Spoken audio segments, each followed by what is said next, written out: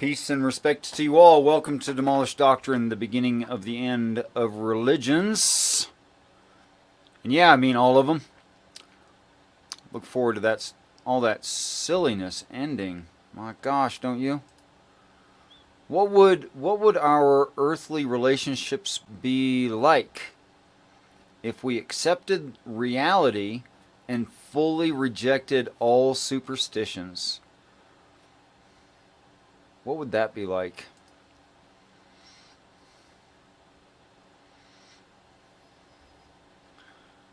I want to say that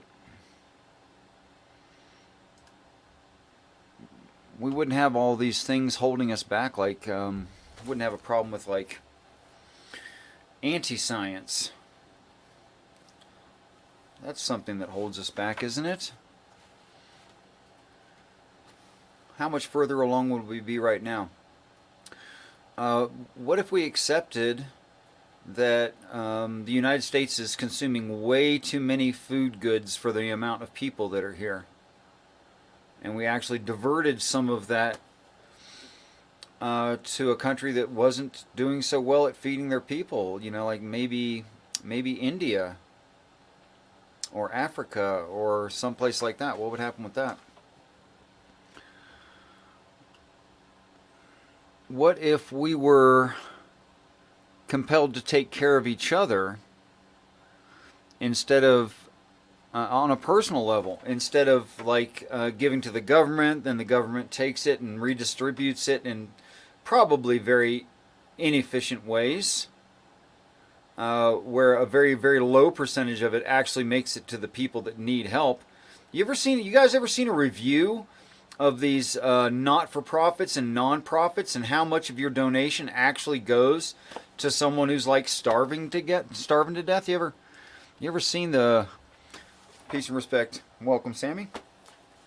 You ever seen the percentages, Sammy, of how much actually gets to the humans? You ever seen that? Not specifically, but I've heard many people talk about it, and it's scary. Like scary, I heard of sad. something terrible, like 5% or less actually gets to the That's- people in need. Yep. That's horrible. I've heard that. Here's an idea. How about if you gave them goods and services or cash that they needed personally? There's two things that's going to happen with that. First of all, 100% of it gets to the needy person, right? 100%. That's a great average, right? And then they smile at you. And you feel good here. And you want more of that. You get a oxytocin, like a social thing going on there. And there's so many things. Like it really needs to be a massive societal shift, and that's the problem. But I was watching this. I don't know who he was, but I'm going to try and look him up because what he was saying was brilliant. And he was talking about, just as an example, eggs and what's involved in farming eggs with the chickens and all, and then the transport right down to going to the store and to the customer. And he was saying, what if just as one little example we take with eggs, and say a cafe, they have chickens on the side of the cafe, and not only do they get their eggs for free that they cook and then sell on, but they give their scraps to the chickens. So they've now lowered their waste. They're selling the eggs that they're getting for free, lowering waste. There's no transport of eggs to the cafe. It's all direct. And that's just eggs. If we started to do that with so many things that it's possible with, and society was more or less dependent on mass-produced and mass industry, that it would solve so many problems, from financial issues to pollution issues to just, Did you know there's no such thing as a white egg naturally? Yep. No, I didn't know Every that. single egg you buy from the grocery store is bleached. Really? Yeah, Well, I didn't know that either until I got chickens. They can be laid white. No, they They're can't. they're not white. Oh, They might They're not be a not like white they white, but show they're up in not like stores. that might be true. I don't know, but I've seen eggs be laid, and they looked more white than they did brown to me. Oh yeah, Yeah, absolutely. so But the color of white in the grocery store is bleach. Yeah, So that's like that unnatural. stark white. Yeah, okay. Something between. Okay, I've seen Russell White. eggs laid untreated up to like I would call like an antique white. But that chalky white, I've never seen an egg actually laid that. But Beck used to work on a mass production. Beck was Get in. into the feeding of mass production chicken, and So maybe could tell a maybe different I'm story. wrong. Maybe it's the breed of the chicken. That there is a chicken that lays a super white egg. I don't know that. I've never seen one. What I've learned, or what I've been told, is that they're all bleached. It might be a case that because most of our eggs in the store are brown. I think there Most of might ours be are. some of the white ones, but Okay, I really don't feel think like it's going to be a better conversation to go back to the microcosmic instead of huge factory production, and how that efficiency would change things in these microcosmic, self-sufficient areas. I think that was actually a better conversation than whether or not eggs are Yeah. bleached. I don't know how you make it. Like, I like technology though, and I don't know how you get to fancy technology with that kind of industry. It doesn't really work. No, this is the point, I guess, and I'm glad you said that. He wasn't saying let's get rid of technology. He was saying this should be existing alongside technology. We've tried to, we've replaced that idea altogether with technology. But why isn't the technological cafe that's shooting your food to you through some tube, I don't know, go for it. But they've still got chickens out the back eating the scraps. Why aren't we trying to think more holistically? Because it's cheaper that way. Because it's Ultimately, cheaper. when we have Exactly. industry on this sort of scale, we benefit from cheap labor, like your iPhones, and we benefit from inhumane conditions for animals. That's why. Okay, so it's really a question of our value systems. Yeah, but I don't think we all know that. I don't think people know that, really. Yeah, and if somebody doesn't know that, to what extent is it meaningful to say that it's a question of their value system? Yeah, well, not individually, but ours as a society, I think is what Richard was. I don't know. Can I say something like a person? Okay, so in knowledge theory, there's the known known, the known unknown, the unknown unknown. Can someone be blamed for the unknown unknown? No. Until they're made aware it exists.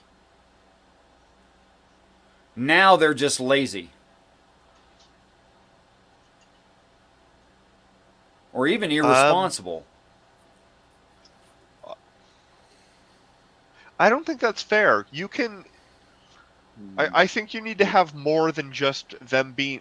It depends on what you mean by becoming aware of the thing, right? Mm-hmm. Like, do you mean a credible and objectively worthwhile, like, amount of information that would make them be like, okay, yeah, I can actually consider that. That makes sense with the rest of my background knowledge of, like, how reality works? Or do you just mean hearing the proposition under question? Okay. I believe that there's persuasion and then there's evidence. And for evidence to be truly effective, it needs to be persuasive as well. So you need to give a person at least a personal or I mean bare bones minimum, a family or community benefit to looking into a certain bit of knowledge. Okay? And why they should even accept evidence at all. So on that level, I would agree with you. But if something can be presented easily is a huge net benefit that is just evident, then it becomes that they should accept it. They should become interested. They should accept it. and if it's true they should apply it. Of course, there's a lot of shoulds right there, which means I'm assuming something, and my assumption is that human flourishing is not always industrial efficiency. Well, definitely it's the case that industrial efficiency creates winners and losers. We're on the beneficial end of it, and I'd say like the Uyghurs are the losers. The wetters? The Uyghur population in China, for instance. Yeah. I don't know what that means. Well, it's just an oppressed group in China who It starts. It's UIG is, I believe, how it's. yeah, it's a So, weird not word, sure. but I mean the point is that If you we're- wanted to look it up, Richard. I mean Thank it's exploitation ultimately.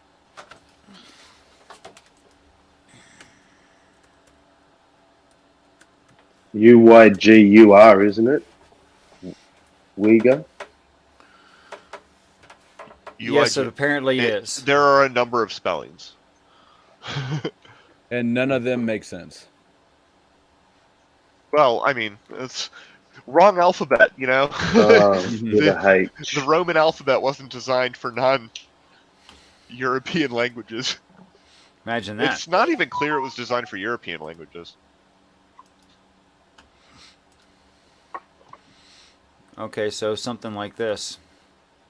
Yeah, but I mean we've got a very out of sight, out of mind interaction with where our stuff comes from. And when prices go up, people come completely unglued.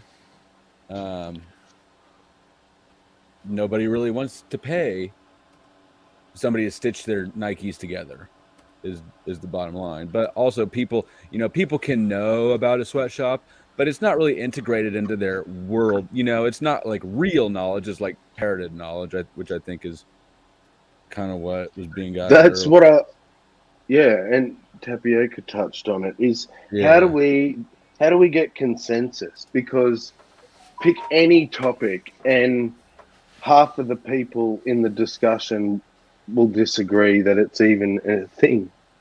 I don't know that you need Global consensus warming, to move forward in a like- direction, right? Like I mean, you can have chickens.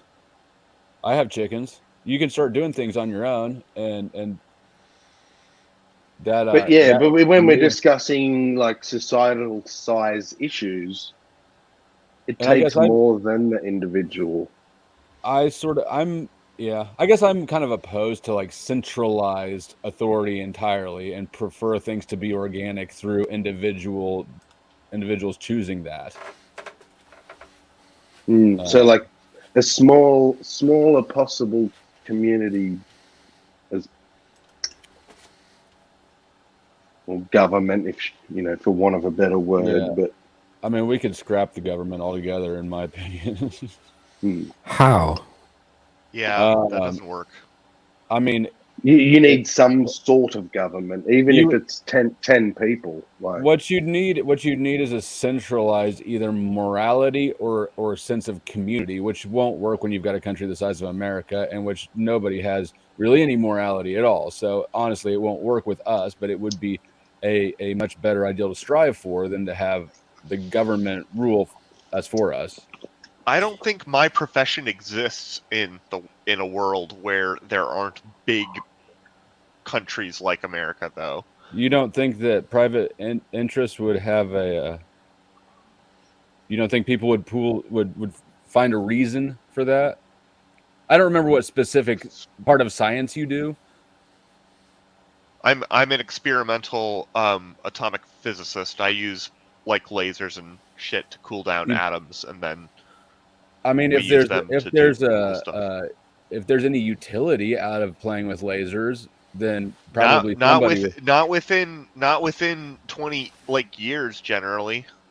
It takes some Elon Musk is going to come along who needs someone like you. maybe, but academia. I'm a postdoc. Academia is not the same type of intellectual environment as private industry is, with basically only one exception that I can think of, which would be like Bell Labs.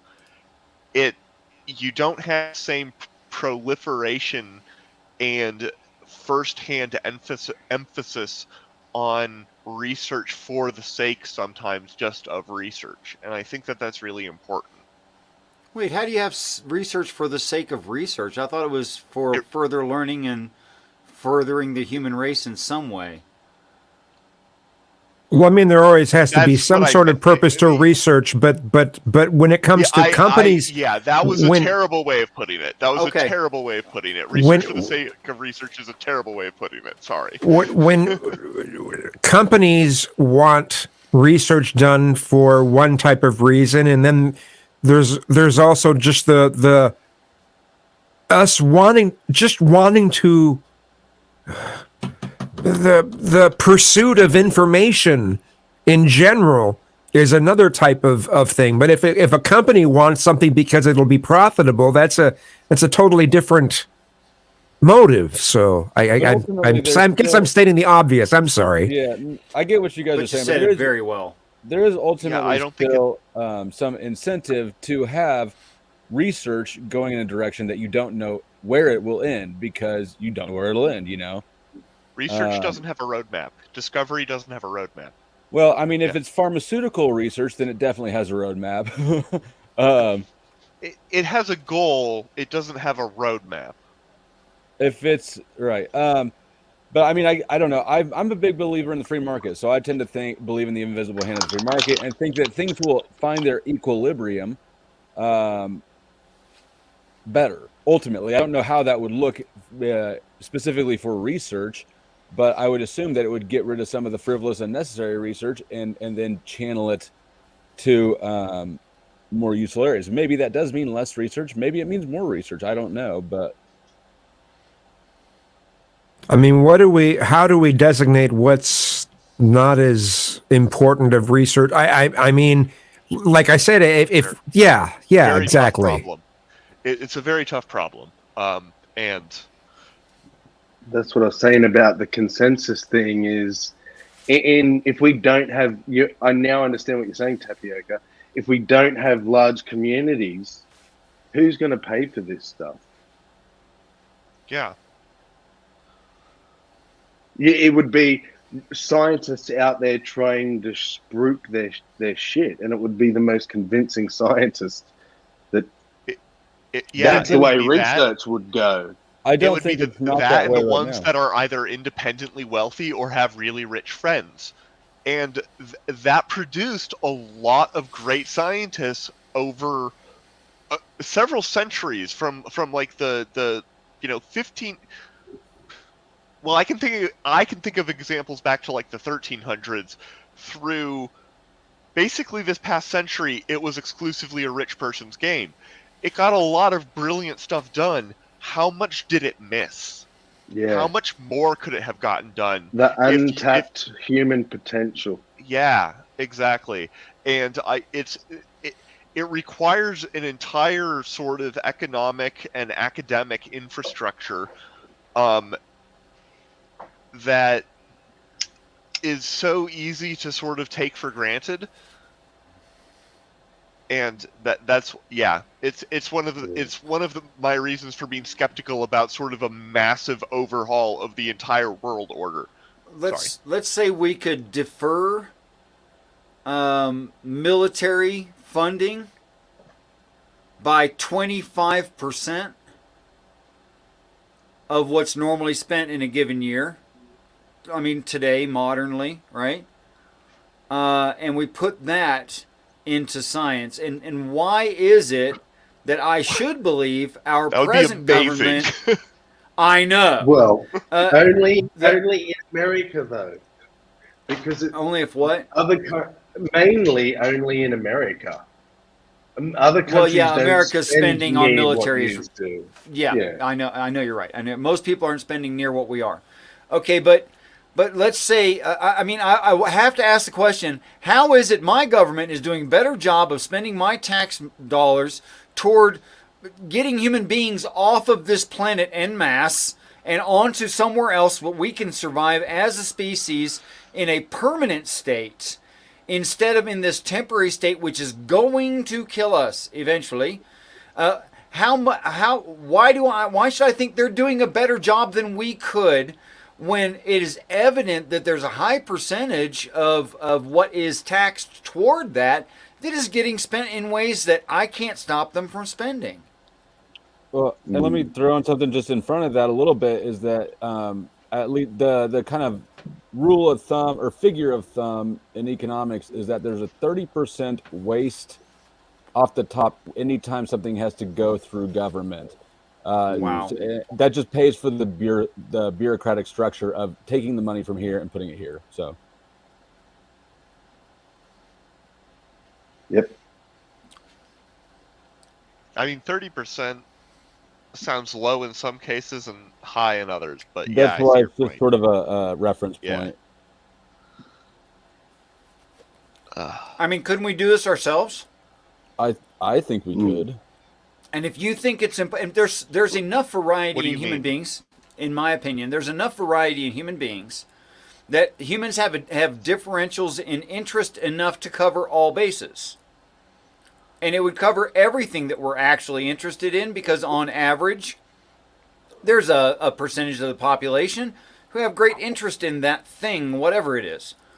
And if they were sending Tapioca Weasel, if they were sending you money individually, if you just, like, people paid you out of their pocket, maybe $1 per person per month, if they're interested in the sciences, and that dollar per person per month for 10,000 people per scientist went into a private account in your name, and you had to keep records and you had to report to them, say, look, I'm really doing it and this is my progress, and that was part of your job to do that, and you had 10 grand a month. So 10 grand a month, it would have taken 2 years to save up for one of the lasers in our lab. Last Gotcha, year, but you're not the first person in the chain. This is, say Yeah, 50, yeah. 100, 200 years from now, Yeah. that was already going on. One, I have no idea if the math works. If the math works, maybe. I don't know. It's one of these things that I would really want to check the math on that, actually, to see Okay. what numbers would have to be reasonable. It's very difficult to actually skip that step for me, which it might be a certain amount of short-sightedness or something on my part, but I'm not. I like a lot of these things sound really nice, but what you're describing to some extent is how private grants already work. Yeah. My experiment is funded out of a $10 million grant that is from a private institute, the Moore Foundation. it's Some not guy got. government grants.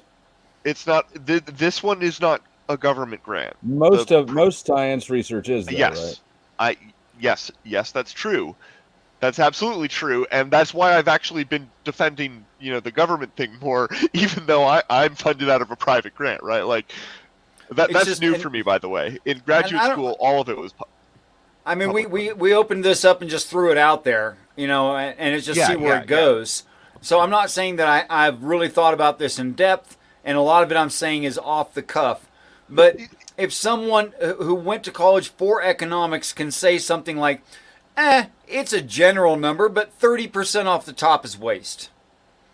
Or if I happen to know, because I worked for utilities, because I'm a construction guy, that from the production of electricity in the United States to its destination usage, loss in electromagnetic fields along the wire is 51% today. Yeah, and in construction it gets even higher. Like I know a contractor who had government contracts, and they were being paid to quarry rock and gravel in Arkansas and deliver it to New Orleans and dump it straight in the ocean. And it's just embezzlement.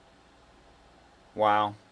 I'm looking at a thing here, and last year there was $3 million spent on watching hamsters fight on steroids by the NIH. I see. That's the sort of thing I actually have no problem with that. There are a lot of ways in which I can imagine that being useful. The headline is not going to tell you the story. A 1-hour Injecting conversation with the 6-month-old scientists beagle getting puppies funded with cocaine. My point stands. Injecting puppies with cocaine? Well, okay, sorry, I didn't hear what you said. Yeah. I have no idea exactly what you mean by that, That's but there are just what safe doses of cocaine. Should we spend And a lot of should we And spend if a it lot of doesn't money kill ya- researching that sort of thing, though? well, that depends on what you mean by researching that sort of thing. How would the scientists I don't know what the aim is. classify that sort of thing? No, because if they are looking at the activation pathways of a particular protein under a particular situation, which has a direct analogy in some other thing that is really important, and this happens to be the best way to cause that particular biochemical effect, then I don't know. But it's very easy for me to see how what you're saying is masking an extremely important, highly specific, very relevant to anybody who would think about it for a few minutes if they Probably. knew the background. It's so have So the with that- person who knows what they're talking about defend the proposition. Like, With the hamster project, they were watching steroid-injected hamsters fight to study whether current drugs for aggressive youth suppress steroid-induced aggression. Okay. All right. I think that one has, at least in my mind, been rationalized a bit. you Validate. see? This is yes, it was. Okay. And injecting puppies with cocaine, animal testing, blah, blah, blah. I don't know about that one. That one sounds a lot worse, but I mean, I doubt that someone gave them a lot of money based on, gee, that's dumb. yeah, people do get a lot of money occasionally, very occasionally. I had a conversation with my colleague about, he was asked by the Moore Foundation to do grant reviews because we got money from them. So now they're like, hey, can you review these other people who are asking for money? And like more than half of them apparently were just like mind-numbingly stupid, and were like, you cannot fund this. This is fucking nonsense. So the puppies with the cocaine thing, it looks like they would just wanted to study the effects of cocaine. Well, I mean, Also in 2018, the NIH spent $900,000 to study the sex habits of Japanese quail on cocaine. They all had trouble getting boners. Just kidding. I mean, any sort of system it can be abused in some way. People Yes. can find. So, I mean, Yeah. Investing in science at high levels, in my opinion, once you take a 30, 50 plus year picture, is one of the most inarguably profitable ventures that society has ever done. You find things that you just didn't even know about. There were a lot of people who were worried the world was going to starve to death in like the 70s or something. We kind of just invented our way out of some of those problems. Or they weren't real problems to begin with. Dun, dun, dun. Like global warming. Dun, dun, dun. Oh my god. And now we've moved into the conspiracy theory segment of our show today. Everybody, go for it. dog pile. So 5G. birds obviously are not real. I just want to get that out there. Yeah. They're actually Government futuristic drones recording your every move to help reinforce and define the human terrain map. They're Yeah. Did that dangerous. sound like I bird was serious? killed in 1973. the BYRDS birds, right? How about them? Okay. Precisely.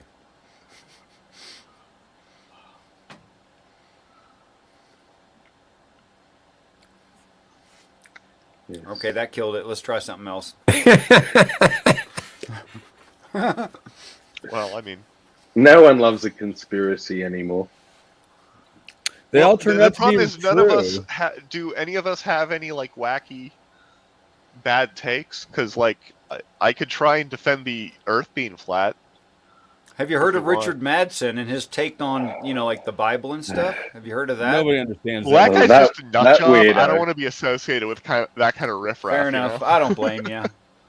You have to have standards somewhere. Stone him. Yeah. Everyone I know that's come against him has picked holes in his logic. Yep. Just trashed him, no problem. Completely illogical. 2-3 minutes max. Get the I rock. mean, the guy's not worth engaging with. How's that asteroid doing though?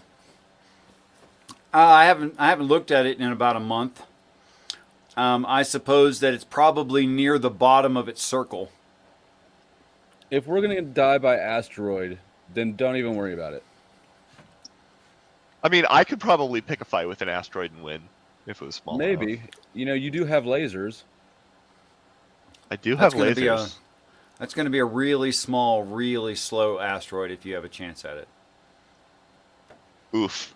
I'll just shoot it. You're not wrong, but oof. I mean, a quarter-pound asteroid at 100,000 kilometers per hour, you're not going to see it. It's just going to poke a big Ain't no hole problem. I'll through you. pop it right out of the air. But with my bow and Right. arrow, since I'm not allowed to have guns. Yeah, I Right, mean, if right. people can catch bullets with their teeth, like they can probably catch asteroids with, In the what entire center reality? of their chest. You mean their jaw and their teeth were strong enough to take the impact of a bullet and something caught the bullet that was in their mouth? That No, kind of it's- catch a it- bullet? It was a fake magician's trick. I don't think anybody actually did this. It was, but Yeah. it used to be They'd an fire idiom. a blank, and he would already have the bullet in his mouth, and he'd just push go it like, into his yeah. teeth and go. Produce it. Yeah. I mean, but yeah, you're right. If somebody has, if you're doing that, and then somebody shoots you, the teeth. I mean, they're pretty well sunken into the stuff around them, and they're really, really hard. So yeah, They probably do that break, happens more than once a year. I imagine, for something like maybe a 22 round, especially Yeah, a 22 short, your neck and head could probably take that impact if whatever's in your mouth could actually catch and stop the bullet. Say it's made out of, I don't know, Kevlar or something. You could probably take a 9mm, impact-wise. Oh, I don't know, man. You must be Dude, tougher there's a than guy. me. There's a guy. in A town BB gun. who had a Yeah, nine. there's A cop always Definitely a shot BB him. gun. The cop's 9mm bounced off his thick coat. What? Say it again, all of it. Yeah, so where I used to live, there's a police-involved shooting, and the 9mm rounds bounced off this dude's thick coat. Rounds more than one. 2. 2 rounds.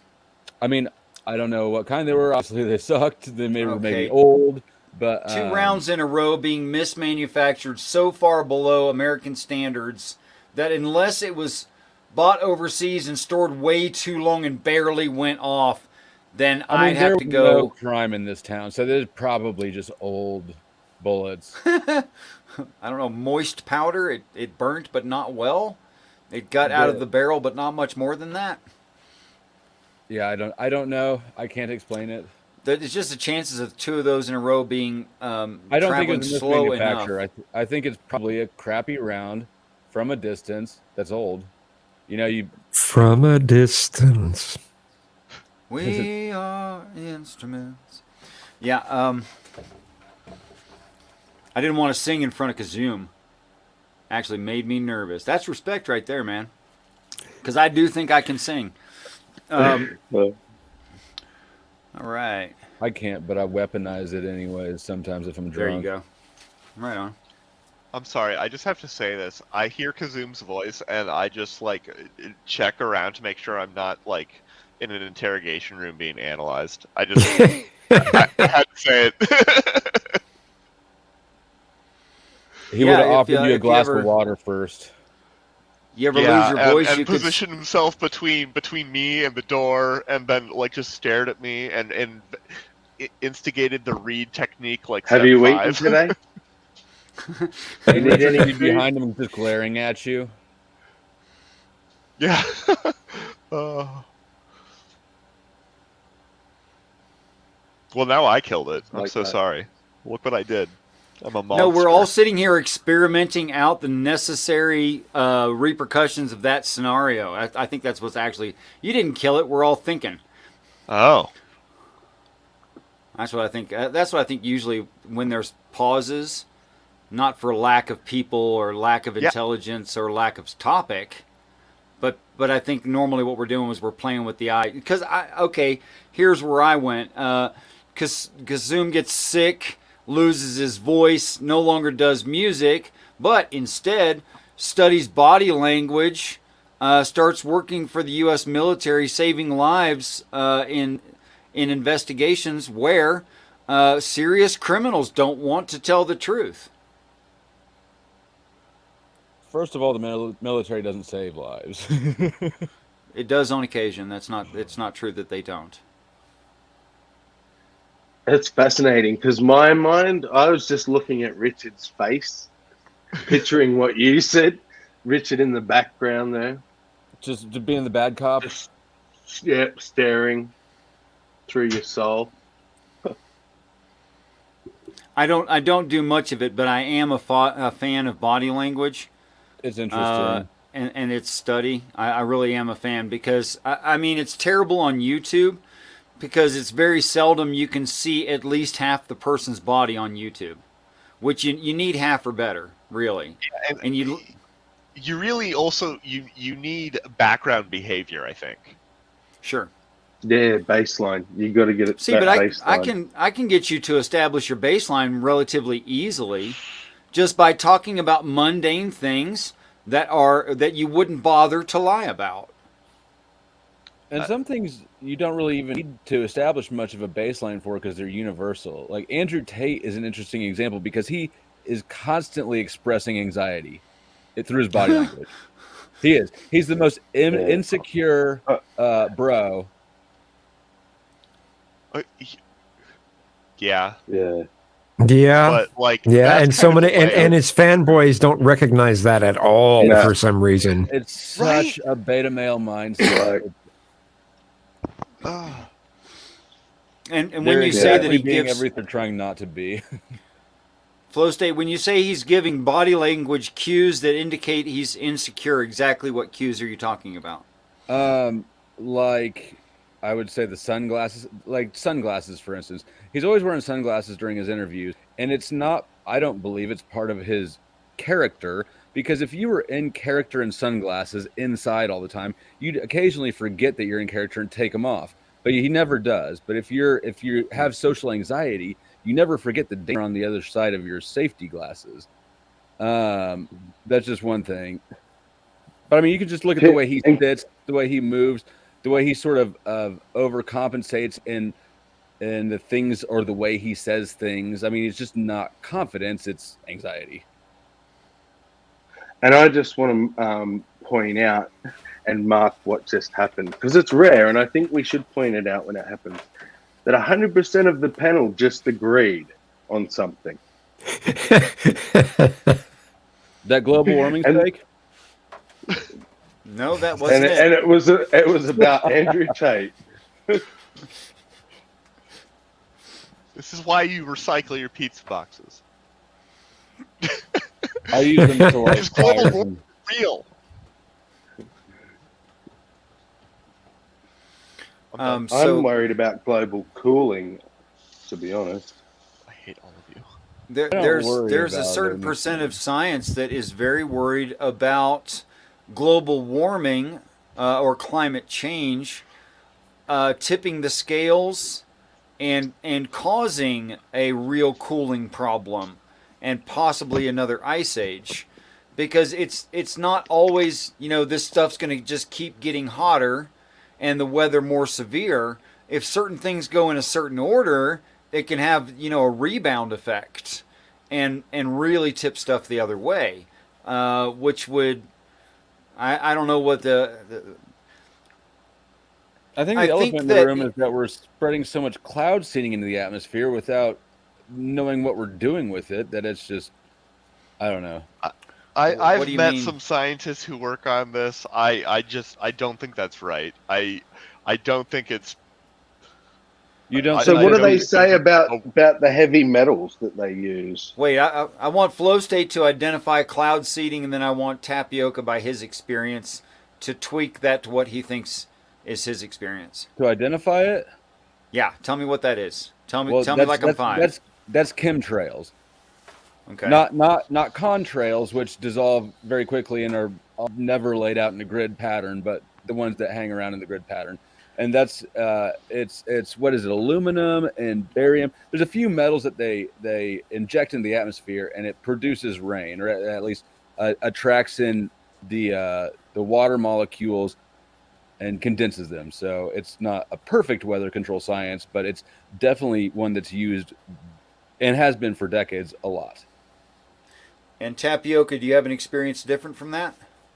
Well, it wasn't exactly on the same topic. I don't know if intentional cloud seeding for rain ever occurs in the United States. I'm not aware of it.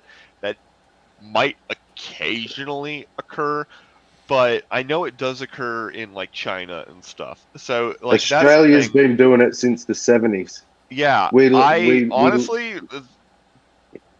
It would As be long as naive you to do think your we due don't do it. diligence, as long as you do your due diligence with like the ecological effects of the chemistry, which if you're just putting in like barium, I mean, it's not It's that hard to metal. figure out what's going to happen Right. at some level on a lot of these things. I don't think. What I was I'm going not to under the say impression is that we've done due global diligence. warming is something that I have spoken with a number of scientists about, and it's a real thing.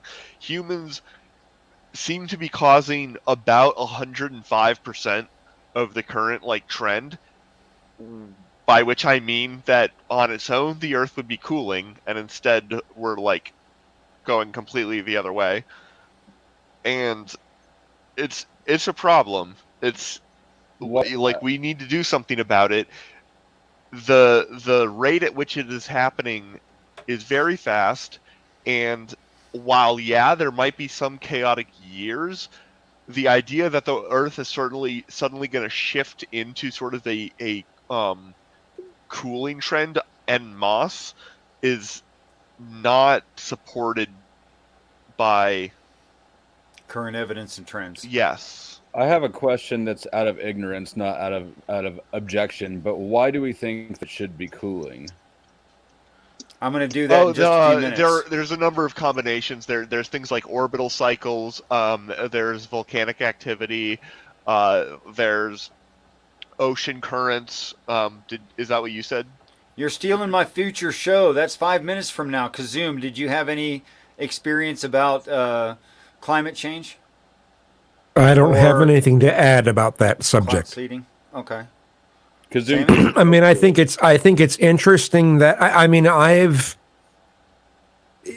generally poo-pooed the idea of there being, the government or people being able to change the weather, but as of the past few months, I've heard more and more people talk about it in ways just like, well, maybe the chemtrails thing isn't quite as crazy as I thought it was, but perhaps I should look into it more. It mostly is. It mostly no, is if as you crazy just as you think Google it is. declassified weather modification, and you'll come up with a whole bunches of papers about it. We've been doing it for decades. Yeah, that's not what the whole chemtrails like conspiracy thing is like about, really. But Though. we're not really talking about. Well, the I mean, conspiracy some theory here. people try to say that it's to poison the population, or there's a whole bunch of other stuff, and I don't even believe in that slightly. But when it comes to the notion of changing, changing the climate in some ways, I've sometimes wondered whether there's a possibility of that. So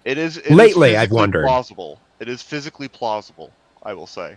I mean, I would think it's probable that if you're doing something intentionally to manipulate the weather short term, that it would have an impact on the environment, bigger picture. Not necessarily a bad one, though. I mean, okay, so Sammy's got an article up for us, which I'd ask you to unmute and talk about. Sammy. Yep, I'm unmuted. Yes. Where are we? So, damage avoided. I was just looking at the conclusion. So, cirrus seeding in both models leads to a temperature and precipitation decrease. So less rain but lower temperature. The precipitation decrease is a result of the slow temperature mediated slowdown of the water cycle. Contrary, both models have previously shown small precipitation increases to fast responses to seeding. Both Makes models sense. roughly agree on the precipitation responses at the annual and regional level, with the CESM showing a significantly larger hydrological sensitivity. So that's just about the amount of water. Climate change due to CO2 increase is significantly reduced as a result of seeding in all of the considered land regions. In other words, there is no region which would experience a higher degree of damage when seeding is applied compared with the CO2 increase only. Cirrus seeding therefore decreases the level of global disparity caused by climate change, which affects some regions more than others. What are So they I'll seeding? put the link. I'll That put only the looks at a link. very specific harm, which is Yeah. CO2 cause global warming. I'd say that if you're spraying heavy metals in the atmosphere, which heavy metal concentrations in all soil samples, water samples across the U.S. have skyrocketed in the past few decades, there's definitely other impacts that are not CO2 related.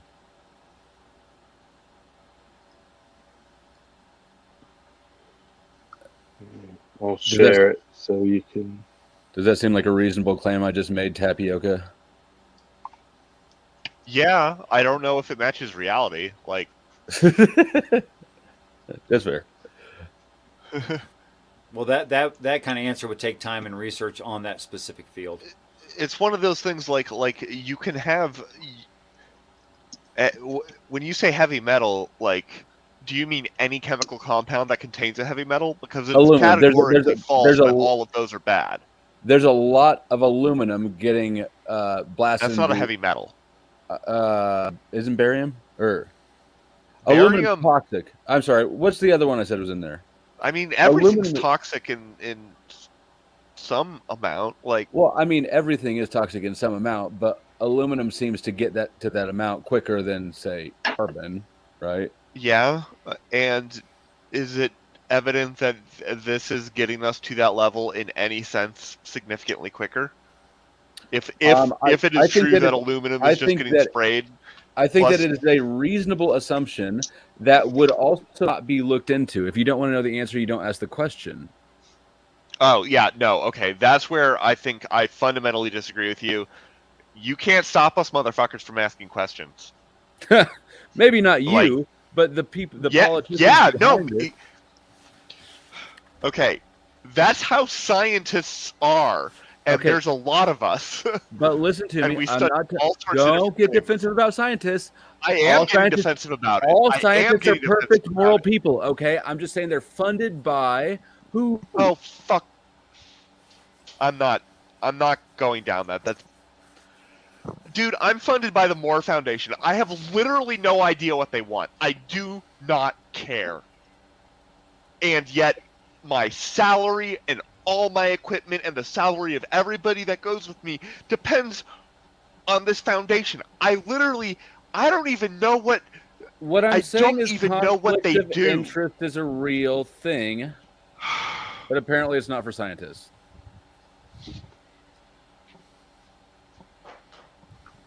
Apparently not. Not like you think.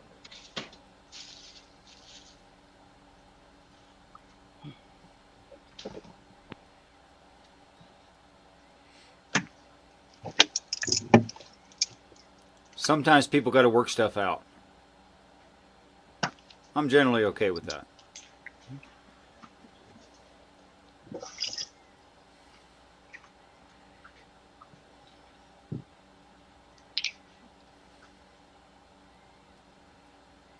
You guys still care to work that out? Do we need to change the topic? I my claim, I'm okay. Okay, you're okay. I think- Tapioca, I mean, you I- still still interested in talking I that? find it personally offensive on a lot of levels, and Well, if you it's don't, not. It Hold just on, says Flow that you're State. it human like the rest of literally us. is. Offense State, is give him a minute. actually one of those things that is in the eye of the beholder. So if somebody takes offense, you can disagree on the basis of that. That's fine. That happens. People do that. But it is offensive if I take offense. Okay, well, So- that's fair, but I disagree on the basis. That's fine. How many scientists do you know? It's not about scientists. It's It about is. people. This It is a is. human. The It human is. No, you're condition. passing judgment on a huge swath of people that This I know applies- much better than you. Conflict and- of interest applies to everybody. It's literally Not, fundamental. no, it doesn't Okay. always apply to everybody. Let the other person Not in finish the way sentence. that you think it does. Okay. You don't If think you that- care first and foremost about understanding reality better, you're not going to do the thing that makes you You're not just going to lie about reality. Okay? Yes, that can be manipulated, but I work with people.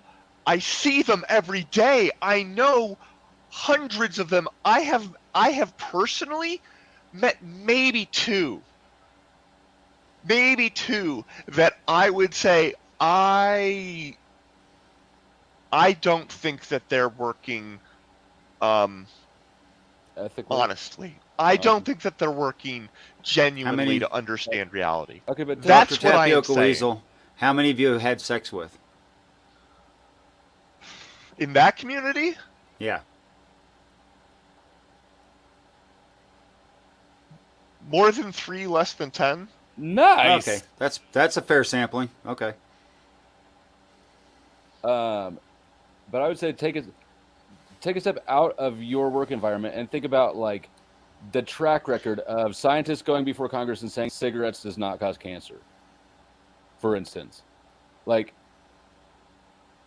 I'm not saying this sarcastically. I'm sure you work with great people, but there is not a consistent history of science not being skewed by other interests. And no person is above conflict of interest paradigm. I mean, it just nobody is. There is a consistent history, for the record. I got one more favor to ask. Speak continuously, and if you had to pause, that's the end of your time till the other person pauses. Is that okay? Yep. History of science selling out. That was the topic. But it wasn't even specific to science. I mean, science is sort of incidental to the claim that everybody is subject to conflict of interest issues if they're put in that situation. Yeah, I understand that, but I don't think, for one, that the history of science is as rife with this sort of proliferation of people acting out of dishonest intent. I simply don't agree that that's true. I think that you can find the exception to the rule, but that's always going to be the case. I can't remember what your point right after that was. Well, it's more just about the inherent problem that conflict of interest situations create in the reliability of the outcome of any system of any group of people, right? It undermines the integrity of the incentives. Well then, yeah, but then what are we talking about? Because you're right. Like, I'm not going to disagree with you that the inherent thing of conflict of interest is problematic. And I don't disagree. remember what brought it up, actually. What I disagree with is the implication, maybe not per se by that statement on its own, but sort of by the wrapped up worldview. The things that become associated with things like chemtrails, putting just heavy metals out into the atmosphere, that's a whole thing that I would need to like think about and go through and debunk. And it's very hard for me to keep up with Richard's rule because my ability to keep a constant train of thought is difficult. However, that being said, I nonetheless think it's a fantastic rule. Very well done. It is a good rule. It's very good. I got one more rule left I haven't imposed if things get really out of hand. Jesus, now you're pushing it. No, they're really good rules. They make sense. They do, yeah. But yeah, judges have conflicts of interest. Jurors have Judges conflicts of interest. are pieces of Everybody shit. has conflicts of interest. Scientists do too. What is the conflict of interest is generally pretty frickin' slight. Like it. I think it's worth keeping in mind. For scientists who are consulting and those people generally aren't scientists. They're not practicing scientists. That's pretty rare. It's pretty rare to have a practicing scientist who's on the payroll and like everybody doesn't know they're on the payroll. Like, yeah, you're gonna have like 4 or 5 of them in a given industry. It's a but, bureaucrat in a lab coat, basically. Yeah. Okay, those people aren't scientists. The people who are asking for funding to study the effects on mating of cocaine in a population, I'm willing to bet those are scientists. I'm willing to bet that if they came into the room and talk, and actually this might have been the example that you agreed Maybe on. they just wanted cocaine. But I mean, for the I'm just record, like cocaine's great. It's fantastic. Who cares? It is. Anyway. I'm sorry, Richard. I just got your channel your guys are doing fantastic. totally destroyed. I really admire your effort. Really, no joke. I would say that. Yeah. I would say that there is. Bye, Kazoom. It's been great hanging out with you. Are you going? Yeah, thanks. Is Kazuma I'll probably be heading to. Yeah, I'll probably be heading for bed in about an hour. But there's some things I need to get done before I do. So. Well, okay, nice so to if meet you do some random sampling, what's going to happen, Kazoom, is you're going to find conversations where you're the guy who knows the stuff. Yeah. Keep trying. Maybe he is. Can I ask? I sit here for sometimes hours silent on Richard's stream because True. I'm not the guy. It's all good. Everything's good. Thanks for inviting me on and having me on, and I'll hopefully see you all again soon. Yes, sir. I think my volume's really low, but I think I my did volume's ask- really high. I'm a loud Nope, it's dude. perfect too. is it? Yep. Maybe you just didn't hear me. But what is his specialty, Richard? Well, I don't know everything that Kazoom does, but Kazoom is music spelled backwards improperly, so you'd pronounce it correctly backward. And he sings, and So I his assume name everyone's is going to check spelled- out. CISUM. What's that? He's also the voice for JCS Criminal Psychology. Oh, he's a did not know that. psychologist. That he's Oh, he's the he's the voiceover. voice.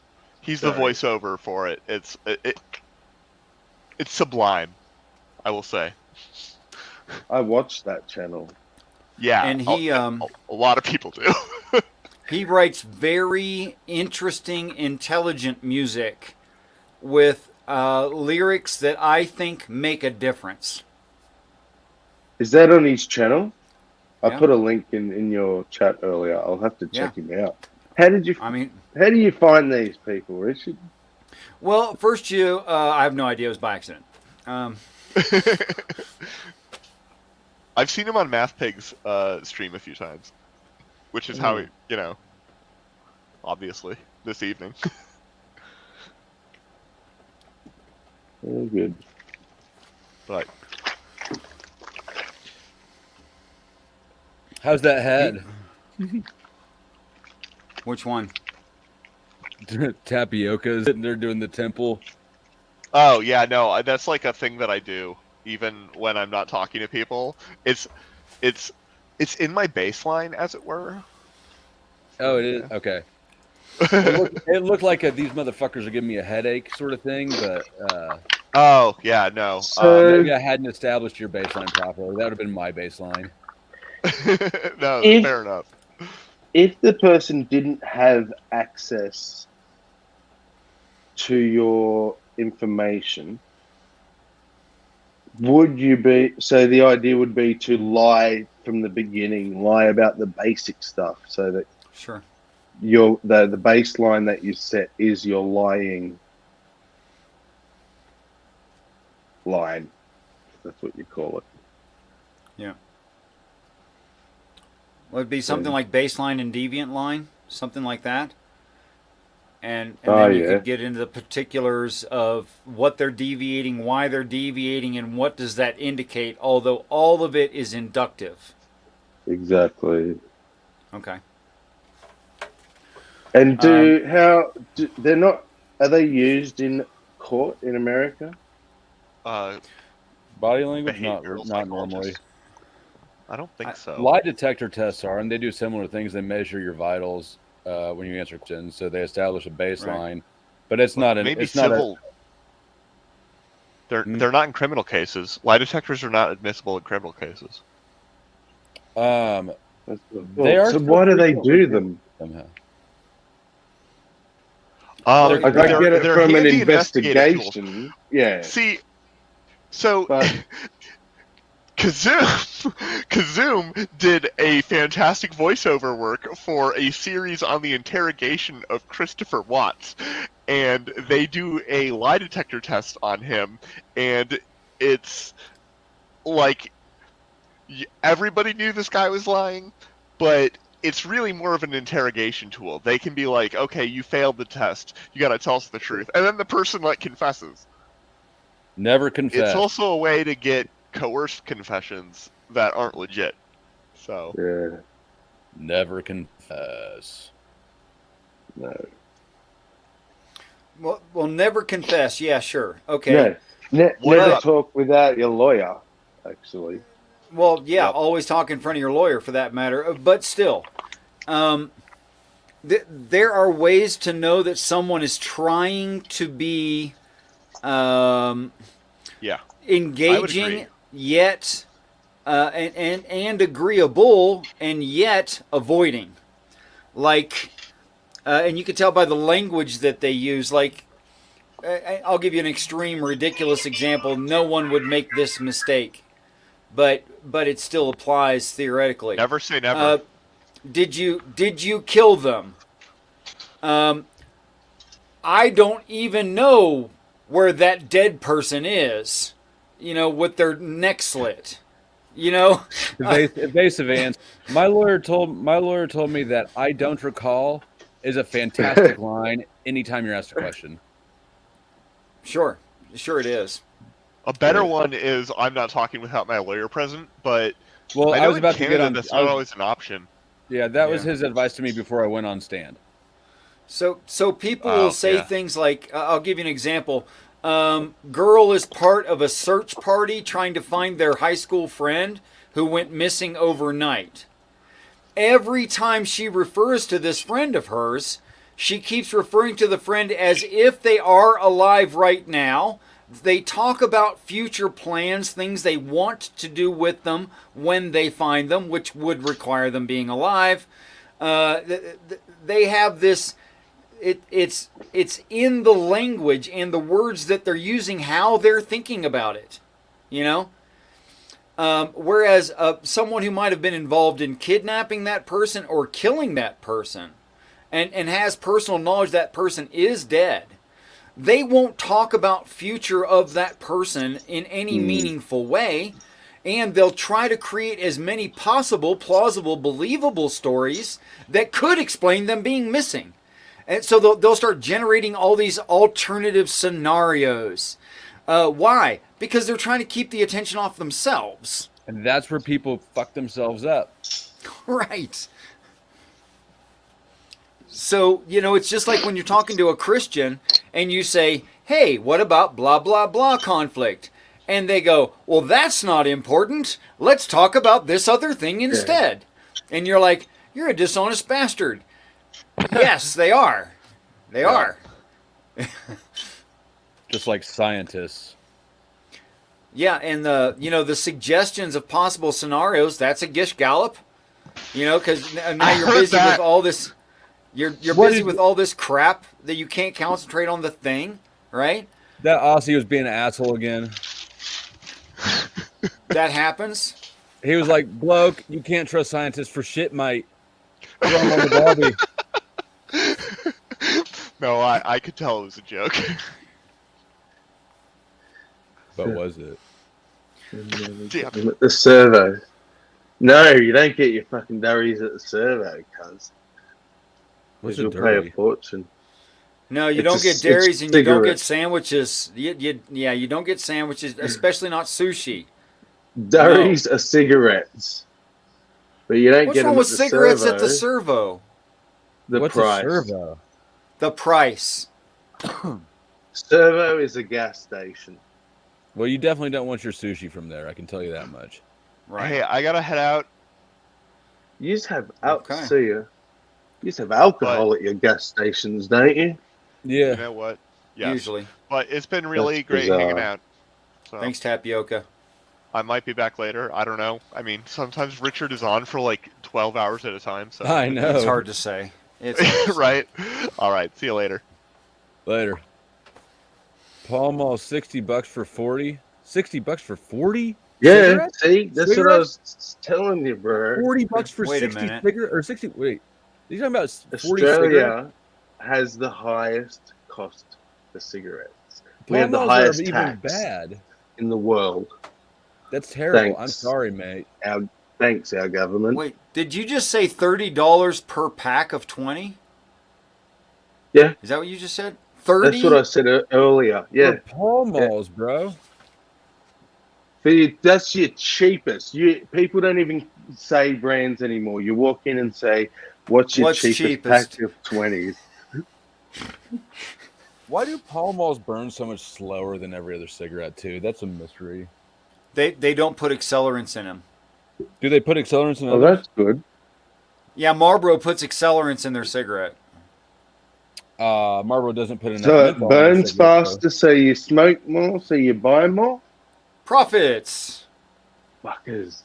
The government loves it, too, because they get their cut.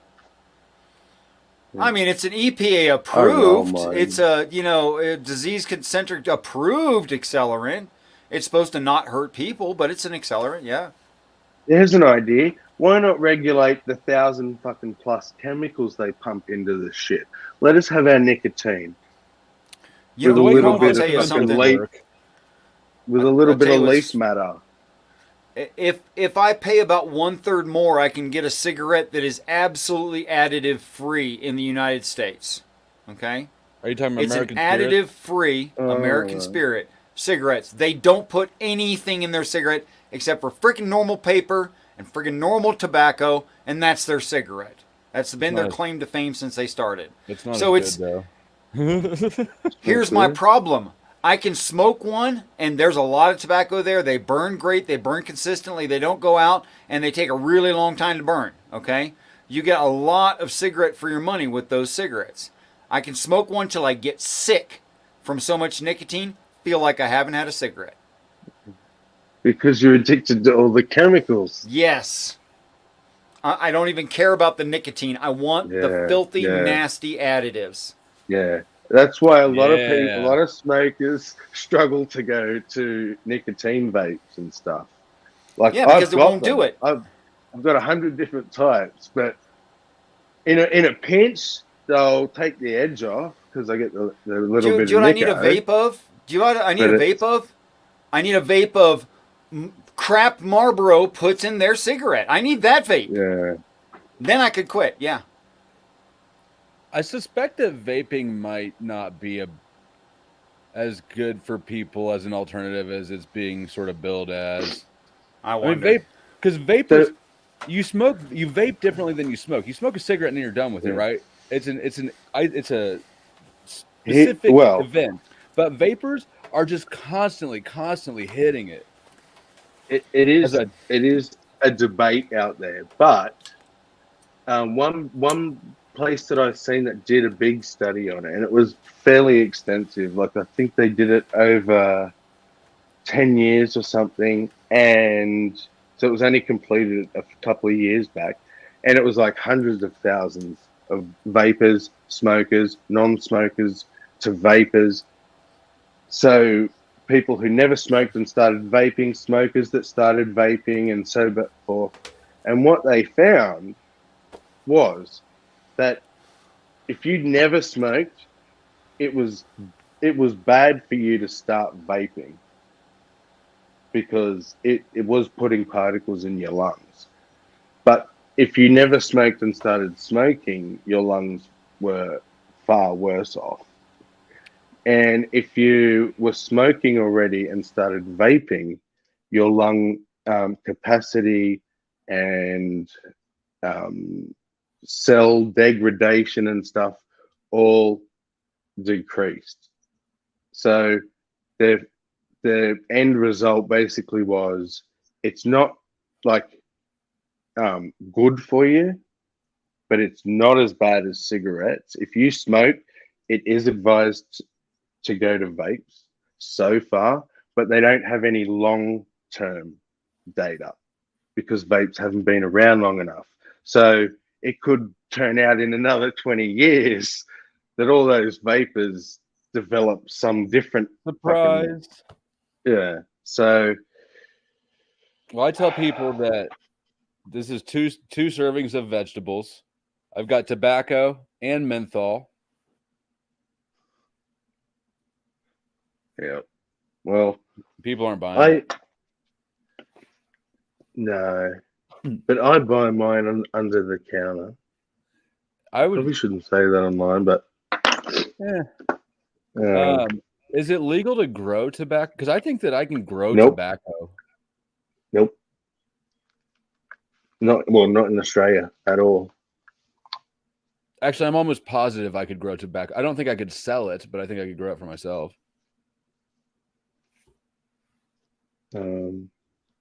Yeah, black market tobacco has been a thing in Australia for a long time. I mean, because we were one of the first to start taxing, and we've taxed the hardest and the highest the whole time. It's ridiculous. Like I And all it mentioned did was earlier. just create this big underground. And I don't believe that's by accident. Like I mentioned earlier, I've got an economics background, and the prohibition black markets. I mean, every drug is something that's so cheap to manufacture. But once you put the prohibition in place, it's now worth more than gold by weight. These are just massive, massive industries. The black markets are, and it's sort of naive to think that governments are not participating. Of course, they're participating. Yeah, look at that. Aussie Gold said, which I didn't even realize that, more trouble in Oz for a tobacco plant than a weed plant. And weed's still illegal here. Like, I live in one of the 3 states where weed is completely illegal. Which no loss to me because I don't smoke. Weed has just never been my thing, but there's no valid reason for it to be illegal. There never was a valid reason for it to be illegal. I don't think there's any valid reason for anything to be illegal because, I mean, the philosophy of it all comes back to the philosophy to me, and just the thought that I have second claim to my body.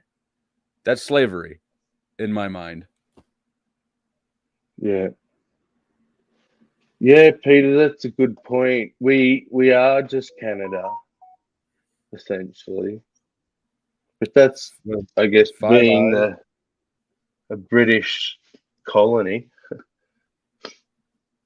But yeah, see, taxing cannabis, but it should just be like anything. It should be like the same tax that's on milk. That's all. Shouldn't have some special tax or, no. I mean, yeah, I totally agree. I always hated all the arguments as tax revenue is why we should legalize it. It should be legal because it should never have been illegal. Yeah. We shouldn't have to bribe our way out of it. Yeah, or wait until there's some way the government can make money from it. till they figure they that make out. money to on. then, They make money so many different ways through the drug war. It's crazy. yeah, And ultimately, it doesn't matter the drug. The most harmful part of drugs is the enforcement. yeah. But see, that's why. But then, wouldn't it make sense that now that America's sort of led the way, and more states are legalizing it because they've realized the tax that they're getting from it. So it's like a tipping point. Is it worth more to keep it illegal or to make it legal? I think that it's. And I some think of the that it's. states are really raking it in. Yeah, I think that. I mean, I haven't run any numbers, but I would think that it's not worth carrying the public's that much public animosity towards these laws anymore. It was for a long time, and if you look at who's objecting to legalization, it's the police unions. And if you look at why they're objecting to it, it's they say right there it's because they will take a revenue hit. Yeah, huge prisons, Prison, huge hit. the whole Like, criminal justice industry is not built on stopping crime or preventing it. It's built on having it. perpetuating it. Mm-hmm. I gave a speech in college in 1978 for Normal.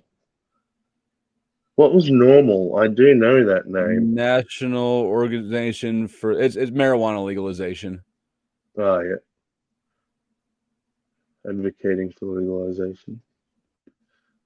But yeah, and I look at, you know, I have sort of a different perspective on things, I suppose, than most people. But I look at, like, did you have DARE programs there? The things in schools for kids that, you know, try to keep kids off drugs. No. They might now. No. We had drug programs in all the elementary schools from a young age, you know, like preaching the evils of drugs to kids who are, by all reasonable means, too young to be at risk for it. And I think like maybe once a police officer came and visited with a suitcase and went, "This is weed and this is that." And right. it was like young elementary, and I remember everyone was like, "Oh, they're just trying to find out whose parents are doing drugs," because they'll say, "Who knows what this is?" And if you put your hand up, they're like, and we. But think about human behavior, right? Like, what happened out of that is that now every kid can identify the drugs, and they're intrigued by them, right? Yeah, so kids that didn't know about it now do, yeah. Right. And my daughter's 12. I guess last year when she was 11, the Department of Education did a survey with all students, and it listed, like, one of the questions listed like every single prescription drug by name. When is the last time you did this drug or this drug or this drug? And it's like, man, now every freaking middle schooler knows what to look for in a medicine cabinet. Like, it's very suggestive. Yeah. It's funny. We don't really have a lot of say on what they are teaching our kids. And even like if we access the curriculum, that's a load of shit. What that fucking curriculum says, but what it says is not necessarily what a teacher's teaching in the classroom. But even what the curriculum that says might be what the test at the end of the year is based on. But it doesn't say the teachers in there, you know. But bro, even the curriculum, what it says is flat wrong a lot of the times, at least here. Like, I'll help my daughter with homework and look at this and go, this is just straight up incorrect. Yeah. And I don't know. Can you think of an example? Yeah. I helped her with they were studying Chinese philosophies. And what our belief systems, and it was like Confucianism and Taoism and legalism, which is basically like, I think I heard you say this, and they But they decided which one was the good one, The basically. good one was Confucianism, Yeah.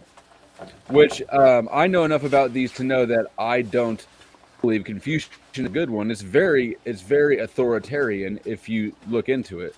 Taoism is by far the best one for me, but it was not explained with any. I mean, it was just so lopsided. Yeah. And the sentence that stuck in my head is Confucianism.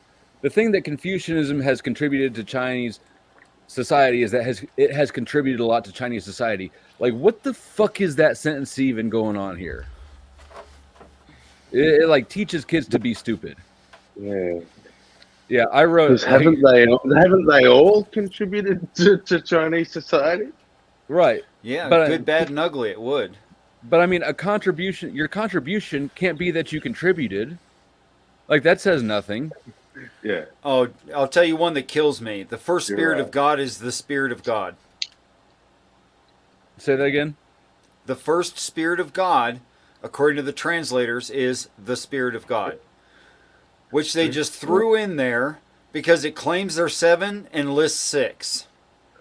Well, Oh, and hold on. I'm gonna see if this poem that they brought home from English the other day. I'll be right back. I'm gonna see if I can I can't grab wait to this. see how bad that is. It's fucking weird.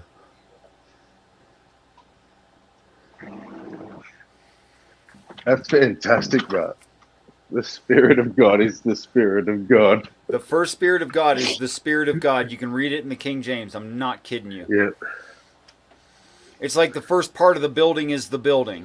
What? What?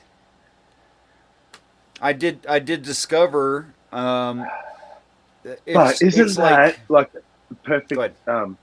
It's just a perfect little example of Christian thinking. Yeah, it's terrible. It's just bad thinking. Okay, so here's what they don't seem to notice in the 7 letters to the churches of Asia. I know I'm completely changing the topic, but until Flow State gets back, the seven letters to the churches of Asia, they're described as the churches are candlesticks, and then the angels are the churches. So it's actually angels, not churches in the first place. Okay? And then the angels speak in the Mike Tyson style third person self. If that's not weird enough. And then they describe what they notice because what they are. And in the last one, it reveals itself as conservationism, which is where I got that word from. You will not find that word in the Bible anywhere. Say it again. Conservation as the last, because it raises a lot of questions. If you say the last Spirit of God is conservatism, to conserve things, then you can ask the question, why does God, a magical creator who creates at no cost, worried about conserving? Like if you could create without cost, what's the point of conserving? We used to create plastics and glass that way, thinking there's no need to recycle ever. So, do you think that was implied in the text somewhere, or it's in the last letter to the Church of Asia? Okay. It's the last angel talking, which is why I give them in the order that I give them.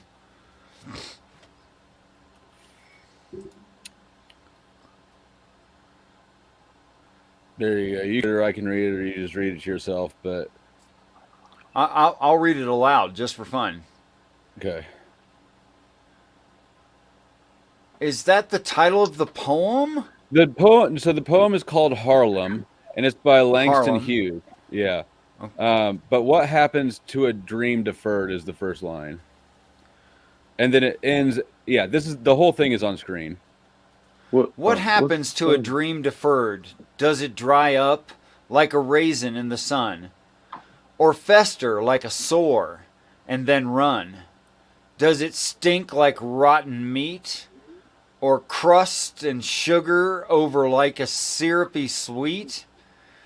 maybe it just sags like a heavy load, or does it explode? Wow, that's So terrible. it's a pretty grotesque poem. I don't know what I. It So just why seems are like we a looking weird at poem that? to choose. It's what his child is being promoted in their school as poetry. That was one of the Sorry, poems that- what the fuck? okay, so I'm not just that's All right, that was so exactly the poem. I'm a lefty man, but your schools have gone fucking. And I'm Oh, in there's Kansas. I'm in something Kansas. going This is wrong there. I'm a righty. This is the rightiest part of the. I mean, I whatever. Yeah, I mean, this is the most conservative part of the country, probably, and that's their nasty Oh fucking my poem. god! Like, you know, the most controversial thing that we had in a book was that there was a book. The main character, Lockie Leonard, a 14-year-old boy, woke up and had a sticky substance in his sheet that smelled like bean sprouts, and he had to sneak in and wash them before his parents woke up. Which seems a little bit unnecessary. Yeah, but it was like, you know, we thought, oh, you know, we're treated like adults because we get to read this cool thing in a teenage, but it wasn't that weird fucking doomsday sounding shit. I don't understand the What redeeming was value of that? it, and so my daughter missed the day of school that they went over that, and so she was trying to catch up on homework, and I'm helping her with some of it, and I'm looking at this I'm going. Don't even answer the questions on this. You're just not doing this homework assignment. That was weird. I forgot that you said you were going to get the poem from your daughter's schoolwork. When you showed me it, I was like, what is this weird shit? Why are you showing you this? Mm-hmm. So It it was did more contain the word shocking. like. I don't even know what it's supposed to be describing. It doesn't matter. It's gross. It's gross. Yeah. And what age group is this? Middle school. Middle school. So like 11 to 14. I think Whoa. I know that 6th and 7th grade got it. I assume 8th did too, since the other two did. But So this is a cross grade thing. yes. Wait till you hear about drag queen story hours. What? I think humans need accepted and normalized. But I don't think that extremely exceptional behaviors should be presented as normal. They're not. Right. No. It's definitionally not. My thing is dress a normal woman like a drag queen dresses, Yeah. and then get her to present something to your children. You wouldn't do it because Well, it's not about men dressing as women. It's about the drag queens are sexualized. It's a definitely sexualized idea, and it's not even a drag sexual queens identity. will admit this. But it's Yeah. and it's not a origin. It's not a gender identity. It's a hobby at best and a fetish at worst. Yeah, it's And- based around a fetish. It's nothing to do with trans. Yeah, Now, like you said, that gender is- or trans. In all fairness, that is not in schools, at least not most of them. That's the public libraries, which isn't a whole shit ton better, but which is still just bizarre. right. Like it's such a juxtaposition. What's the most respectable, honorable, important part of a fucking society? Kids. It's information. It's library. Well, and Library. but why would And let's what- just put fucking sex dances in there. And so, what's Well, a Yeah, that makes no reason sense. that you would? What's a valid reason that drag queens would even want to do this? Because I know, Yeah. as which they are, I'm not particularly interested in freaking kids. Right? They're not fun. They're dirty. Like I like mine, I don't like everybody's. Yeah. They're not particularly smart. They're loud, you know. They're No, they think they're smart, but they're dumb as shit usually. And I was you too. punch I'm them not and they picking on them. cry. I get it if you're some sort of educator, but you're going to tell me that all these drag queens are interested in children's reading? It is pretty Yeah. odd. And now let's assume all best intentions for in initiating this sort of thing. You have to also acknowledge it's like chum in the water for people with worst intentions, right? I think, which is That could be a probably a slippery slope case of, fallacy. but I I'm mean, pretty generous. But I would say that at the very least, it's provocation. It's a statement. They're not. They don't give a fuck about the kids. They want to cause this us discussing it. They want people talking about it, and they'll do it at any cost. And they're doing it at the cost of our kids. Well, we're subsidized. It's government subsidized. You know, if my English teacher in 7th grade, who was a very attractive woman, especially when I was in 7th grade, I mean, she was just below 30 years old. She had long, flowing red hair with a slight curl to it. She was tall, slender, and buxom. She looked like a supermodel to me, you know. If she'd have dressed like these drag queen, etc., story time teller people dressed, she'd have been fired in a hot minute. There's no way she'd have kept that job. It's not okay.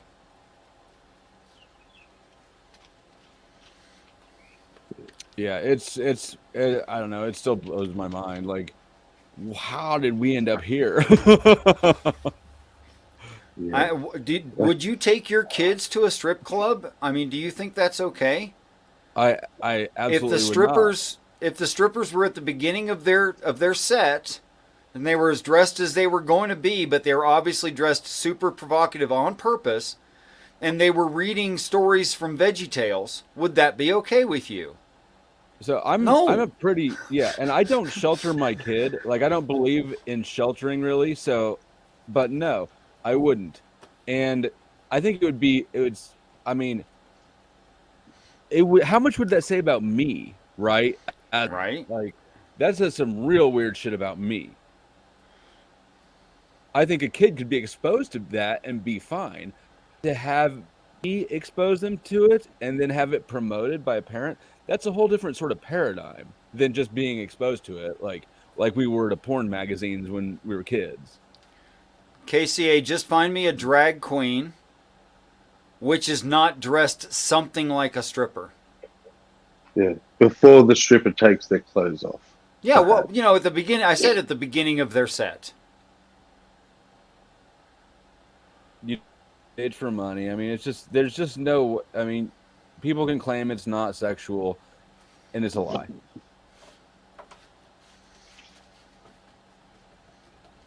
I just don't want my kids exposed to that. I don't care about the actual gender of the person. Like this, even something that we find societally acceptable, like girls wearing a bikini thong at the beach, right? Totally legal. That's weird enough. If a girl turned up at the library in her bikini thong and tried to read to your kids, it would be a national outrage. And that's not even generally thought of as a sexual thing, even though I think it is. I think anyone that wears a thong at the beach and doesn't think it's sexual is fooling themselves. But dude, definitely, that's a whole different I was once debate. I was once a healthy, young, prepubescent boy at a provocative beach in Virginia Beach. And let me tell you, there were times where my body started reacting at like 8 years old, and I did not want mom to notice that my body had reacted that way. You know what I'm saying? Yeah, all I can say is make sure you wear board shorts, not dick stickers or whatever you used to call them. Not ready to get out yet, budgie Mom. smugglers. Nope, think I'll stay in the water and take the F, sir. No. But yeah, for me, the real issue is how it's being promoted by adults, by parents, by teachers. This is just weird channels to get things through Yeah. like that. I don't know. I was not particularly sheltered. I probably went to a strip club younger than anybody here. I loved it, but it wasn't my fucking dad taking me to it. Right. Yeah. Or worse, your mom. What Or if your even mom was worse, taking you to this? That would just be so weird. Even that thought is awkward still at 36. Like, ugh. You were When- definitely older than me because I was in my 20s and I went with my partner at the time. And me and her sat there and were like, okay, this wasn't as sexy as I thought. It's kind of weird. This poor chick's up there taking her clothes off, trying to make $1. And we just felt bad for her. Like, how could There's you reality. Yeah. Yeah. How can you get off on 15, that? I was having a blast. See, and all the 15, well, all the 18-year-olds in there were, as I assume they were 18, were in there loving it, getting drunk. But I was also and, drunk. having It's a ball. lot easier to objectify someone if you're drunk than. Exactly. So my stepson, whom I met his mother when he was 3. So I mean, I practically was the male role model in his life, and he was actually shy, finishing off high school and was active Army, and he was having trouble dating a girl because his mom was messed up in the head and hated men, including him in some ways. And I had to take him out to a bar and teach him what confidence was. And that the result is the same, even if not cockiness, but if confidence is displayed, there is a natural reaction to that. And I took him out and I showed him that, even said to him, just wait for a woman who's a little bit too young for me, way too pretty for me, dressed way too nice for me, comes through that door and you point her out, and I'll get her to come over here and sit with us, and he needed him shown that, but it wasn't about me mistreating that woman or being disrespectful to her in any way. It wasn't about that, Yeah. Absolutely. That's probably my least favorite aspect of our current culture is the way that the two sexes or gender, men and women are turned into adversaries and not teammates. Yeah. Absolutely. So getting so polarized, and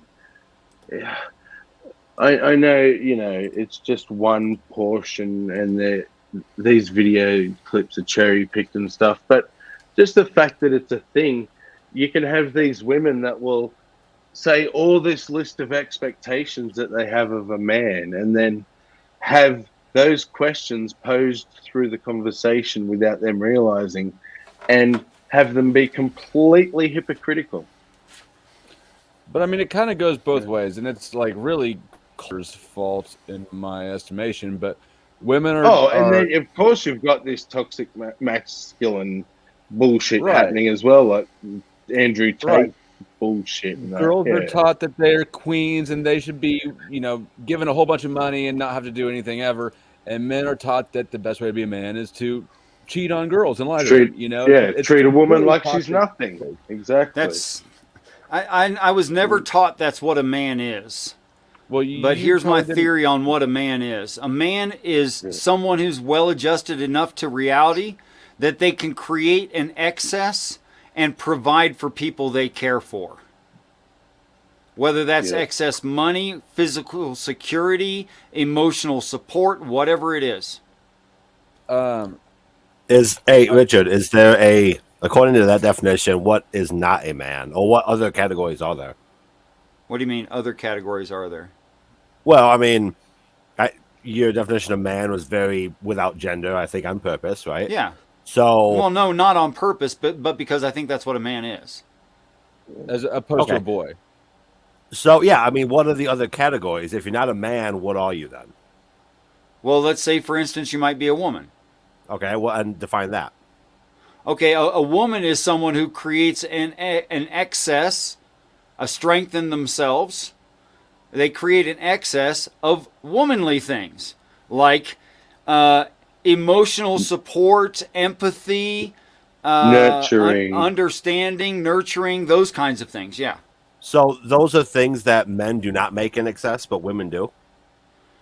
Is that how you No, I'm define not it? saying that a man can't make those things in excess. So if I'm a man, saying there's bare bones necessity for me to say that person is an adult man. well, so I'm trying to figure out the distinction here. Can you be a man and make only things in excess that you just defined for a woman? And then are you a woman at that point if you're making those things? Based on your definition, right? Okay, I think part of being a man is physical security. And that's something that a woman. I'm not Are trying not to. I'm not trying to normally- bury you here, dude. I'm just trying to get No, an explanation. I don't care if you are. I'm just being an open book. Yeah, It's so, fine like, with me if you do bury me. Maybe I need to fix something. yeah. I mean, is man physical and therefore woman not physical for the excess that you're talking about? On the average, it's just a mechanical situation that a man is more likely to be able to provide physical security than is a woman. And that's I would average, right? Average muscle size and Yeah, height we're and talking all about that great stuff, right? generalities right now. Oh, We might yeah, narrow it down later. Yeah. So yeah, that's what I'm trying to get at is you specifically did not use, chromosomal differentiation in your description of man and woman. Not on purpose. It's just that I don't think it's necessary. Yeah, but you're also defining the difference between them by that genetic trait of physical strength. Look, I got a niece kick my butt, I think. Well, I'm not. Yeah, that's not what I'm saying either, right? I'm just trying She's to. not genetically abnormal. She just works out really hard. Well, when you define man, you could have said traits associated with XY chromosome, and I'm trying to figure out why you couldn't have just said that. Not that that's my belief, Because anything, it I'm just doesn't a always man, hold but- true. It would be inaccurate. There's male and there's embodying masculinity. I would say. Yeah, Yeah, but I'm agree. trying to figure out how Richard and his definition can separate those two ideas. Because in my head, you're just kind of describing stereotypical dude man traits, but you somehow don't want to associate that with the idea of a man. I said in it's the a man. XY sense. I've seen some really masculine women who are interested in providing those kinds Yeah. of things for those they So love. then what makes it And a I've masculine seen- woman versus a man in your definition, right? What's that? What makes it a masculine woman versus a man in your definition? If the excess you're talking about is manly traits, then why do you say Yeah, then masculine woman? they're a manly person. So why aren't they just a man instead of a masculine woman? I'm trying to. I don't see that differentiation in your definitions. Does that make Well, sense? Am I going off I'm the rail very, here? very literal. And let me preface this little part right here by saying I am not talking about dismissing how someone identifies. I don't care.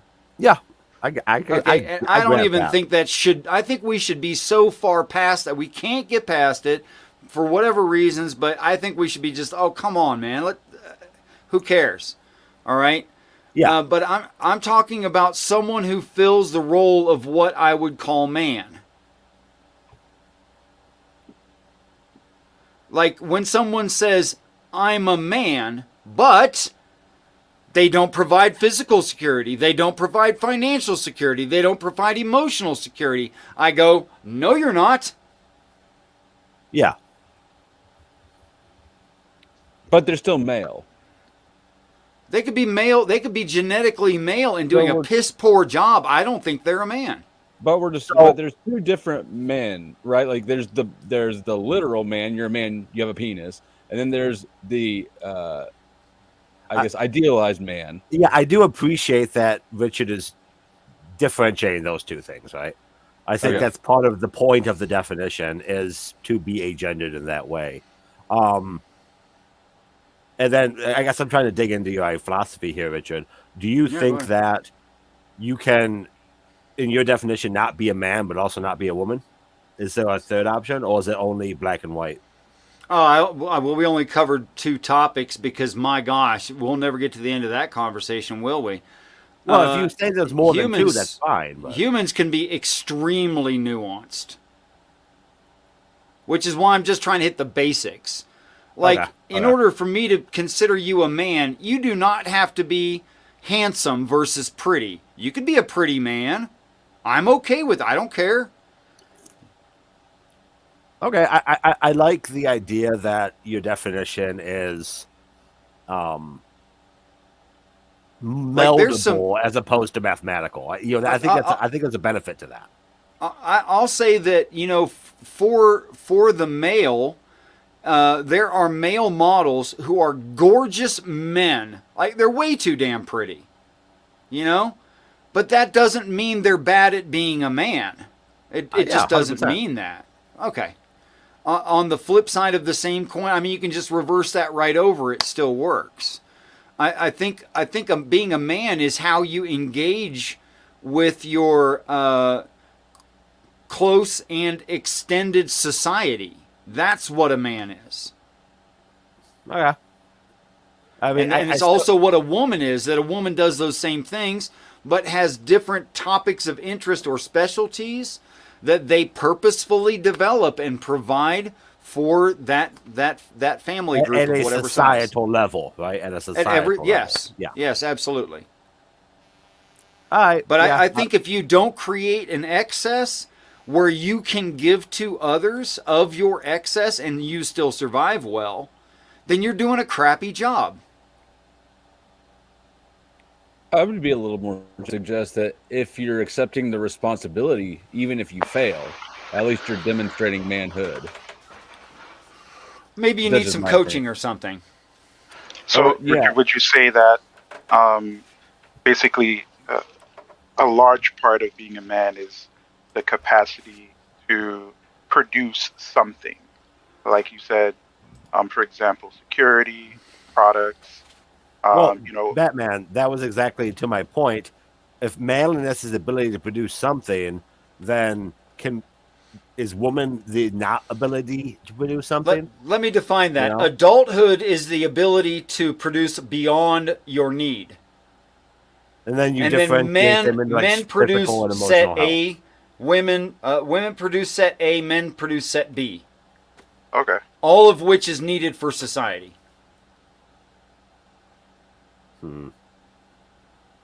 So if I was to tell you there's a third option, do you think that even makes sense in your There's limitless The way you do it. options. well, no, like not a subset of A or B, but a legitimate C that is in no way A or B. No, that's fine. All the way through every letter combination you can think of. Okay. And some you can't. Okay. But I'm not going to call them men and women because they're not fulfilling that role. Yeah, I'm fine with that. I don't care about the organization of letters. Okay. That's irrelevant to me. I'm not saying that you have to be either A or B in order to be a functional part of society. But you wouldn't say that if you're not A or B that you are A or B. That wouldn't make any sense. No, but You could like be the- C, D, double F, I'm triple fine Z, with the first whatever. part of that. That makes sense. To me. Okay. And I think all those niches actually need filled. Somewhere at some level they need filled and will be filled because we're varied enough to fill all those necessary niches. So like, But so would it be false to say society defines those roles? Like, you define I think human society as nature does. needing A, B, C, D, and E. I don't then- believe in society that way. Oh, I think we're talking about what is the human animal and all the different nuances of what the human animal is. And that as a conglomerate makes society, and society doesn't decide these things. Human beings do, individual human beings do, in all their rainbow spectrum of nuance. When I think when people say something like society, what they mean by that is like popular society, which I give about a half a shit about, apparently, considering who I am and what I talk about. Society's overrated. But if it's a functional group of people filling all necessary niches to create a larger supermass, a super being. I don't, Richard. I don't quite. I mean this purely as a compliment for what it's worth, although I don't think it sounds like one. You Okay. I can't tell if you're really smart or really dumb. Like a lot of what Sometimes you that's say, tough. a lot of what you say is either to me enlightening or obvious, and I don't know which side of those Maybe two. that's is one and the same majority. thing. Well, Maybe right? common sense. Maybe common sense isn't. You Well, know? yeah, all those dumb sentences, I can't tell. Maybe they're spot on, but I'm just not at the wavelength. I said it. I said it earlier today, Orge, and it'll never grow old. The brilliance of like Gödel is not that he said something that was impossibly wise. It's that he found a way to say it. And it became obvious in the immediate and so horribly useful, and everybody went, "Oh crap," you know. When I say something like, "If you're angry, it's because you're repeatedly frustrated," which was repeated disappointments, which was repeated misjudgments, which was not accepting realities. If you're unhappy, you've rejected reality. It's that freaking simple. And as soon as you say it, you go, "Oh yeah, well that's just true." Like you're fighting with reality if you're unhappy. That's just the way it is.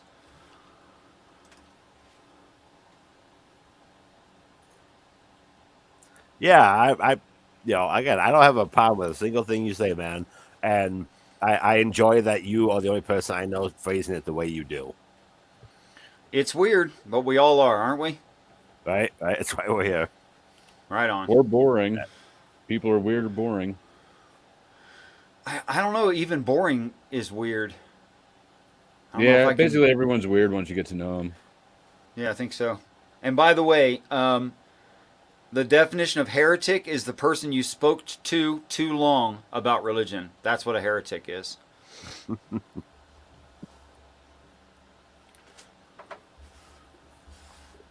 So the Mormons I've met in my life are heretics then? Oh, sure, if you talk to them long enough. They're heretics amongst each other if they talk long enough. I suppose. Wait, does that mean every preacher's a heretic? Yes. Oh, saucy.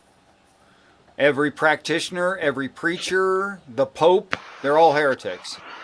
Oh shit! I'm just Richard willing starts to some admit shit. I'm just willing to admit I'm a heretic right off the bat. I have no problem with it. I love I heard- that you said saucy.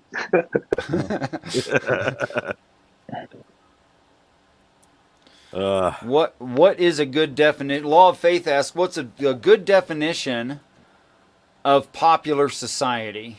Is it that one that is against the homosexual but slightly indulged enough to being double jointed and take pleasure in his ability of the mind or thought?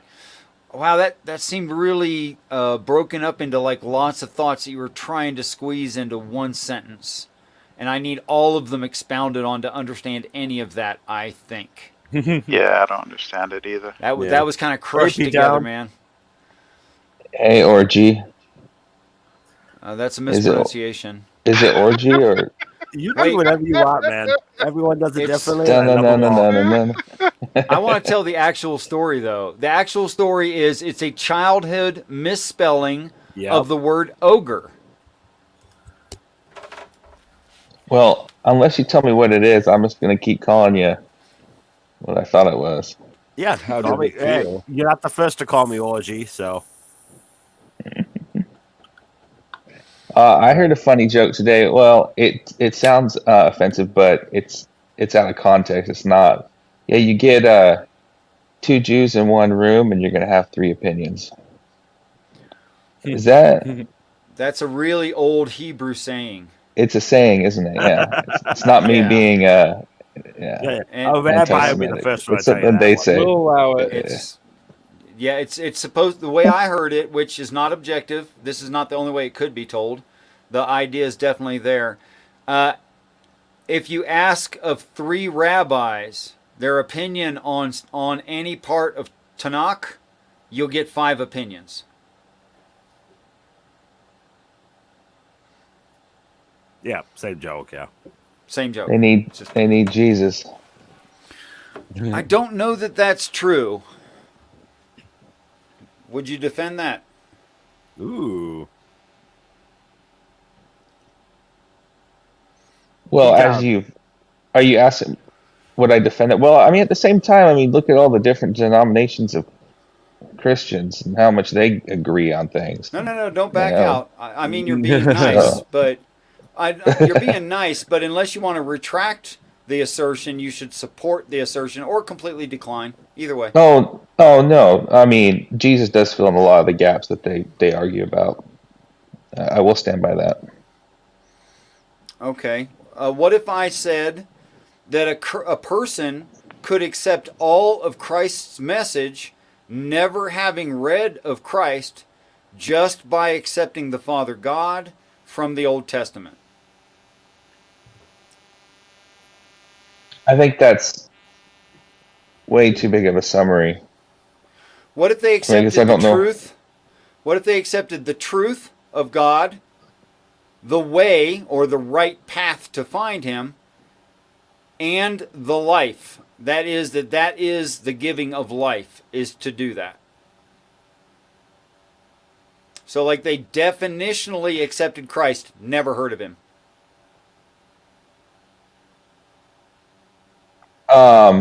I don't know if I can ascribe to that court, but I do believe that you can learn a lot more about Jesus through the Old Testament. I think that's a huge part of what Jesus is about. You get way Do you more think from the Old that's Testament part than of in the the New. justification? Do you think that's part of the justification for Messianic Judaism? I don't know exactly what Messianic Judaism is, but yeah, I mean, I don't know what that is. Okay, Messianic meaning Messiah, right? And then you know what Judaism means. So it's Jews who believe the guy that got killed 2,000 years ago was the intended Messiah. Their Messiah. And that's where I don't understand. Where I guess you could call me a Messianic Jew by that definition. I mean, you can also call them Christians. So I don't There's I don't subtle really understand nuances, the but generally, yeah. I feel so I as don't though understand a the difference. Messianic Jew would need to be in this conversation because I don't think Richard knows enough about it. Math Not Pig's much. out the back, Richard. I think. Math Pig's not a Messianic Jew. No, he's out the back. He's still not a Messianic Jew. I mean, he could be a Jew. He's a Yeah, right? Messianic Jew. I think it's a good term for somebody like one of my friends that I have. He speaks Hebrew. He's completely Jewish, as Jewish as I've ever known anyone. But he's also now a Christian. Okay. And he reads. I think he even first read the New Testament in Hebrew. So he has to, because that's his primary language. I mean, it's just a word, he's a Messianic Jew, he's culturally a Jew. Well, among his since people, I've already he's a said Christian. that we're all heretics, Grr. if you want to know more Is this about the his real Grr? position, probably just ask him. And no, it's Math Pig. No, it's Gur's mum. It's Gur's mum on Math Pig. No, it's me. It's Math Pig. Hi, PTown. Nice to chat I'm with Matt you. Pig. I just like giving Gur shit for no other reason than it's Gur. Completely justifiable. No need to explain. I'm actually going to steal his look too here one day. I'll send you the icon, man. The more people that make I fun know of Gur, I'm actually going to dress up for him for Halloween when I launch my channel one day. You have a similar Looking voice. Oh, that's a compliment. Gur's got a great voice. I I thought it don't was know about incredible. that. Almost I don't like here. my voice. I actually find it quite grating, but Can someone help me with what grading means? Is that good? You know, like Reading a means cheese Nails on a grater, chalkboard. Oh, like what a are we cheese talking about? grater on your skin, something like like that. biting into icicles. Oh, yeah. What are we talking about? Well, What's we're in agreement then. 420. I We're don't Because talking like my about voice you. either. Has everybody watching hit the subscribe button? Richard's been up and coming. You know, get in there first before the aliens get here. So weird. One of my best friends growing up was a Messianic Jew, so I explain that I guess a little bit.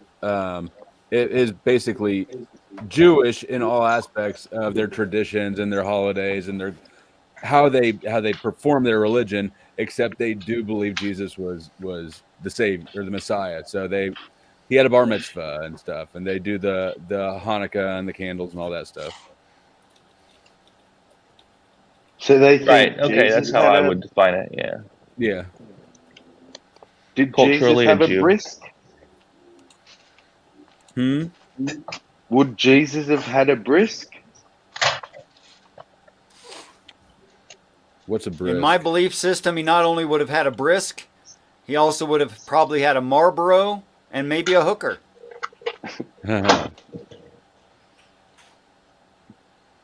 Well, I decided I needed a bar mitzvah after I saw that because he made a lot of money at that one. Oh, really? Oh yeah, he got a lot. We were like 12. He Generous made like 20 Jews, huh? grand. What'd you say? You Yeah, got like a grand in cash? 20 grand. 20 grand. Whoa.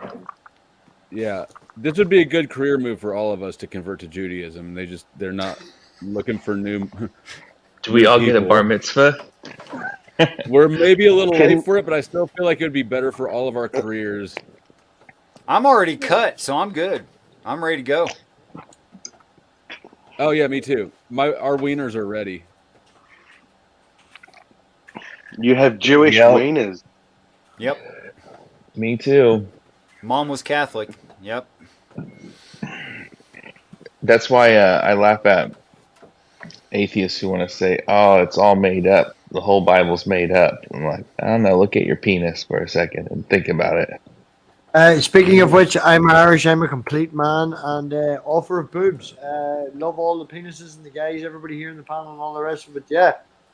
Peace out. Richard, talk to you on Tuesday. Talk to you later. See you then. Thanks for dropping by. He left because he still has his foreskin. What a loser. Yeah. I don't know about Go- you guys, but when I Go figured that outside out, and march around for a little while and when I figured it out, I was 13 years old. It was because of a medical documentary program I was watching, and I said "Mom" really loud and expressively, and then she said "What," which means "Come over here," and I went in there. I said "Mom, you had me surgically altered. I didn't even know till right now, because obviously all my brothers were, and I went to a Catholic school and all those boys were. I didn't know the difference. Yeah, well, I- imagine being the one boy in your school that wasn't. But That would be odd. can I say, because my brother was done at 17 and I went to school oh boy, with a boy. ouch.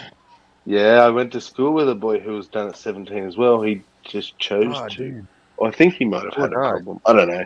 But both of them have said that pre-cut sensation was like, 5 times as much. No kidding me. What? That's bullshit. I've always wanted to know God that damn it. actually. That Someone told me that they describe it as drying out. I don't understand that. Because you're all cut. But as an uncut man, I understand that. Like, it's hard to explain, but when it can be sheathed, it retains its sensitivity. Oh, that kind of drying out. Okay. Yeah, but now almost a literal drying out. Like, where there's a lack of moistness. Now I'm kind of pissed. I imagine. Yeah. So as It, a actually, for me, it's probably a good thing. I got So no self-control but anyway. what happens is you benefit in performance. On average, you go longer because you have less sensation, whereas we Well- tend to suffer from premature because the sensation is much greater. Awesome. You Yeah, just I have to be imagine. ready for round 2. Smoke a cigarette and get back in the game. Exactly. Oh, shit. Exactly. so I'm a person who can't become a Jew because I'm not cut. My parents did not believe in that. So We it got didn't you. We do can take care of that. Sniff, sniff. So I'm not alone. I'll join your club, Batman. I see. I don't know necessarily like how the pleasure of someone cut would experience it, right? But I will say though that if a man is uncut, he definitely has to take more time and effort into cleaning himself properly. Because I imagine. because you see, one of the things, is that for men, it's not as easy for us to get like small STIs and stuff like that. But for women, it's easy for them, Yeah. right? Yeah. And so this is why it's really important for men, who are Sounds like their who are problem. uncut. Huh? Which You know, we're comes about to have in down our to community. teaching your son. We're about to have in our community an adult male, age approximate 40, who is going to have that operation for physical comfort reasons. He's going to have to be circumcised because he ate his skin growth cream instead of applying it as he was supposed to. Oh, it's B.S. What? Lewis. No, Just I'm joking. actually Ate not it? kidding you. Did he actually eat it, Richard? He ate some of it. Yeah. On camera? He smeared it on bread. Oh my God. Real life is fuck strange. me. And he had to go to the hospital and get treated for what he just consumed. Is this real? That's This is crazy. real. I'm talking I about didn't our know drunken this younger happened. brother. We're talking about our drunken younger brother, and everybody should know by now who I'm talking Yeah. about. Oh, Yes, he consumed some of it by accident, and some Is of it it Leo? maybe kind of on purpose, So even it's though a I think he was steroid, joking. right? Yeah, steroid cream. Designed to stretch the skin, help the skin stretch. Now, here's what Batman would understand this, but at around the age of, I think it's 4 to 5, a boy starts to needs to start pulling his skin back, right? If he's not cut, and cleaning underneath. Before that, the skin's still attached, so yeah. it's actually very Okay. dangerous to pull it back. But So once they Ugh. start to be able to, It's you just attached, teach them like- in the shower. You pull it back and you wash it, right? so what a lot of He was parents, never taught. Hang on, this Oh, sorry. person that we won't name, but we know who we're talking about, was never taught by his parents to do this. So in 40 years of his life, he'd never pulled the skin back, which means, yeah, What? Richard's face says it all. But that's not the point I'm trying to get at, because that's just fucking wrong. But But anyway, he never he stretched he it. also never stretched his skin exactly, so he couldn't pull it back over his knob without much Well- discomfort, which does happen to a lot of boys, unfortunately. But they just push through, and eventually it stretches, and So he never you tugged carry one on. off? Is that what I'm hearing? So, no, now when you're uncircumcised, you don't need to pull the skin back. It's better if you don't, because it's like lubrication. You just use it as a like a flashlight. I always thought that would be the best false bottom, because what cop is going to want to search in there, you know? But that's a different topic. Yeah, no, it's funny. So with my family, right? They as you grow, and as a baby, they actually stretch the skin. Like for example, every time they bathe you, stuff like that. So it's a little bit easier for you to do it once you reach, like what 420 said, a certain age, right? They teach you to start to stretch it and clean yourself. You know, wash up top and bottom of the the head and all of that stuff. So And the yeah. thing is, this is only awkward for the fucking adults. Hmm. I don't know what's I wrong with had it. no idea But there the was kids, such an kids owner's do it and go, manual. "Oh, look at that! I can do this!" Woo-hoo. And they think it's great. You wash it and they're happy. Whereas you're like all awkward and dreading having to do it, and then it's a giant nothing. It's not an inconvenience or anything. It's like you teach them to wash their ass. Yeah, Hopefully. in the adult mind, it shouldn't be a problem to teach a child to do that. They shouldn't feel weird or awkward. It's just nature.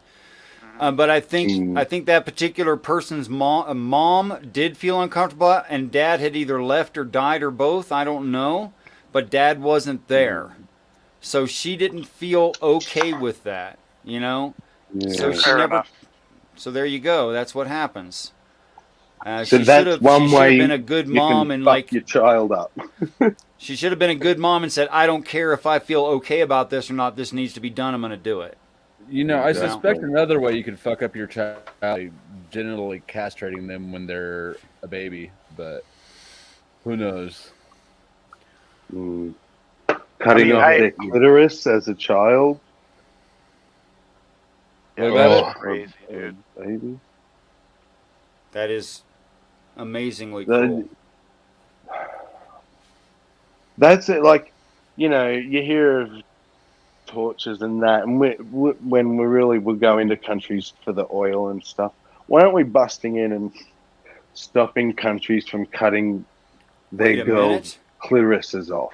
Wait a minute. Do you think that we're actually going in? The United States is going into other countries to promote things like freedom and democracy? Really? That's You don't a buy great that, way do to you? get with I your just wish resources. they'd stop saying it.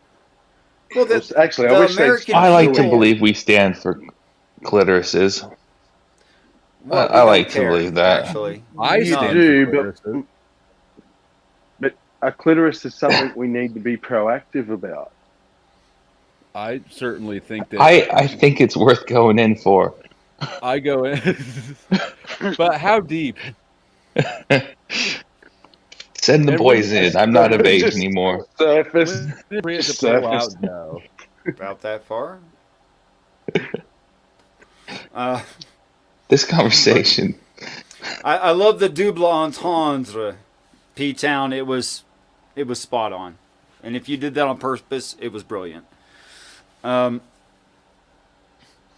I don't deny the human animal, and I don't think we should be embarrassed about our physicality, and I think that's completely the wrong way to look at it.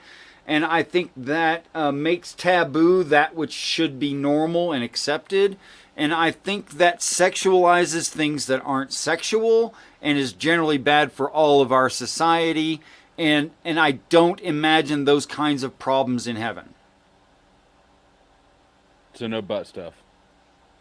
No, I didn't plenty say of that. butt stuff. Oh. But Okay. No, what I said was- it's all butt stuff. So if you can What have I said all the was butt normalized. Oh, Yeah. oh, it makes sense. That's okay. If you can have any butt stuff you want, then it's not a big deal. I think what we are is what we are, and that needs to be accepted. And I think heaven is freedom. It's not what the Christians necessarily want, but it is what I see the text describing. Like the Yod He Vav He is a contract between a group of angels and the earth. And in fact, Yod He Vav He is not the ultimate God of heaven. Now, does a Christian and want to actually- accept that? Oh, hell no. And spending eternity praising the set of ideals that have set us free is far more enticing than spending an eternity praising the Well, it's God not of the praise. Bible, for example. It's not praise. It's holding them in the highest position, which they would be. Which is kind So of it's- how I'm using praise. Like to put on Right. a pedestal, sort of thing.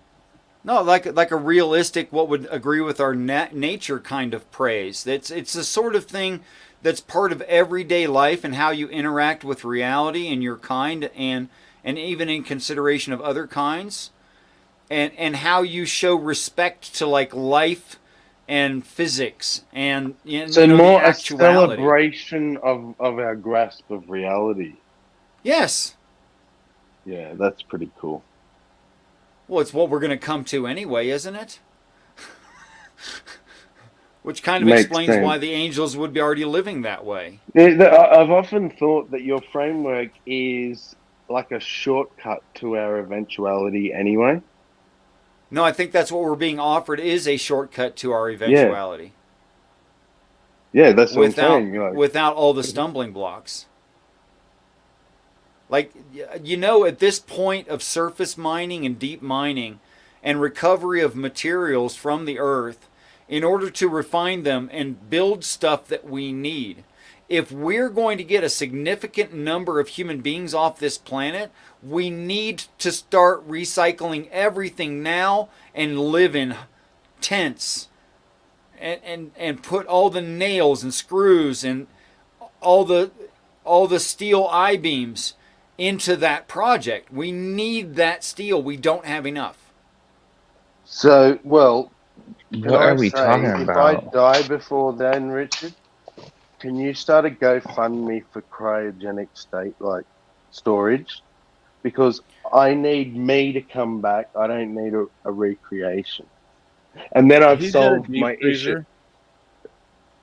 You know, the issue that I have with the consciousness recreation in Look, heaven. I'm not saying you're going to enjoy dying if you die. It might be troublesome. You might be absolutely fine with it. But the replacement you won't be complaining. Yeah, but it won't be me. And screw him. I want to go on the spaceship, Richard. You're But I missing want the point. replacement you. Well, If you die, I don't. want the replacement you. Of course. I know. And It's besides, selfish. you'll be I'm dead. You selfish. won't care. Don't you understand what No, dead no. means? You won't care. But I'll miss out on the spaceship. You don't You can get only it. think about I it just that way right now. It wouldn't work any other time. cryogenically store me. Then when they come, they'll have the technology to restore my actual body. And They do for Jesus, yeah. And Walt Disney. But Yeah, hang on, probably that Walt still Disney, doesn't sure. solve the consciousness thing, does it? If my consciousness is gone when I die, they're still going to have to put that recreation. You're still going to have in to my put body, you back so- into your dead body, yes. God damn! All right, not so all then about That's you. not you. Don't die before the aliens come. Got it. Look, Sammy, you lose experience between dreams and while you're asleep every night. It's not going to be different from that.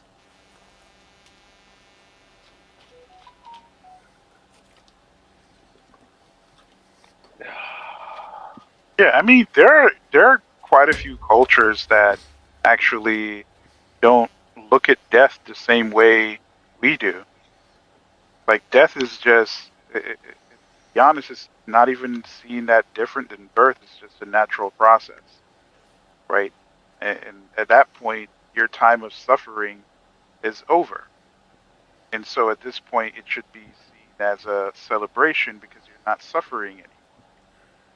You know, That's how I some flushed cultures that look one at it. completely out before Batman, and here's how it goes. When someone's born, or you find out that you guys are pregnant, you should cry for the pain that that person is going to inflict on themselves, and others are going to inflict on them, and natural things are going to inflict on them, and you should weep. And when they die, that ends. Now, And I'm glad to have them. I'm very glad to have them. But we should be having a party when somebody dies. A Christian Yeah. should be saying, hey, guess what? I just got diagnosed with terminal cancer. And his best friend's like, you go, bro. Yeah. Yeah. Yeah, you're going to meet the big man. That's right, buddy. You're cashing in today. Woo. Yeah. Hey, you want me to off you? wasn't If I get diagnosed Oh. from smoking so much, that's gonna be playing through my head. You're welcome. because wasn't it the first? Like I think it was Peter. Like the first. Can I clip no, that, not Peter. Richard? What Help you said yourself. 420? Thank you. Sorry. He said he I wanted to asked clip Richard it. if I- Oh, okay. No, wasn't the? I think it was Paul. The first time he was locked up and feared he was gonna die. You know, he was happy that at the fact that he'll, you know, go and be with Jesus Christ, but when he realized that it wasn't his time to die, right? You know, he was happy at the same time because as far as he's concerned, he gets to spread the gospel, right? So he wasn't sad about dying. In Right. fact, he was quite happy about it. You know, gets to spend time with Christ. I don't know, it's just this weird contradiction type thing that I've just kind of noticed. To me, it's not that big of a deal, but it's just strange to me. Well, it's the way Christians are. I mean, I like to believe that when my time's coming, I'm going to be excited for it, but I'm also going to be sad leaving people behind. I mean, I'm in a way looking forward to it. And I'm gonna tell him, listen, you need to pay this bill, you need to pay that. No, I ain't no, worried they don't about need it to pay your anymore. bill. Bye bye. When you die, your bills are your creditor's problem, not theirs. I need to buy another See? house. Now, if we're It's a- cryogenically freezing someone, though, do we need the whole body, or can we just take like some hair and then clone up a new Great body? question. I think it's the Great head. question. Okay, so apparently, because 23andMe works, people haven't been lost. Everybody's still here. Make sense so far? Okay, so if you knew the proper code as indicated by the lineage from that person, then you could recreate from living people the past generation. You could bring that together and put them back together. Now all you need is a healthy birth canal and all that system and a viable ova. That's all you need. You inject that material, that literal genetic material, into that egg. You know who it's going to produce? That person. That's who it's going to produce. It has no choice.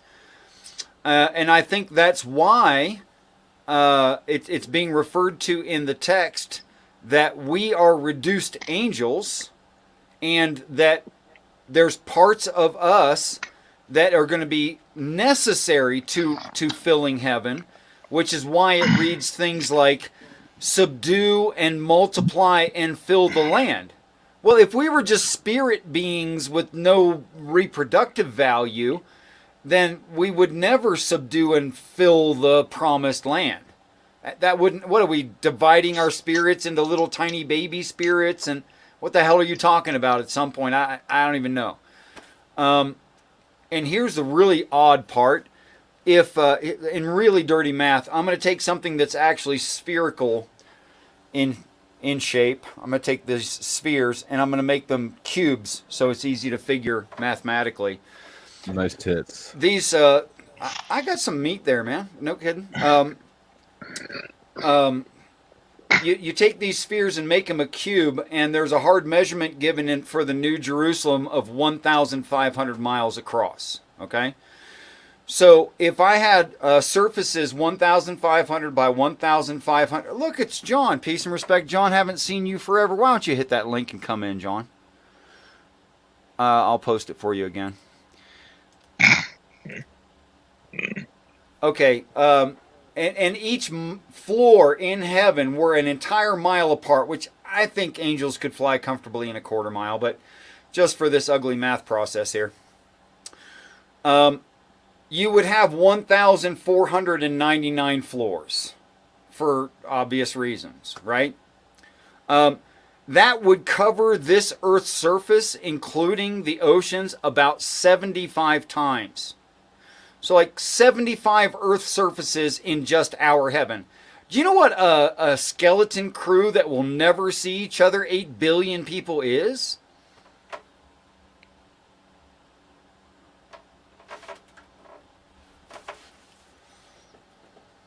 basically the Death Star on freaking steroids. Yeah, we're talking about that kind of scale. Actually, I compared the mercy seat or throne of God in the conversion factor to all known motherships in all movies.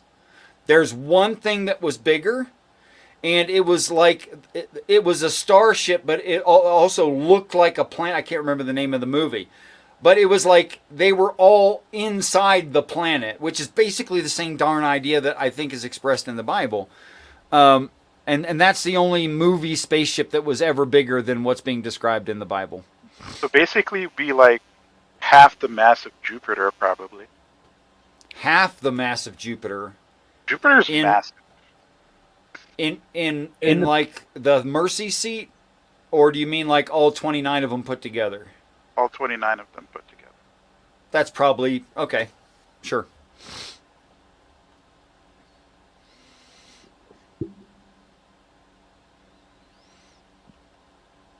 John, you got time? Come in. You definitely have invitation to come in. See, I don't get those special types of invitations. Dang it. What do you mean? If you show up in my chat and you say, "Hey, what's going on?" I'll go, "Oh, hey, here's a link," which is how you got here tonight. Hold on, so you posted that jerk. link for me?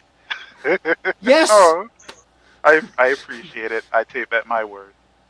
Thank you. Theological introspection's comment sounds awful. Illogical introspection. Oh yeah, that's so sad.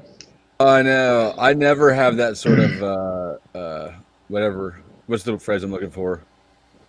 Yeah, she's battling with something. Yeah. I'd say I pray for her, but I don't know. I mean, do it. Never know. That is me. Oh, I will. I just don't know if I should say it. Well, those things are supposed to be done in private anyway. It's fine. Yeah.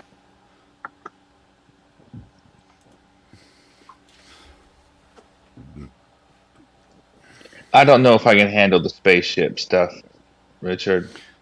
What part of it do you think is not necessary in the text? All of it. All of it. Okay. Would you tell me what the outside of an ethereal plane looks like? No, I won't. How about what shape it is? I don't think so. Color? I don't think so. Hard measurements for an ethereal plane. I would not. Does the Bible describe heaven in exactly those ways? Yes. I don't know what No, not that I type of recall. plane you're talking about. Okay, so it says measure the city, and he measured the city, and the city was 144 cubits, every way that it was measured. Is that a measurement of a solid thing, or is that the measurement of a? I don't even know how to say that. How many? The ways measurement did they of measure? ethereal planes? Is that? Do you also that what he's think this talking is the about? ark? Do you also think this is the ark in the Bible? The ark is the conversion factor. The measurements of the ark are the conversion factor for the 3 levels of heaven, which is why the ark has 3 Okay. levels and That's 3 measurements. ridiculous, Richard. Because Why? for why? Because it was a boat that floated on water. Really? Can you Yeah. tell me? Can you find me any gopher wood in the history of the planet anywhere in any culture, please? It's the only place where it mentions gopher wood. I don't have anywhere else in the text to reference gopher wood. That's not what I asked you. I asked you for gopher wood in reality. I know the word gopher is in the text. That's not what I asked you. What I'm saying is, it's a word that's nowhere else in the Bible, so I don't actually know what gopher wood is.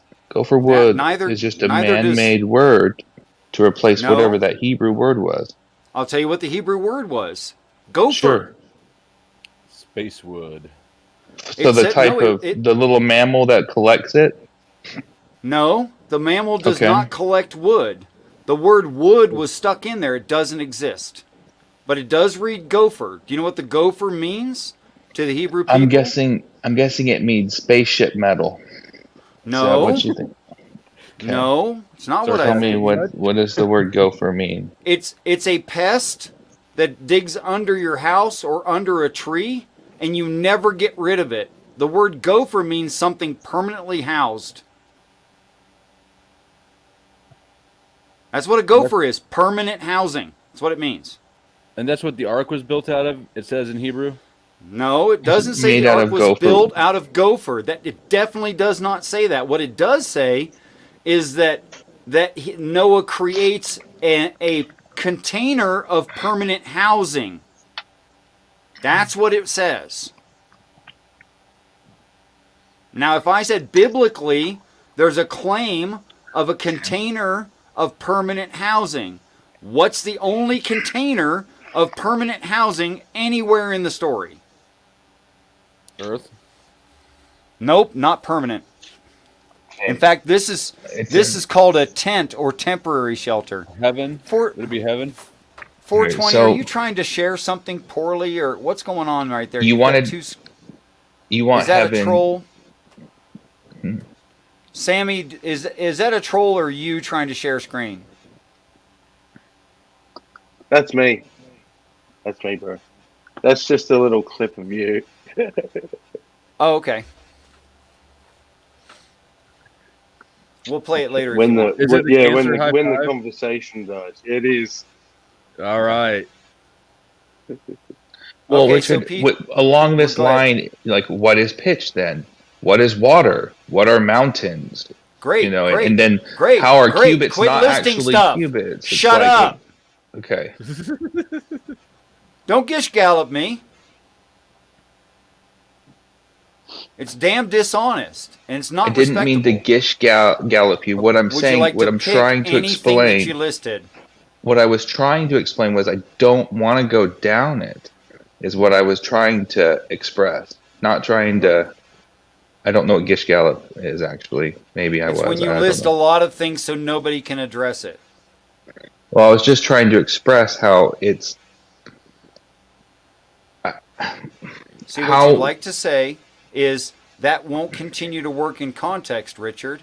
And I have bad news for you. It works continuously in context, PTown. And yes, everything that you just said, I can justify. All of it. Would Well, let you me jump think to that a something you can't spaceship- justify. Would you think that a spaceship would have to be well sealed inside and out? Sure. Do Yes. you think that people actually seal the insides of wooden boats? Sometimes No. they do, yes. No. According to the Bible, they do inside Sure, and if you out. make it out of the wrong wood and you don't know what the hell you're doing, you might want to. Didn't they used to tar them or something?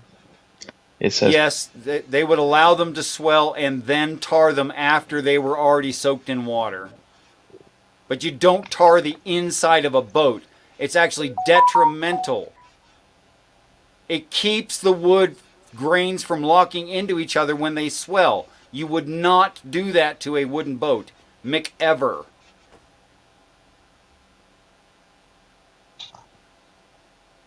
I'd do it if God told me to. It's not even what's being spoken of, P-Town. That's my point. I will give you credit and say that the word says gopher, but I will also say that we don't know what that word is.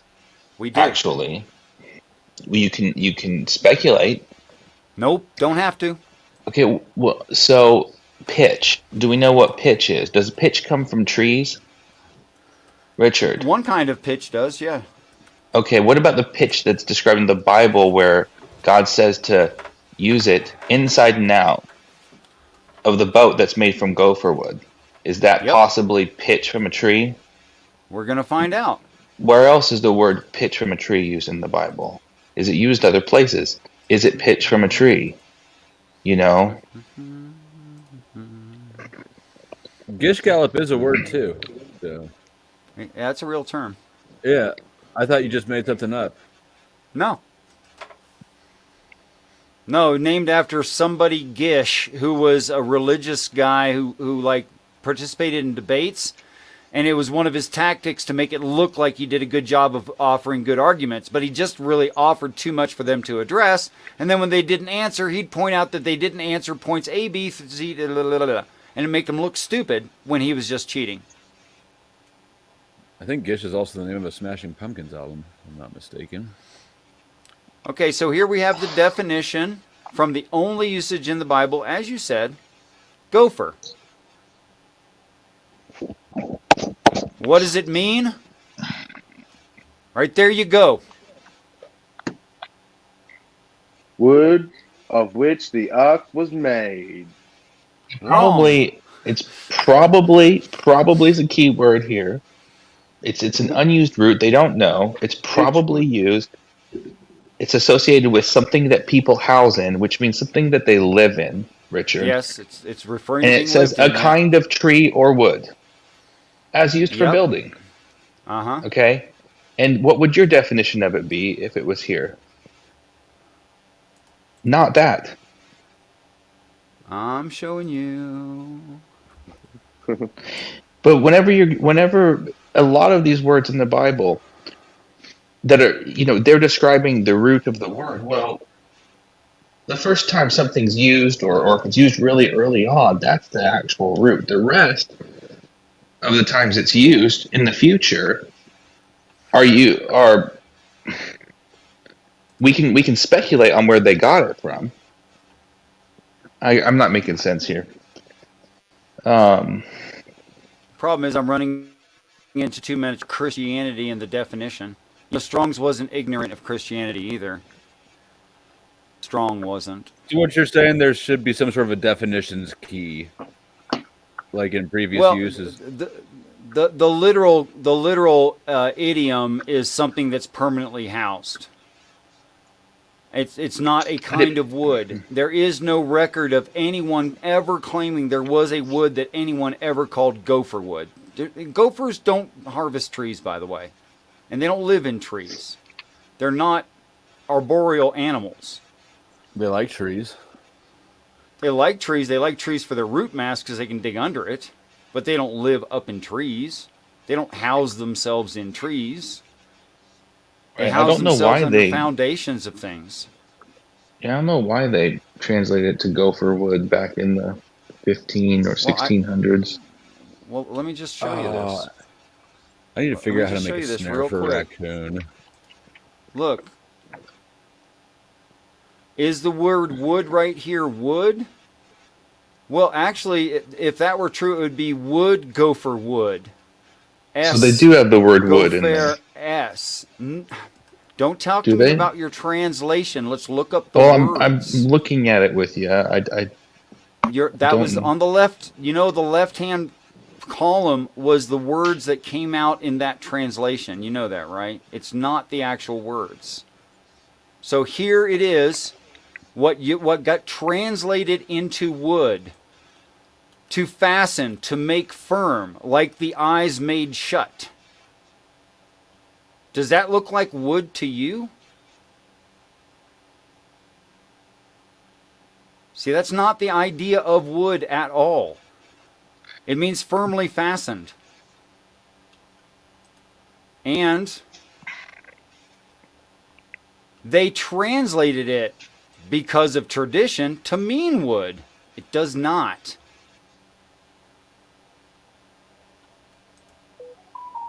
And where is it used there? That word S right there, 6086, and again, 6086. What this reads is firmly housed firmly. Like it's being expressive, saying like no kidding.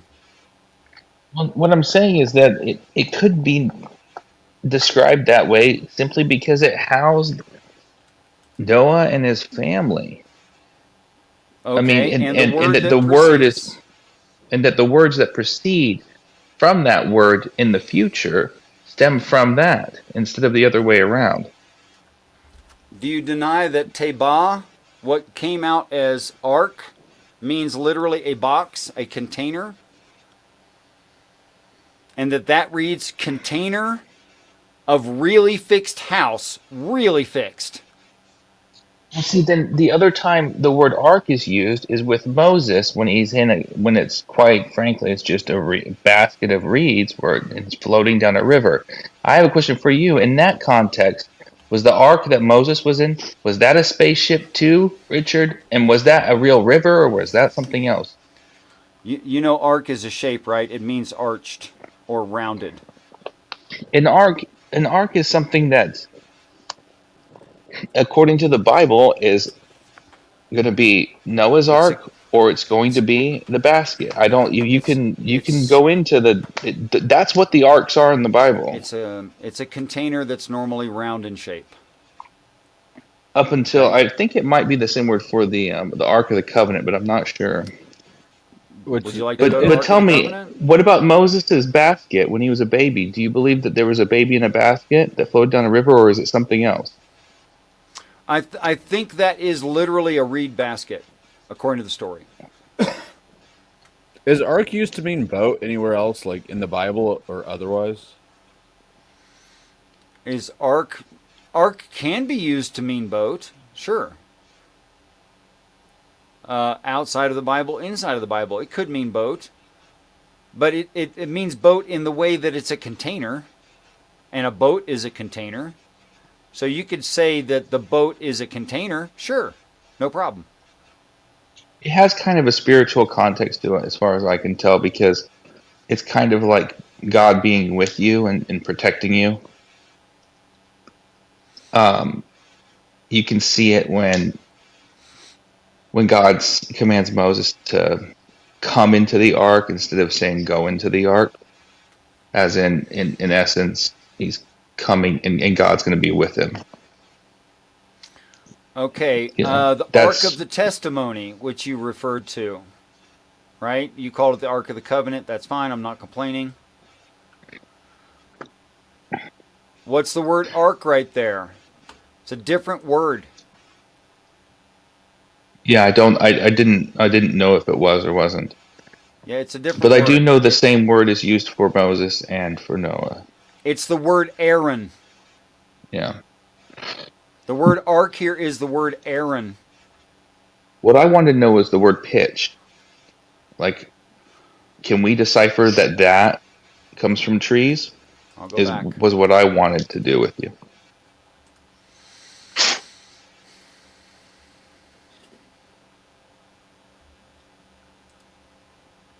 Right, guys, I got to take off. Thanks Peace. for having me on. It's been a good Thanks for night. stopping by. Yep. See you, Fly State. Take it easy, man. Yeah.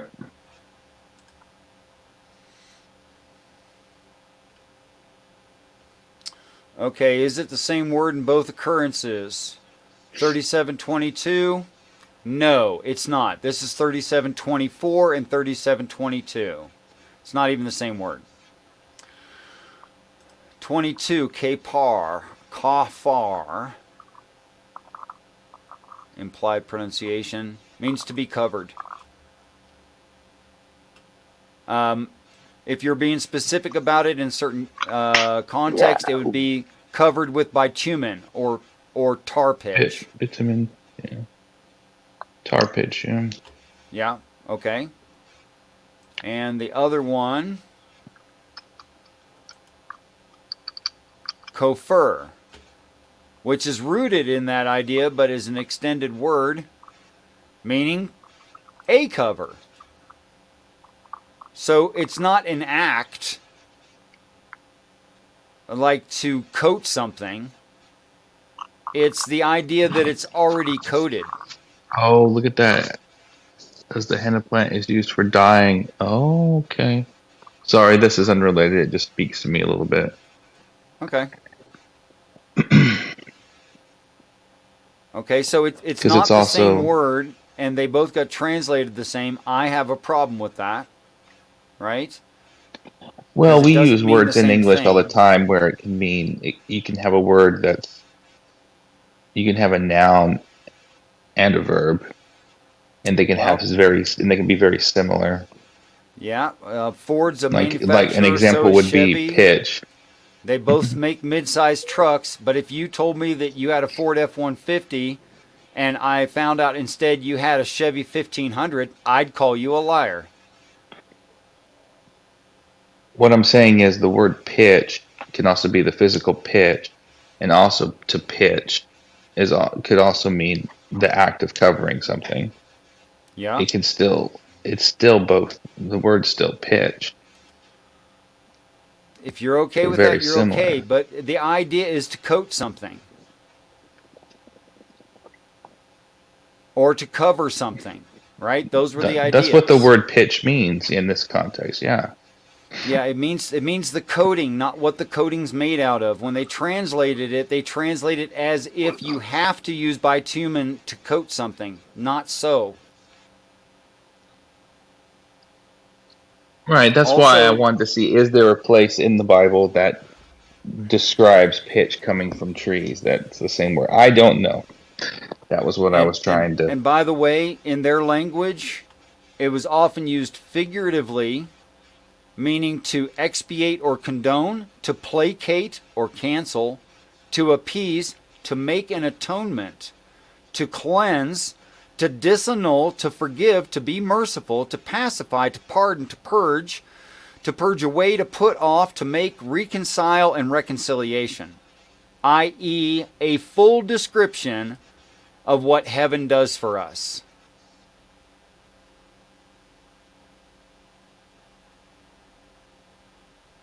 You see that? Do you think that pitch makes appeasement? How about reconciliation?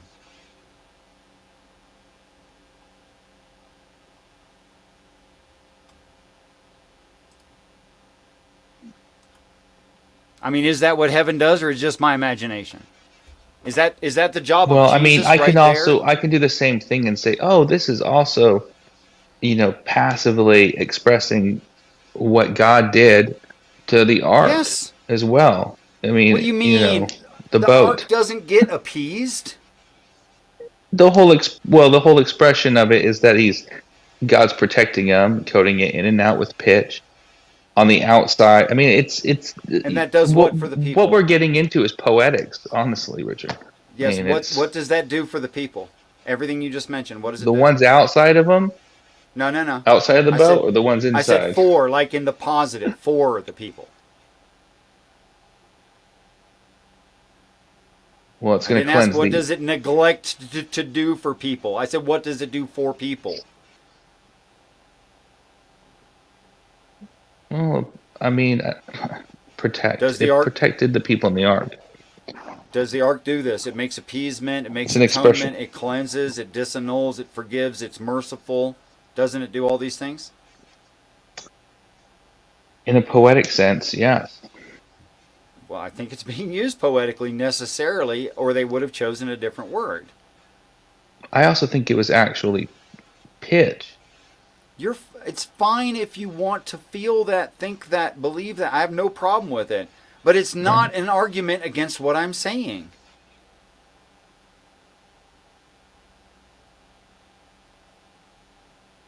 Well, I said if there was a spot in the Bible where that same word, pitch, and it's associated with coming from a tree specifically, then I think it would hypothetically be, It would have. But I didn't know. I didn't know, and I don't know if we've actually looked yet.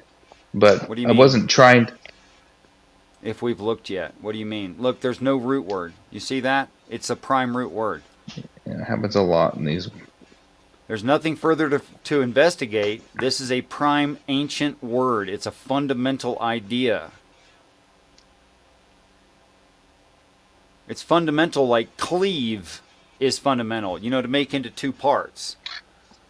Oh, you're whole. looking at the verb pitch, right? What?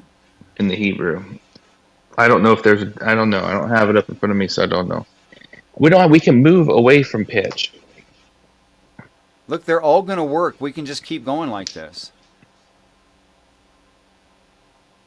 Yes, it could describe an ancient boat, but non-traditional boat, really non-traditional. And that's not how boats are made. And that's not what seals up boats. Okay? but I don't see any of the description of this word that doesn't describe what Jesus does for the people. I just don't see. In fact, it's really weird that bitumen would be merciful. Tell me how bitumen could mean merciful or pacify. It's not well, like a babies minute. suck on it. Well, I don't know about this part, but a little while ago, it was referencing a particular type of dye.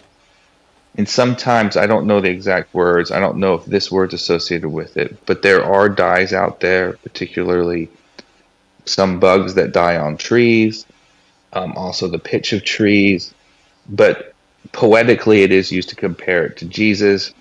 Yes. In my view, where he was christened, or with they gave him the crimson robe before he Yes. died. It's poetically tied to that particular bug that dies on the crimson, leaves a crimson stain when it dies on the tree, and in particular on this type of white tree.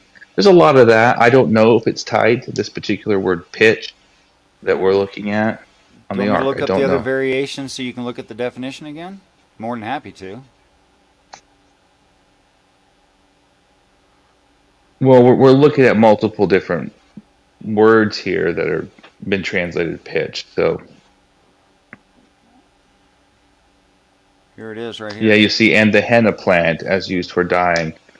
Right. Figuratively, a redemption price. That's who does that Uh-huh. sound like? Bride, It's campfire Jesus. pitch. It's That's what I'm saying. It happens a lot. See, that's what I'm saying. It's not talking about tar from boiling down tree juices. It's just not talking about that.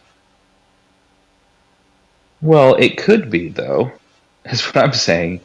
I mean, it can have a poetic meaning to other things. I mean, you can have. It's just the same way you can have the word ark. It could be a giant ark that housed Noah and his family from global flood, and then it could also be the container of housing that contained Moses and protected him as he went down the river. I mean, the Bible does that all the time, but it could be different things. Would you say that I was stretching the text too far to say that Christ covered you for your sin? Is that going too far? Right, and in a poetic way, this happens all the time throughout Scripture, where you get more understanding of what it means by patterning it like that. Yeah, How about if I he in said some sense does. Christ was a redemption and paid a price, which was a bribe, which for you was a camphor for your sores, a ransom to give satisfaction as a sum of money to the Father for your sins. In fact, for the whole village. Right. Dude, I just You read and I the are definition of this word.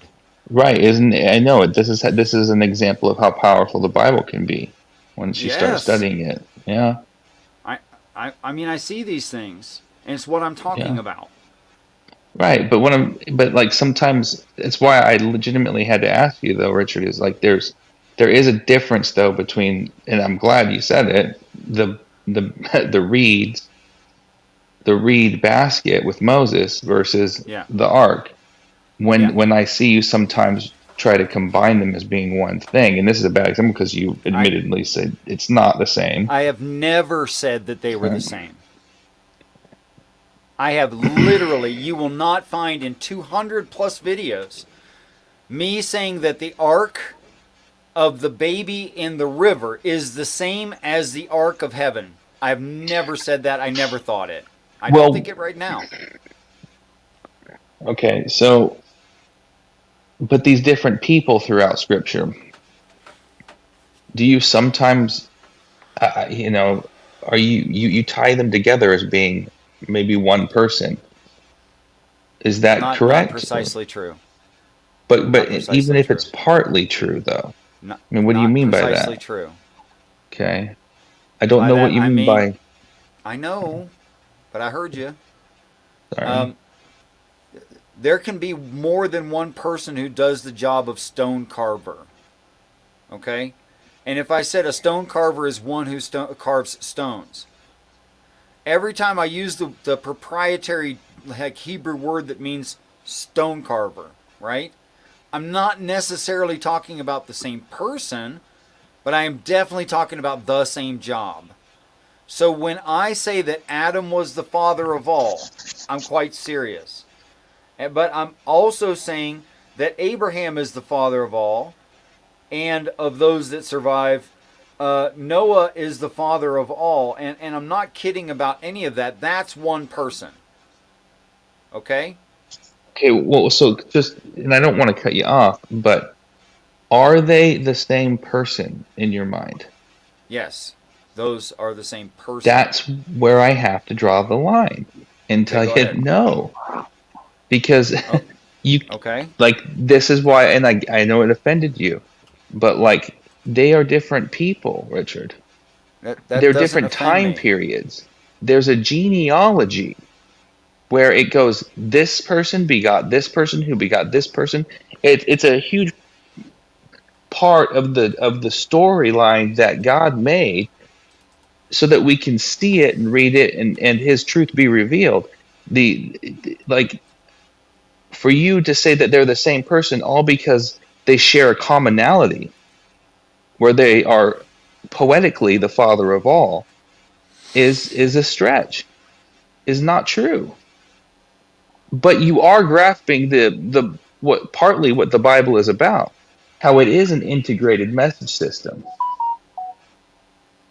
But that's going, I have to take a stand, as politely as I can.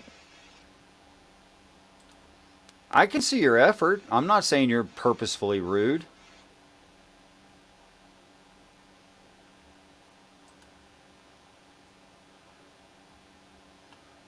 I have said that you assume your position is the only way to look at it and that it is objectively true, which I'm not strawmanning you. You do that. And I have asked you to like try to be considerate of the possibility of other people's positions maybe being true and not being, so cocky is too far. But overconfident is probably about right.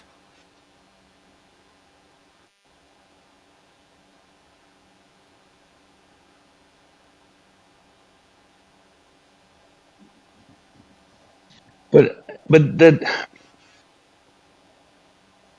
I'm aware that sometimes I can appear that way, but usually it's backed up by something that's not of me. An example that I just gave is there's a genealogy of these people, how old they lived until they begot so and so, and it's clear that they are different people. Do they all poetically point to Christ typically in some way? Yes, but it doesn't. I don't want to keep repeating myself. But I mean, the objective thing here, the one objective thing, which I'm sure there's many, sorry to sound cocky, but there specifically says when people are born and how long they lived until they begot the next son. That's along that line of genealogy. So to say that they're the same person, Richard, I do, in your words, I will cockily say, no, man, that's not what it's clearly not what the text is.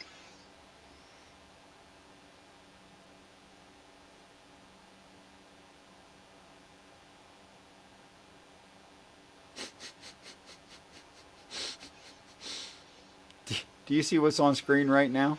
Do you know what this is? is? I was hoping you were laughing at my word cockily.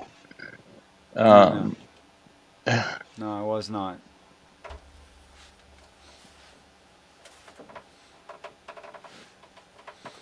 Are you looking at which word? Hard to see on my phone. Apparently Abraham, or actually Abram's daddy, before he was called Abraham. Terah. Wait, Terah, you mean, well, before Abraham was called Abraham, he was called Abram. That's what I just said. Thanks for repeating. Okay. Well, I thought, are you talking about Abraham's daddy? Because for a second there made his dad. Yeah. Terah. Dad. Okay. Yeah. Is that Terah? Okay. And it reads in the KJV, and Terah lived 70 years and begat Abram, Nahor, and Haran. Okay? Yes. Okay.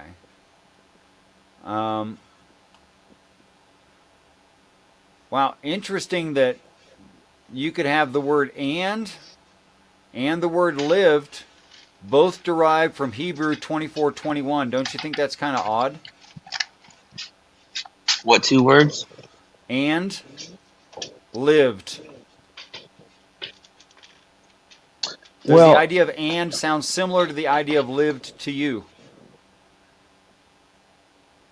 well, look, I don't speak Hebrew, and I'm not the best at trying to understand how Blue Letter Bible, tries to describe how to translate it. But I mean, languages can be a complex thing. I don't know, Richard.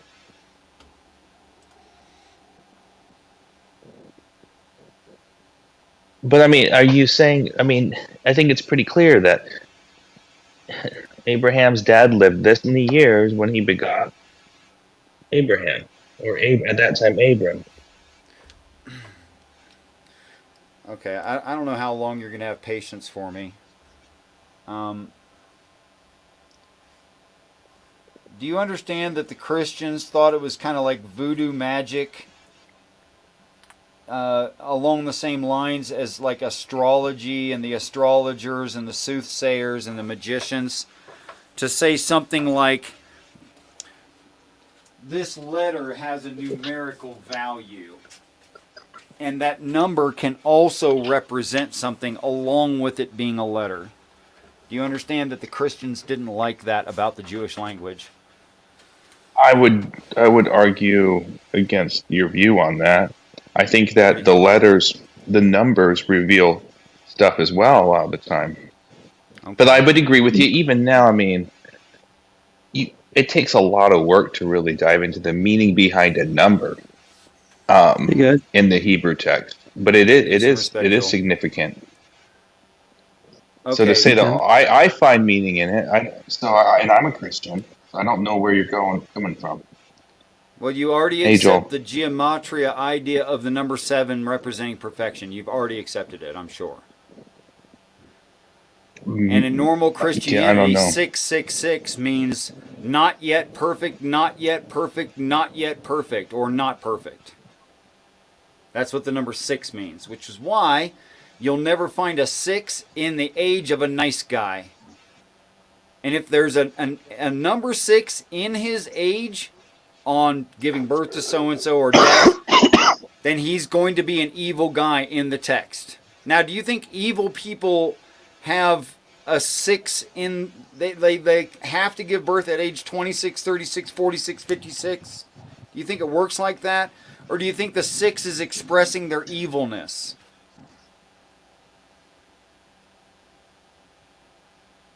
Richard, I have to do my own research on that and then get back to you. But for this argument,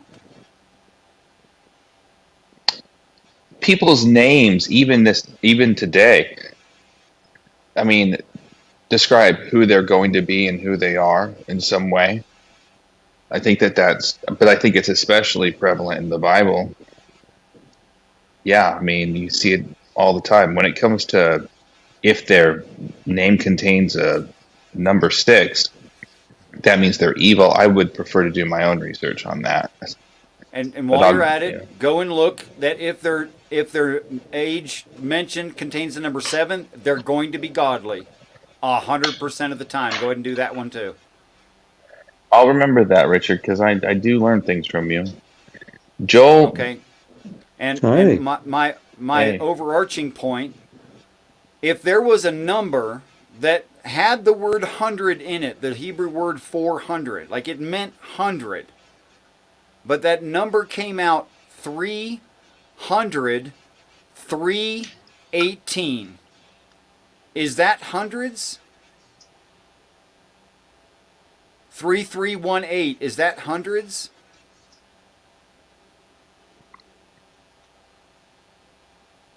Like 3,318. Is that hundreds? I don't know. I don't know how numbers work in the Hebrew language. I think there's a lot of times where it's up for debate. No, So, it's not. They had a word No? for hundred, and they had a word that meant thousand. You can look it up. I'm not kidding you. They also had 10, unsurprisingly.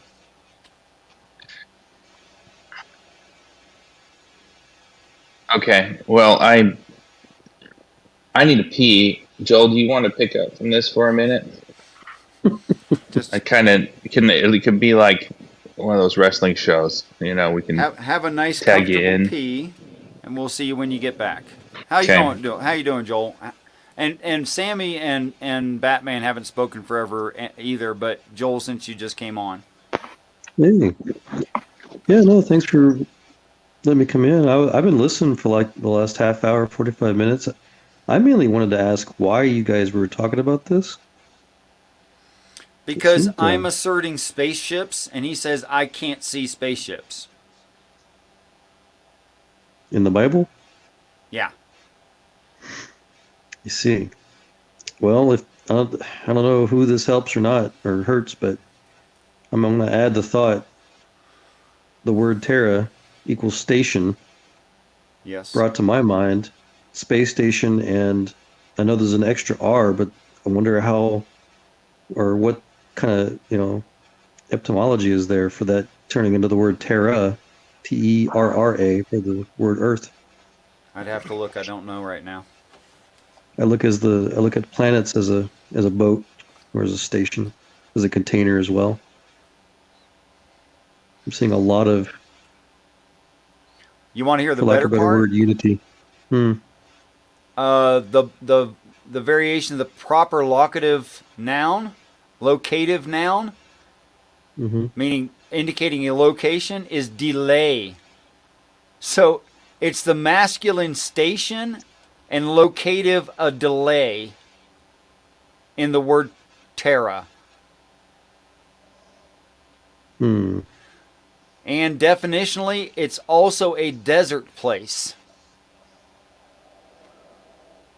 So it's like a delay station, a wilderness.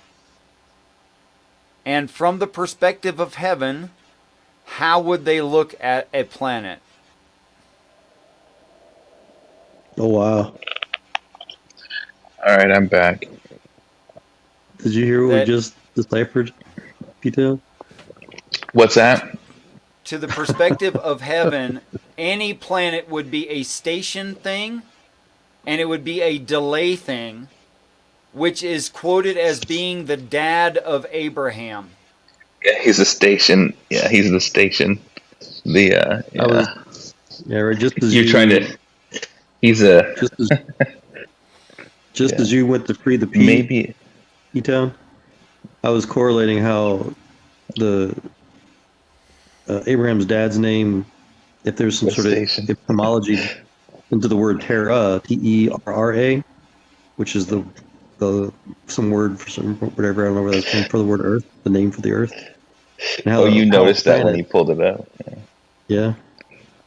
So Richard just further connected that with how, from a heavenly perspective, a planet is a temporary or delayed wilderness Station. station. Yeah, location. It's just all kinds And of for us, interconnectivity. according to the text, that's true. Is our temporary home. We're delayed going to heaven. This is a place of stationing. Don't think of it as your house. Right. It's finite. That's true. Very finite. Where I was trying to come up with something with an objective challenge for Richard, and I brought up, I got him to admit that he thinks. What were the name, like Adam? What Did about you say spaceship? Noah, Moses? They were all one person. Let's work on your debate language Okay. so that you sound as honest as you are. It's not admitting when someone professes something every time they talk about it. It's not an admission, it's a profession. All right, sorry. I'll work on that. I'm being genuine, Richard. I I'm know. trying. I just don't know who Just taught you how to talk like this. when you said, I just got Richard to admit, I cringed and went, oh. Right, I know. Okay, I admit my error there. PTown, may I help? Something? Yeah, I would Okay. like that. Let me finish my offensiveness here. So, I want to tell you all the other things I object with, but that would be something called gish galloping, Joel. But so I wanted to break it down to something objective, and I got him to profess that he believes those people are all one person, and I just pointed out how that's not. I have to take a stand there because it's clear that there's genealogies. So and so lived this long, and then begot so and so, and then they lived this long, and then begot so and so. It's clear that they're not the same person. Although I think it's important to make the connections on how they have similarities and how they point most of the time to Christ. I think that it's great. That's why I actually learned stuff from Richard. Sorry, I shouldn't have said it like that. I'm working on this, Richard. I like some of your professings, and I learned stuff from them. But anyway, that's the summary of it, Joel. Yeah, no, that's great. And I was going to try to see if I could help further by kind of tying together, I think what you yourself even said, or heard it earlier, that there are multiple meanings. I heard you agree with that as well, and maybe it could be both. Maybe there can be a distinctive, or as you described it, objective, distinction between individuals that are named, and yet even the individuals can also be tied into other things, other meanings, other euphemisms, other categories, other comparisons. And so how even the individuals, there could be multiple meanings with all of this. And I think that's part of the mystery and the complexity. Yeah. God's word is just beyond anything. It's like the most crazy three-dimensional spider web. Exactly. See, I think you're like, wow. And then once you grasp that, you realize this was written by people, over the course of a long period of time. And it couldn't have been made without being divine. Right. Exactly. I mean, and that's yeah. Okay, so I looked up the etymology of the word terra, Terra, derivative of the Proto-Indo-European terse, which means to dry. Derivative words, so you get kind of an overall idea. Mediterranean, metatarsal, parterre, subterranean, tarsal, Tarsus, Tartuffe, terra, terrace, terracotta, terrain, terran, yes, terraqueous, terrarium, terrine, terrestrial, terrier, like the dog, territory, thirst, toast, torrent, torrid, turmeric, and tureen, the rock. It means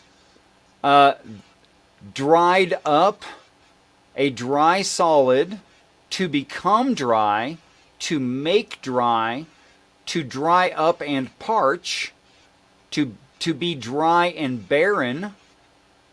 That was what was important to me. That's it. There you go.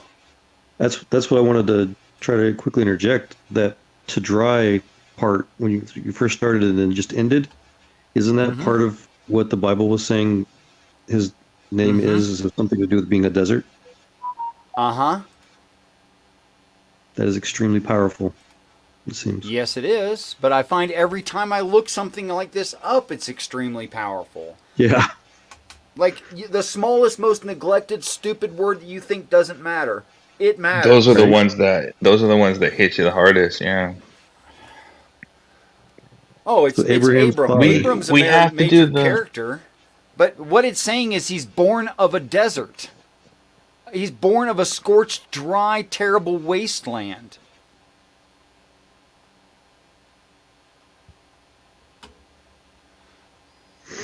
Which reminded me God's promise to Abraham, how he would have Which was children. He would have as many children as the number of grains of sand in the sea. Yeah. Yeah, on the seashore. Seashore, thank you. Yeah. So there's I probably really, some sort you of know, we should do the time, Adam to Noah thing, Richard. I'd like it if there was a bunch of atheists to watch this, but I think Let me I see. think it's powerful, and it doesn't Depending take on your long. definition of atheist, Well, we don't need to go there. I don't want to. you may presently have between 3 to 5, It's depending on mostly definition. atheists. Yeah. They're getting Yeah, raided by about- one PTown, you see? Well, we can let them do it. Make it objective. You know, I think it's Give me like the first one. we'll just start with Adam. What's the name Adam mean? It means him who turns red in the face like the red clay of the earth. That's Esau. Nope. That's Adam- referring well- to Esau having red hair. Adam means man. Okay. You said Adam, right? He was the first man. He means man. Nope. Adama means man generally. Okay. Well, I can show that.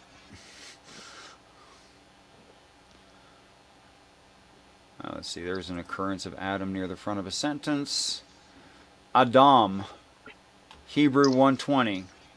Do you want me to look it up several times to show you that all the words Adam is going to be Hebrew 120, or do you just want to go on? well, I don't know. We can probably just use Google Translate. No. I wanted to make this simple, but how about we just click on Adam? Nope. Not using Hebrew. I mean, Google Translate. I'm using the Hebrew. Adam. What does it mean? It means to show blood in the face. There's the root word. Blood in the face. To flush or turn rosy. To be dyed or red, or made dyed or made red or ruddy. In other words, to show red in the face. Okay? The derivative word of that is ruddy. A human being. Okay? Okay. All right. Now, which red is it referring to? If you look into that reference red, it's red like the red clay of the earth, which is why the text reads, and you know, man was made of the dust of the earth.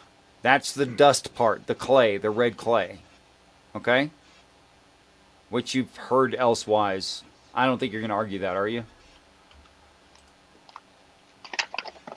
Well, it's hard to see what you're doing from my phone, but why? What's wrong with saying it means man? Because that's not a For deep this- enough definition. Click on it again. Let me see where you're going with this.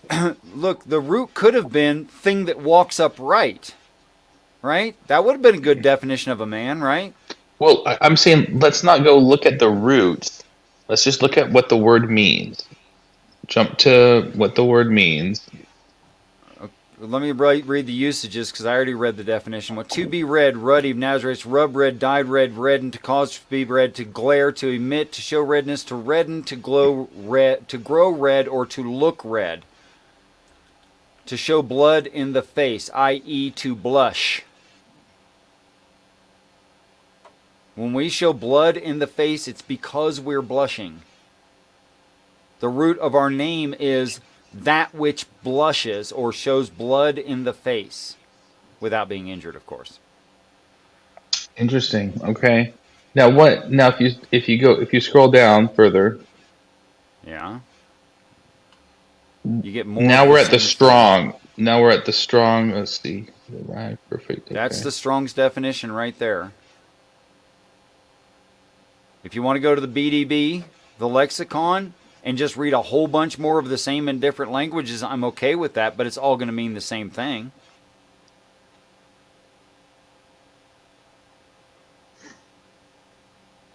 If I may again ask, what is the point of all this right now? He wanted to run through the names because I said they're not names, they're descriptors. Seems like again they could maybe both. I mean, Well, I naming wanted to Use a yourself- descriptor as a name, but the descriptor is more important than the name. And I think the whole point is the descriptor, not the name.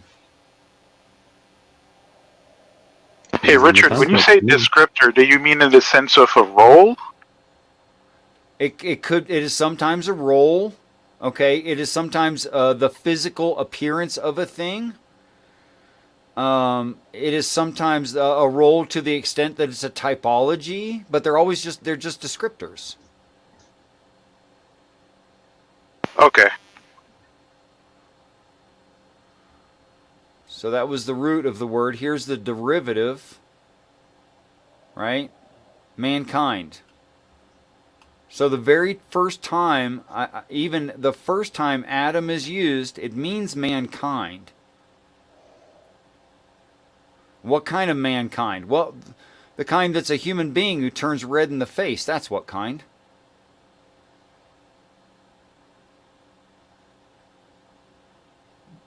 So again, Wait. it could be both. It's a description Wait, of many so- different things and a personal noun. Go Okay, back so- to the. Let's look at the first time Adam is mentioned in the Bible, because there's something going on here. Okay.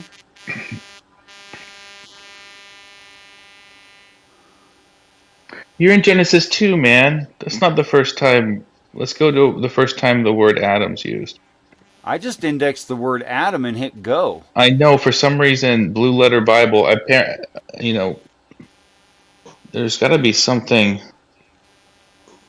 And brought them unto. See, this is where they brought him unto Adam. Adam was already made. Let's go to It's got to be in Genesis 1. Okay. So let's find Genesis out 1. what Blue Letter Bible is doing in the King James. Well, it's not Blue Letter Bible, it's the King James, if anything. Right. I'm So that scanning would be for the what, first time I see Genesis? the word Adam. I do not see the word Adam. Does your translation in 127 read They Adam? don't mention his name in Genesis 1. So God created man in his own image. In the image of God created he him. He didn't. Does yours translate it Man, there we or go. Adam right? I know it's the word Adam. That's how I found Yeah. it. Right. It's the same I- word, I'm- 119. It's the same word, 119 and 120. Same one we So just let looked us. at. So my point is let us make Adam in our own image, in our likeness. Like the word Adam is man, first man, or just man. Fine. Okay. It does mean man. And it's differentiating, like any good definition would, between man and what is around man. So it's describing man accurately, definitionally, eliminating everything that's not man. Let me give you a for instance. What else on this earth blushes? Nothing. Right. Okay. This is going to take longer than I thought. What's the point So, you're trying to get to? The point. So if you take the meanings. Always does with Richard. Yeah. So if you basically, Joel, I wanted to show how each name has a meaning behind it. And Yeah. he's done the genealogy, like if you just mention the names in the genealogy and you turn it into a sentence, he's done it, but he's never done it from Adam to Noah, which for That's me true. was vastly impactful because I think it's a little synopsis of the gospel. I think it's very significant. I didn't, I think I put that I thought this would go a lot faster,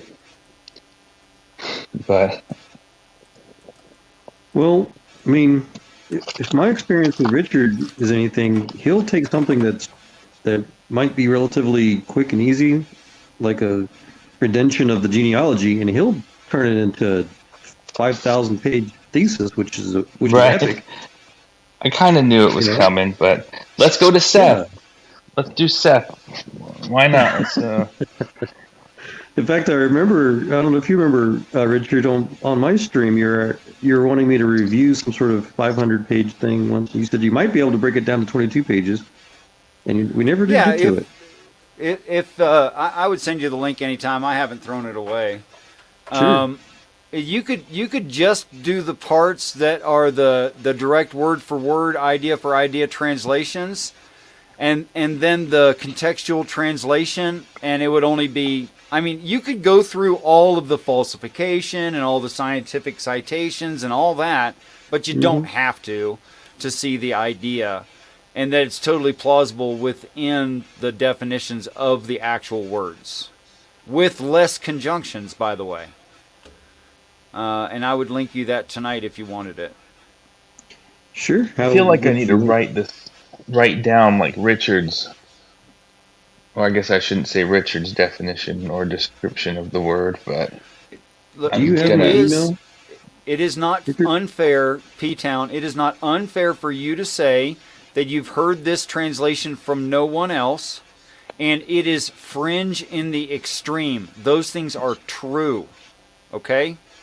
So there's nothing wrong with saying Richard's translation or the translation that Richard is using. Unless you think I came up with the translation, and that I think I'm the smartest mother that ever read the Bible, which I don't think those things. Okay? So it's not a straw man for you to say it those ways. Well, I mean, we're learning stuff together here, and so I think let's translate Adam as man, and then I want to make it know where there's the like red blush. I'm just going to write it down so it'll help me reference it. Hey, can I ask everybody to pause for a second? There's a weird background noise coming from somewhere. Do y'all hear it? That is probably Batman. Okay. My mic is muted. No? And as soon as you said that muted, the noise quit. Who else muted? Not me. Nobody. Nobody else. So it's gone. I don't see a mute icon. It actually by Batman. feeds somehow through him, even with his mic off. I don't know why. So Richard, let's look up Seth. Working on it. It's already Cool. it's on screen now. Set. To the Hebrew tongue. Shaith. From the word and idea, sheath, which means, there it goes again. I'm gonna take care of this on StreamYard. Oh, it is Batman. Okay. I know it is every time he shows up, but I love the guy. So How does he do it when he's muted though? That makes no sense. it actually even when I shut it off on StreamYard, it still continues to fade out for another about half second, but only when Batman comes in. Here, I'll show you. It's not worth showing you. To place, okay? In a wide variety of applications, to apply, appoint, array, bring, consider, lay up, let alone, look, mark upon, put on, regard, set, show, be, stayed, and take. Times take. Okay? So I think a good way to do this would be, I'll tell you my definition that I'm using, and then you let me know if it's off. Let me just tell you, you're going to say appointed. Right, okay. Have you already done this? Christian stuff. Man appointed mortal sorrow, the blessing God shall come down, teaching his death shall bring the despairing rest comfort. Right, so you must have did it without me, Richard. No, I took 2 seconds to Google the idea, and it pops right up because it's so standard. Right. Okay, so let's go. So, well, you ruined all the fun. But let's you asked me to.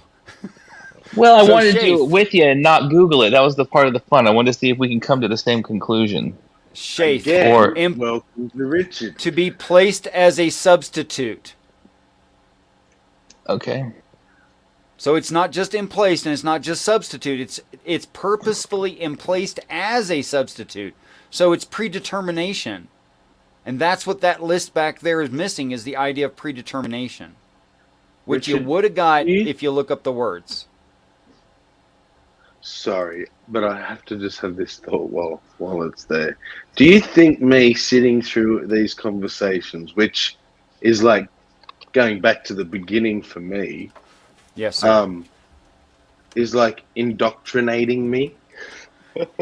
It depends on how critical you are. Oh yeah, that's true. If you feel like you've been fooled before and you're reluctant to be fooled again, and you realize what the signs of being fooled are, and when you're being manipulated, you have a very low chance of being easily manipulated, if that made sense. That made a lot of sense. Okay. So Carry be on. scared. I recommend being scared. I do. Well, if Hanok.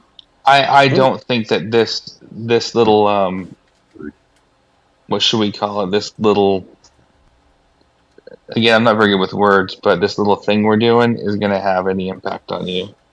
420.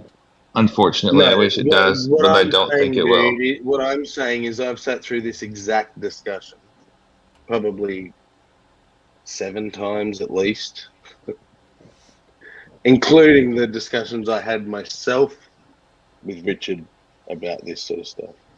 Yep. That's all I was Well, getting at. So I was trying to make him a joke. you've done this exact thing before. Oh, absolutely. We've gone through lots of names. Not this set of names. Not We've this gone through one. quite a few No, no. names. Yeah. Yeah. And it's just...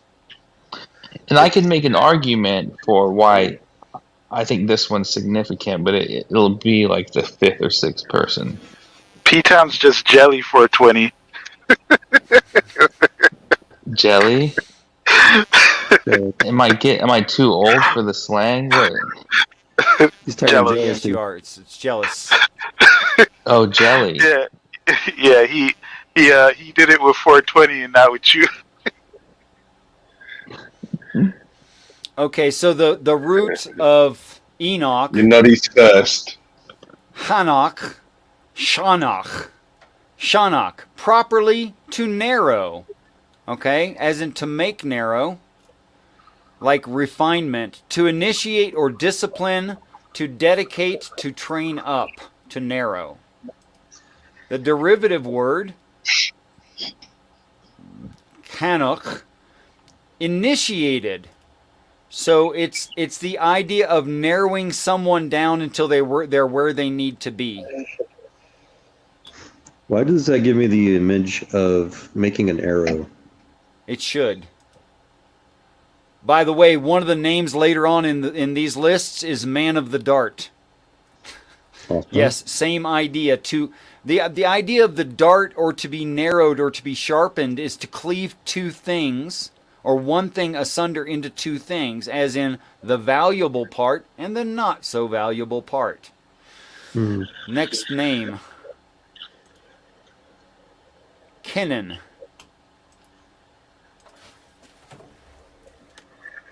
Kenan.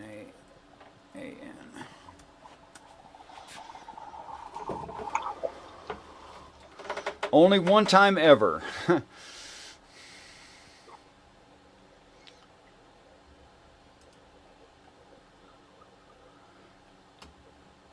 '70-18, rooted in '70-64, contracted from or rooted in '70-77.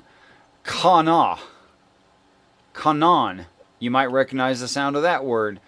To erect, but only denominatively.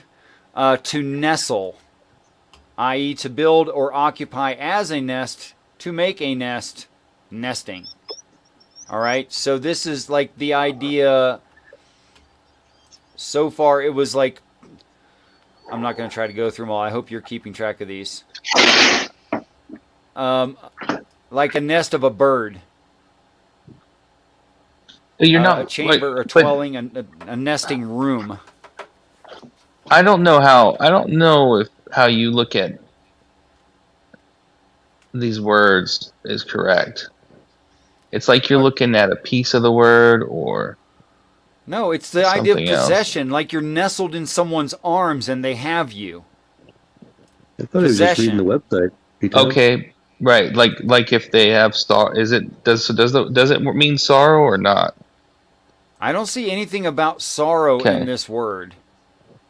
I need to start getting my laptop out when I'm doing this stuff. Yeah, I was just thinking, Possession. P-Town.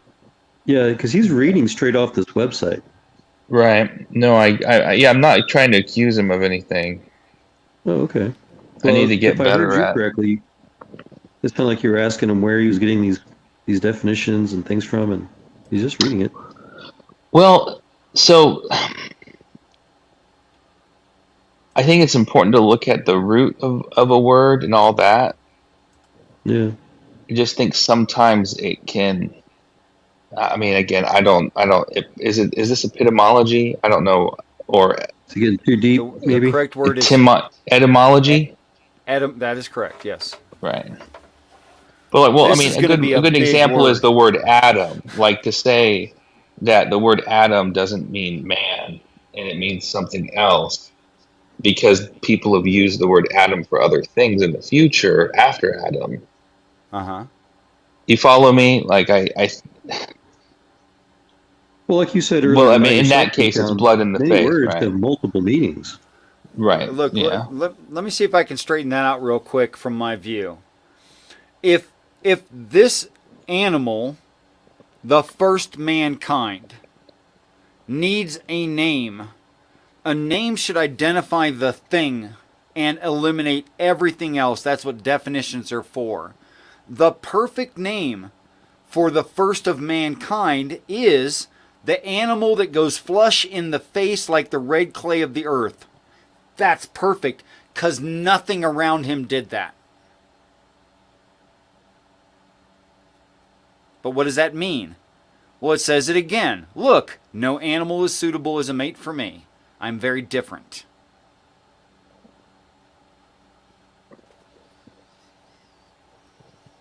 And this Mahalalel is going to be a doozy of a big word, man. Not just in length, but in meaning. This has everything to do with our God.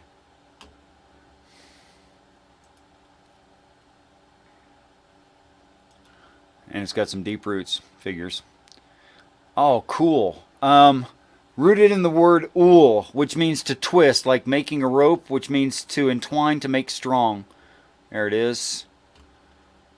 To twist, to make strong, like the body, like being rolled together, also powerful, mighty in strength. Ul. Next, ayil, a derivative of ul. It is the idea of strength, right?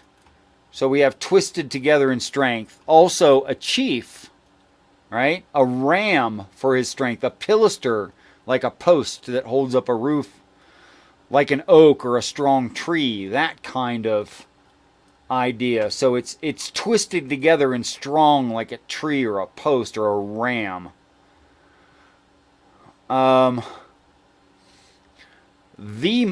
We're getting into the mighty El. Pronounced ale in the original language. Strength as an adjective, mighty, especially the Almighty God.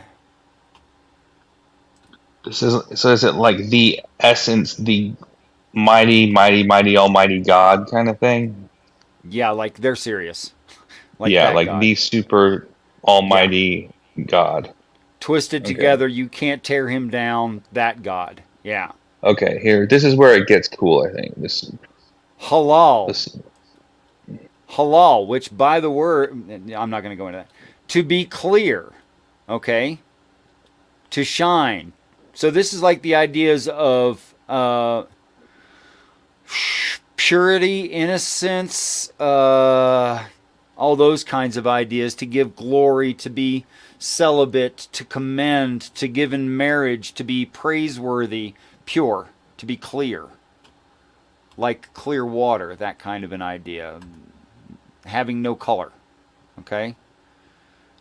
And then the derivative of that.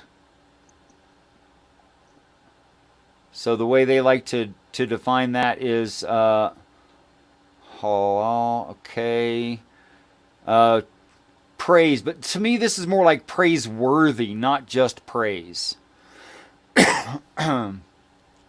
So yeah, it would include praise, but it's like deserved praise, not just praise, right? Because it's strong and it's pure. So they translate Mahalalel as praise of God, and in the list that you had, it's the blessed of God. That's not horrible. But it's more like talking about how God is praiseworthy. You know? You see that?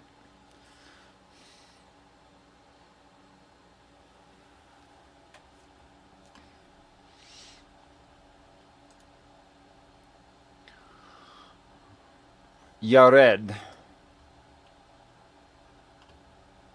Derived of... Good, we only had one to look up. It became a root. To descend. To go downward, conventionally to a lower region, to the shore, to the boundary. This is almost the same word as what's descending, Jordan. It's almost the same meaning as Jordan. The place of coming down, the bringing down, the carrying down, the cast down. To descend. Derivative word, descent. Well, that one came out pretty clean, didn't it? So, descent came down, right? They translated in that list as shall come down. That's pretty clean. I like that.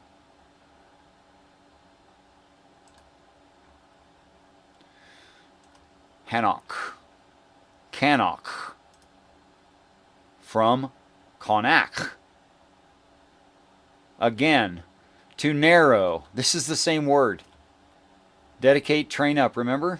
We just went this one, right? Dedicated. Hey, Richard. PTown dropped out, but he's backstage again, he says. Oh, sorry. I was on the wrong screen. You good? Talk a little bit, P-Town. Okay, yeah, so while I was gone, so the super almighty God worthy to be praised, Absolutely. to descend, Yep. to train up. Yep. To Yeah. descend, to train up. Yeah. Yeah. All right, we're good. That was the end of that one. Methuselah. Methushelach.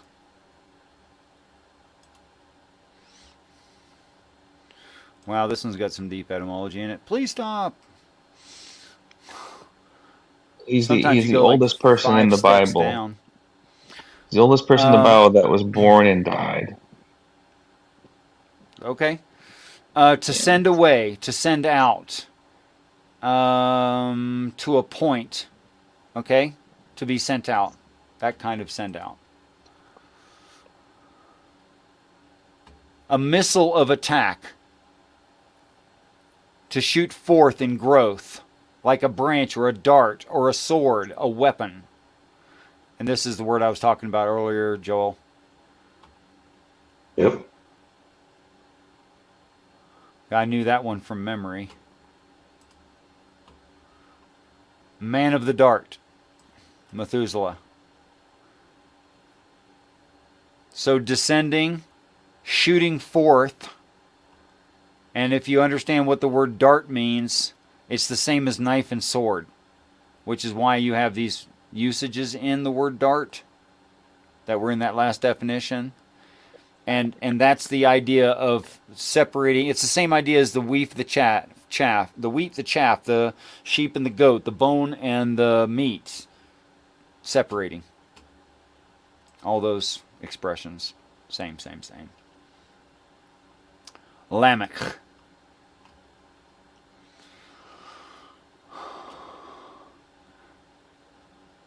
Powerful. As close as we're going to get. Okay? So, what we have is despairing. I thought like, isn't it associated to like to lament?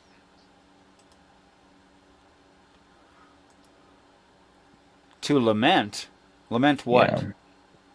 Like, isn't, I mean, do some people still use that word? Lamech, Do you want me to go back word to Lamech? lament. Like, You want me to it's, go back to Lamech? Lamech? well, want me to go back you to said it means power. Did I lose that list? Don't tell me I lost that list and went to the wrong place. No, it's the right place. There we go.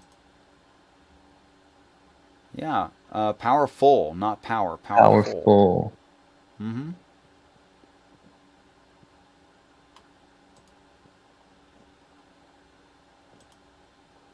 Powerful.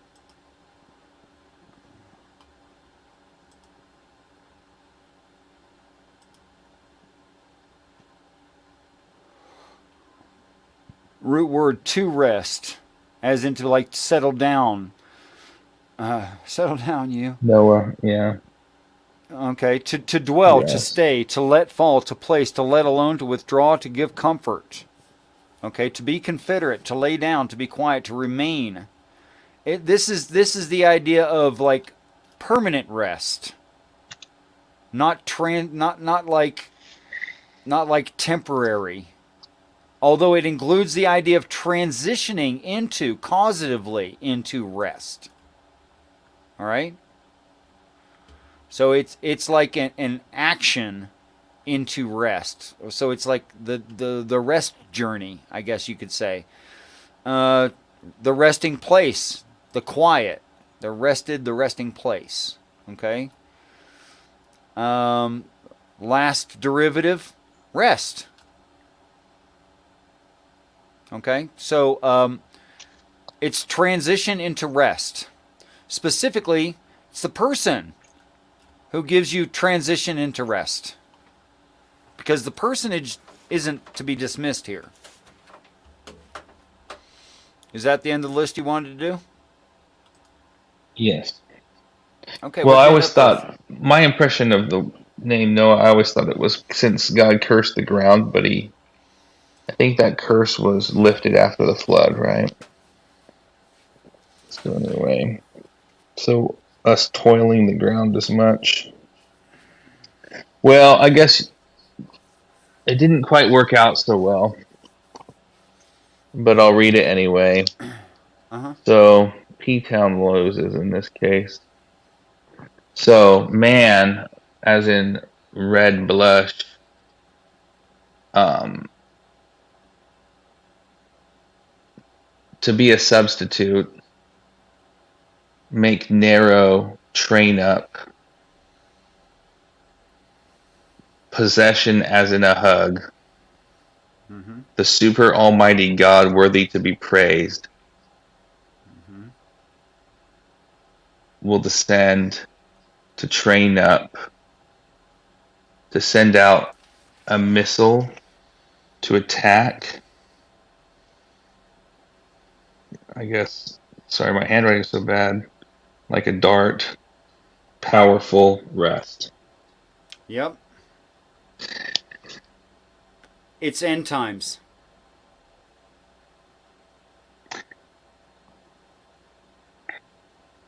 It's the whole story of end times right there. Not just Jesus.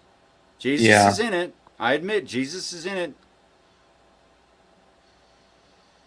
Yeah, I do agree. Like sometimes it's crazy. Like you can,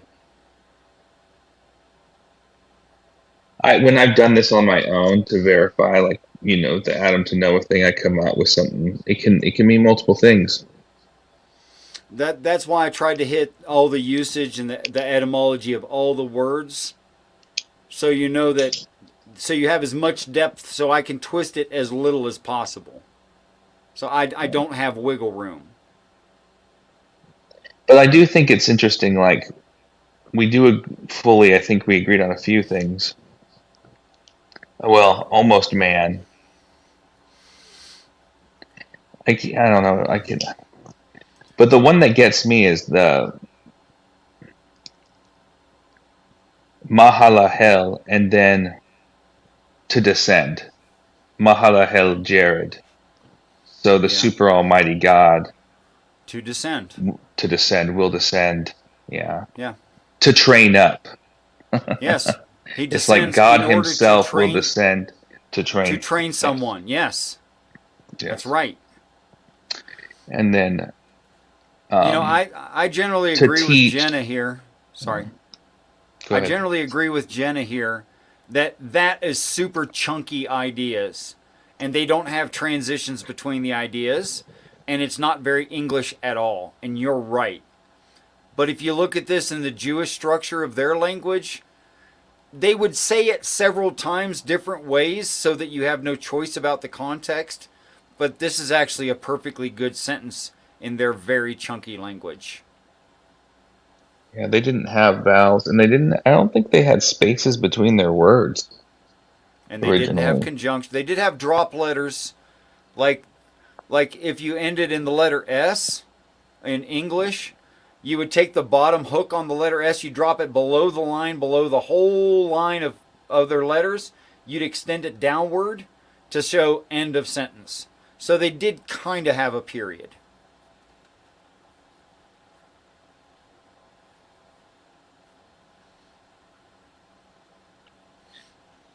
Honestly, it in some ways this didn't go as bad as I thought it might. That's what you said Because I last think, time. Just yeah, pointing it out. I thought it was. Oh, really? Did I? I can thought show it it was to you gonna in be. an email from you. Oh, really? Yeah. Um, You know but what's like happening there? I You're think the starting to name. accept. You're starting to accept I'm stubborn but not a jerk. Well, I've That's always what. didn't think you were a jerk, Oh well, it's getting and better. I don't think I would call you stubborn either. I would. I would call you just a man. I can be pretty darn stubborn, bro. But thank you. Well, that's kind of a nature of a man. But I think like Methuselah, when it's translated, his death shall bring. I think I think that can be justifiable because it does kind of fit your definition, Mm-hmm. like to send out to teach that a missile to attack a deadly weapon. I think the breaking down each letter, it means his death shall bring because he lived the longest in the Bible and his death brought the flood. Can the year he died was when the flood came. I think it's just interesting. Like you can say Mahalahel, Jared, Enoch, Methuselah, the blessed God shall come down, teaching his death shall bring. Yep. I mean,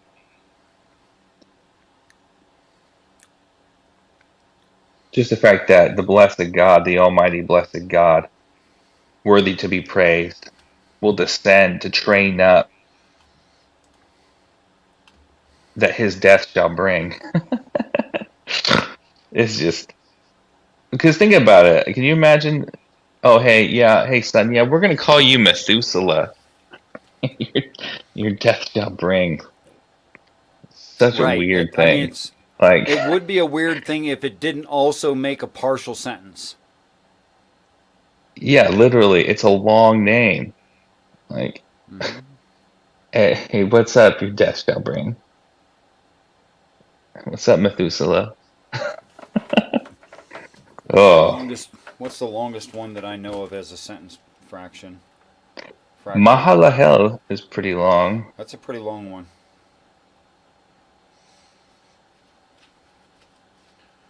That's two different names. There's two names in a row that come out wish of God drawing out on this same topic, by the way. Like this is why I say you couldn't trick me and the word is preserved.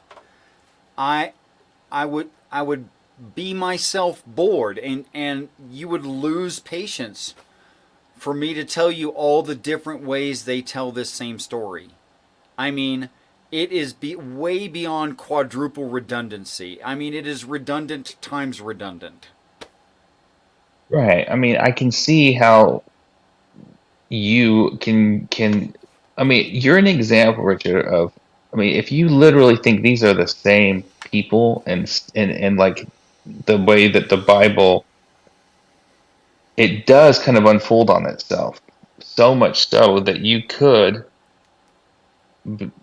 and I don't want to offend you, but be mistaken that these events, like you can have one story, one set of ideas in a story, and then a future story, and get the impression that one is literally just making the first story more descriptive. Right? This is me failing to describe how you perceive it sometimes. You mean like memory hooks and further detail as a It, set of buildings? right, and that's how you approach the scriptures a lot of the time. It does do that. It does. Here's a terrible But Jewish name. yeah, I'll tell you three in a row. Burdensome, brother of death, God yeah. has obtained. The God has obtained one is nice, but the other two, burdensome brother of death. My gosh, who wants to name their kid that? This is a real right. You're totally what it's like. But to name you, you're totally screwed. Like, Like, but sorry, son, we brought it up but with we're Jabez last time we talked about this. Jabez is I bore you in anguish, yep. like because and he turns out to be completely blessed though. Mm-hmm. He's just a random dude that's thrown in there that God mentions in a genealogy. So it's like it was kind of like his name actually. Well, his name's that. Your interpretation was different. I don't want to speak for you, but like Well, it's a light his mirism. You're saying that you're born in this extreme negative, then you become this extreme positive, and they go. That's a mirism. That's a structure that's used all the time. yeah. Anyway, that was fun. The atheists are real quiet. I think they're find this really boring, but I'm surprised there's still like 20 odd people still watching. I thought we would lose most. Oh, we've lost quite a few. We're down to 18. Yep. Keep talking about it. I'm not superstitious. That was a joke. They're hanging in there, or they're falling asleep. Okay, let's stop screen on that and get the talk going again. Everyone suffered the experiment. So, atheists, do you believe that the blessed God, the super almighty God worthy to be praised, shall or did come down to teach that his death shall bring powerful rest? So I don't know about that, the Lamech, but yeah, it did say powerful. It does say powerful rest, and I'll tell you why. It's powerful into rest, and you're missing the idea of a change right Okay. there. Okay, Powerful. yeah. The end times rest. I mean, I don't need to say anything else, do I? Really? Right. No, I get you. You just gotta. All you have to do is just. It depends on where you. It's interesting. Like you can just move the these and the thes around, I know. and then it paints multiple stories, but all of This it's is in the Bible. this what I've been trying to tell Beckel, Jill, lots of people for years now. Look, what you're looking at is a translation. That is not the necessary reading. It's just not. Now, what I like to do is what we just did. Take the actual did. definitions with their etymology so you have deeper context of what the word means. Right. Forget about the Well, like conjunctions and everything else. Just read it chunky. Go ahead and read it chunky. It's still okay. Well, like Seth. Like I learned something from this with Seth. It's to be something that's going to be substituted. Mm-hmm. Like that's deeper than being appointed. Man appointed mortal sorrow. Well, man who is going to isn't a substitute, the substitute, but the thing that's going to be substituted by the blessed God that's going to come down, teaching that his death shall bring. powerful rest. I mean, Right. I mean, it's just like, it's just deep, powerful. I mean, and you can't make this up. Some dude named their kid frickin' Methuselah.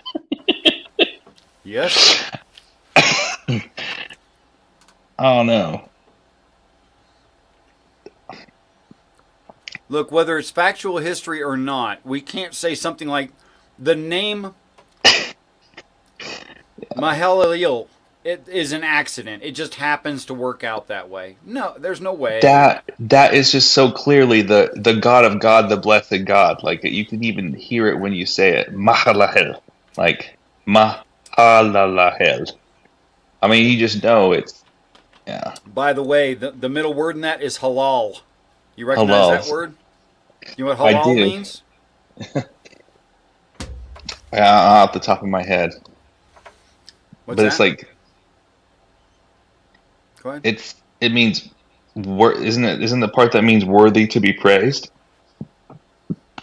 Yes, but do you It's recognize like the word? God that's worthy. But do you recognize that word from the Quran? Yeah, no, it does. It comes out at me all the time. Yeah, on those ones. Yeah, Mahalalel reminds me specifically of the Arabic. Yeah, but you tell In me, what is Arabic, it from the friend? what does halal mean in Arabic? I don't like guessing when it comes to Arabic, but like I guess it means like praising, It means praising God, it- right? right. It's the approved stuff. It's the good Right. stuff. Yeah. Right. Halal. Yeah.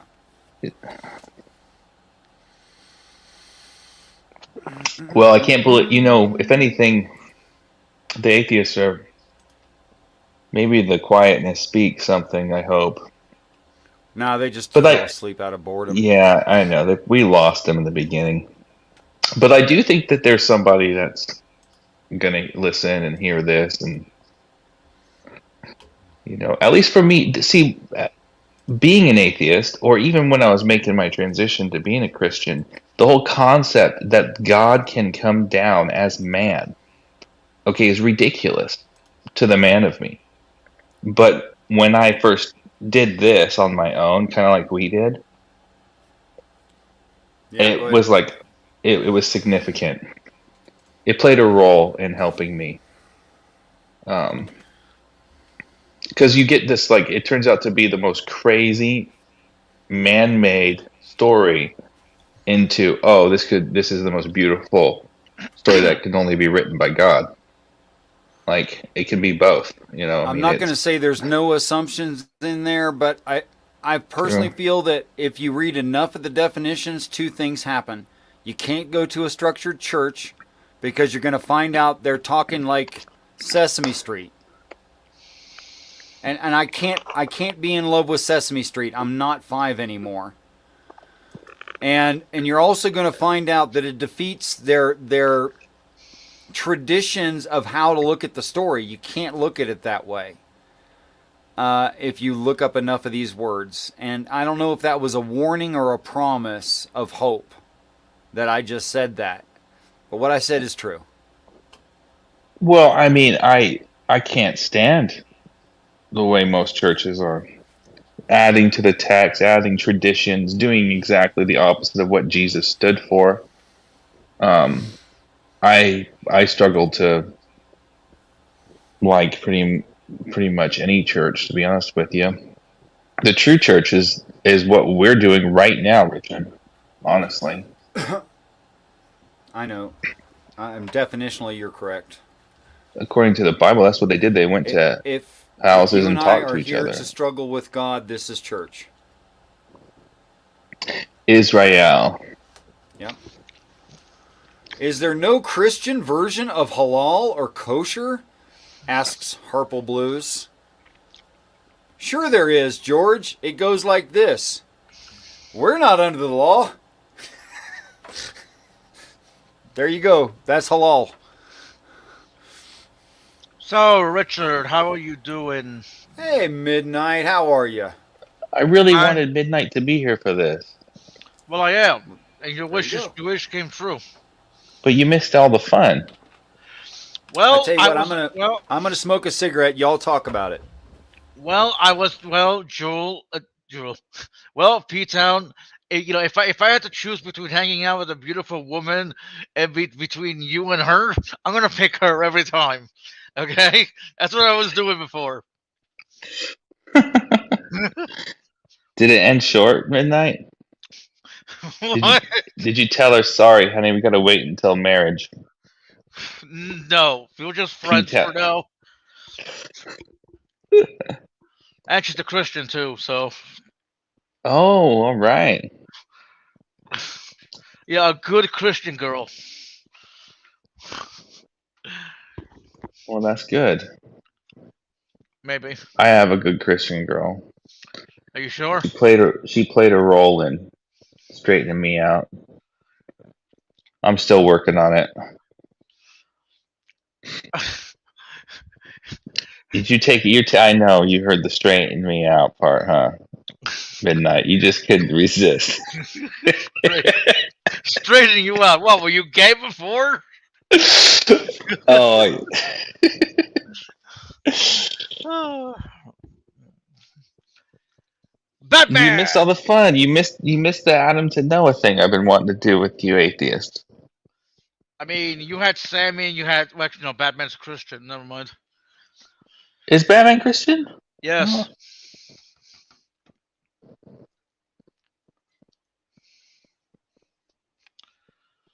Well, he's muted. Because why not? I don't know where he either fell asleep or he fell on the floor in shock of how beautiful the Bible is. I think Ugh. it's the first one. No, Well, have you you know done? what? Uh, Have you done what? did you miss the whole thing? Have you broken down the genealogy from Adam to Noah, seen what their names mean, and put them into a sentence? I mean, I don't know how that leads to God. No, it's just a mini synopsis of what the gospel is in a way. Part of it. So if you go, so like Adam means man, Seth means appointed, or like to be a substitute, I guess is what we came up with the definition. Then Enosh means um, mortal or to make narrow, train up. Anyway, if you go through it, and you turn it into like a sentence, it's pretty cool. Midnight, you missed it. It took way longer than I wanted it to be, but so you just popped in to hang out. Yep.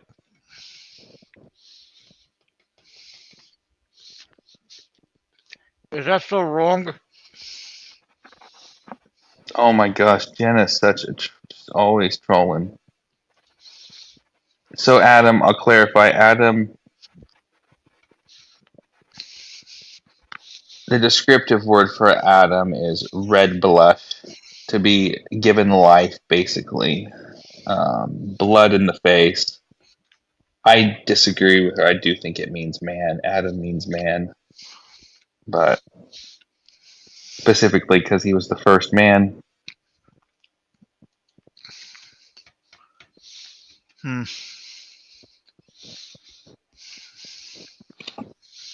So you went on a date that's not a date. Well, no, we were just watching a movie in her Discord.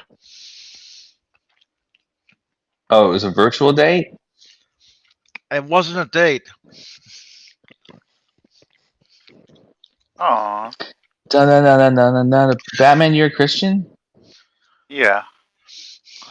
Well, You've never heard me say it before? P-Town doesn't agree with you, so you're not a Christian. Doesn't agree with me. I don't know. You're not a real Christian, Batman. Oh, yes. It's the what they call it, the no true Christian fallacy. Yep, no true Scotsman. I call it the no true Christian fallacy. Well, I mean, both applies.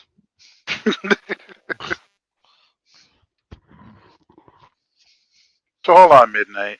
I thought I thought you only simped for me.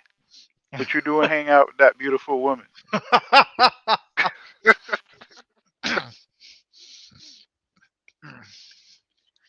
What movie did you guys watch? The Last Unicorn. What? Yeah, The Last Unicorn. Oh, okay.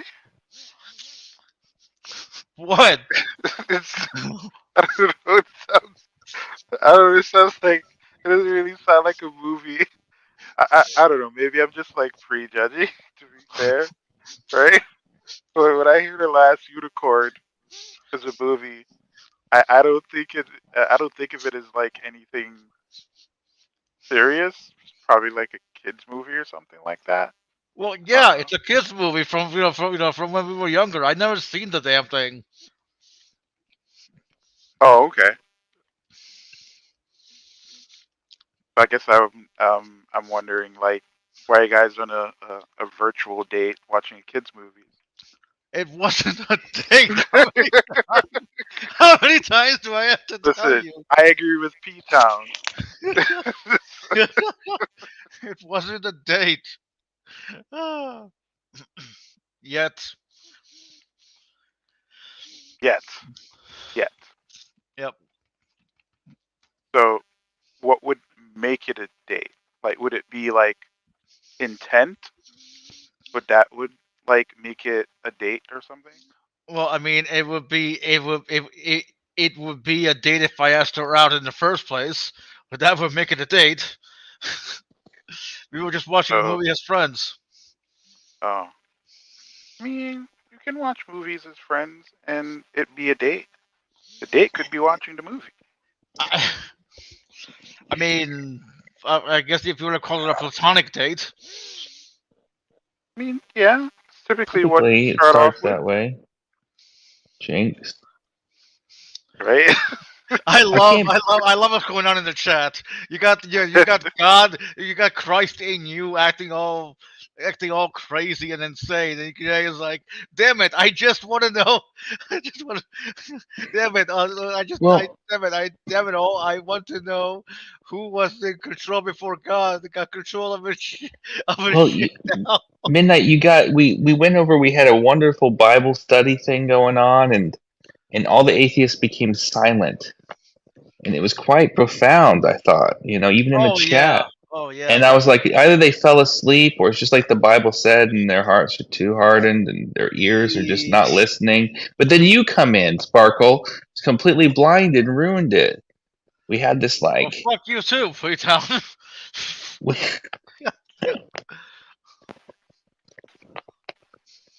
Oh man, I think that Richard was must funny. smoke spirits, or what are they?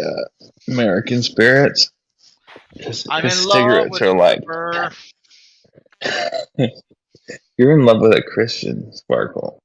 Well, that's true.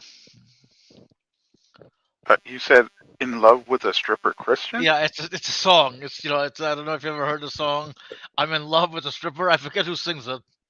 Oh no, I'm just saying because you said that he was a Christian, I had and to then you're correct singing him. "I'm in love with a stripper," and I was like, wait, what? He should be No, singing, she's "I'm not in a. love with a She's Christian." Stacy's mom has got it going. She's all I want, and I've waited so long. Stacy, can't you see? You're just not the girl for me. I know it might be wrong. God, I love that song. Oh, Stacy's mom has got. Uh, Nah, I'm actually playing No Man's Sky. I'm exploring a universe dude, you love covering that No Man's animals. Sky. Hell yeah, dude! Shit, I wish this No was judgment. I'm reality. just saying. No judgment. I'm just saying. I It's like. shit, I wouldn't care. Awesome. But yeah, I'm that's what I was playing. well, yeah, I'm glad. I'm glad the game was got out with everything, because I do remember there were so many goddamn issues that Oh yeah. it was insane, right? Yep. Pretty bad. Yep, you're insane as well. But that goes without saying. hmm Midnight. So, I think you're gonna be a Christian one day. Yeah, fuck you. Hell no. oh shit. Thank you, Mac. Thank you, Mac, the human. Damn. I mean, Such violence. if anything, I will be a pantheist.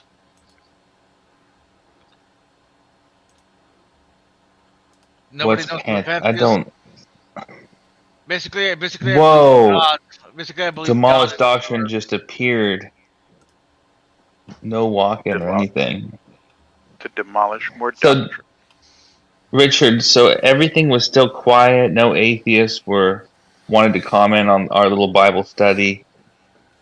None of that. And then Sparkle just comes in out of the blind after being on his virtual date with a Christian and just It starts wasn't chattering a it up. fucking date. It wasn't a date. Fucking hell. Oh. Yeah, you're just friends from what I heard you say as I was leaving. Yes. For now, hashtag or dot. But you also There. said very attractive. Yeah, they're potential romantic friends. I don't know, man. I'm just. But you wouldn't mind if Yeah, she hit well, on you. No, I wouldn't. Okay, you wouldn't object. Okay. He's in love with a Christian. Oh. So, Richard, there's some other things I wanted to talk about. No. Do you find it significant that the Bible references the seed of the woman? You mean Well, in the hold curse on, of what Eve? Wait, what did the seed? What did the seed come from the man? What do you mean seed of the woman? Well, it takes two to tango. Well, yeah, but well, I mean, I guess I guess the egg is the seed as well. I don't know. Anyway, that one actually we can tackle that some other time. But have you ever looked at any Paleo Hebrew, Richard? Yes. Okay, so isn't it cool that the I guess the lexicon for what a seed would be is looks just like a sperm. Have you seen Okay. that? That a What seed the I just fuck? think like it's a a sperm. it's a What the noteworthy coincidence. What the fuck do you have on your mind? When it begins to sprout, the seed kind of looks like a sperm, sort of. Doesn't have the same complexity. Oh, so maybe it's not a sperm. Yeah, I don't know. I think it just looks a lot. Yeah, I guess it just kind of looks like a sprouting seed. Yeah, I didn't even. I just looked at it and said, "Man, it looks a lot like a sperm." and its imagery is for a seed. Okay, what about the one for covenant? The word covenant? No, it was a letter. What is the letter? The tet? Is it tet? But anyway, it's I think it's where we get our T, but it's the shape of a cross. Speaking of notes, and I have quite a lot of them here, I said something to you today that was inaccurate, and I realized it on smoke break. I have done that list before, and I did it because I'm doing a idea for idea translation without Christian presupposition, and I've gotten past that part of the Bible. So I have done that list before. I just forgot that I had done it before. My apologies. I was wrong. I mean, I'm wrong. I was wrong. Apology That's accepted. what I mean. Thank Man, you. Ox just came out just guns a-blazing. Ox is like that. I like Ox. So wait, what did Ox do? Let's see. I would call you names, PTown, but I've learned your too blinded by religion to see truth in front of you. I get farther in life, banging my head on a rock wall than talk to a mind dead Christian. Jesus. Complexity. In some cases, I actually empathize with the sentiment expressed there in some of the conversations I've had. I'm serious, man. It's hard. It's hard to dig deeper into someone's fundamental belief system than a zealot Christian. They are really attached to the ideas at an emotional level. What letter were you talking about, PTown? Is it called the tet? What is it? The T. Oh, for the cross? Are you talking about for the seed? I don't No, know. you. Well, I was looking up I seed, let but then you someone borrow. brought up the letter, and So if I you wanted to know. so if you look at the first, if you look at the first word in the Bible, which is in the beginning, Bereshit, it Yeah. ends with a T. But what's the Hebrew letter for that? Isn't it a tet? I don't know. But anyway, the Paleo Hebrew, it's where we get the actual lexicon for it, the T, because Yeah. it's in the shape of a cross, and it symbolizes covenant. Would I you just happen think to it's know? cool. Would you happen to know which letter of the alphabet that is numerically? I think it might be the last one. I really need to start having my laptop open. I'd be a lot better if I had the power of Google.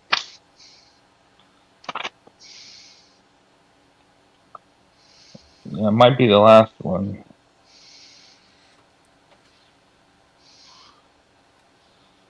Okay.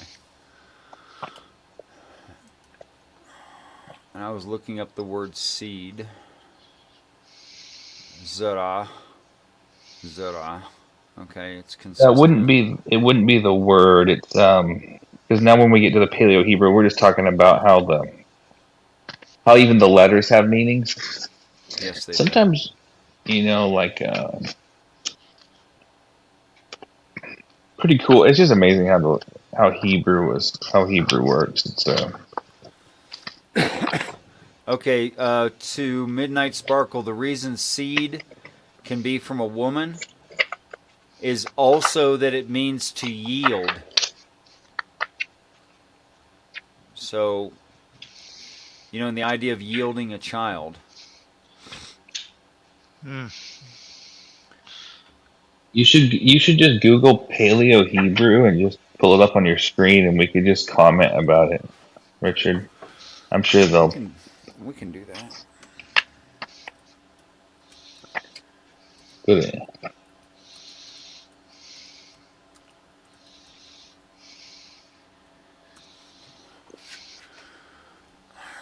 Let me find a good sampling.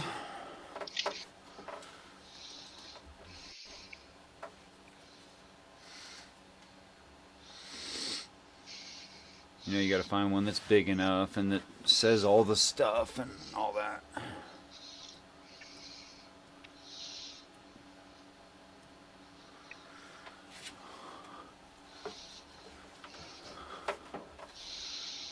Alright, I found one I think's pretty good.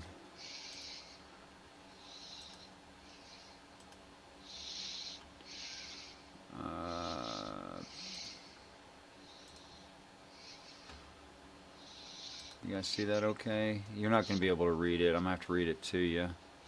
Well, go scroll down for us here. Yeah, these ones. I don't. Oh, there it's the Tav. Yeah, Yeah. I don't think that these are the best ones because it kind of evolves over time. Because it's not, but the Tav there, it looks like just an X, but usually it looks like a cross on the ones that I refer to. Right. They But change it the angle of slowly, it later. Yeah. yeah, it slowly evolves over time. But where's So it's X or cross. It's the idea of ownership, to be sealed, a covenant, to join two things together, And I'm having trouble with that last word because all of them are fuzzy. Oh, the last thing, the final thing, the finishing thing.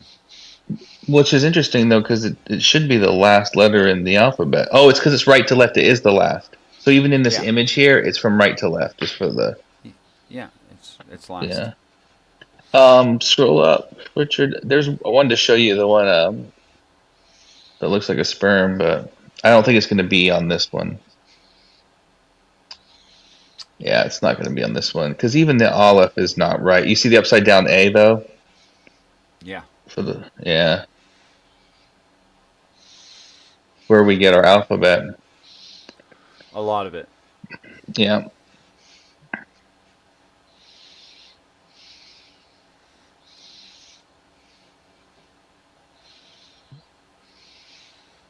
I don't like the pointy stylization of this. No, this one's not very good. This one's Paintbrushes don't really look like this.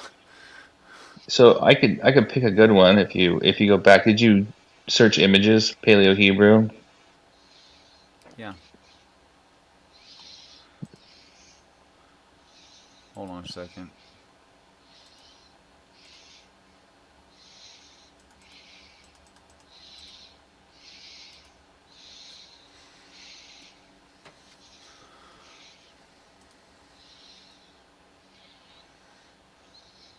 Can you see that okay? It's the best I can do for now. Okay, on the far left, the first one. That Working on it. Yeah, let's see if that one's a good one. I have to copy paste that, so give me a second. Okay. Yeah, that one's a good one.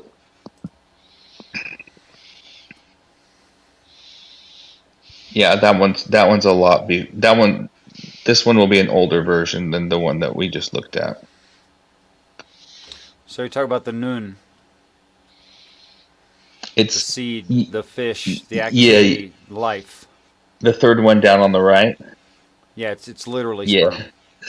It looks just like a sperm, right? It does. It looks like a singular sperm. Yeah. It's literally seed. Yeah, where an ova. And look at the cross for the tub. It looks like a crucifix. There you go. Yeah. But like if you take the first word in the Bible, if you want to know what it really means from talking about the end from the beginning, even the letters in the first word in the Bible kind of give you a little summary of things like these observations is what makes me say that the Hebrew language was designed to teach this religion. Anything else they used it for is kind of inconsequential. This looks like it was designed to teach this. But how could it be designed to teach this if the religion came later? Right. I mean, well, from my perspective, it looks like it was designed to teach the religion. You're right. But how could it have been designed to teach something in the future? If this is right, you follow me? It's like that's the point I'm making. Right. Yeah. Yeah. Yeah. It's why I ascribe. I'm in the court too, where I think this was the original language. I think there's a strong argument for it.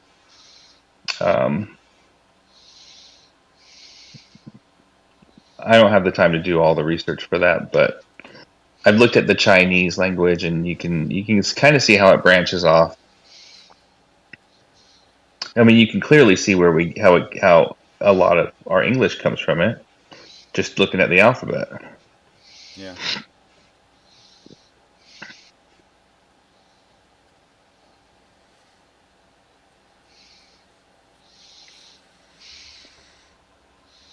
I mean, Tate, right? Tav. No, Tet. Tate. It's actually Tate, but Tet. Do you recognize a circle with an X on it? You recognize that? Are you able to pull it up so we can see it? Because I can't. What do you mean pull it up so you can see it? I thought Right I now had it it's pulled up so you could see. no, Hold on. Let me it's get back still over on. to StreamYard. Let me get back over. Sorry. Let me find the right. I thought I copied and pasted correctly, and I apparently did not. How about now? See it now? Oh, there we go. Yeah, now that's way better. Okay. So you see the tet in the center left, the circle Yes. with the X in it. Yeah. Okay. And the definition of that is a basket or a snake or a surround, right? Mm, A basket is where you carry or store things, right? right. A snake is the idea of like almost the idea of slimy and evil. And the idea of surround is to isolate it from other things. Yep. Incidentally and not coincidentally. A circle with an X on it is an ancient symbol for the earth. Right. It wouldn't surprise me. Where things are stored, where a snake is there, where those things are surrounded and captured and separated. And then if you think of it too, how the snake was casted to the earth, so he had to, he's stuck on the earth now. Yeah. Crawls on his belly, all that. Yeah. Look, I want to, since you have it up, I just want to mention the top. Look at the mark to sign the covenant, and it's a cross. Yeah. Yeah. Yeah, from And the from the beginning of the beginning. language. Yes. Yeah. Yeah, from the very beginning of the language, in the very first word in the Bible. Yeah, it's The last, literally a cross. the last Even when letter. it lays on its side as an X, it's still a cross. Yeah.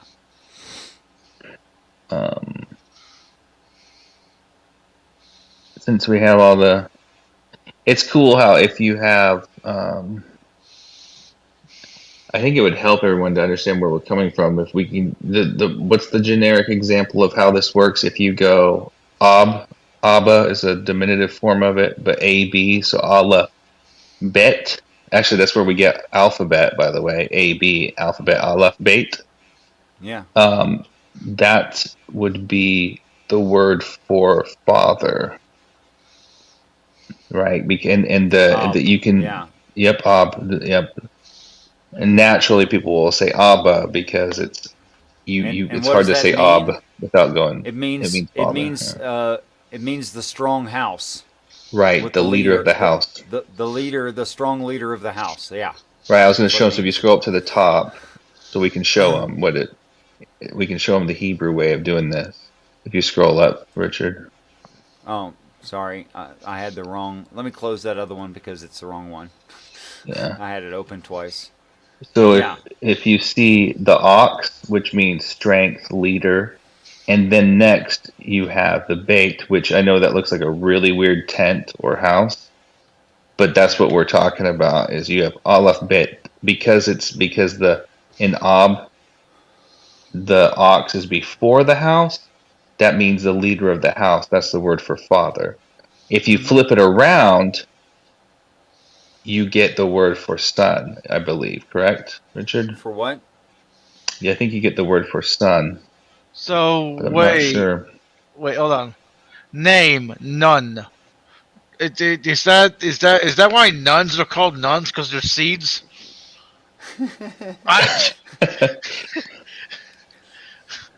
Maybe. I mean, But come on. it's- I can't be the only one who noticed that. No, you're not the only one.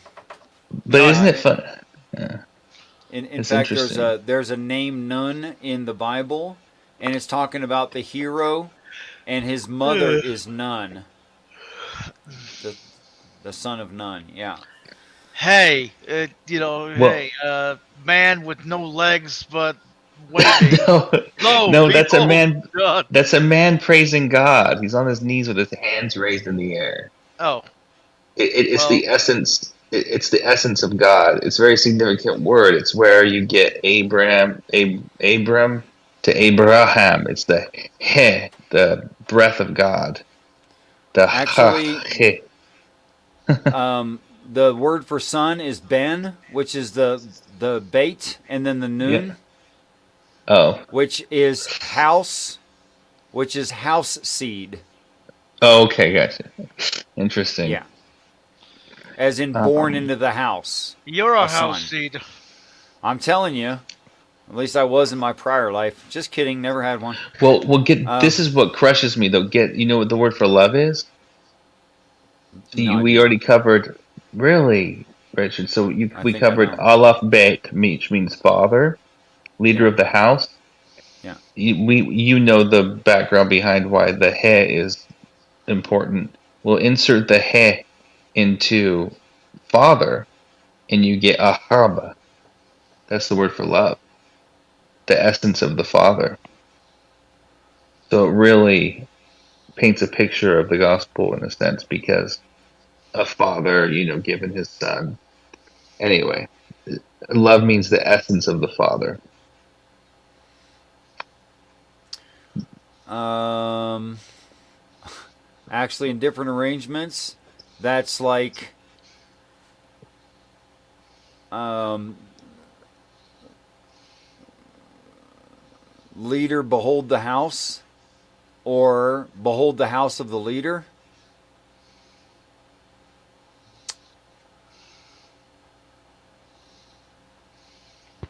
Or the house of the leader beholds. Yeah. Yeah. But we could Yeah, go on about this all day. I mean, yeah. literally. It's good to go to this sometimes when like with what you and I did, um, where we're like, okay, we can't agree on the definition of the names. Well, I think it's a good tool to go to sometimes to get maybe a more specific or another interpretation. And it also paints a picture throughout the Bible too, like water means chaos.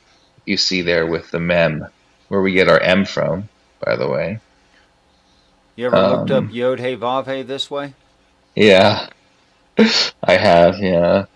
Yeah, it's the hand. Hmm. You say it a lot. Yeah, I do. I find it fascinating. So in this paleo, it's the hand behold, the tent peg behold. But behold is like beholding a thing. Hmm. Oh, yeah, get that. The nail. Yeah. If you look like the Bereshit, like anyway, then like if you go like with the word Bereshit, and it ends with the cross, and it talks about how man nailed to a cross, the Son of Man nailed to a cross, Bereshit. Like, oh my God. Have you ever done that with the first word in the Bible? I've heard it done. Yes. Yeah, I mean I see it. it's.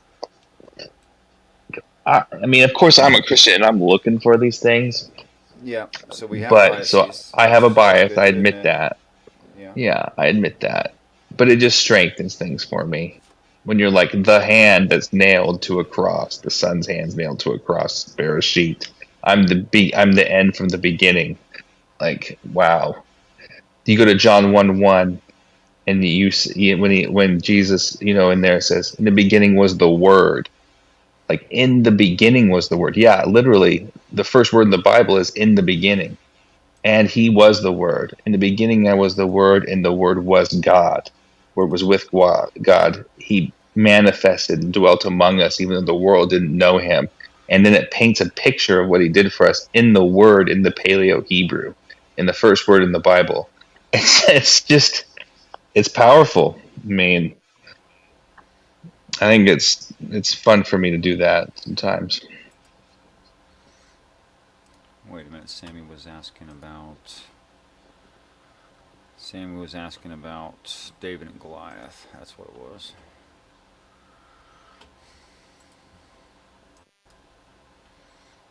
You want to see a whole bunch of that work that we just did? I'll give you a whole bunch of it.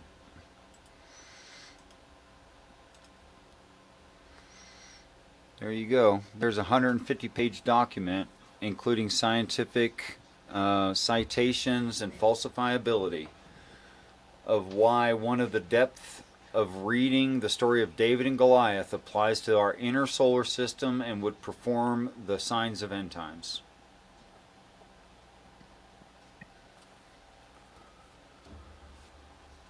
By Richard Madsen.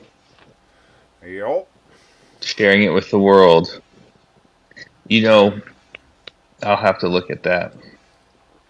I'll send I it can't to say that nobody else could do it, but I don't know of somebody else doing it. we'll send it to a script writer in Hollywood too. If anything, we could probably get rich off of it, Richard. It would make a heck of a movie. I think. Actually, Sammy said that it would make a pretty good movie. I think it would. Heaven as alien spacecraft, having given ancient stories of their arrival, then they arrive several thousand years later. I mean, all the way up to like 20,000 years later. And our reaction to it, and and all the signs and everything. Yeah, it make an amazing story. I mean, it's real Hollywood kind of stuff, man. I wish Ox would come in here. I don't think Ox does that. He does sometimes. You've seen Ox in streams? I don't remember. Him and I, he doesn't remember, but we actually hung out for a while one late night and had a good talk, and I got his background about his mom and stuff. He's got a soft inner side.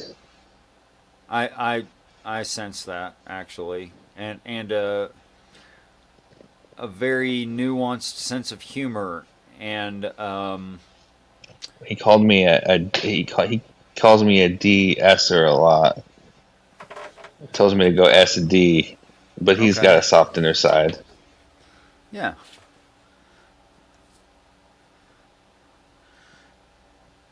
Sammy, you there still? Batman, you there? Yeah, I'm still here. Okay, I just posted in the chat that link to David and Goliath. I think Sammy was asking for it, but you're welcome to it, of course, as well. Awesome. Let me see. Is it You know, the problem with that paper is that to properly judge it, you need to be a Hebrew scholar. You need to be an astronomer, and you need to be fairly well versed in physics and especially astrophysics. Okay? And the biggest confirmation of that paper is that it's Old Testament written, what, 3,500 years ago ish? And I have never been a Hebrew scholar. I have never been an astronomer or an astrophysicist.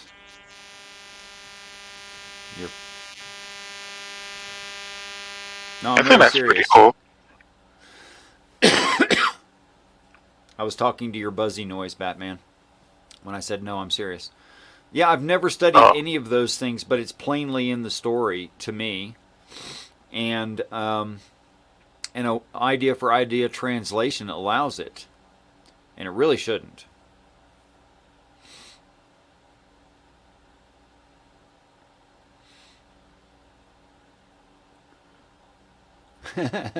Ox says, I can acknowledge nothing that's been said. With a very straight face, I'm sure. That was the winky face. Oh, it's a winky face. Yeah. See, but the thing about Ox is Batman's gonna talk. if you don't get Ox's sense of humor, it only stops when he starts talking. If you don't get Ox's sense of humor, it's easy to be offended by Ox. I keep trying to tell people it's not meant to be offensive. It's humor. You might not get the humor, but it's humor. Been on Beck and Math Pigs. Okay. He was on Gur's stream one night. Gur left. Him and I chatted for a long time. Okay. Gonna need receipts. I gotta save somewhere.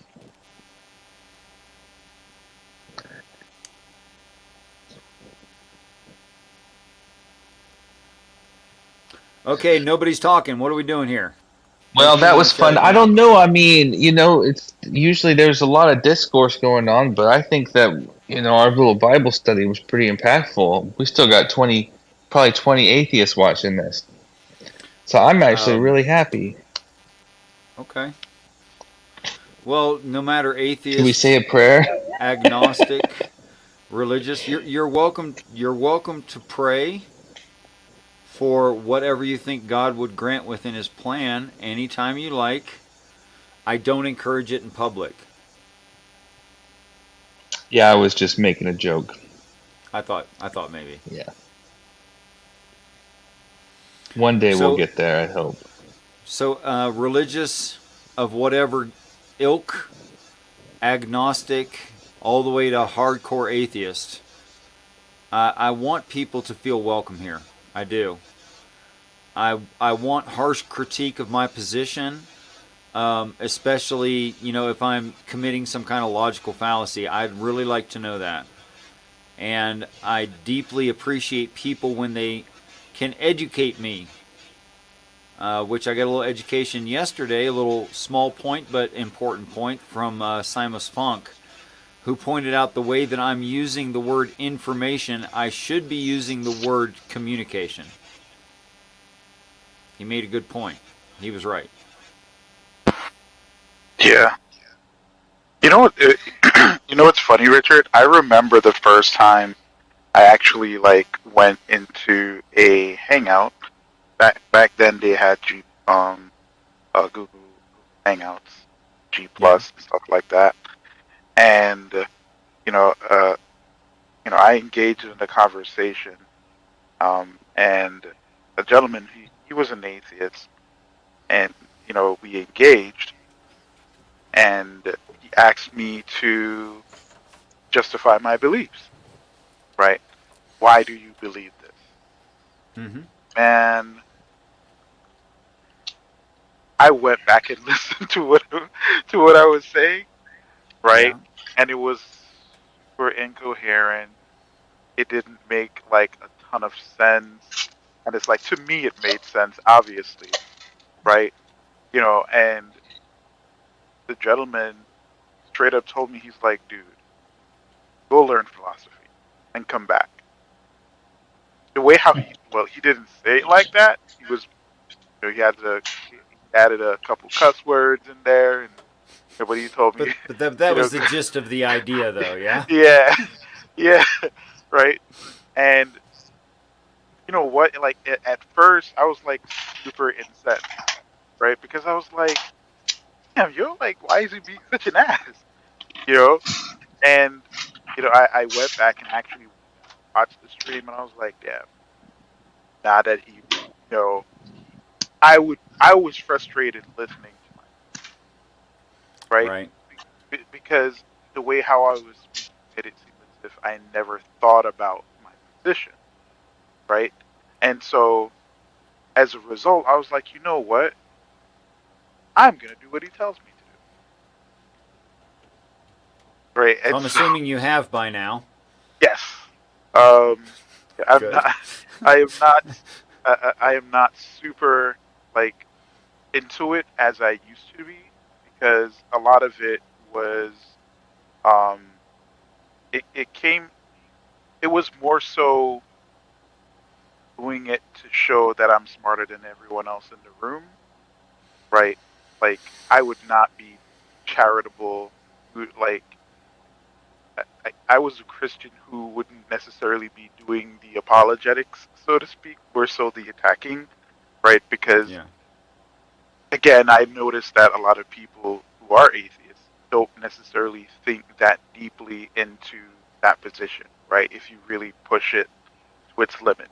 That's what I Okay. used to do, right? And then I realized that it just wasn't really productive because I wasn't getting anything out of it. I wasn't understanding them. I was just packing their position, right? And so I decided that, you know what, in instead of sitting down and trying to study the laws of logic and how to use different types of arguments and stuff like that, I decided to just have conversation, right? And but it allowed me to have certain types of conversations, right? Versus, before then, the guy just basically told me, dude, go learn how to speak properly. That's essentially what he told me to do. Like, you're talking, but you're not saying it. And so, I one of the most important things that I've learned is doing more listening versus talking. And so that's part of the reason why whenever I join rooms, I'm like super quiet. I'm not saying anything because I'm like really listening intently, right? Not necessarily just for argument's sake, right? Just mainly to understand the position and if there's something that's inconsistent or confusing, or I don't necessarily think the person is considering one aspect, right, of whatever that's being discussed, then I'll bring it up, right? Once that's addressed, then I'll like go quiet again until something else comes up, right? Because as far as I'm concerned, like for your position, I don't know it enough to its intricacies to the point where I can still man it the way how 420 did that time, which was fucking impressive. You asked me to do my language. What did he say? Huh? What did Sammy say? So basically, he so one of the things that I've noticed about the way how you, because I remember your exact reaction to that. You actually like walked away kind of and like took a break, and I found that it was touching because the impression that I got was that there was finally someone who could like legitimately steel man and break down like the whole aspect of how you do the Bible and its events. I probably had to pee. And Probably. but I actually remember that. I remember that to some extent, and I remember feeling like he's doing such a good job of saying this. I'm not going to need to fix it. Yeah. See, Yeah. for me, the only aspect of it that I didn't really see get spoken about was mainly the ideas of spirits and souls and stuff like that and how they fit into the big picture. So that's kind of what I want to sit and explore with you. I guess whenever I got the time and the mental space to do it. I can make it real quick, painless. Okay. Painless. Okay. Pretty painless. Like not stretching. Not stretching. I only need one thing granted. That prayer actually happens. I need the grant of actual prayer. Okay. Okay. Where two minds remotely communicate. That definition of prayer. Okay. Once you grant that, there's really good description of this process in the Bible itself and other religions, where we are accidentally and purposefully at times, when you aim to, when you have intent, communicating with the angelic. But there are angelic who are praying to you a lot more than you're praying to them. And I know it's a little bit creepy sounding from our minds. If it was one of our minds studying one of us, we'd be like, dude, leave me alone. But they're actually looking at it from a much higher point of view and a much broader universal point of view, where they're not studying us in like a creepy Santa Claus kind of way, but are recording our experience. And that experience is the essence of the you, the real you, all of your experience, your thoughts, your feelings. all the memories, and even the ways that your memories are faulted to the actual experience, and all that makes up the very thing that is you right now.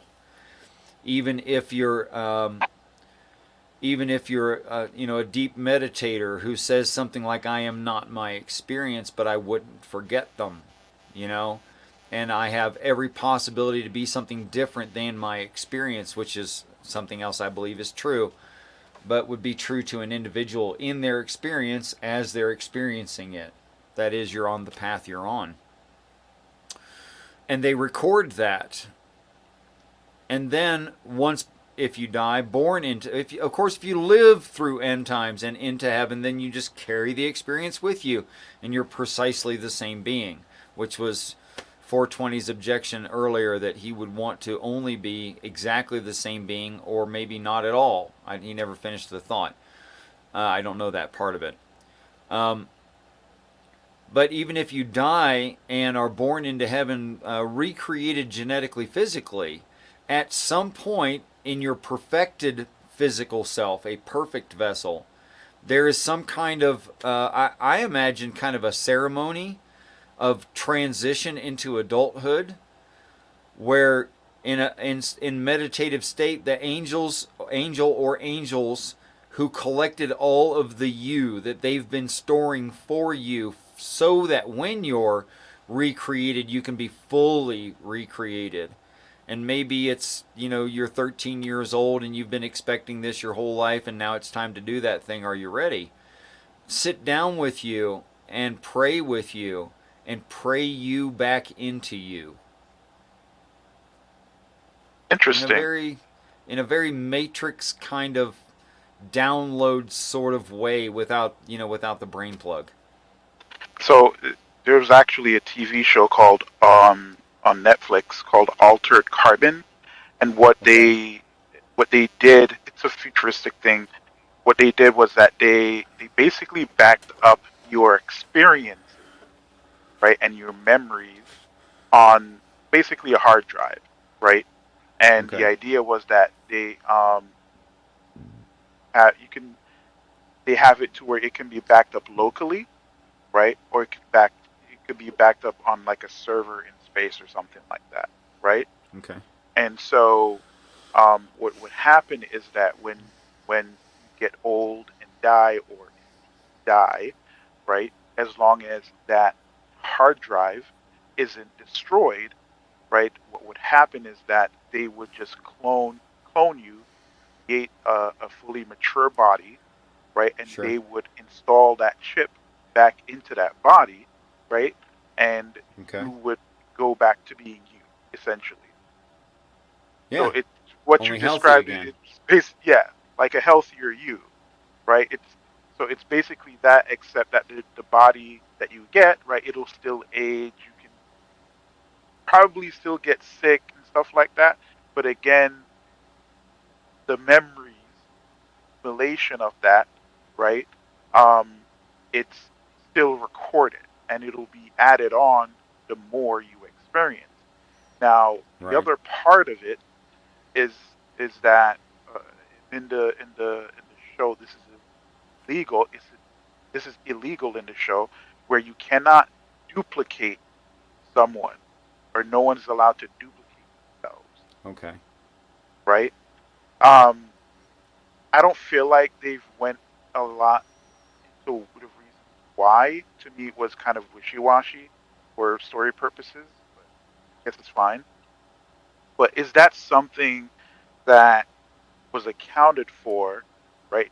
The idea of duplicating a person, right? Because from what I'm understanding is that the soul is essentially the collection of data, and your experience in the form of data that's being re-uploaded back into your perfect body, um, after end times, basically, right?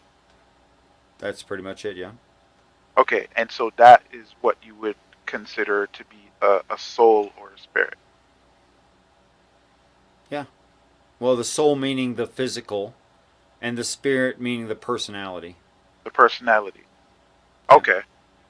Okay. Nah, I appreciate that explanation. so I guess so now I understand why 420 had asked that question, right? Because is it going to be you? And he can correct me if I'm wrong, because I think the general idea is that part of who you are is associated with the physical you, right? Mm-hmm. Not I don't know if he's a dualist or anything like that.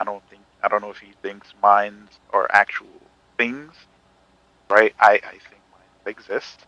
Minds are things. Um, so if he holds to that position, I don't necessarily blame him for coming up with the idea of, hey, listen, I just kind of want this to happen right now, so I'll be, you know, I don't have to worry about basically a duplication of myself, right? Mm-hmm. I want to be myself, right? And Mm-hmm. so I guess the question is now, right? Like if let's say 420 is um is reincarnated, right? Is it ethical to reincarnate him at all, really, if it's not going to be him from his point of view? It's a great question. Please consider atheists of the past being born into heaven and think of all the repercussions of that. See, now you've done it maybe against their will.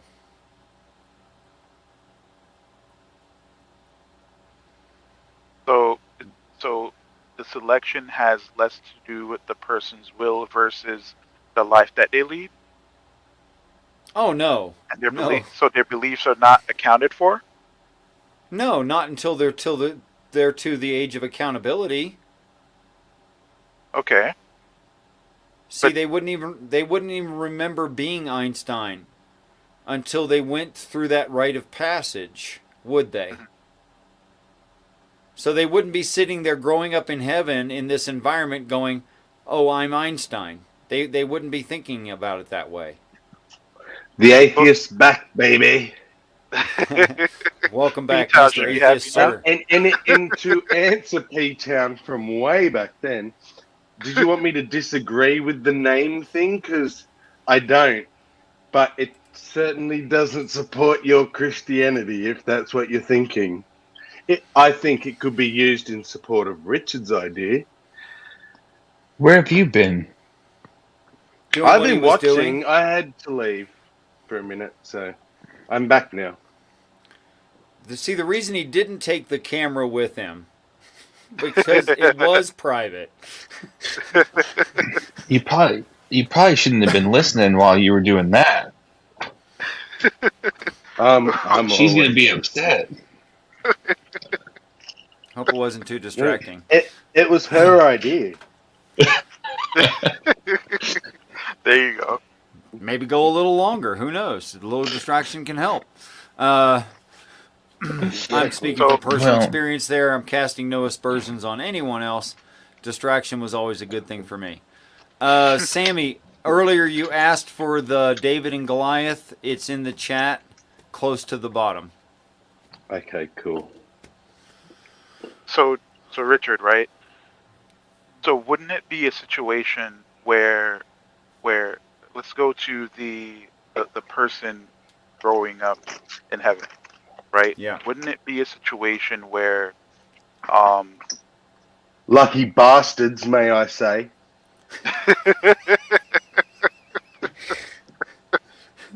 Sorry. I'm Right? still jealous.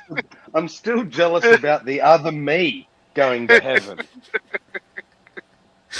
I'm gonna find a way around that. Richard, He's gonna if find it a way kills around it. Cryogenics, Okay. bro. We're gonna freeze their brain. me. Okay. Yeah, that's it. You do So realize, Sammy, that it's part of my belief, and this could be totally wrong, but I can give a lot of supporting evidence for it. The very fact that I'm talking about this, if this is correct, means you should live through it. Yeah, that's what I figured. That it's pretty close. I just Yeah. got to not do anything stupid or. Yeah, just don't do anything too stupid. Don't like wreck a car drunk and get killed. Don't do something like that. Yeah. Okay, go ahead, Batman. Sorry. Sorry about that. no problem. So So basically, Triggers me. The trigger. I'll put up a trigger warning next time. The new you wouldn't know the difference. You can't know things Uh-huh. you don't know. Yeah, and the old me's dead. I get it. I'm not Okay, I'm just saying. doesn't mean I'm happy with it.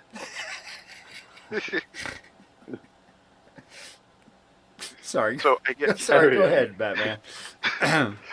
All right. So the other thing that I'm wondering, right, is if it's a situation where the the, the moral choices that we make and beliefs affect the whether or not we're going to be in this heaven, right? Okay. And right, so that affects it. Now take into You say so. consideration now huh? You say so. I'm willing to work with what you're saying. Okay. No, I So don't. That's not what Christians believe, though, right? I'm I operating within Richard's thing, best I Okay, gotcha. understand it. So with the idea of this, the body gets recreated, right? uh-huh. And If necessary. raised up to a certain point of maturity, physical maturity, right? In a very naturalistic process, yeah. Okay. So wouldn't doing that result in gaining new experiences, thus creating another Yes. person? But Yes. wouldn't there be any issues merging what would be essentially two different people into one body? I think that's part of the reason for doing it as young as possible. You know, brain plasticity, things like that. Acceptance. But at the same time, they'd have to be old enough to like understand the concept fully, so it's not like shocking to them. And necessarily, they would have to have been told this was going to happen in their life since the time they were born. And this is just what life is. What's life? Well, you grow up, and then one day you're old enough to sit down with the elders, and they put pictures and memories and thoughts into your head on purpose, and you remember having this before and being alive before, i.e., you're now reincarnated from this other life.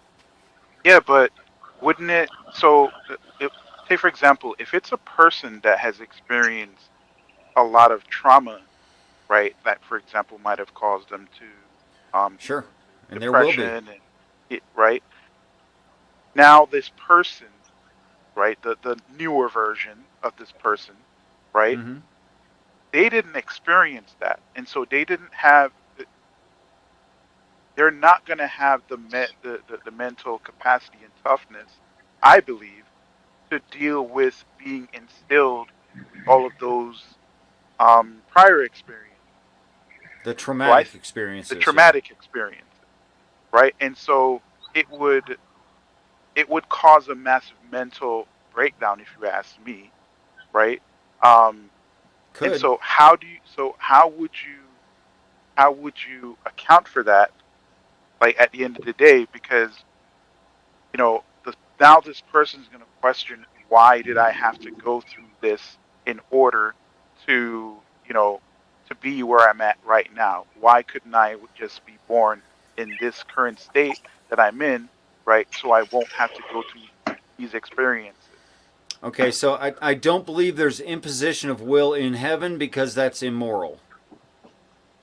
Bearing that in mind, there's a few things that would be necessarily choices, Okay. like the one you're mentioning now.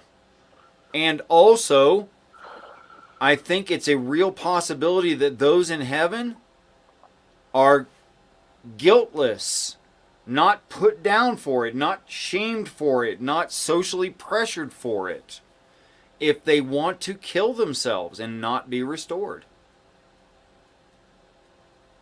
Okay, so You know, do not mhm, resuscitate. that's interesting. But wouldn't you say that that's somewhat counterproductive in the sense that um, I don't know, counterproductive is the word, maybe counterintuitive in the sense that heaven is supposed to be a place of life, because we have those perfect bodies that won't age or get diseased That's or not anything. everything. I mean, that's cool, but Yeah, but we would have access to what I guess eternal life, so to speak, right? yeah.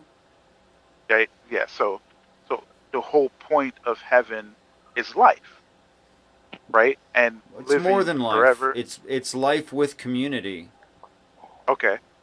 And So life with that in community mind, without offense to human being. when you say human being, you mean Any of them. okay. So if it's a situation then, right? So how do you parse that idea of allowing suicide, for example, right? Because again, I can't necessarily imagine someone wanting to commit suicide in that Yeah, in I that know, but particular. it couldn't be demanded that they can't. Okay. It's like the difference between can angels sin and do angels sin? I think angels could sin. I think they know better and they choose not to because they know too much to do something stupid. They just know too much. So that doesn't mean that it would be moral to not allow them to sin. No, that would be immoral. So here I can chime in finally. It's something I don't know, Richard. What is sin to you? Because to me, sin Go is ahead. something against God. So Okay. you're saying acting against those principles. Yeah. Is that what you... Okay. I already knew that. God damn, Yeah. I thought I was gonna... Okay, No, carry on. I mean, it's just clean, easy logic. It's just what follows. That's it.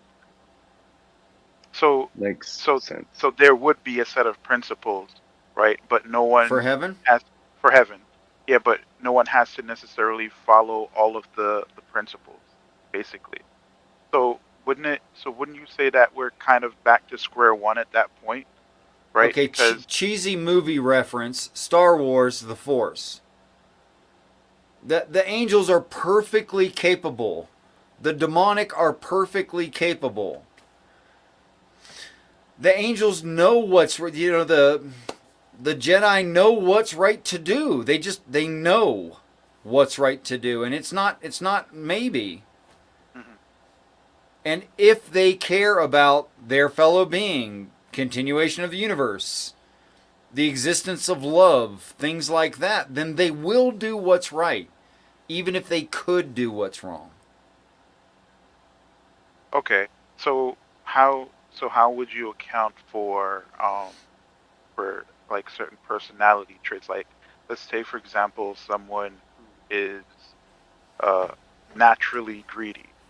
Right now, of course, I'm assuming there will be an abundance of resources for where everyone would have Everything we access. find here, we find in space in greater Yeah, abundance.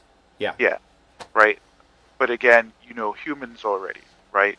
Um, is it is there anything about that process that would change certain aspects of her nature, like greed, for example? Okay, that's a great question. I think greed is fear induced by the surface area The, of the planet. if we're worried that we're not gonna get something, we get greedy. If you had, it's like I was saying before about the ass. You can have all the ass you want, and if all the ass is available, then it's not such a big deal. Same thing. If there's everything you could need, the greed is pointless. You Yeah. don't need to hoard stuff because I mean, you might eat too much just for fun for the first couple months or which is years or which is decades, but gluttony, which is a little different. We call that greedy, but it's more It's specific. gluttony. That's Yeah. gluttony. well, maybe you'd have your clothes packed really tight in your closet, where everyone else who's been there for a couple thousand years, they just got 3 sets. Yeah, I mean, to some extent, I see greed as at least at least psychologically speaking, having either the capacity or just having more than others, right? It does something to us, I guess, mentally speaking. Like it really Sure. distorts the example, right? And so Well, this is why I'm asking the question, right? Because there's that aspect of it where where you know, how do you account for that? Is it going to be a situation where there is going to be a mental or a biological change, right, to where we won't fall into certain proclivities, right? Okay, I want to Negative let one. Sammy take the philosophical part, and then I'll answer to the physicality that I think Sammy's not ready to answer. Okay. So yeah, it does. I don't think that there's an implied biological change. I think that we would probably still have some of our old habits, but we would very quickly. It would be a case of no one's enforcing anything because it would very quickly become apparent that it's the only way that works to follow this set of principles. It's not so much sinning as in you're going to get punished or there's someone going to hold something against you. It's sinning in that it's going against what is natural and what works and what we're designed or what we're meant to do, if that makes sense. That's totally solid from what I understand to be true. Okay, and now the physiological part. We're right now calling it like junk DNA, which has been greatly reduced. I'm not misquoting it. In how much of it's considered junk DNA, but there's still junk DNA, and the part that's not coding, that's locked in us, which is interesting because the text read that the promises of God are in you, which some New Agers go, oh, heaven's in you. That's not what it means. It means the promises of heaven are already in you. What are those promises? Longevity, not crying for the same way that you cry now. That's what's promised. Okay? Now, what would cause that? Well, severe genetic difference, or not severe genetic difference, but different coding of, it could even be really, really small amounts of genetics, actually, but different. And why would you not be crying? Christians say things like, you won't care about your best friend or lover or mom who's burning forever in hell. No, bad idea. You will look at this so differently than you do right now, it almost won't be the same thing. It's So there would according be to our attitude and brain function. Go ahead. And God shall wipe away all tears from their eyes, and there shall be no more death, neither sorrow nor crying, neither shall there be any more pain, for the former things are passed away. Right. I remember that. Okay. So to me, that's talking about genetic freedom and how changed it would make us. And the difference between me and a bonobo in protein coding is something about 2.3%. I'm highballing it. I know that. And the difference between me now and me genetically free is upwards of 15%. Okay? So that could be really different than what thing I am right now. Like So really basically, the idea is that a lot of certain proclivities that we have as humans, right, is just basically a bad. It's just basically bad metadata in our DNA essentially, and the idea is that would. I think some of it's non-coding, but the text reads that we are made lower than angels on purpose. That is, we're restricted. We're made imperfect. Not that our genetics are imperfect, but we're purposefully restricted and made a lesser thing than our potential. Okay, so wouldn't you say then? So how would you approach the argument if someone says, okay, if all of this is can be available to us, right? Mm-hmm. Physically, mentally, and emotionally, right? Yeah. As in this is an experience. Why is it that we would have to suffer in order to get to that experience? Because like a conversation that we had a couple weeks ago where we briefly went into suffering, where I say Yeah. that anything that is less than God will suffer, right? Because it's not the perfect singularity, right? If Okay. it's less than God, has intentions and want to do better, right? Knowing the fact that it can't do better, right? Even though yes, it's not feeling physical pain or whatever, knowing the fact that It it would be can't a form grow of past, suffering. it will be a form of suffering, right? Yeah, So how absolutely. do you? So my question is, how would you, with that in mind, will people have a form of suffering in heaven, right? Would there be some kind of brainwashing to where people would not want to aspire to be more than what they are? Because I think that's a part of human nature to wanting to be better, right? Usually, yeah. On average, Yeah. sure. So how would I you account for that? interject there though? I don't think suffering alone is necessary for necessitating the drive in humans to want to be better.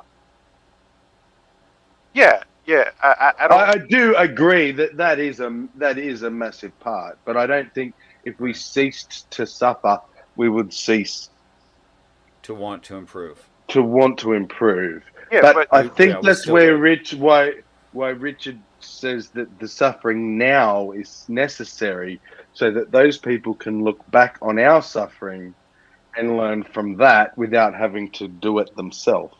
Right. We're sure, but going you don't without a candy necessarily have bar to.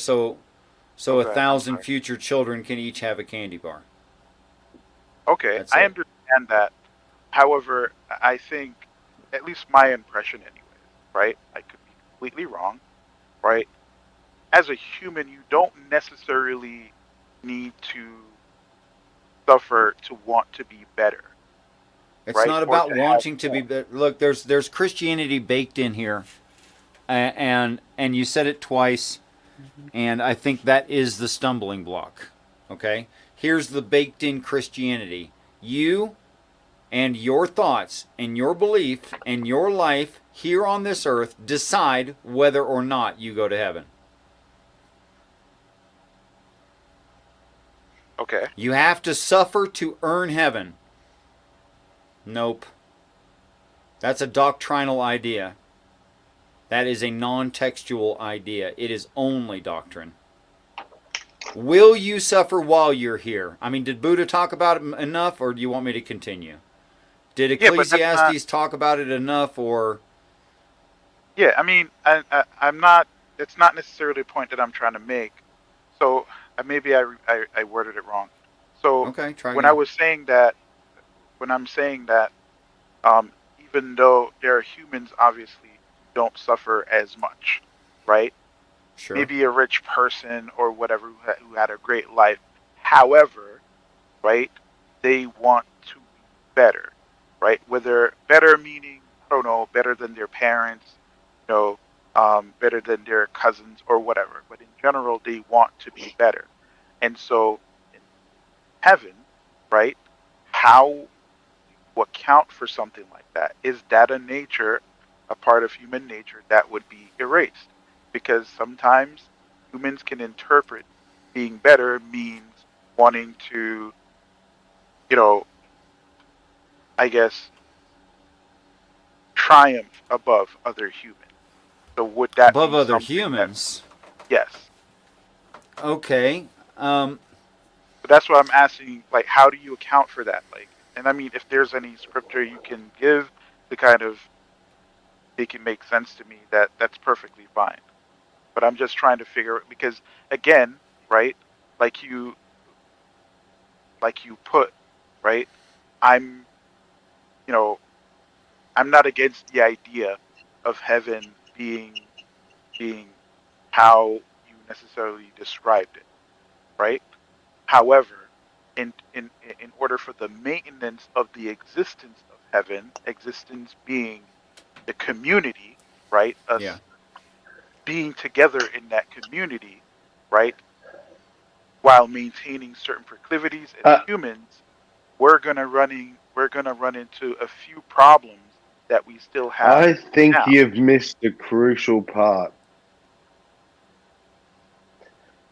We will be being embraced and taught by people thousands upon thousands of years more advanced who have dealt with this, who have eradicated poverty or never had it, possibly, whatever. Um, all of these things that I think you're describing in Richard's scenario wouldn't be an issue because of the just the sheer advancement of the beings. They're angels now. I mean, sure, but see, the reason why I'm bringing up this problem is the part of it was because of our previous discussion about souls, right? Because if the soul or a major part of the soul is essentially who you are, your experiences and stuff like that, right? And if you Mm-hmm. take that and inject back into the new body, right? Mm-hmm. I'm I to me it will logically follow that that personality and certain traits associated with that past person will now be in that new person, right? And so now you'll have a clash of two persons. So how do Yeah. you I think I account get for? it. Yeah, you see what I'm saying? That's why I was kind of asking those leading Okay, questions. let me give you a real world example at our Okay, brain function level, which I think our brain okay, function gets greatly, vastly improved. Not in size, but in efficiency and function, you know? Maybe as we grow in that 7 year period of transition when we first enter heaven, one of the things we start doing is producing smaller brain cells so that we end up with more of them, which would be super cool. I don't know. I think we're Oh, basically retarded right now, actually. I'd be okay with us having slightly larger heads. That'd be okay too. Yeah.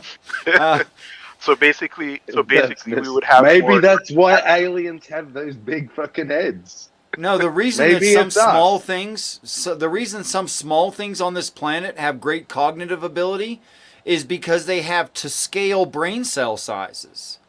Their Yes, brain cells are Uh, smaller than ours. So head size is not intelligence. yeah, and the amount of neurons that you have, it doesn't But total necessarily equate. neurons, Yeah. that's intelligence. Yeah. yeah. So But Okay. that's why I so meant the So bigger head would allow more neurons, wouldn't it? just need smaller ones. It's the same problem either way. Yeah, yeah. Okay. All right. Try Batman. Try to think of the worst thing that ever happened to you. And I'm not going to ask anyone to express this, of course. do it But almost think every day. of the worst thing that happened to you pre 10 years old. Think of that. Okay. Now, yes, you have long-term repercussions and damage from that. But tell me that was you. You see, it's part of my experience that I had to defend myself against a predator when I was 12. Okay? That's the most words I'm going to use right there. But when I look back at that, I am allowed to excuse myself because I was a child. I could say things like, "You idiot. How did you not see that coming? The guy groomed you for a year. What do you mean you thought it was okay if a 50-year-old guy was giving you 2 and 3 alcoholic drinks of an afternoon? How did you possibly think that was okay? Like, you totally should have been smarter than that. What are you, stupid?" But then I have to add in, well, I was a child. It's easy to inflate my ego. It's easy to make me accept things because I have no experience. You have no comparison.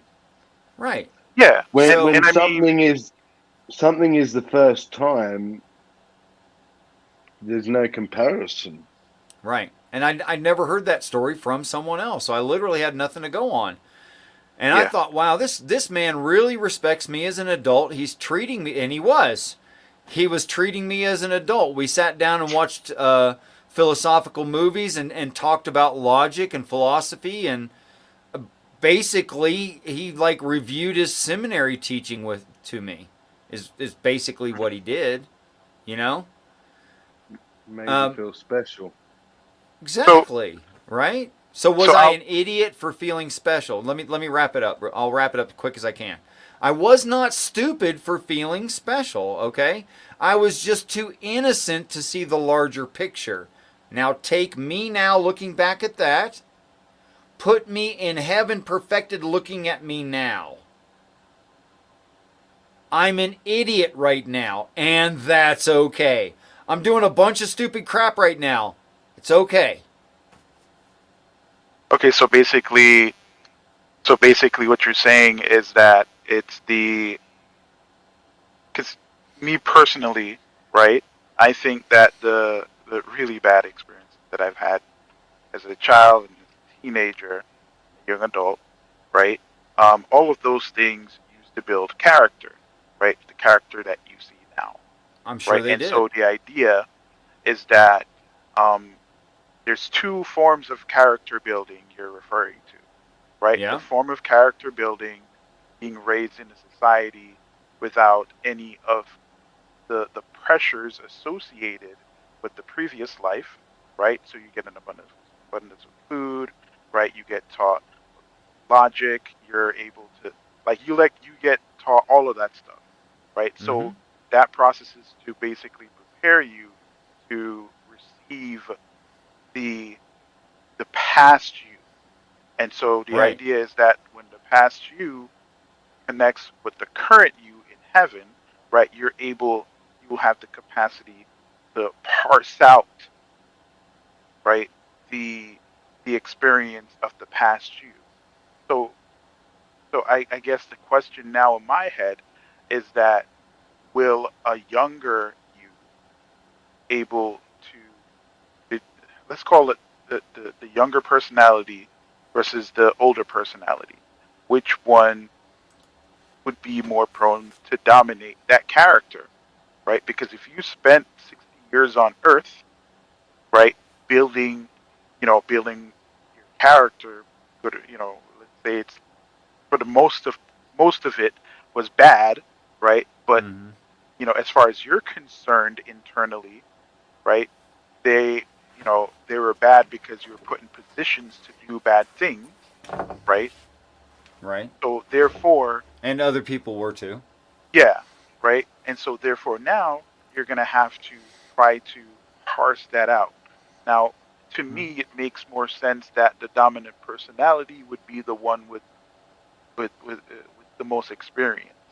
And so I think that most likely what would happen is that that will take over the newer perfected body. Now, I do understand what you're saying in that there would be a preparation process, right? But that I think that the more potent experience, right, will take over. And so that's kind of like one of the I think the sticking more points. potent mind takes over. But that it's sort of I guess implying that that's there is that's the multiple impasse right minds. there. I think for me, it would be more a case of just whatever you are right now. Let's say you die right this second. That's who's coming back to heaven. Not the young you or possibly the old you or the dominant you, or just you, who you are right now. Yeah, Plus but the experience of growing up in heaven as of a growing child. up in heaven, like the physical body. See, if it was a situation where The let's say, dominant. So let me get my head around that because What he's saying is, born into heaven, physically recreated, growing up in that environment, you have certain experiences. You look at things a certain way, And I think his argument is, could there even be enough preparation for that person in that perfected state, in that perfected environment, that they would be okay with having that experience from their prior life or their memory of their reincarnate life? Hang Would they on, but even they're be not okay with that? reincarnate because they're people born in heaven, so there Sure. isn't no. Yes, but remember, There's but also remember, first timers in heaven, yeah. yeah, but I remember, thought right? that's what. Part of Yeah. the part of the concept, right, is that the angels are basically recording all of your experiences, and Right. part of those experiences form who you are as a person, basically the spirit, right? And so, or you can call it data, experience data, right? And eventually, right, once you get up to a certain age in heaven, physically speaking, right, and being trained and taught in all the necessary ways to maintain a good community or society, right, then you will be injected with all of those prior experiences. That soul would now be injected in you.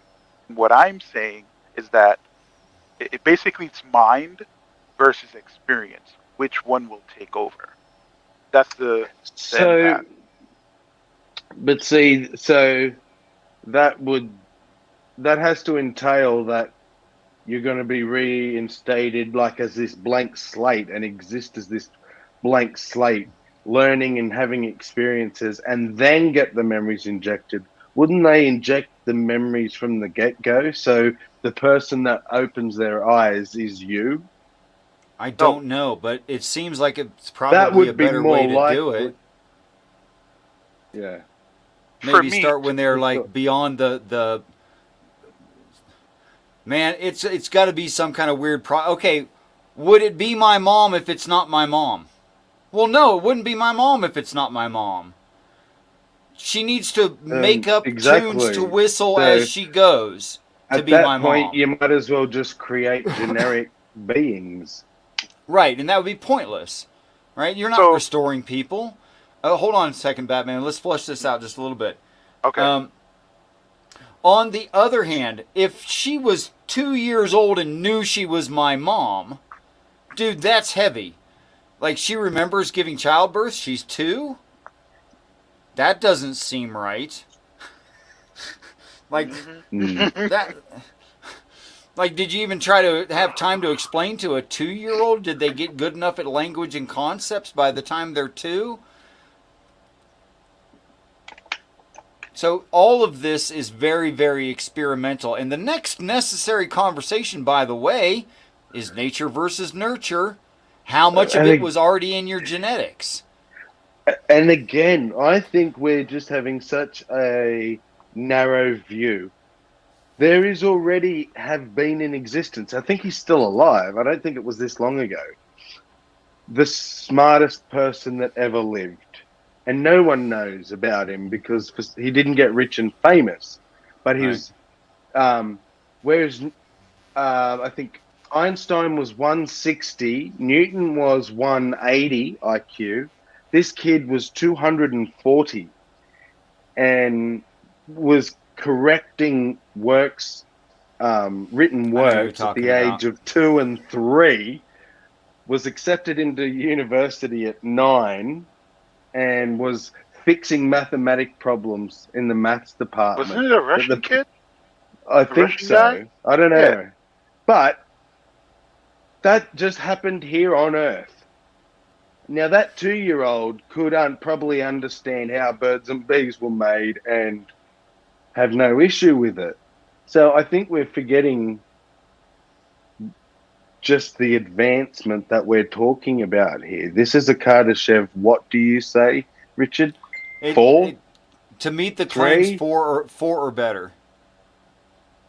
So Which 4 is basically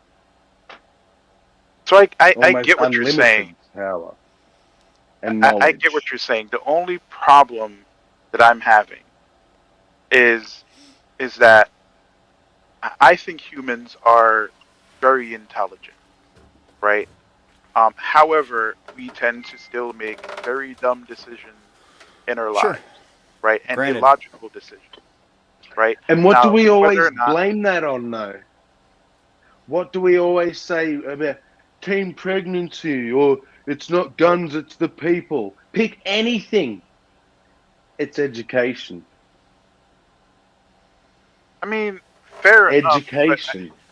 I think if someone is, just generally intelligent, right? I think like kind of like you guys said earlier, it's nature and nurture, right?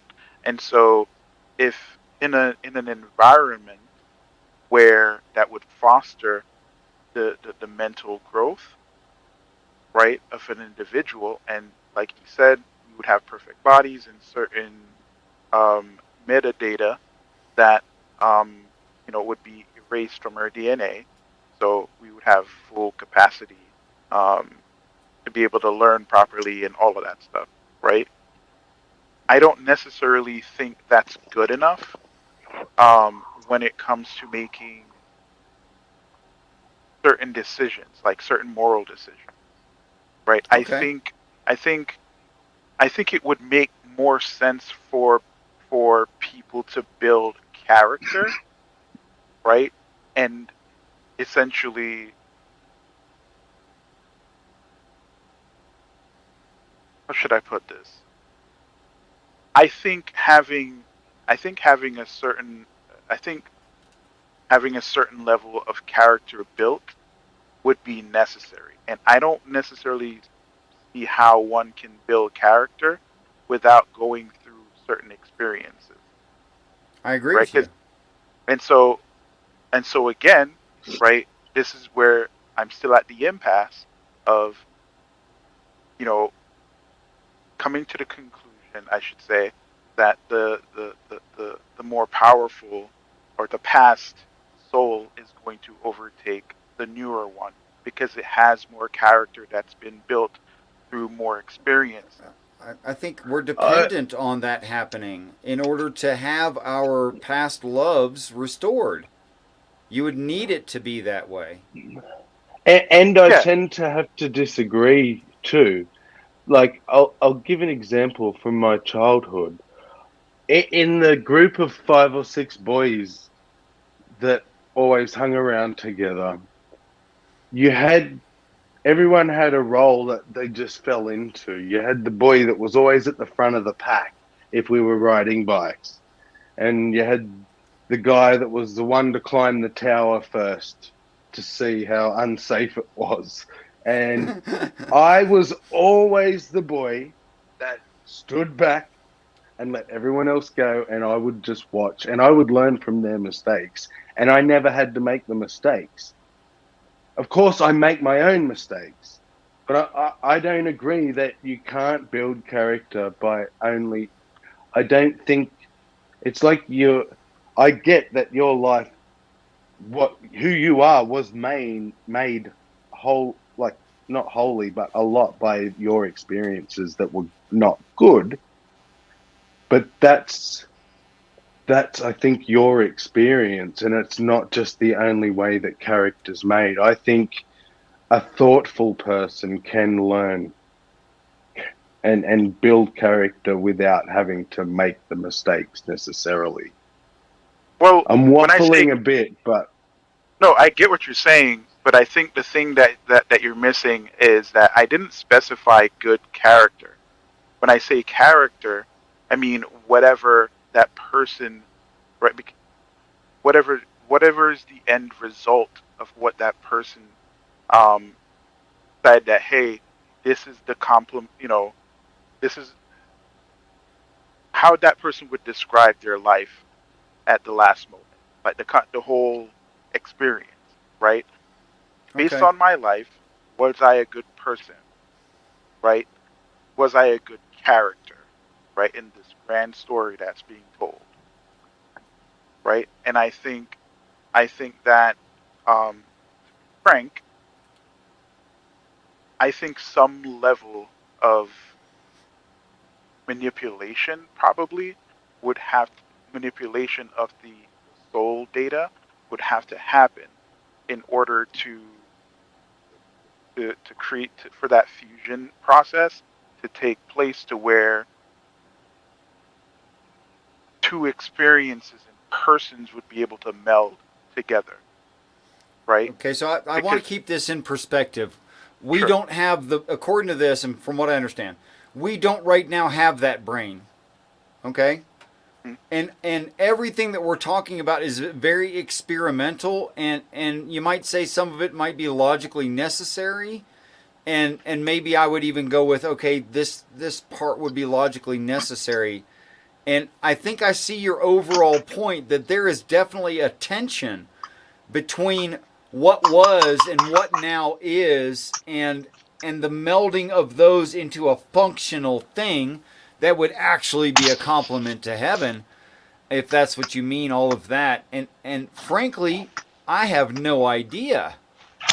this is why I'm Um, saying that and I the think. most Oh, I I'm can sorry. say is something like, it's okay, I paused. The most I can say is something like, if they came to this planet and terraformed it, they have this figured out, and I don't. Because they figured out how to fold space to It, even get here. it's enrich. It's what did we call it? Demolish doctrine In the religion of religion. demolish doctrine religion. It Nazism. is. It is a necessary God of the gaps. Yep. Okay, fair enough. So, do you remember a conversation about the whole when I was saying that I think in order for society to exist within heaven, there would be a semi hive mind, so to speak, right? But it would be one grounded. For example, the example that I gave was in the teachings of Jesus Christ, right? In the what? In the teachings of Jesus Christ, Okay. right? And so having that specific hive mind in place, right? I think that would um, either alleviate or prevent the more dominant personality or soul to take over and to do things that would be inconsistent with the rules that are set, right? Or what that Okay. particular society um, would be like, right? They'll have, sure, there would be kind of a choice, but it wouldn't make sense to go out of what is necessary, right? Because I guess I'm switching now out and going back to the general Christian idea is that your love for Christ is so strong, right? That even, when you have perfect bodies and stuff like that, because you enjoy having that experience so much and being in his presence, the idea of sinning wouldn't even cross your mind because you'd be so hyper focused on just that experience of being in Christ's presence. Does that make sense? I think I'm following. What if the hive mind is realization of oneness through interprayer amongst each other, It could be and that that. all have that? It could be that. Like, how could I sin against you feeling you are me? How could I do it? Exactly. And this is why I used, the old idea of love your neighbor as yourself. Tell you what else, it takes sex to a new level. It really would. Bloody oath. At that, You I'll know, leave it to so Peter. how's this for a thought? Okay. Now, we already have the technology, and I imagine it's far further because this is what's been released publicly, is that there's the technology. They have implanted a chip into a soldier's head, and he can remotely, through Wi-Fi, I believe, not Bluetooth, Wi-Fi, control this drone. And the footage that I saw, it was rudimentary. It was up and down and left and right and back and forwards. And that's all they were sort of had gotten up to. But what they were saying, or the conspiracy theory, or the theory was that was presented, was that imagine a war where a drone could be sent a message from a commander and instantaneously transmit that message to the entire platoon. Yeah. Now, if that's not psychic ability, It is. I It don't know is. what is. So take Now, an example. now Oh, amp that up to the advancement that level of Richard's talking about, and have they tapped into something at the quantum level? You know, where that whole spooky action at a distance thing happens. If everyone knows what that is, and communicate on that level, And perhaps we don't even like need, a and in that state, subspace communication. and yeah. I actually hypothesize that in that perfected state, you don't need the implant. Yeah, that's what I mean. They've just tapped into something Okay. So integral in the universe. take for example, there are some people who have certain disabilities that just even basically prevents them from communicating, and so they have these kind of like what Hawking had, right, where he's able Yeah. to think thoughts and it will be verbalized, right? Yeah. Like technically, you can do that, like already, right? So at least that's one step towards it, right? But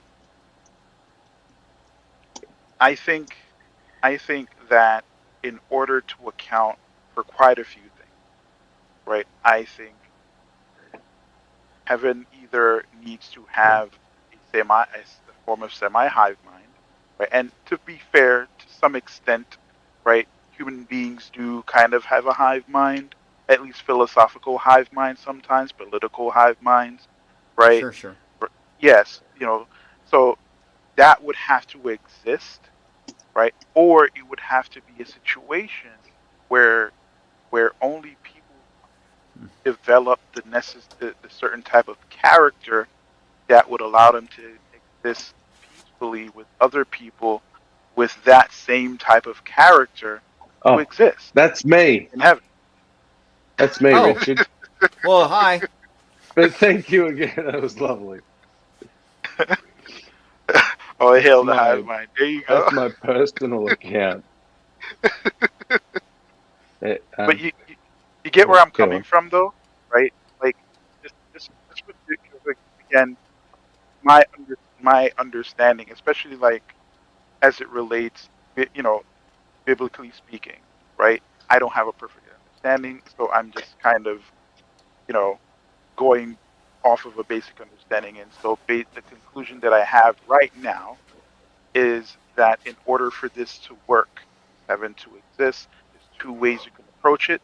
You can do a semi hive mind, right, which would have, to some extent, strip people of their a certain level of freedom of choice and decision making. What? Why would Why would it restrict their choices? Because if it's a choice that would be detrimental to the hive in general, right? That wouldn't even manifest in the first place. Okay, you said restrict their choices, but you meant restrict the choices they would actually choose. Yes, Okay, yes, go on. that's what I meant. Yeah, or it would have to be a situation where heaven has a separate character requirement where only people who developed a certain type of character, right, would be allowed to exist among each other, right? I'm not saying it's I suppose, yeah. specifically something, right? But there's two ways I'm currently perceiving as to how heaven can exist within the way that's being described, Okay. right? At least community speaking, right? I'm sorry, I'm done. And to go on from there and say, okay, the suffering,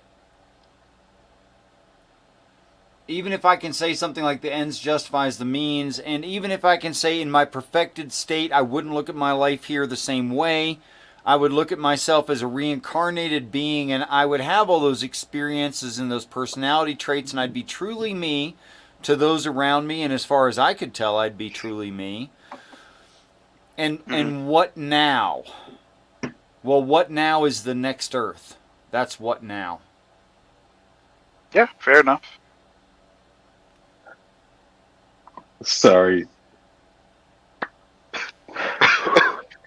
Richard just reminded me of a line from Pulp Fiction. What now? Let me tell you what now. I'm going to get me a hard pipe hitting to get to work on the homeboy here with a blowtorch and a pair of pliers. If Butch goes to Indochina, I want a motherfucker waiting in a bowl of rice to pop a cap in his ass. Waiting in a bowl of rice. That's what now. So, Richard, I have a question, right? So, as you can see, that I started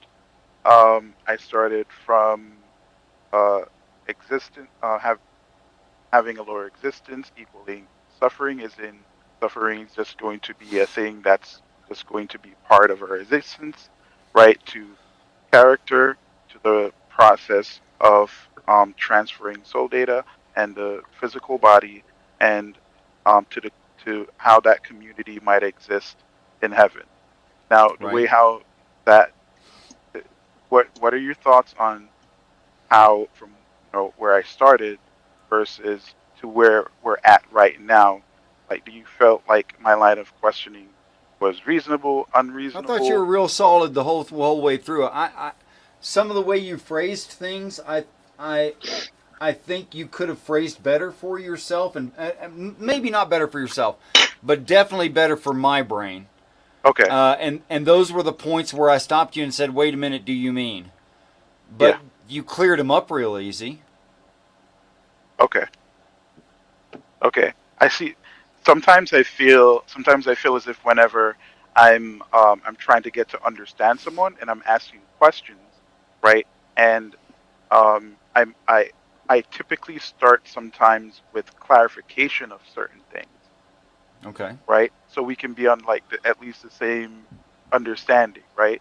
Or at least me, because I'm trying to operate within your worldview, right? And so that's why I have to like start from the beginning, and then I have to explain why these two things connect, right? In order to just go to the to get to the conclusion, so to speak. But yes, all hail the hive mind. I'm actually up with the hive mind. I'm all in it. I think it's going to be excuse me, an entirely different. Here's what I think. If I felt you in a real way, I could never want to hurt you. And if everyone felt everyone in a real way, no one would allow anyone to get hurt. Yep. Okay? So that's why no more pain. That's the idea. Yeah. See, I'm not at 420 level yet, but I'm kind of learning it. I think that more often than we'd like to admit, art reflects reality. And I'm going to go have a cigarette, but first I'm going to say, I believe you guys are the Jedi. And like, for real, that we are what balances the universe in some really meaningful ways. And the reason I think that is not because I love me and I'm super proud of my species. Dude, we got named the emotional thing. If there is love in the universe, it's in us. Well, sorry, Did you know, Richard, that the lamb doesn't lay down with the lion or the wolf? Well, it depends on, first of all, on translation. Yeah, we should look at that when you come back. Look, you look like you're about to go Love for to. Siggy. Oh, you just said that, didn't I you? am. Yeah, I did. It's like one or two translations I found say wolf, but the rest say leopard. Yeah. You can find ones that read jackal. So we should look at that when you come back. Anyway, I'm So going to I'll join have Richard for a cigarette. So it's down to you two to keep us entertained. damn. That's hard. No pressure. Yeah, right. Okay, so I don't know if PTown is there. Oh God, then I've it's been even trying more not to pressure. fall asleep. Damn, I'm that boring. That Your hurts. topics are usually boring to me, but I don't mean that in an offensive way. Listen, man, I've been told that I have the type of voice that would put the chicks to bed. Well, you talked Whatever that about. You remember when you were talking earlier about how you learning philosophy? You had that situation with that guy, and he was like, "You need to learn philosophy before you can even talk to me." Dude, I somehow get stuck talking to a lot of. I guess I'm in a lot of philosophical discussions, but I can't stand talking to philosophers. I don't like it. I don't like the Were you mind body saying problem. philosophy? Yeah, Okay. Thought you like said this is philosophy or something. maybe I did. Sorry. Oh, okay. Yeah, I think philosophy might be a better word than philosophy. you right? Yeah, yeah. I mean, you can even get. I don't like talking to a lot of religious apologetics because when they start making up terms to describe the Bible, I'm like, wait, stop! Like you're already on the wrong path here because you're making stuff up. Like some of it's useful, Uh, but anyway, Yeah. a to lot bring of this people would home, argue with me, but I agree with that. I find philosophy unuseful in the end. It's enjoyable if you enjoy it, and I did for a long time, but it just gets nowhere. right? I mean, neither does the old "does God exist" debate. That never I goes mean, anywhere either. But philosophy, yeah, is a little bit harder to ground. It always comes down to, well, I think this theory is better. not necessarily. Like, take for example, right? This whole conversation between me and Richard, right? That whole thing was structured, right? I I don't deny that philosophy exists throughout everything we talk about. Absolutely. But I mean actual discussions on philosophy Well, Oh, right, and sort of thing. yeah, Right. we're not trying to group in your topic that you picked this time, but no, like it's not necessarily the topic. It's more so the way how I'm able to understand and articulate myself in a structured way to where we can come to a specific end conclusion, right? That I'm able to do that because of philosophy, right? Mm. right, Philosophy in the sense that Logic and learning, stuff. yeah, Yeah, logic, critical exactly. thinking, listening, and stuff like that, right? And kind Yeah. of sectioning, my thoughts a little bit better, because that was one of the problems that I had. And so whenever I used to engage, with whether it's atheists, Muslims, it didn't really matter, right? What I was saying was essentially gibberish, right? Because I okay, didn't necessarily know how to Oh, fully flesh out my thoughts. So yeah. the philosophy basically helped me a little bit better with that. Yeah. gotcha. Yeah. Now that you've said that, I should not have said it. Philosophy isn't useful. That was like I think we're talking. complete. Yeah, Yeah, I meant discussions on philosophy and philosophical theories. Oh yeah. Like Okay. you Like should, like especially on epistemology. Like is I stick with justified true belief, and someone else will be like, no, that doesn't overlap. It's like they could that's all believe the sort of same pointless. thing. They Like, can yeah, believe the same thing exactly. and argue You for both hours about it.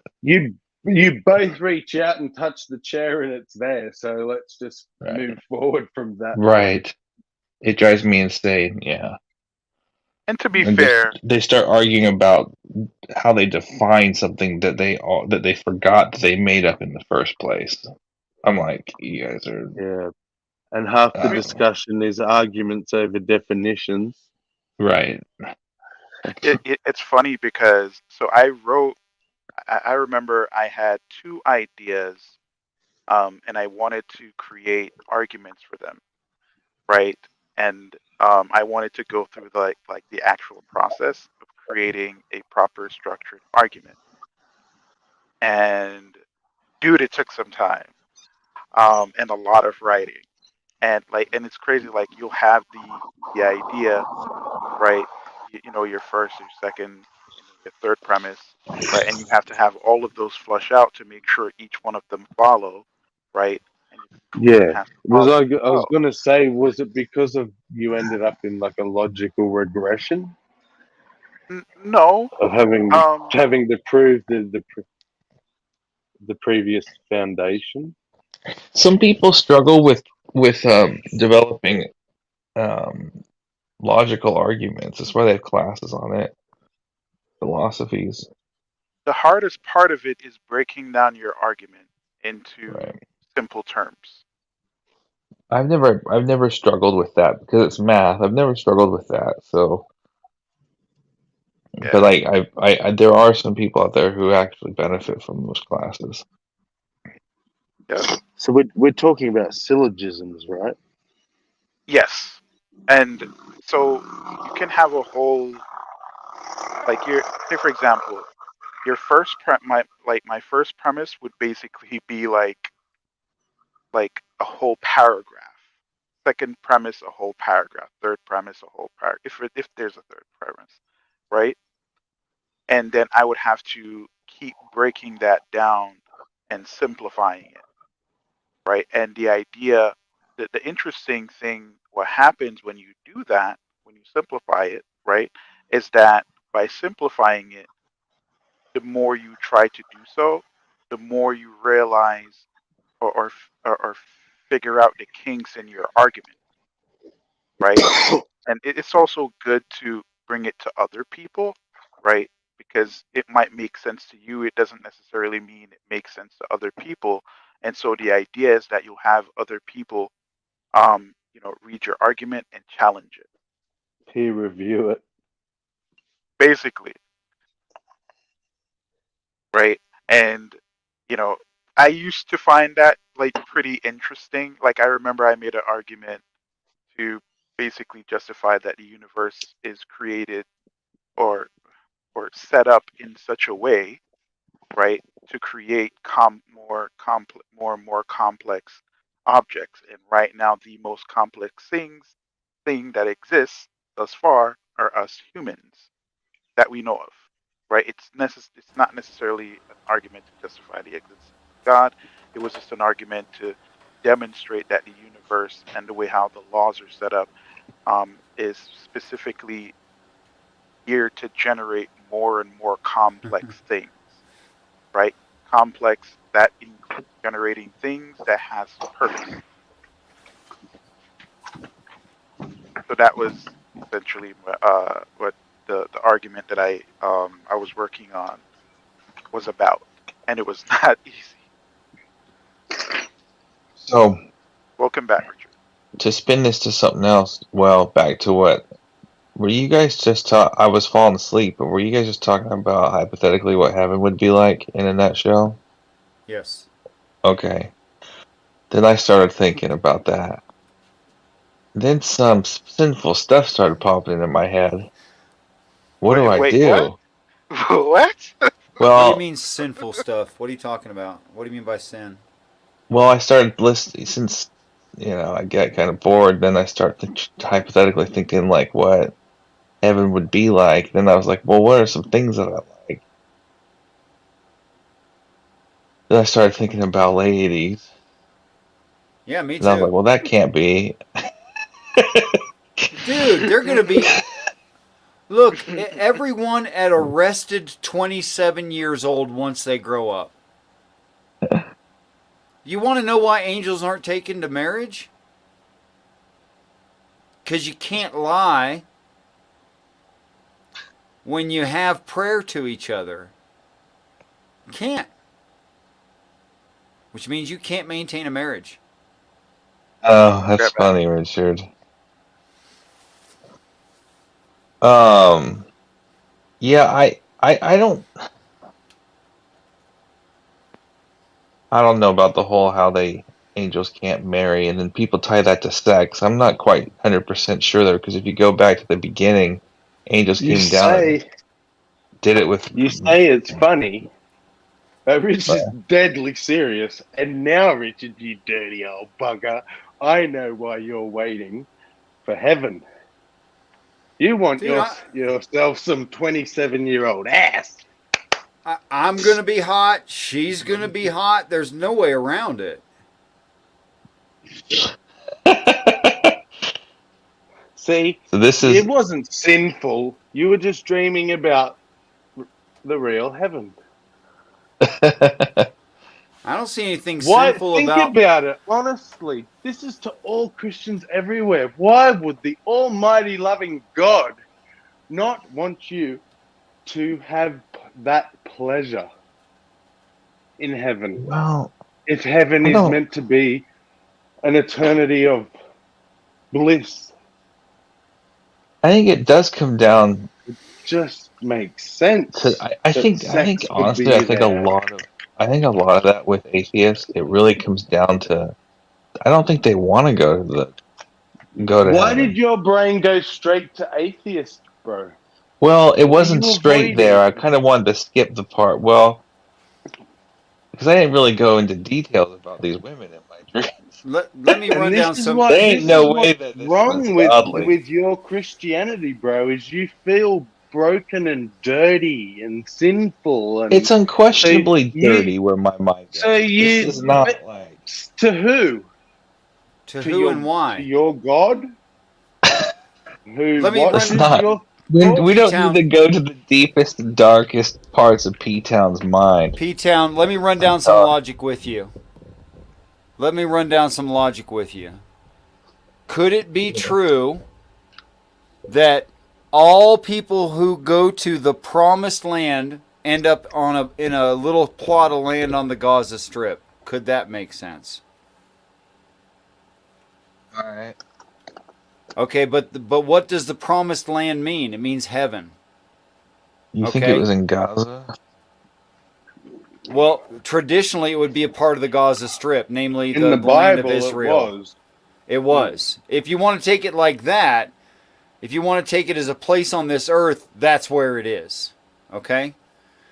But what is the promised land if it's not some place on this earth? And the earth to be destroyed, and I can show that conclusively.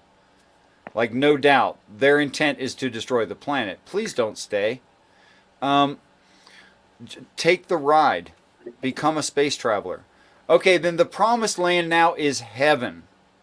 It says we are to subdue the promised land and to fill it. I've done a little bit of rough math on 15,000 miles by 15,000 miles. 110 billion people will not be a good-sized dent if the floors in heaven are a mile apart, which I can't see why the floors would be a mile apart. They're probably more like a 16th of a mile apart. It's probably 16 times the amount of space I'm talking about that would cover this earth and its oceans 75 times. It's probably 16 times bigger than that in usable space. Okay? Or something about that. In other words, 110 billion people will be a skeleton crew. And it says to multiply and fill the land. That means make babies. Hive mind, that is a creepy painting. It is kind of a weird painting, but it's supposed to be on purpose. I know. The one behind Which you, one? Sammy. Oh, it's not It's got the devil's creepy. penis going to his brain. What? No, going A in bunch up of into a lady's slave women around him. hoo-ha. You guys see stuff in that I just don't see. Look, it's an So, alien penis going into the coming devil's out of brain. his head. No, it's a horn coming out of his head and going into It's the art. vagina I of a lady. can. Oh, I see her now. Okay. It's Sorry. and so these women on the side here, just below my chin, Yep. are also being impaled by, I think, his claws or something. It's a bit Okay. hard to tell. Oh gosh. Okay, so look, man, what we're talking about is just like angels can mate and have children with through sperm and stuff. We're to populate our heaven. And by the way, we're well prepared for that. Somebody ran down the math for me who's really into biology more than I am. And I said, women are born with enough eggs to populate heaven. And then we ran down the math, and it turns out for every healthy female who she's not aging, she is going to run out of eggs, but she's not aging. She ends up with like the possibility of like 300,000 babies.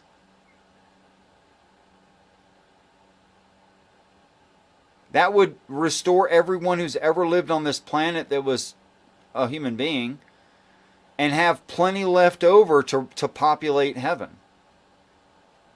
Like, no kidding. It'll work out. Do you think like heaven's just a giant orgy? Is that what No, you not think? all the time. That- I mean, they got jobs and stuff apparently.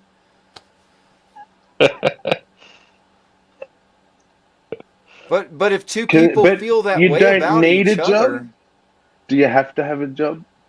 I think everyone has a job. Yeah. Oh, this But isn't heaven. Do you get to pick your job? I think the job is the perfect job for the individual, but there's a lot more jobs available in heaven than we have here. Okay. So everyone's happy with their job.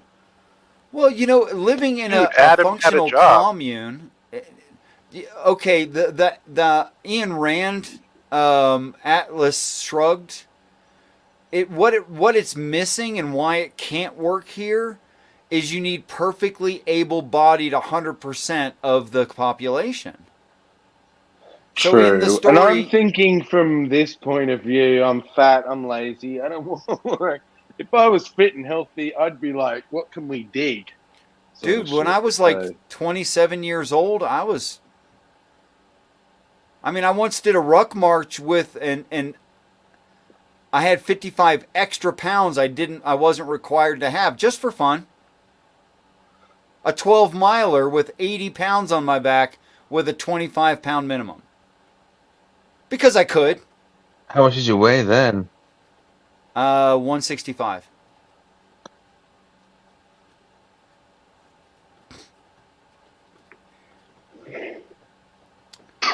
Was there a bit of young ego in there too? My first ruck march at my regular unit right out of basic training. The only person who beat me on that road march was the captain because he knew where we were going and I didn't. I'd have smoked him too. Talk your shit, Rick. Yeah, I don't know what heaven's gonna be like.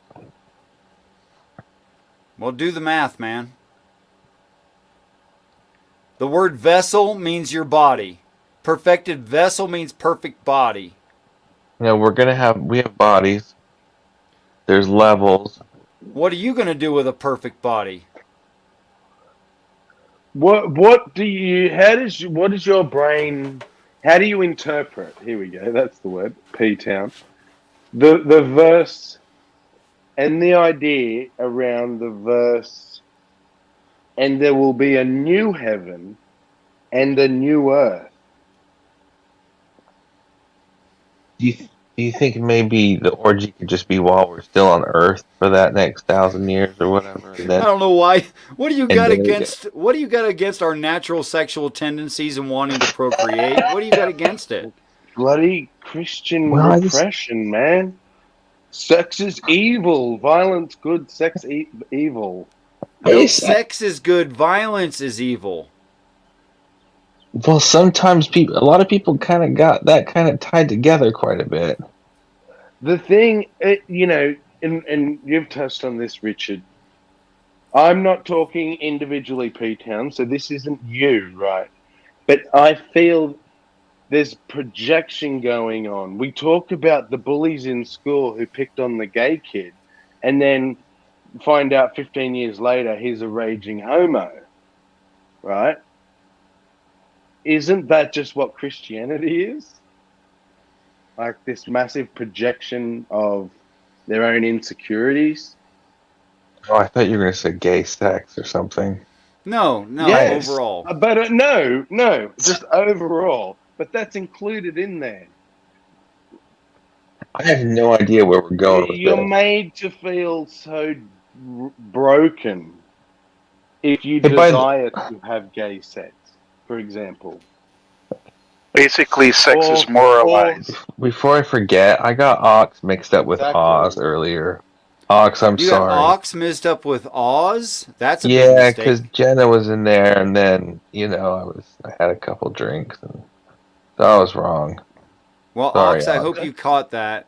Ox, he just apologized for mixing you up with Oz. You're right. Yeah, you were right. Batman, you really hit the nail on the head. I'm going to use that. Sex was Repeat it. moralized. I mean, you still do Sex- troll me though. Sex was moralized. Thinks I need to get laid. The cult that I came from, it was the one thing you were allowed to be divorced for. It's Yeah. like the unforgivable sin, or cheating, having sex with someone other Well, that's than. what Jesus says. The only exception he gave is if your wife cheats on you.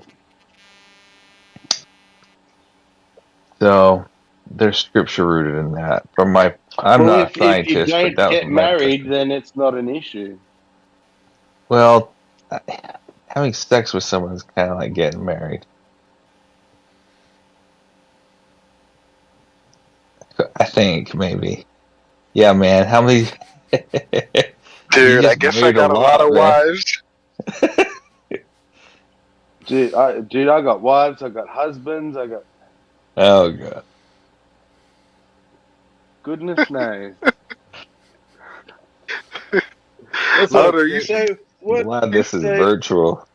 Look, How does this happen in your heaven, PTown? You marry, they get hit by a bus, when you're young, so you remarry. Who's your wife in heaven, or do you get to have two wives now? I don't And know. they have Like, to we're share not you. married in heaven. I think scripture Oh, so says you we're not. lose, so you get all your family and loved ones back, but not your spouse. Spouses? I don't know. It makes me really sad to think about it. Because I love my you wife. can- See? But yeah. So your heaven is And that's what sad. we're. I don't know if it's But going to be. he's gonna. I don't know if it's going to be program don't that need little sex bit or if out it's of going to your be a giant brain. orgy. So, I'm not saying it's I'm going to not be a even giant talking about orgy, sex. but I am saying the text necessarily says that heaven, when we enter it, is ours, and it's big, and it's empty.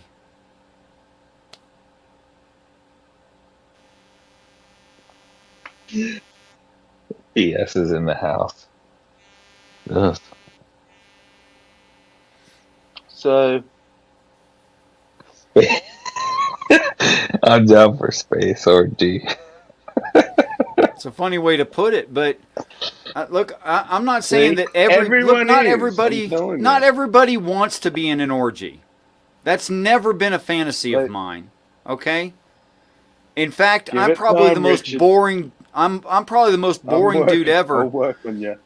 When I was dating my wife before we were wed, she asked me my number one fantasy because she wanted to be everything to me, right? And I couldn't think of anything, so I went with the extremely predictable mundane. And I said two of you. threesome. Yeah. I said two of you. Oh, that's sweet. Okay? Yeah. It's Threesome. cheesy. Well then, Richard, So then, this is my dream. then she that says, in heaven, hold on, I get want to finish that. High five you. While you're, I get it. Okay. So she goes, I'll ask my sister Karen, who looked a lot like her. And you divorced this woman? I am so boring that I backed out of that. I've backed out of threesomes too. I've never had a threesome. That was probably my best chance at it. With two very attractive women who were about 30 years old, 26 and 29. That's really good though. Like sex shouldn't be. This is the problem on both sides. Sex is too important. That's what I feel. Yeah, I think so because I sometimes at my worst fantasize about when I turned down that in college. Just the idea of it possibly happening when I had that opportunity. Well, See, but Anyway, the point P-Town- is it gets in the way with the relationship I have with my wife is I have to compare it to my past, and I don't like it. It's a lot to live up to. Well, I think we're going to be well over that in heaven too. yeah, a little more adjusted. Whether it's no sex or a lot of sex, we'll go for it. I don't know. I think for the most part, it's the relationships that are good. That's going to matter the most. Because if your wife is going to be there, right, as her current self, right, she's going to remember the relationship that you and her have, and so therefore it would make sense for you guys to want to coexist together, right? Still having your relationship. I mean, whether or not y'all choose to have sex or not, if that's a possibility, that's up to you. But I think for the most part, the relationship is really what is most important, right? When it comes to, I guess, the second first part, I don't necessarily know how that would manifest, right? However, I think whether or not it exists, I probably wouldn't care because I think we would probably be in a state of mind where, we'll have some way to show appreciation, right? Because that particular nature of us that exists is it's used as a show of affection, while a way to procreate and a way of pleasure. So it serves multiple purposes. Does that make sense? Sounds pretty solid. I'm sorry, Batman. I'm stuck on this. I'm trying to figure out where this PTown started happening. Where what happened? Chat's going on about what they think my name stands for. Trying to get where'd they come with PTown? PTown. Oh, that's terrible. Do you not get that? I don't think I need it explained to me. Hope you do need it explained to you. You are. I don't you think. Are an innocent I don't think I need it. Any of it explained. Okay. You know what's funny is that this whole time I have not been paying attention to the YouTube chat at all. I know people could be saying some crazy shit about me. Oh, I've read all this. What are they saying? I always read all of it. I don't have trouble keeping up with 2 or 3 different conversations. It's hard to keep up with. I usually don't. It's hard to listen to people. That's and then also read the chat. I try not to look at it. Let me run you down this line of logic, P-Town. God made mankind. Mankind is God's creation. If there's something wrong with us, is it our fault?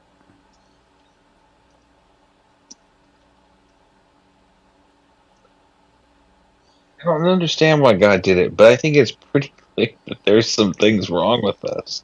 Maybe it's perfect. No, I don't. I think that there's just a lot of bad stuff in us. You're just talking about Christian guilt. Don't. It does. The logic don't run down, man. No, man. I mean, there's people get off to like really bad stuff, man. According to who? neglecting. You're neglecting. If you mean really bad stuff, like hurting each other when the other person doesn't want to be hurt, that kind of bad stuff, I'll agree with you. That's bad stuff.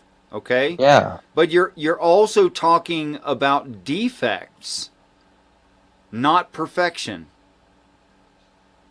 If we were emotionally, mentally, like deeply praying to each other, no one would be able to or want to do something like that. Well, I mean, and I'm not talking about a little but that's in the slap on the hypothetical thigh. if you can be connected to, like, connected to everybody. Yeah, I get it. Okay, do you think angels are connected to us now? I don't freaking know. I sure hope I have some angels protecting me. You don't have a Connected theory to- about Boy, what about the Father? Is the Father connected to us now? I don't know, man. I guess so. what do you mean you don't know? You're just being lazy.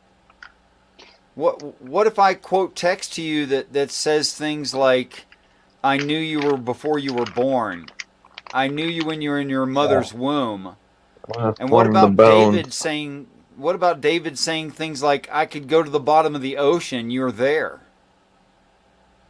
Doesn't that suggest some kind of connection between the Father and us? Yeah, of course. Okay. Now, if we're here imperfect, and we could be there perfected, do you suppose that connection would get weaker?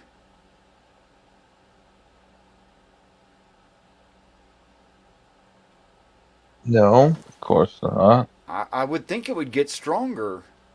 Right? Okay, No, then but I'm how just could I looking at possibly... the nature of people. I mean, get pleasure out of bad things. I think it's Well, pretty clear the way we observe it now. I would agree with you if we were connected in one. Like, here's an example. The way that I was with women in college and high school is completely different than the way I am with my wife. Like, okay. this is an analogy, hopefully. Whereas, I don't know what the space orgy, or like if we just sought after pleasure, the place is that man's heart and man, or I guess I wouldn't call it heart. Like, it's not a good thing from what I've observed. Let me address it from your point of view. Is hurting others evil? Yes. Is there evil in heaven? I would assume no. Okay, are we done? Yeah, and that gets us to the point. It's like, but this is where a lot of atheists don't want. They don't. There's some evil stuff that people have that they don't want to go to heaven because they don't want to leave that evil stuff behind. Sorry to group atheists in there like that, but just me trying to be frank. Would you disagree? I think you're talking about a state of imperfection, not a state of perfection. But that's the very premise. I mean, a lot of times these atheists, they don't. They're tied to their sin. They don't want to go to a place where they can't have their sin, and not bring their imperfection. Okay, Is that an attack, or is it okay if I say that? it's you could find atheists who would say the same. So it's not completely unjustified or something. It may be they might say something like, "Well, you're wrong because you said it instead of me," but there's people who say that same thing from the other side of the fence. Okay, so it's not completely unjustified to say it. It's a little biased, but yeah, it's as KCA Randy put, not very charitable. It's not very charitable. But I have heard people say it from the other point of view. I wouldn't want to go to that because of ABC, which I do enjoy right now. Okay, so fine. Still, what The- you're talking about so there, I missed it, but was that the atheists just want to sin argument? it was. Oh Well, God. Um, well, he you're, he missed the segue into it, but yeah, okay, but he'll be back. You can explain later. Um, it was kind of like the opposite. let me take this to the extreme and say absolute 100% psychopath. No emotions. Just doesn't have them. In heaven with prayer telepathy. Suddenly has them. Now what? Well, this hypothetical psychopath, for one, won't be a psychopath anymore, but two, Right. he ain't gonna want to do that stuff to himself anyway. It's disconnected in Right. feelings for the first time. Yeah, Right. that's my point. Is we're in agreement to some sense of what heaven would be like, but flip it around, and a lot of times you run into um, um a lot of atheists. They're not gonna want to go to a heaven where there's no sin. They enjoy their sin. I don't know about your label of sin versus their label of sin where they Sure. don't believe sin exists. Do you know how I guess pathetic we need to that come up with an argument really example. is? Go take it, Sammy. I'm not even a good atheist. Not anymore. I used to be a lot better at it. Tell us We about want all to the sin. bad things Okay, you want. what sin do I want that stops me being a Christian? Because you think that's why I'm not a Christian. Well, no, I didn't say that, but I Which said sin? Which sin, bro? no. What I was saying is something you wouldn't like. You would like to bring your sin to heaven in an ideal heaven. Which sin would I like to bring to heaven in an ideal heaven? I don't know, man. Only you know your heart. Earlier, you're talking about how Well, but all of you're the the one that men made the and women claim that that you have. that atheists want to bring their sin to heaven. Which one? Name one. I'm not gonna speak for you. But you just did because I'm an atheist. I'm not gonna make up a sin that you have. You could ask questions. Okay. I shouldn't fall for that trap. It's not a trap, bro. If you're ashamed of your own beliefs, that's your problem. Okay, so you like to smoke, right? Should He had to would tend to you something. wanna? He'll be I right mean, back. we'll start on the easy stuff. So smoking, are you gonna smoke in heaven? Would heaven be better if you could smoke the whole time? I would hope that I had the intellect to not see the point in it, but I believe that heaven would give me the option if I wanted. I don't want to smoke Okay. ever. I don't want to smoke now. So that's not a great. Plus, I don't really Okay. see anywhere in the Bible that says don't smoke. I mean, the Bible says take care of your temple, meaning body. But if you were at perfect health, 27 years old ish, permanently, and and your body was perfectly self-healing, could you even get cancer if you did smoke? Well, in a way, it's idolatry. I think most time, at least for me, I quit vaping a year ago. Before that, Okay. chewing tobacco, smoking, switched to vaping. I quit that a year ago. Okay. For me, instead of going to God, I would go to nicotine. Instead of what? Going to God. Your microphone just turned to trash somehow, real suddenly.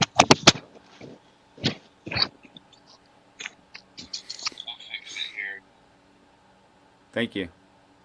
Could you mute before you plug it back in, though? Because that really hurt my ears when you unplugged it. Is everything okay now? Yeah, it's lovely.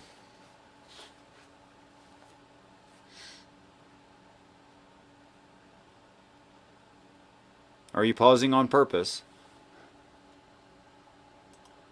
Peace and respect, Jenna. No, I was trying. They're AirPods. I was trying to plug them back in without Jenna, while Jenna, it's you on are mute. muted on StreamYard.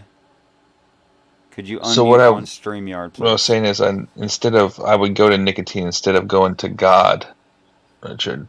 What So does that mean? I don't know how to explain it, but we were talking about how it could be a sin if going through stress with whatever, going to Oh, nicotine instead of praying. I guess that was my way of explaining how it could be a form of idolatry. okay. So it would require that you had a higher view and that cigarette smoking or marijuana smoking was just something that you enjoyed on a carnal level, and that it has nothing to do with your spirituality, really. It has nothing to do with your personality, really. It helps you sleep. Maybe you're a little bit hyperactive and you need something to chill you out.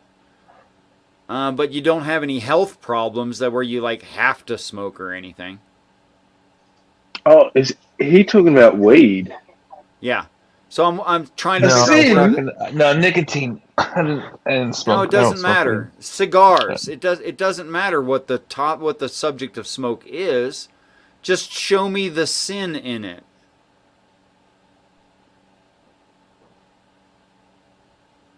Like I said, I don't. I said that I wanted to give you a bad example. I don't really want to go into all the hypothetical extreme sins of that men have. But you guys don't. You guys really don't think that So you're there you're are just gonna go there. to sex, aren't you? Good old Well, sex. Dirty, nasty, evil, immoral sex. Correct? Come on. We know that's where you want to go. why That's the don't you sins we just? want to Why don't take. That's you? the sins we want to take into heaven, right? Why don't you go? Yeah. Why don't you go into descriptive? Be descriptive about all the dirty, nasty types of sex that that really grasps at your heart and Why don't mind, I I? think and then I think the only way. Sorry. tell me how that's heavenly. Is what I Okay, I guess. think, That's what I'm let saying. me interject real quick. I think the only way that it could be dirty and nasty is if you're hurting someone. Okay? I don't think it could be dirty and nasty otherwise. Because unlike you that tries to base your morality in your version of a book, I don't need to worry about any of that. For me, it's about consent. And if everyone's consenting, there's no issues. There's no sin. There's no immorality. That's all a Christian thing or a religious thing, anyway. Now, if your obsession about sexual interaction with people causes you to start dropping a lot of weight because you don't take time to eat, you're hurting yourself and that's bad. Or if you don't get enough sleep, you're hurting yourself and that's bad. because none of us should be hurt, not for any reason.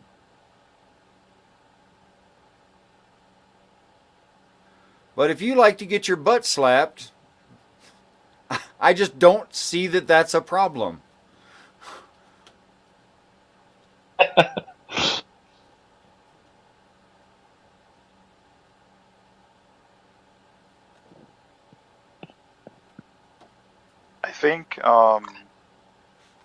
I think at least from my reading of the Bible, I think when sex is addressed in most circumstances, it's typically under situations where it's inhibiting people from um, from making sound decisions and basically essentially abusing it, right? Like for example, from what I remember, a few um, when it was Paul, I think it was Paul, was writing about the sexual immorality that was going on in Rome at that particular time. What a lot of people don't understand is that back then in Rome, um, sex was um, a normal thing. Prostitution was a normal thing, right?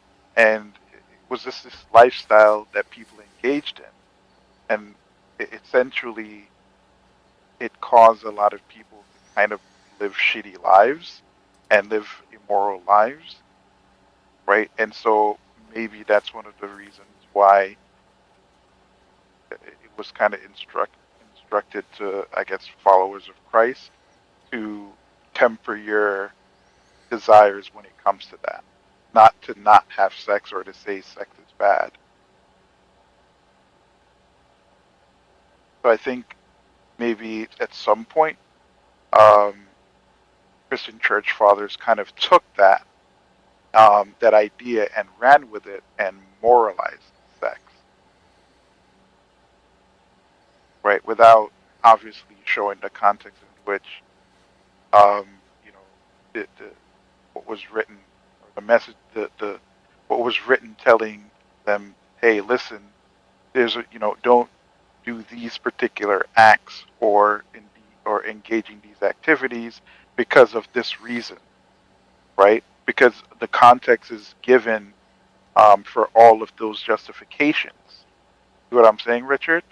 It So actually is, yes. yeah, so it's just one of those situations where, again, right, cultural contexts are not taken into consideration when people come to conclusions about the things that they read, right? And so therefore they don't understand sometimes why what was said. And so they'll come to this, I don't know, sometimes I call it weird conclusions, right? That's, for all I know, detrimental.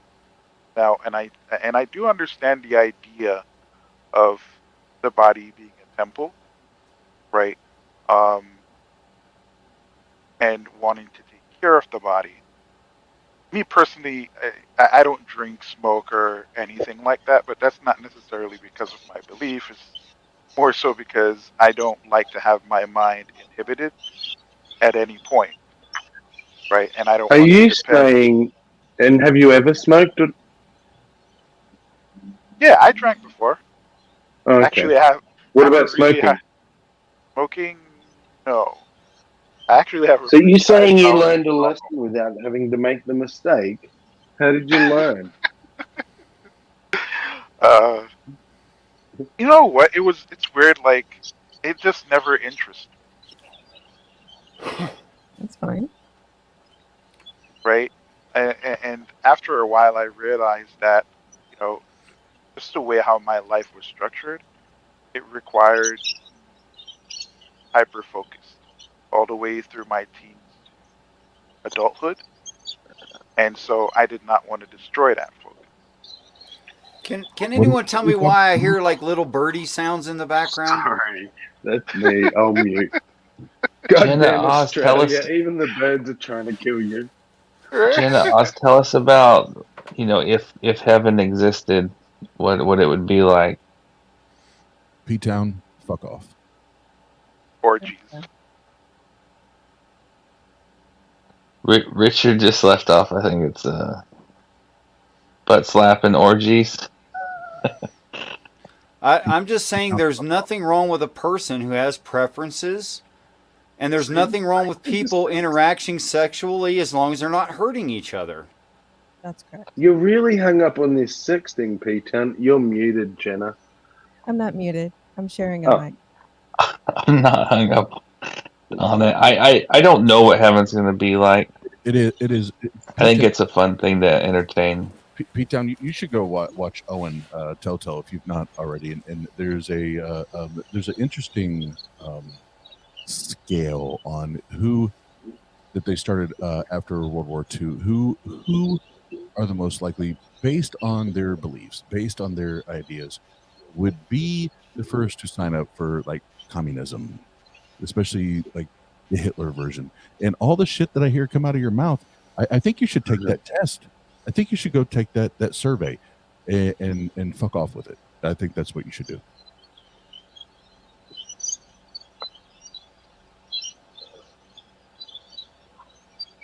And I still hear the hamster wheel. That might be P-Town's brain. I'm not sure. But I hear a hamster wheel. Sorry, I think it's actually his grinder, but... Is that for your tobacco? Is that what? Yeah. We could say it that way. Anyway, Oz, how are you? I enjoy talking to Richard, not P-Town. Hi, Oz. Oz, we've like never really talked except for the one time that 3 months ago. I've listened. I've observed. It's been demonstrated. You and I we're not meant to get along, man. It's clearly been demonstrated. It's too bad, Oz. Yeah, it is. It is. It really is. It really is. Don't know what I did to offend you. When is there evidence? I don't know. Okay. We had a little interesting exchange, and I mean I wasn't tough on P-Town, but the fact of the matter is, you know, there's things I profess all the time and have for like a decade about what I think these stories are trying to tell, and he mentioned one of those sets and said, "You admit the following," and I went, "What do you mean admit? I'm happy about it." Okay. They profess. I remember. Yeah, so it's like this accusatory word that doesn't belong there.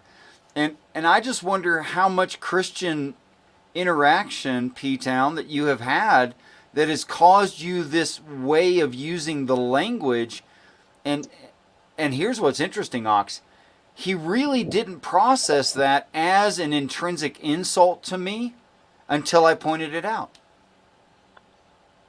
Well, I sometimes I don't have a better word for it, but what really happened, Richard, was it takes you. I want to get to how you tie these in different people and believe that they're one person, and sometimes it takes a long time for me to get you to get there. When I use the word admit, I didn't mean it like I gotcha. I was just trying to find a word that would describe how it took a little while to get to that point, but I didn't mean it. Okay. I didn't mean to for it to be in an offensive way, especially. And I'm not perfect with my words, but that's where that word came from. I'm not trying to point out that particular thing. I'm not worried about it. You already said you were sorry, and I believed you the first time, truly, and I wasn't offended in the first place. I just took it as an educational point and said, "Hey, do you realize you just said this?" And I wonder how much you do that. And I wonder if Oz has heard some of that you didn't even know you'd said, because in the interaction between you two, Oz is like, screw off, and you're like, oh, well, I don't get it.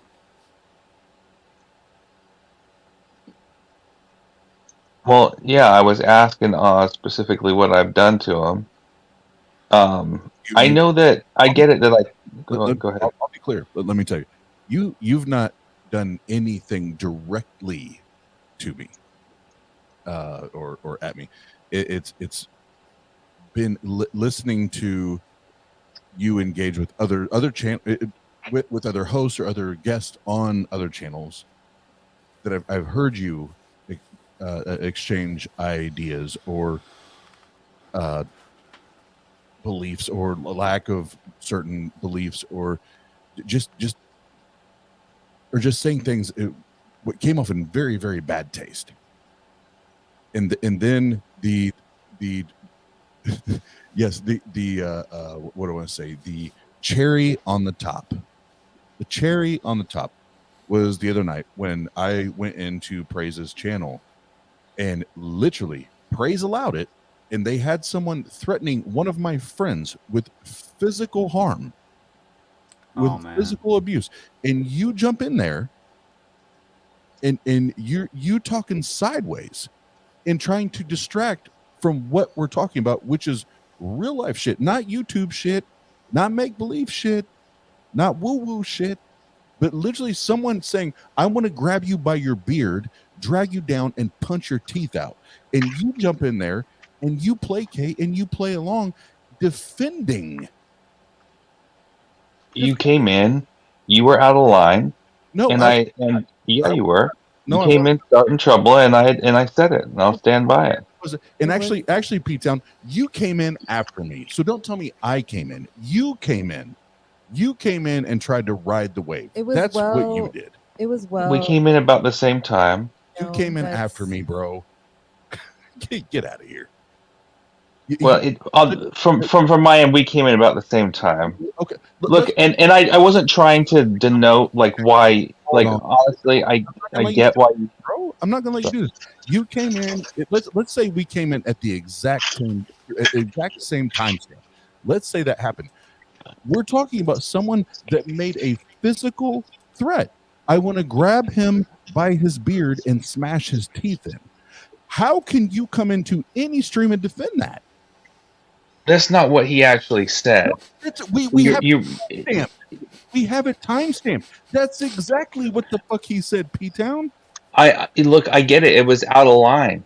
Okay. And yeah, I agree with you. It was uncalled for. The other night, I got threatened with an AK-47, but I still going to give her the benefit of the doubt that she didn't mean it. I came on camera because Richard, I want to make sure this is you. He said no, but then he said yes, Oz, I agree with you. So did it or did it not happen, P-Town? When a guy in this particular case, the guy felt bad. You can tell that he was in his way saying I'm sorry and explaining that he didn't actually mean that. That he was saying it makes him feel he felt like doing that to someone. It's different than threatening someone directly. No, see. Well, we still going to keep going over this and over again? Well, yeah, because you're saying, Oz, what have I done? What have I done, Oz? What have I done? Because I said you came in to start trouble. You did. You came in to start trouble after drinking a bunch, and that's what you did. And I'll stand by it. You have to let him finish his sentence. He's going to let you finish yours. You got to let him finish his sentences, okay? Jesus Christ. So, first of all, you don't know how much I did or did not have to drink. You have zero clue. But yes, anytime any of my friends, family, associates, whatever, when they are physically threatened, yes, I'm going to jump in. And it did not start out. It did not start off as I wish I could or I want to. It is I will grab him by his beard or his goatee and smash his teeth in. That's how it started. And it took 2 hours, P-Town, almost 2 hours, for him to finally concede that, yeah, I shouldn't have said those things. I messed up. And guess what? As soon as he took that path, both Heathen Queen and I both backed down. We both backed down. So don't try to play this moral high road like you came in like holding this flag, like you were the one setting an example. Because if anything, as soon as he said it and took ownership, we backed the fuck off. So no, I'm not trying to make issue of that. What I'm pointing out is you said, Oz, why? It was all the different things I've heard you say and heard you share, and then that night coming in defending that shit, yeah, dude, fuck off. Well, let me give you an example of where I was coming from.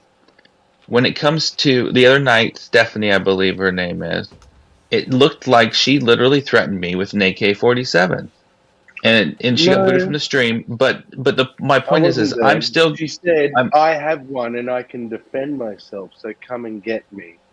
right. She was Let me finish. talking about What I was saying. Let me people finish. attacking trans people. So no, you can. I just want to make sure that I the was going to go public there. here, Yeah, you're not going to say that Stephanie just threatened you with an AK that's what because I'm that's not trying to what happened. finish But saying. Is Richard that Richard? I need your equipped help her up now. for that. No, you If I just can need finish, patience with each other. That's all you need. I'm done, what brother. I'm saying is, I'm going to give her the benefit of the doubt, of course, and say that it was that she didn't mean it, or it wasn't directed towards me, and of course, because the impression that it gave, the way that other people were talking, the impression could be that it was a threat. The point is, Oz, is I apologize for doing that in that vulnerable moment to you. I should have held my tongue. It's tough sometimes being in the middle on things. I fail. I I felt bad for the guy getting, because he's this Ukrainian dude in the middle of a war zone, and and honestly, I when I first heard that kind of out of character comment that he made, I thought it was someone on the opposition side making such a silly statement. Okay, But P anyway, yeah, Town, it was uncalled that for. was manning up. That was being a man. And if I can, P-Town, for real, I appreciate everything you just said. Like 100. I appreciate that. And like I said, Heathen Queen and I, once the truth came out, we backed off. We backed down. It was like, no, we're not fucking. Now we get it. Yeah. Now we understand. We backed all the way the fuck off, just like I will right now. And the only thing not to do. So let's take attention off the person that made the threats and just talk about your and I's interaction, even right here. Is the other thing that we all have to keep in mind is we all have our own real life personal experiences, right? And I don't know where P-Town you do or don't come from, and I won't pretend to. And most on the screen, I won't. I know where I come from, and I come from the hood, man. And when you come at my people, when you come at my sphere of influence, yes, I take it personal, and I become very defensive. And I do when I come in, and I told everybody before I even jumped into praise of shit, I was like, I'm coming in hot. Because I feel like one of my friends, part of my family, has been threatened, so I'm coming in hot. So yes, you may see it, and others may see it a different way, where we approach it diplomatically, and we do this. But where I'm from, that gut instinct, the instincts is we defend, and I'm looking for all the smoke, because I want to distinguish all the fires, right? And Right. let's get to the bottom of it. So when I come in like that, anyone that knows me, and I'll say this and shut the fuck up. Anybody that knows me knows when I come in hot like that, someone earned it. Because I don't talk to people like that on a day-to-day basis. I try to be as respectful and kind and generous and all that I can be. And if I come in blazing hot like that, someone earned it. You did the job to earn it. That's it. No, I get where you come from, and I got, you won't believe this, but I grew up in the hood too. And when you came in, I kind of went into the same mode a little bit. Like I can be defensive right away too. Okay, And so because I before the want to get the smoke conversation out runs there. out, too. Before So the I- conversation yeah. runs out, Jenna has been so sweet, holding her tongue, but has wanted to say something 3 times now. I saw it happen. I'm going to shut up. Babe knows it's always hard to get a word in when he comes in hot. You're okay, Oz. No, I think the point was already made. I have nothing additional to say because I think Oz settled in accepting what PTown had to say. It's, my thing is, I'm good at detail and keeping record of things. So I know when things are misspoken or missaid. I own up first to myself. For me, I'm a very careful speaker. And, when something I said out of line, I immediately will fess up to it and not try to shade or hide behind it. And, for myself, I expect that same kind of, you know, interaction from others. So, I mean, if someone wants to say, well, you said so and so on this channel, well, okay, I can pull it up. I know I have the record. I recorded it myself. I have this and that, whatever. I think it's better appreciated to quarrel or simmer down interactions like this if you're upfront about it. That's just my thing. Because, I mean, obviously you said what you said, and yes, fine. 2 wrongs don't make a right. If Oz comes in, or anyone else for that matter, comes in behind you to defend or, to scold you in a way because from his perspective you earned it, it's because you said something out of line. And I'm not directing this to just Oz and P-Town. It's for anyone because I see this a lot. So my whole thing is that, as long as you confess up to what you wrongfully said, then all can be good. Doesn't matter if you're atheist or theist, because I see it on both sides. So Oz and P-Town can be buddies now? Sure. I wouldn't go that far. I mean, that's a little early. A little early. Okay, too soon. Okay. We'll see what turns out. Okay. Hold on. So there won't be kissing and making up. We'll find out. We'll find out real quick. P-Town, Jesus is a myth. Damn. Jesus is the Son of God. You need him. Jesus is a myth. He's the real deal, bro. So okay. Sleepy So we found a disconnect. That didn't take long. See? Everybody's fine. We're throwing all the fires out there. Hey, that's how you get rid of them, right? You throw all the shit You out throw there. them out there, yeah.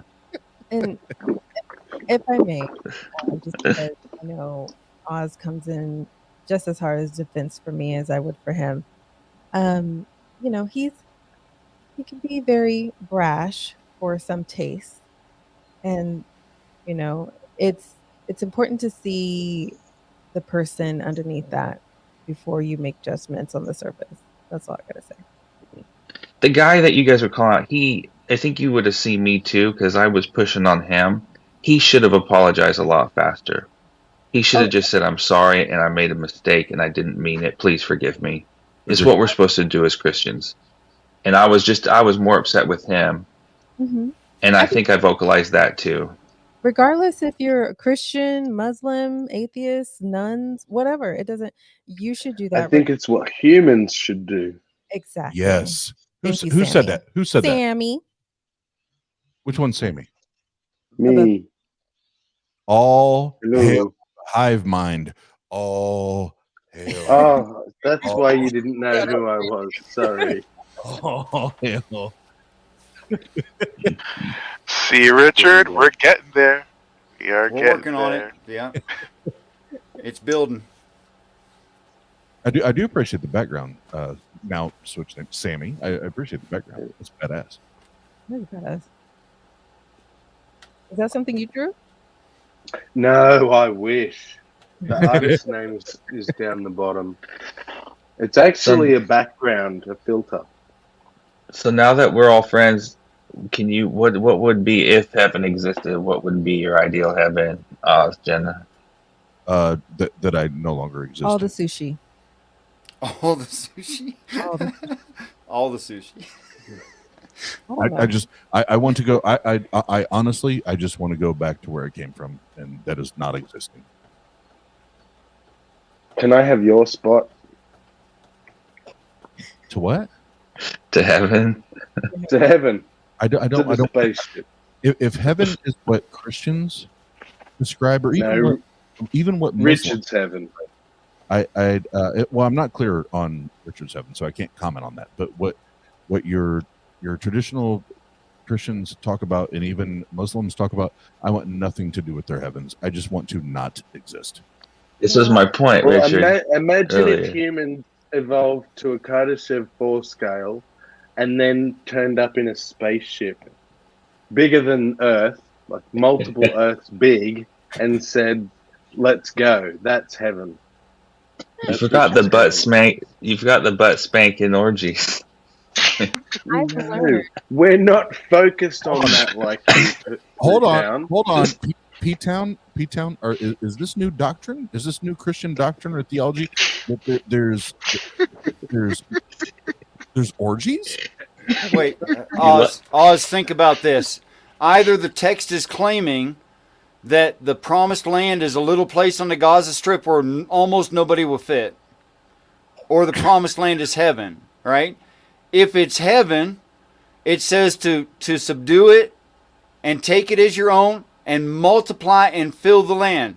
That's bumping uglies, man. So I'm just supposed to fill it up with people, yeah.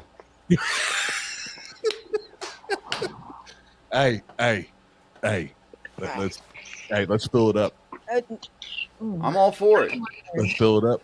I don't know, Richard, if you know this, or PTown, or Batman, because I didn't know if you're a Christian or not. Heaven is approximately 3 football fields big, according to someone on Brett King's channel like 20 minutes ago. Oh, that's interesting. Oh gosh, that guy's gonna kill me. But Jenna, that's a singular dimension. It is. He said exactly 1,300 by 1,300 by 1,300 by 1,300 or whatever. No, that's not what the text says. It says I can tell you it's 12,000 furlongs, and the conversion factor's 0.8, and that's 1,500 miles. He left off a 0 or 2 there. Or a lot. But Richard, if I may, when it comes to Brett Keane, if I could just play one very, very quick audio. That's Brett Keane. Sorry. Very sorry. Excuse. I mean, Brett Keane is who he is.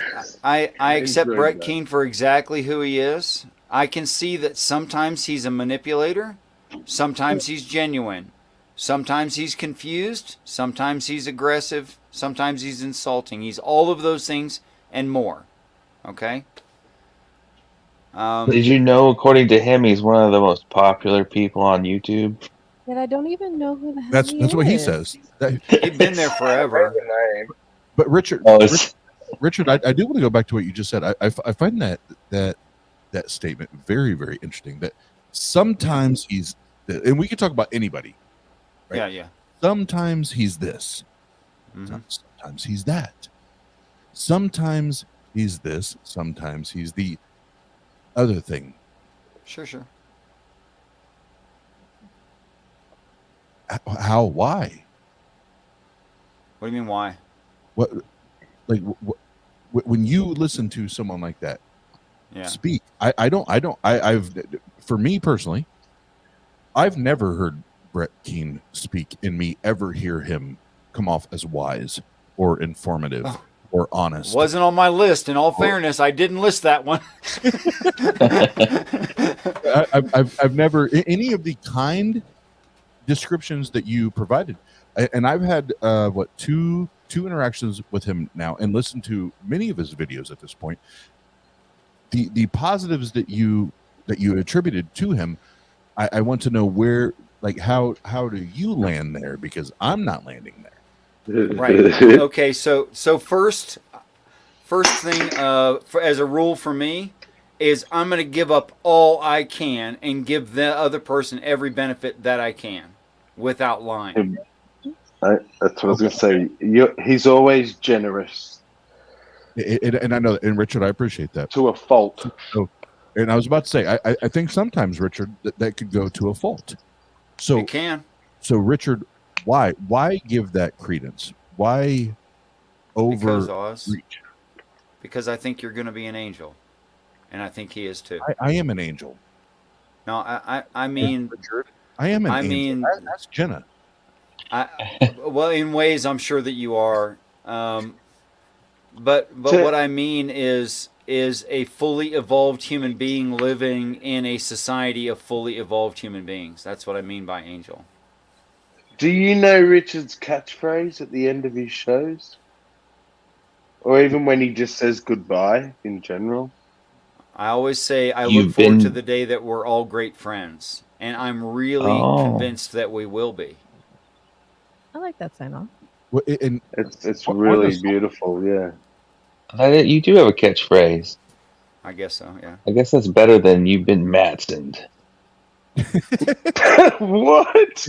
Yeah. Who suggested that? I've never said this. So, and now that I'm here with Richard's live with us right now, it says I remember the first time I was introduced to Richard, and they're like, "Here's his argument. Here's his position." And now, remember, this is me. This is me never ever being able to have a conversation with Richard or watch or listen, observe, and how he treats and how he treats other people, how he speaks to other people, and how he conducts himself. The first time, I think it was Pasta Mike. It was like, I believe it was. we need to talk to this guy. And coming from a very fundamentalist Christian background, right? Evangelical, fundamental, I was like, Mike, this is batshit crazy. This is batshit fucking crazy. I don't even know where to go with this. Mm-hmm. I don't even know where to go with this. And he was like, that's why we do it. And I was like, no, you know what? You're right. Because if we're going to hold true to what we say, is that we want to believe in more true things than not. You're right. You're absolutely right. And thank you for holding me accountable. And we did that. And I remember talking to Richard, and remember that this was years ago now at this point. I walked away from that conversation so frustrated because none of it aligned with Christianity. As I was taught. So there's a name for that. It's a As, phenomenon. And it's called the Madsen effect. There's also a Madsen face that you've probably had. And the reason I bring it up is as I, I had deconstructed and deconverted, and now I find myself in this wonderland, right? With all of these hypotheses and all of these wonders and all of these different paths and roads and all this. And you know what? That once I understood it, like I got it. It doesn't mean I agree. Doesn't mean I align with anything that Richard says or holds. What I appreciate is it's not this dogmatic, ritualistic, judgmental, like you're going to go burn in hell forever. He's wondering, and as he's wondering and trying to discover, he's wanting to do that with us, with us, and that's beautiful. As a skeptic, because I always say, before I'm an atheist, I'm a skeptic first. As a skeptic, that's beautiful. So the reason I share all that was long-winded, is Richard, I fucking love you more than you will ever know. I fucking love you, and I love that you are relentless in a good way. The Madsen effect. in a beautiful way, in in such your a way. such a beautiful way. You are relentless, and you are willing to be the odd dog. Plus, you do Now, the work. be careful. You're going to make him tear up because I'm I'm starting to. having a So. little trouble now already. Actually, Plus, you do the work, and the plus one is that you're Beck's brother, and that's always a plus for me. Hi, Beck, I love you. that's definitely a plus one. Yeah. Absolutely. And I went a long time, but Richard, I want to say because I know my first encounter, I was like, what the fuck is happening? But that was very early. Like I said, in my deconversion, but now years later, I'm like, this is a beautiful human being. This is a beautiful human being that's trying, just like I am. He's trying to figure this shit out the best he knows how. And he's doing it with love and grace. And I know the reason I brought this up, we talked about Richard's closing and leaving. Actually, what I appreciate about Richard is his introduction when he comes into a stream. Peace and respect. Peace and respect. That's what if we all did that? That's what I love and appreciate about Richard is anytime he enters a room, it's peace and respect. I'd like to tell you a little bit about what that means and what I mean by that. First of all, you have mine. Okay? Second, I wish for you to have that. Yeah.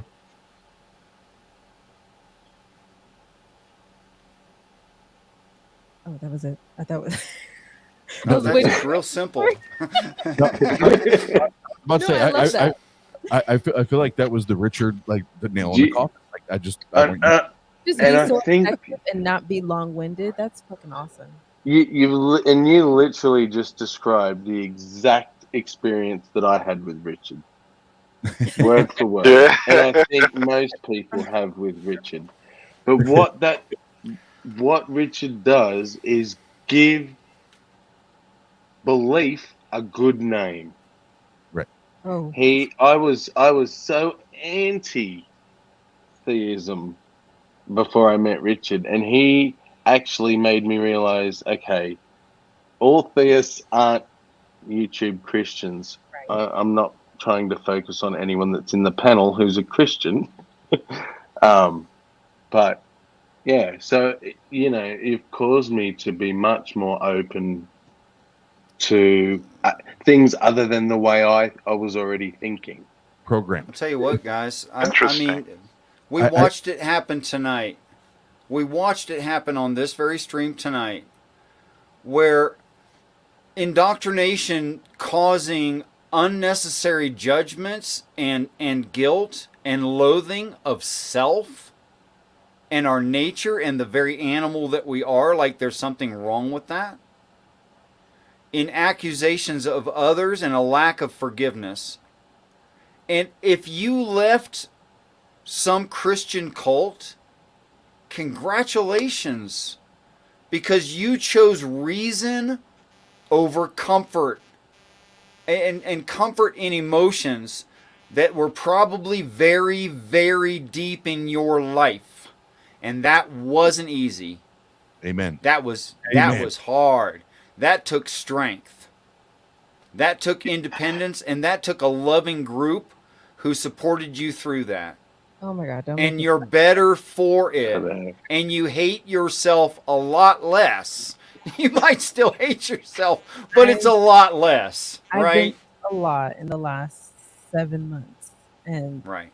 Now that I've shared a space with this handsome man to my left or right, I don't know right now, but it's been a struggle because of leaving that Christian cult. Yeah. And even though I left that 4 or 5 years ago, my family is a part of that. And their narcissism and toxicity stemming from their faith and belief and their stronghold of you should be this way, not the other, is what I'm still struggling with now, even though I'm thousands of miles away from them. Yeah. Yep. Now, I have told this story from these ancient stories. and I'll never stop because I believe it's true. Now I could be wrong, but I believe it's true. And I've seen about 40 people come out of cults because of this. You know what's interesting? So I don't think I've ever spoke about how I met Richard. I met Richard on Discord, and I believe it was in a room where they were talking about religion and stuff like that.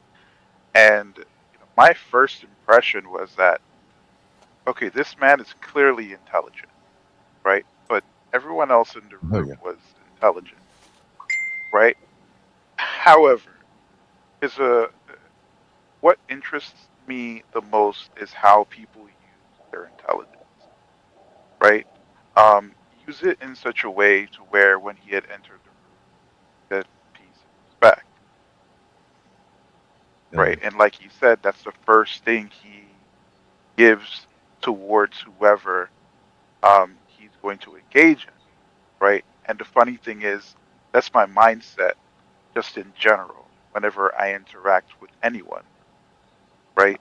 And you know, then when he went into his ideas and contrast them with other Christians, and to be fair, there are a few atheists in the room, from what I remember, who didn't really thought his ideas made sense, right? And to be fair, if it's not fully fleshed out, it's not going to make sense to you right away, right?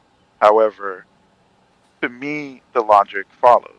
So I wanted to explore, you know, where that came from, right?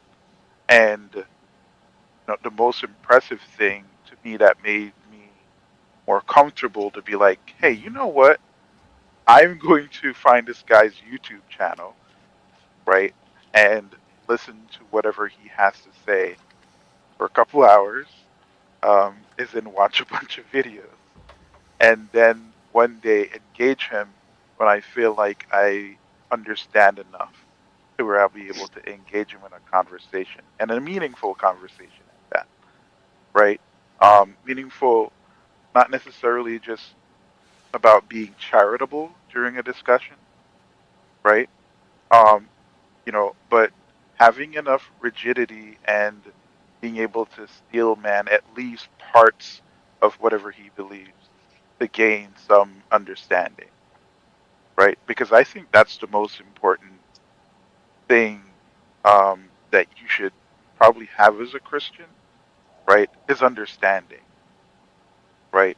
Sure, you might not be able to convince other people, through your scripture, but you can convince people on your walk of life, the way how you treat them, how you treat yourself, how you engage them, stuff like that, right? I think it's more impressive for someone to look at your positive behavior and how you treat people and be like, hey, are you a Christian or something?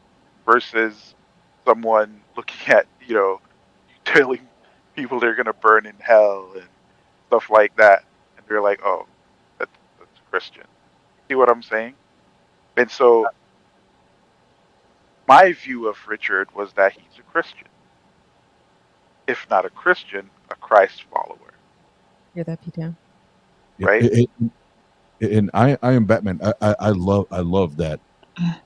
I do. I fucking love that. And you've inspired me now. I want to do a little exercise here. You've inspired me. So other than Richard, you don't get to answer this, but the rest on screen. How do we do this? Because not everybody's on camera. In the private chat, those that are on screen in the private chat, are you a theist? Put Y or N for yes or no. Let's do that quickly. And I will answer as well. And then Richard, you could still be on screen. Removing the man from his show. Yeah, I don't have that power. I am not God. You do today. Um, That's fine. So there's 5 of us. We got 1, 2, 3, Did I 4. not One do more that? answer. One more answer. I don't think 1, 2, 3, 4. No, that's all of us because you wouldn't have answered Oz. you told Richard not to answer. Oh well, I answered, but it didn't show up for whatever reason. All right, so we have 1, 4, 2. 5. Yeah, that's all of us. Yeah, so we would have 3 non-believers, 2 believers. And so I will try to be. No, I will be. I would take myself out of it and just ask the questions. So, based on what we've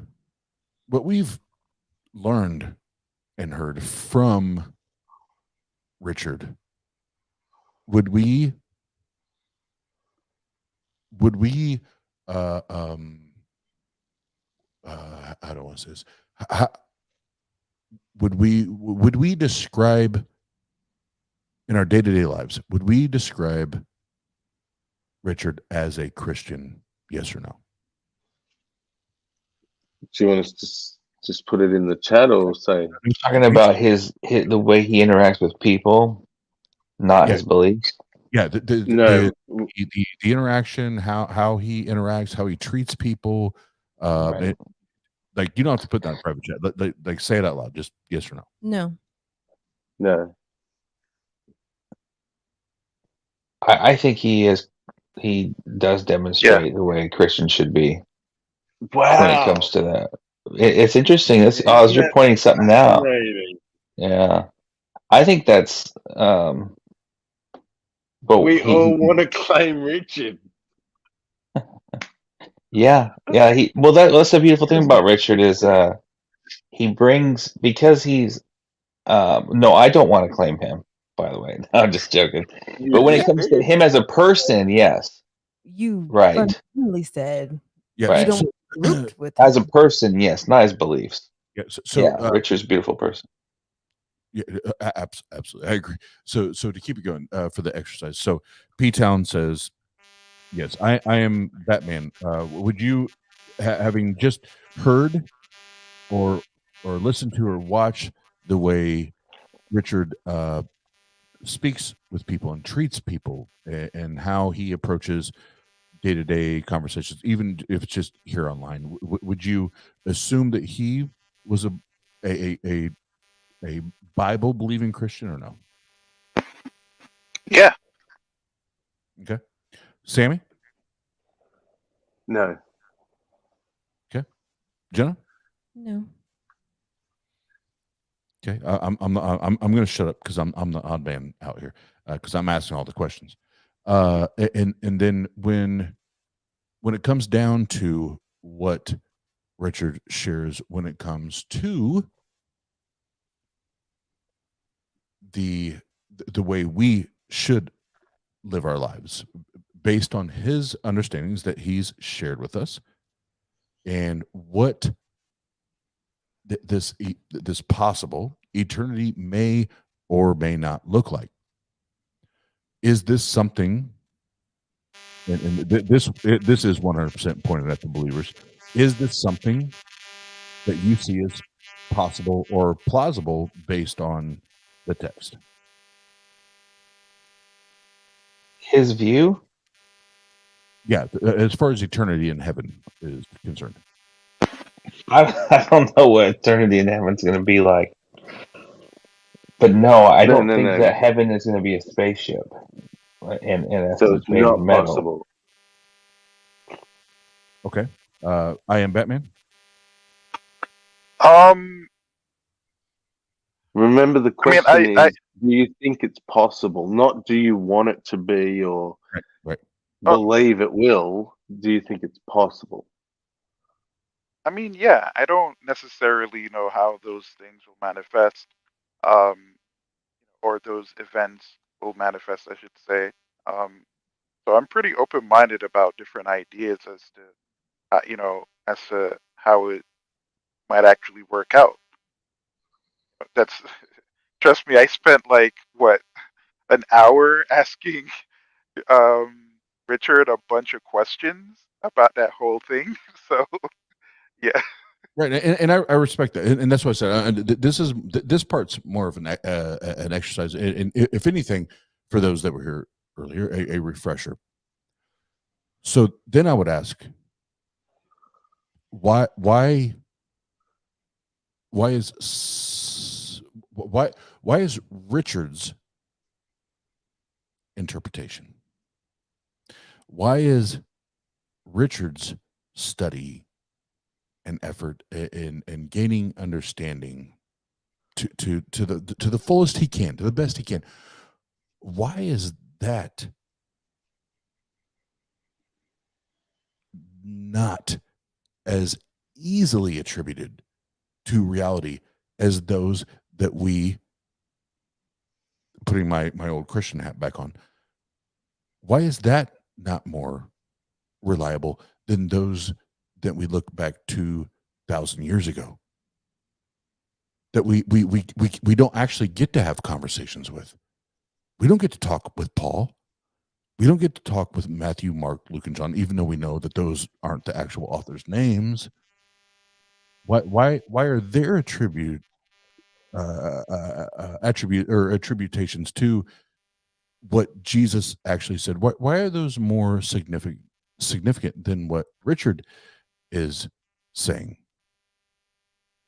Because we have more evidence, we have more reliable, better reasons to believe what Richard's saying is because we can have day-to-day dialogue, day-to-day conversations. Whereas with Paul, Matthew, Mark, Luke, John, that's hearsay. That's hearsay. So why is the Apostle Paul better than Richard?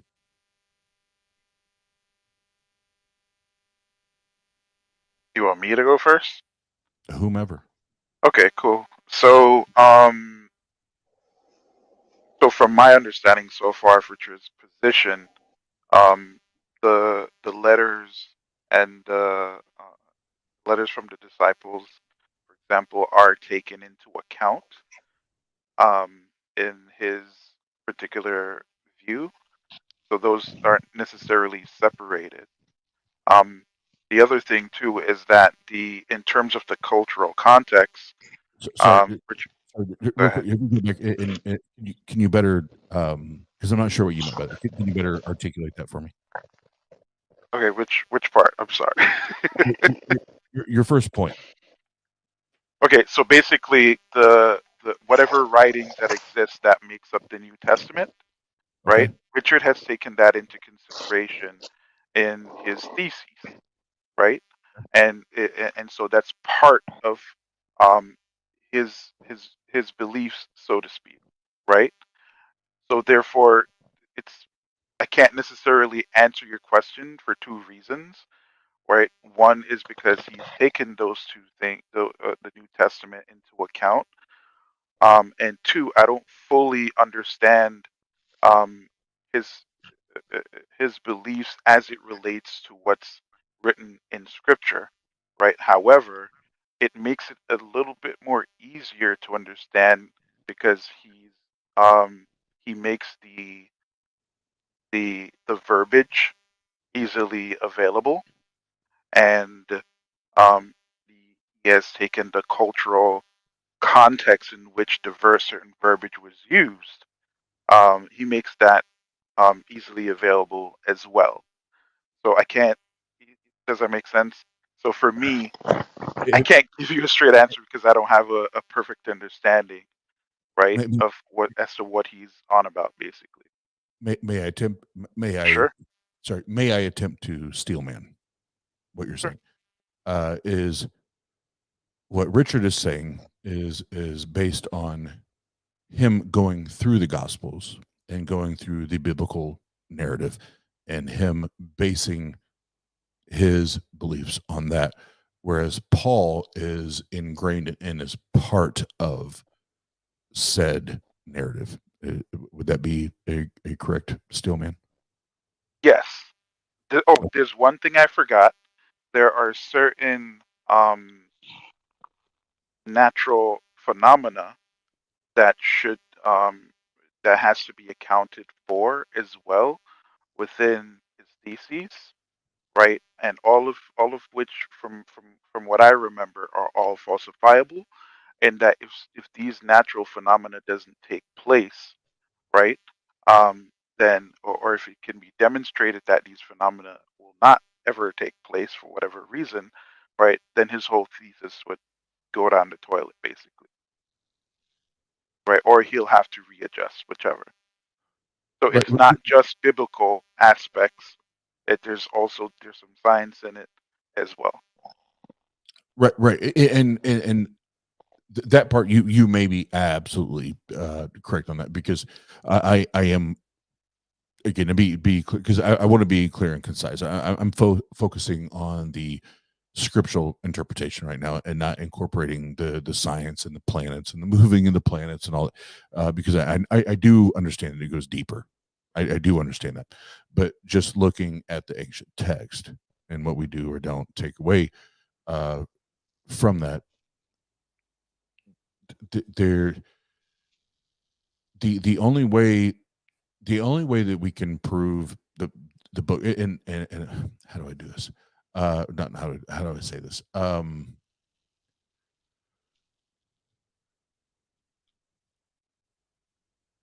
There either there is one savior. When we look at traditional Christianity, either there is one savior,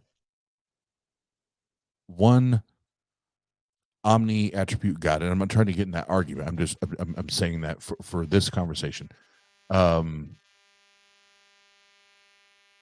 or there's another option that we're missing. Could we be wrong? Could there be another possibility other than just Christianity or theism or atheism? Or what if there is another option? What if I we're all mean, I think that's a fair question, but you have to keep in mind that a lot of Christianity, a matter of fact, the core of Christianity is grounded in faith and belief, right? okay? And so it's not necessarily about, Can you I know, can I pause you there sure, before we, because sure. faith is a key word for me, because I grew up, again, if you didn't hear this earlier, in the very heavy charismatic evangelical church. Like, faith was everything. I went through Bible classes, the Apostle Paul, and just punching faith down people's throats. Faith is the substance of things hoped for, evidence that's thing. But before we even get to that, do you believe, or do you subscribe to faith being a reliable vehicle or a reliable pathway to arrive to more true things than not? I don't understand your question. So, and thank you, and I appreciate you saying that. And so, just give me a bullshit answer, because that's usually what I get after that. So, if we take faith and let's use the Hebrews 11:1 definition, faith is the substance of things hoped for, the evidence of things not seen. Mhm. Would you agree with that definition from the Bible? Yeah. Okay.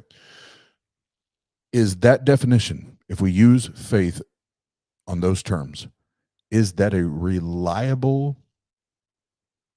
methodology to bring us to more true things than not true things? Well, I guess it depends, right? But the whole point of the narrative and the scripture isn't necessarily focused on discovering the truth in terms of what comports to reality independent of what we experience, right? It's just more so the truth of, okay, there's this particular um, deity, there's a lifestyle is that is associated with this deity, and if you live that particular lifestyle and believe, right, then after death you will be with this deity.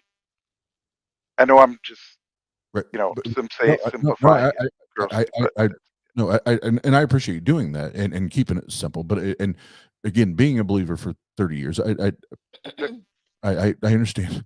I understand 100%, and that's why again I will then circle back around. Is how does faith bring you to a point that you think that you know that? Because if I well, ask you, okay, go ahead. real quick, if I ask you to provide evidence for your claim, if I ask you to show me how how you know that this is true, I know as a former believer, I couldn't do it. You can't do it. You can't demonstrate that to me. So you're making a knowledge claim. How do you know that that's true? My Okay, hold on, P-Town. So, one of the, so P-Town, and I want you to pay really, really close attention, right? So, and it's funny because earlier we were kind of having a short discussion about an experience that I had where I went into a room and I was basically told to go learn philosophy, right? Because what I was saying was nonsense, right? To me, what I was saying made sense, but to everyone else, it doesn't make sense. And words and how you use them are really important, right? So, an admission of faith or belief is is not another way of saying what I believe is true, nor is it making a claim that whatever you believe is the case, right? If I were to say God exists, right, I am making a claim, and now therefore I have to justify that claim, right? Now, if I say, hey, I believe God exists, right, the most I can do is justify my belief, which is to explain to you why the evidence that I've experienced, right, led to that belief. Now, whether or not it logically follows, that's another story. Whether or not you accept So, it is another story. You see what I'm well, saying? So the yeah, question, absolutely, absolutely. So my yeah, follow up on that. So my ADHD brain doesn't forget this question. what I'm saying is that the question you asked me is malformed. So Well, I'm not going to be able to give okay. you a good answer. So okay, cool. And then I'll own that. Then I'll own it. So let me reposition and ask it in this way, based on especially based on the way you just described your position of faith and how you approach faith. Do you apply that same measure? And and I will dare to say that extreme version of faith. Do you apply that to any other facet in your life other than faith, or I'm sorry, other than the God claim?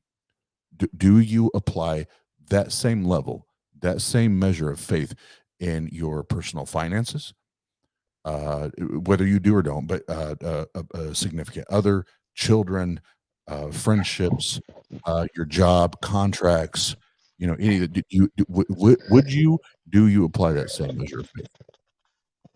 In some situations, I do.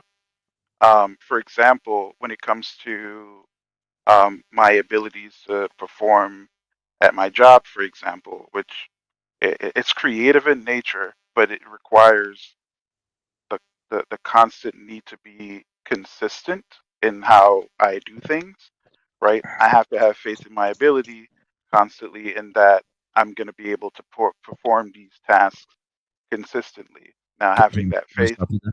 Can I stop you there? sure. Have you shown yourself, first and foremost to yourself, but to your superiors, to your bosses, have you shown and demonstrated yourself to be reliable? Yes or no? Uh, for the most part, yes.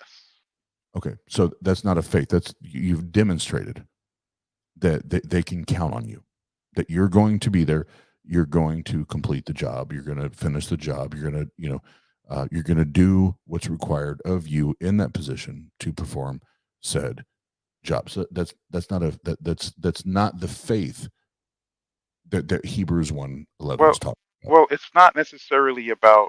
It's not from the perspective of whether or not they think I'm going to perform well, right? It's more so about me internally, right? That's an I internal asked, struggle of mine. Oh, but I asked go that ahead. question. I asked that question.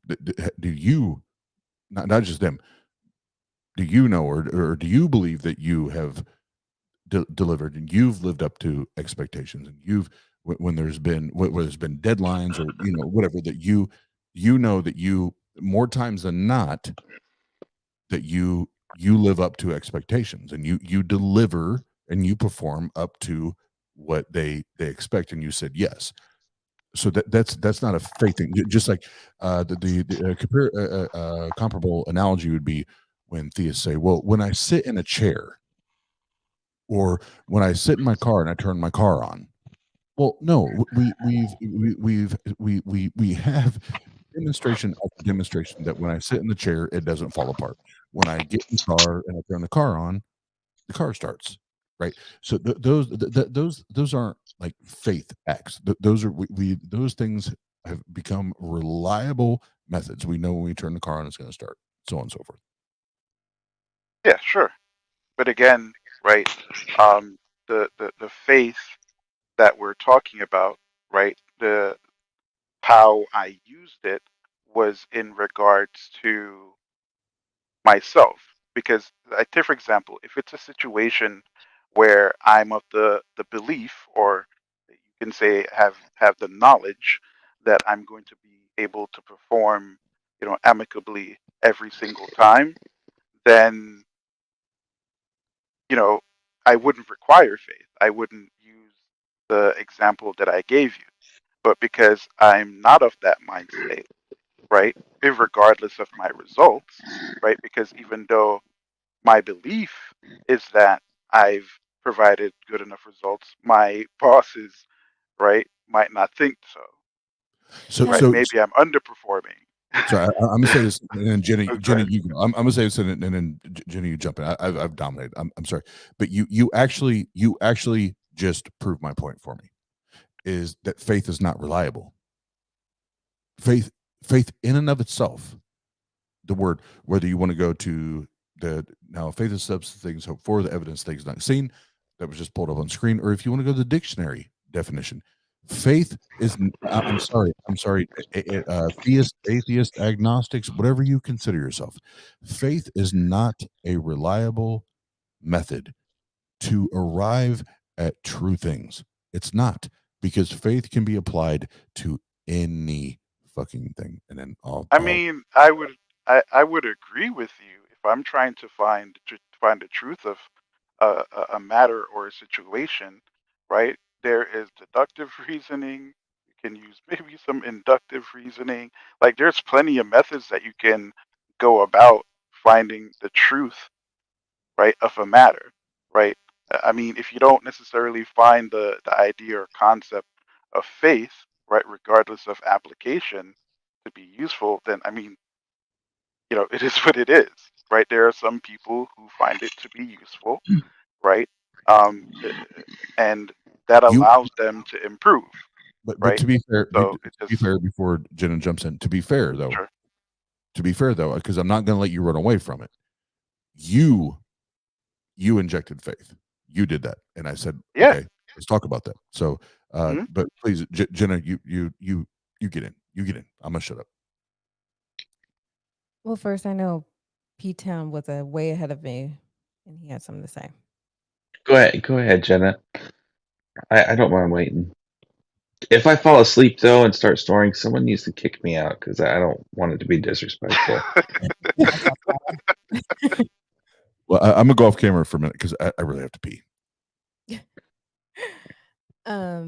What I was gonna interject and say is, has there ever been a time for you, I am Batman, that you had faith going in on a job and you held on to that faith for however long you worked that job for that day, and everything's going good, you're doing whatever you do at your workplace, your faith is strong, and you know faithfully at the end of the day you'll just go home and that's it. Has there ever been an occurrence that your faith failed you? Oh yeah, there are times. There are times when. There are times when. Um, obviously I failed. Hence me saying, um, the I have faith that I'm performing amicably, right? There are times when it's failed me, right? And I wouldn't necessarily say that it's failed me, right? Because I don't know if the amount of faith that I have necessarily determines how well I'm going to perform, right? But I do know that having the faith in my abilities, right, it gives me more confidence to perform better, right? And it gives me the drive to just do better in general, right? Because I like to any craft that I'm into, I like to master it, right? And so that's my general mindset. And but there's the doubt in my mind that, hey, listen, I just might not be able to master this. So I just have to have faith that I'm going to be able to master this thing. Mhm. So, and to clarify, you said you don't believe you've ever think that your faith has failed you. Yeah, I don't necessarily think it was the faith that caused me to fail. I think it was just my performance, right? Or whatever that might cause my performance to not go the way how I want it to.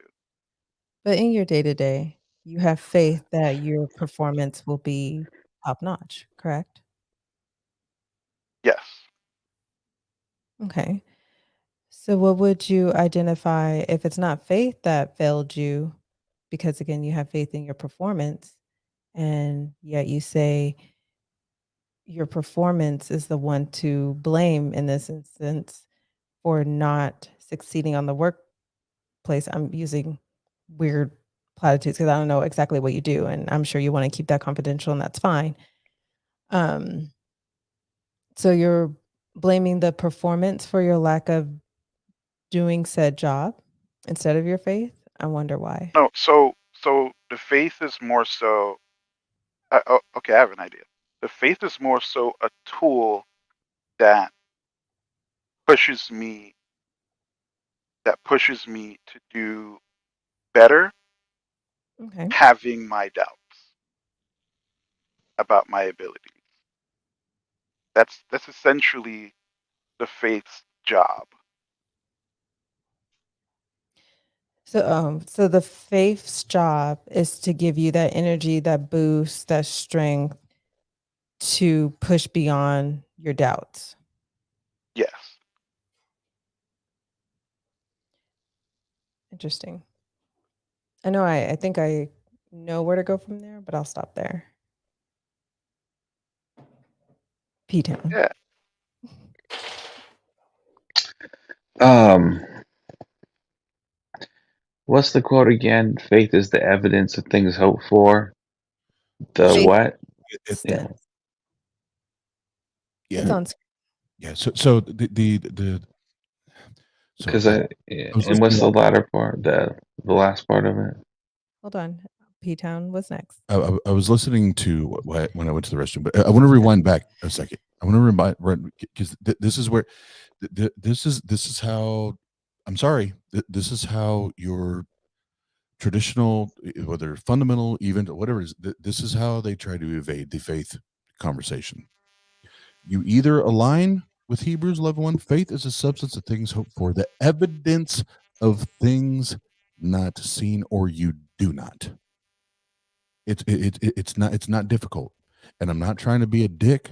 I'm not trying to be an asshole, but it's either you subscribe to this definition because it's in your literature, it's in your book, or you don't. So for those that are Christian theists, Do you subscribe to Hebrews 11:1 or no? I ascribe to everything that's in there. Now let me try to explain to you my perception of what that means, Well, if that's okay.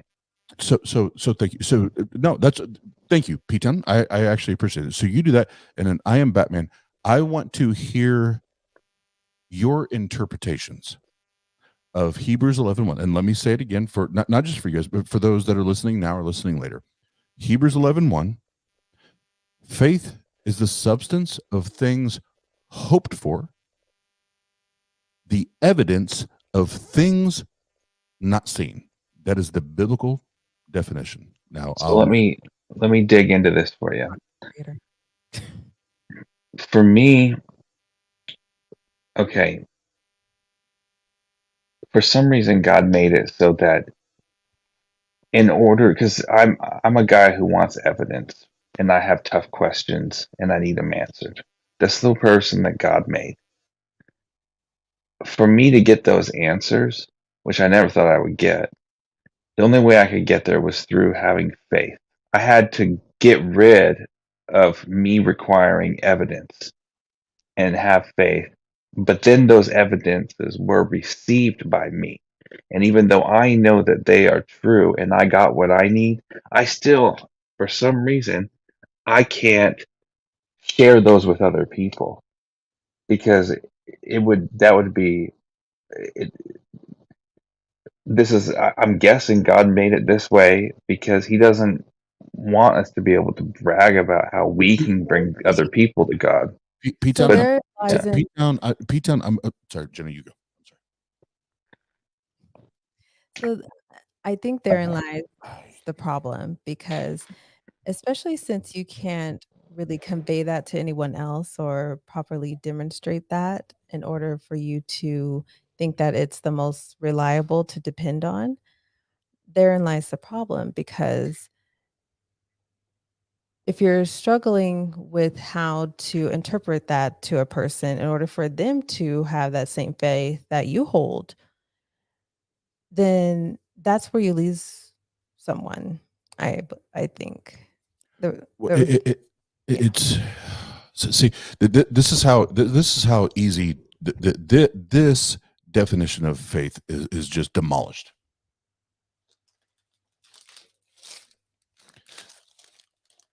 My partner, my girlfriend loves me. She knows my favorite candy is Skittles. I have a bag of Skittles right here. I can show you right now. You can hear it. I have a bag of Skittles. I don't need faith. I don't need faith to understand that this bag of Skittles is in my hands right now. And I can open the bag of Skittles and eat said Skittles. I don't think I think you don't understand that when I think of faith, it's harmonious with evidence. But it's not. It is though. But It's just you don't see it. So exactly, and that's why it's bullshit. But that's how it's defined there. Right, in and Hebrews. that's why it's bullshit, and that's why But faith it's not. is It's bullshit. real. Faith faith is evidence. Listen to it. Faith, because what is faith? Faith is a hope, right? Faith is a hope and a wonderment. Faith is the substance of things hoped for. That's problematic. It's evidence. No, because it's not. You can't hope for something that you hope for and count it as evidence. PTown? Yes, you can once you receive it. No, but okay. So demonstrate to me that you've received that. I'll be waiting. Well, again, what I'm saying, but you won't be able to see it. Exactly. So it's different, but I can still see it. I know it's this big old conspiracy.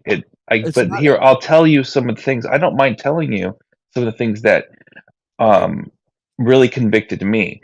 I'm just going to disclose that you're going to call BS on every one of them, right? But I don't mind sharing those with you, Oz. But the way that they were so convictive or meant a lot to me, it's not going to fulfill whatever it is that you need. Because I think everyone is individual. Everyone has their own things. I want to pause you there. It's not about fulfilling what I want or what I need, PTown.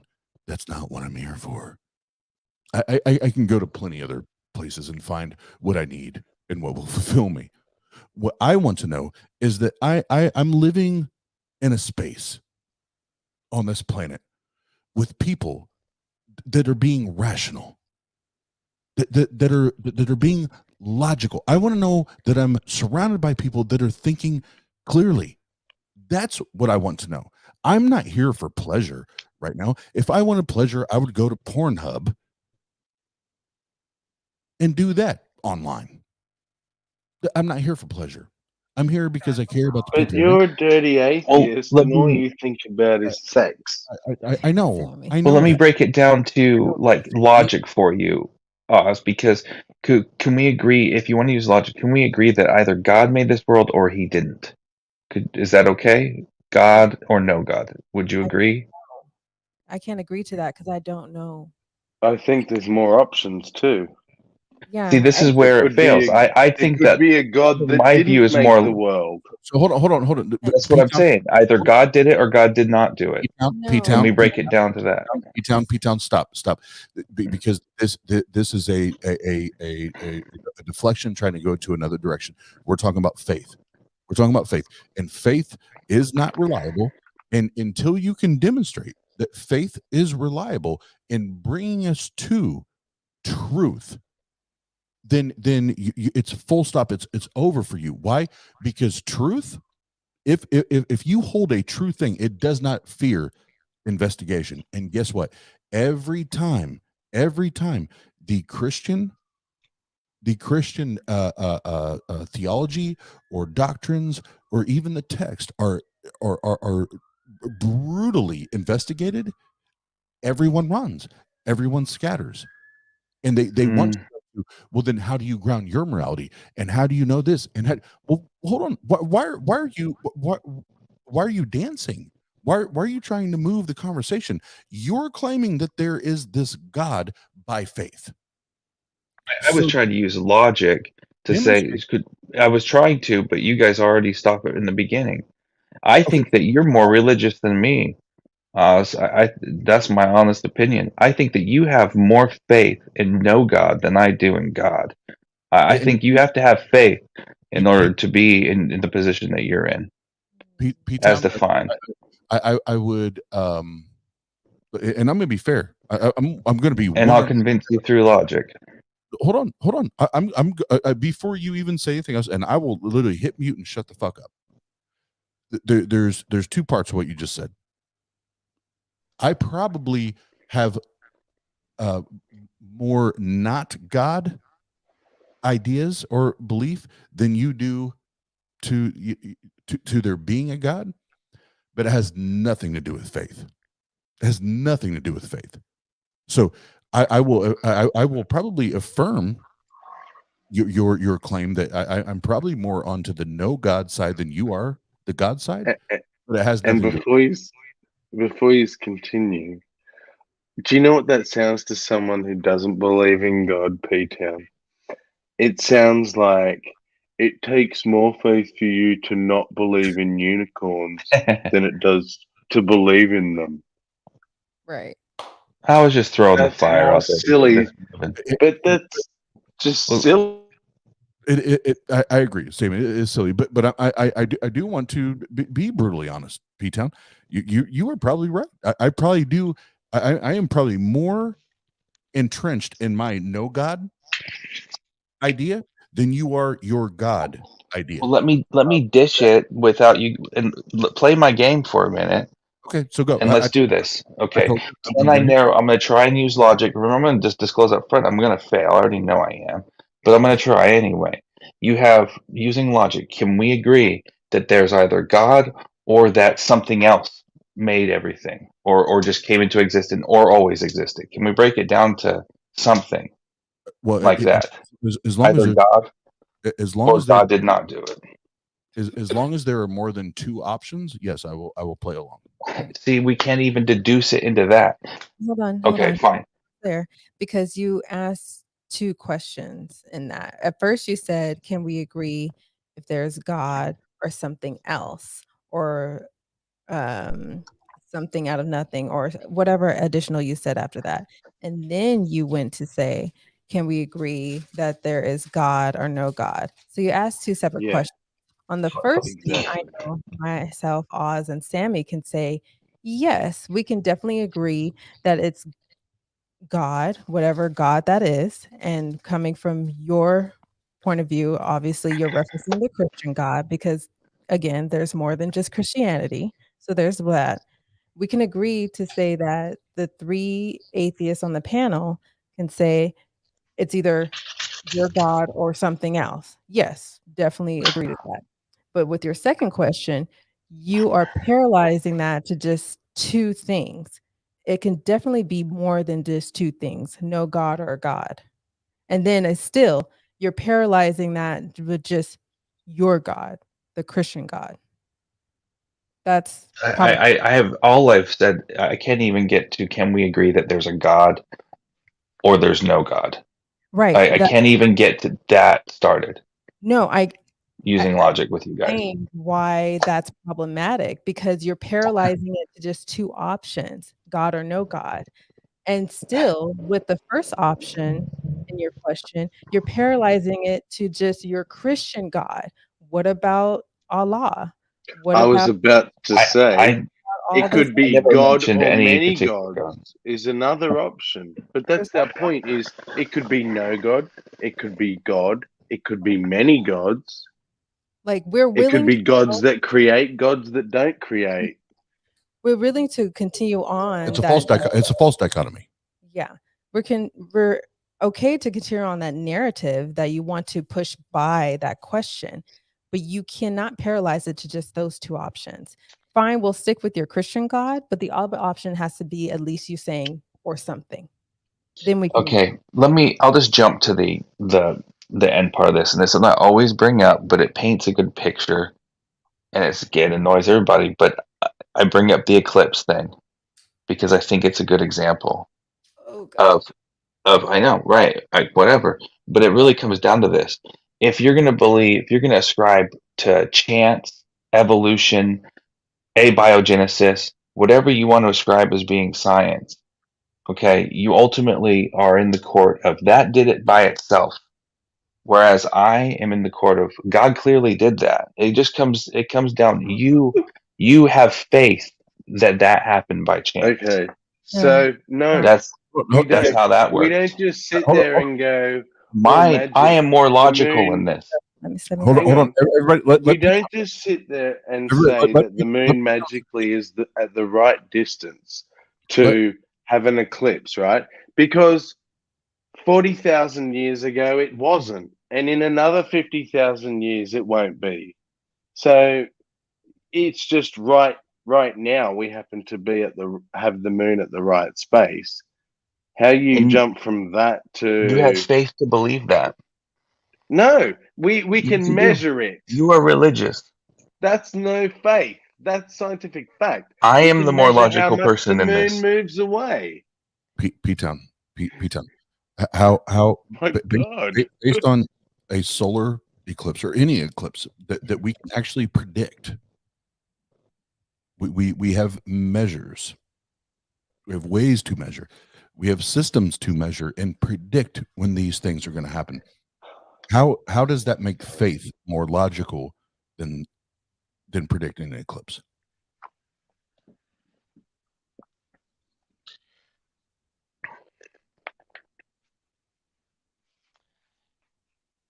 What I was trying to get at is if we ponder our existence here, right? And we've spent billions of dollars on pointing radio telescopes out there to try and listen to other life in the universe, trillions of dollars. And we'll come up with algorithms. What's the famous one that they call? Just to think about how special we are in the universe. What are the odds that there's other life out We there? haven't All of this spent stuff. trillions on looking for other life, just so you know. Billions. Sorry, fine, billions, whatever. But Do you, if you add, if you you can say there's this many planets that are in the Goldilocks zone, and how much time has gone by that they would have evolved, and if abiogenesis would have occurred, how many of these might have water and this whatever. You can do your whole thing, We but then get you it. have to put into if you put into the equation, oh, God made a light for day and a light for night, and they happen to be the same size from our vantage point. How do you put that into the equation? You can't. The probability of us and our existence here, and the way that we observe the universe, the probability of that happening by chance is He- here's astronomically the impossible, here's the and you problem have to with have faith probabilities, to though. think. Here, I don't care. Here's the You have to problem with have faith probabilities. to believe No, that I know you probabilities don't aren't care, important. and that's the issue, You have to have right? faith to believe that probabilities aren't You important. just want to No, spin your that's not script faith. that I atheists have like to faith not finish to believe in God. actually when I'm talking. Righto, That's what I finish. like. Go ahead. Finish your little narrative. But I get it too, though, coming as an atheist. At that time, I just missed it. I missed it. I understood about Einstein. I understood the science. I had an idea behind the theory of relativity, how you look at an eclipse and you can see how the stars move and how gravity has an impact on light and how that's related to time and all of that. But I missed the fact that God just made that for us to be able to see. He clearly did that. It's simple. It's not complicated. It's most likely that God made this world. And I'm going to Hang on, assume you've only witnessed an eclipse from being in the US because you can experience the eclipse differently and at different times in other countries. I hope you knew that. Yeah. And to say what I was going to say before, the problem with probability and your simple way of looking at it is, do you know the chances of you being born, PTown? We cannot calculate it. It is that improbable, right? But guess what? You exist, buddy. Improbable things happen all the time. Improbability is not a measure of something happening. No, and I like I said, I get it from your perspective because I've been there. It's hard to describe it, but it's a 1-to-1 We've ratio. You're also right. been where what Let you're me trying to finish describe again. to Let me us. finish No, because I'm I'll getting just say this and grumpy. I'll be done. What Let me you're finish describing first. to us, because we've It's heard a it 1-to-1 1,000 times, ratio. bro. You're not telling us anything we haven't had preached The to us our whole 1-to-1 ratio fucking is what you were lives, right? describing. Your ratios, your probabilities. It's a Fuck, I 1-to-1 ratio preach that that shit Patrick's every day born. of my life, bro. All right? We don't need to hear it all again. It's not convincing. We have been where you are now. That's the part you're missing. You're trying to say, I was an atheist. I was there. So I know. Well, I know we've you been where mock you me and you are. think that's something special. We have been where you are, and we are not convinced by your argument from design. That's all it is. Oh, look, my What I brain was can't comprehend how this could just happen. So therefore, God. That's what I was all it trying to is. And explain, we've heard it 1,000 times. I understand that the 1-to-1 ratio problem, Patrick, or sorry, I keep saying P-Town. P-Town's here, and then you have I'm here, and the probability of me being here is really unlikely, right? It's a 1-to-1 ratio because there's no other comparison. I get it, but No, that's after where it the comes fact. See, after can the you not fact. even After the fact, I comprehend agree with that? you. I'm trying. Right, I'm agreeing with you. I'm trying to Steelman. So You're the chances of us being on this planet is 1-to-1. right. That's my It's not point. I get your improbable, it's perspective. 1-to-1. So what is I this about? It's just so this. improbable. I'm trying If to it's bring it happened, home. I'm trying to bring this home. Okay, this is where the keep faith trying. comes in. This is where faith comes in. That's my What point. Is faith? you You've not ultimately demonstrated any faith. You've ignored us say that we have scientific evidence, and you've said we have faith. That's all you've done. You've not shown what you're claiming at all. That's what we're waiting for. You've just preached at us something that we've heard our entire lives. ultimately it comes down to I believe in God or you believe in chance. And I would argue that you have faith to believe that that's all by Another chance. false dichotomy. So And P-Town, I told you in the beginning I would fail. I P-Town, already know. P-Town, and Yes, Austin. I was a man of my word. I hit the mute button, shut the fuck up, and listen. And based on what you've said, and especially the end of that there, let's pretend right now that P-Town. It is, well, my time, Eastern Standard Time in America. It is 5:18 a.m. in the morning. Let's say that we know God Himself has communicated to you or whomever, but I've not heard it yet. That at 5:30 a.m. it's Armageddon. The world is over. How do I know that? If it's only been demonstrated to you, or let's say it's the what do the Mormons say, the 144,000, or like how do I know if it's not been communicated to me, it's not been shown to me, if it's not been demonstrated to me? Please, I want to know, P-Town, how do I come to know those things? Because obviously I'm not good enough, or I don't have enough faith to believe. So, like, what I was trying to say is the eclipse thing and the other thousands of things that I would consider evidence for God, and specifically the God in the Bible, are very significant, but only to me for some reason. And that's not entirely true, not only to me, but they're not going to be sufficient to convince you. And whatever it is that is going to be your evidence, faith, your evidence / faith, I don't know what it's going to be. And for some reason, God made it so only He Himself can give that to you. Or I don't know why He did it that way. Everybody, hold on. This is a great line of conversation.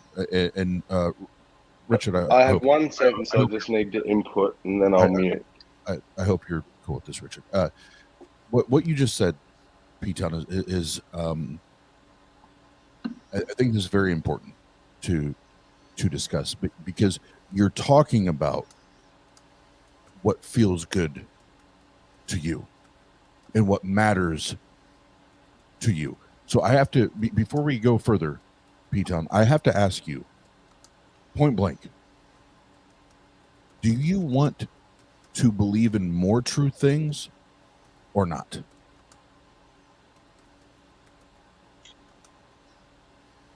I think it's far more than what feels good.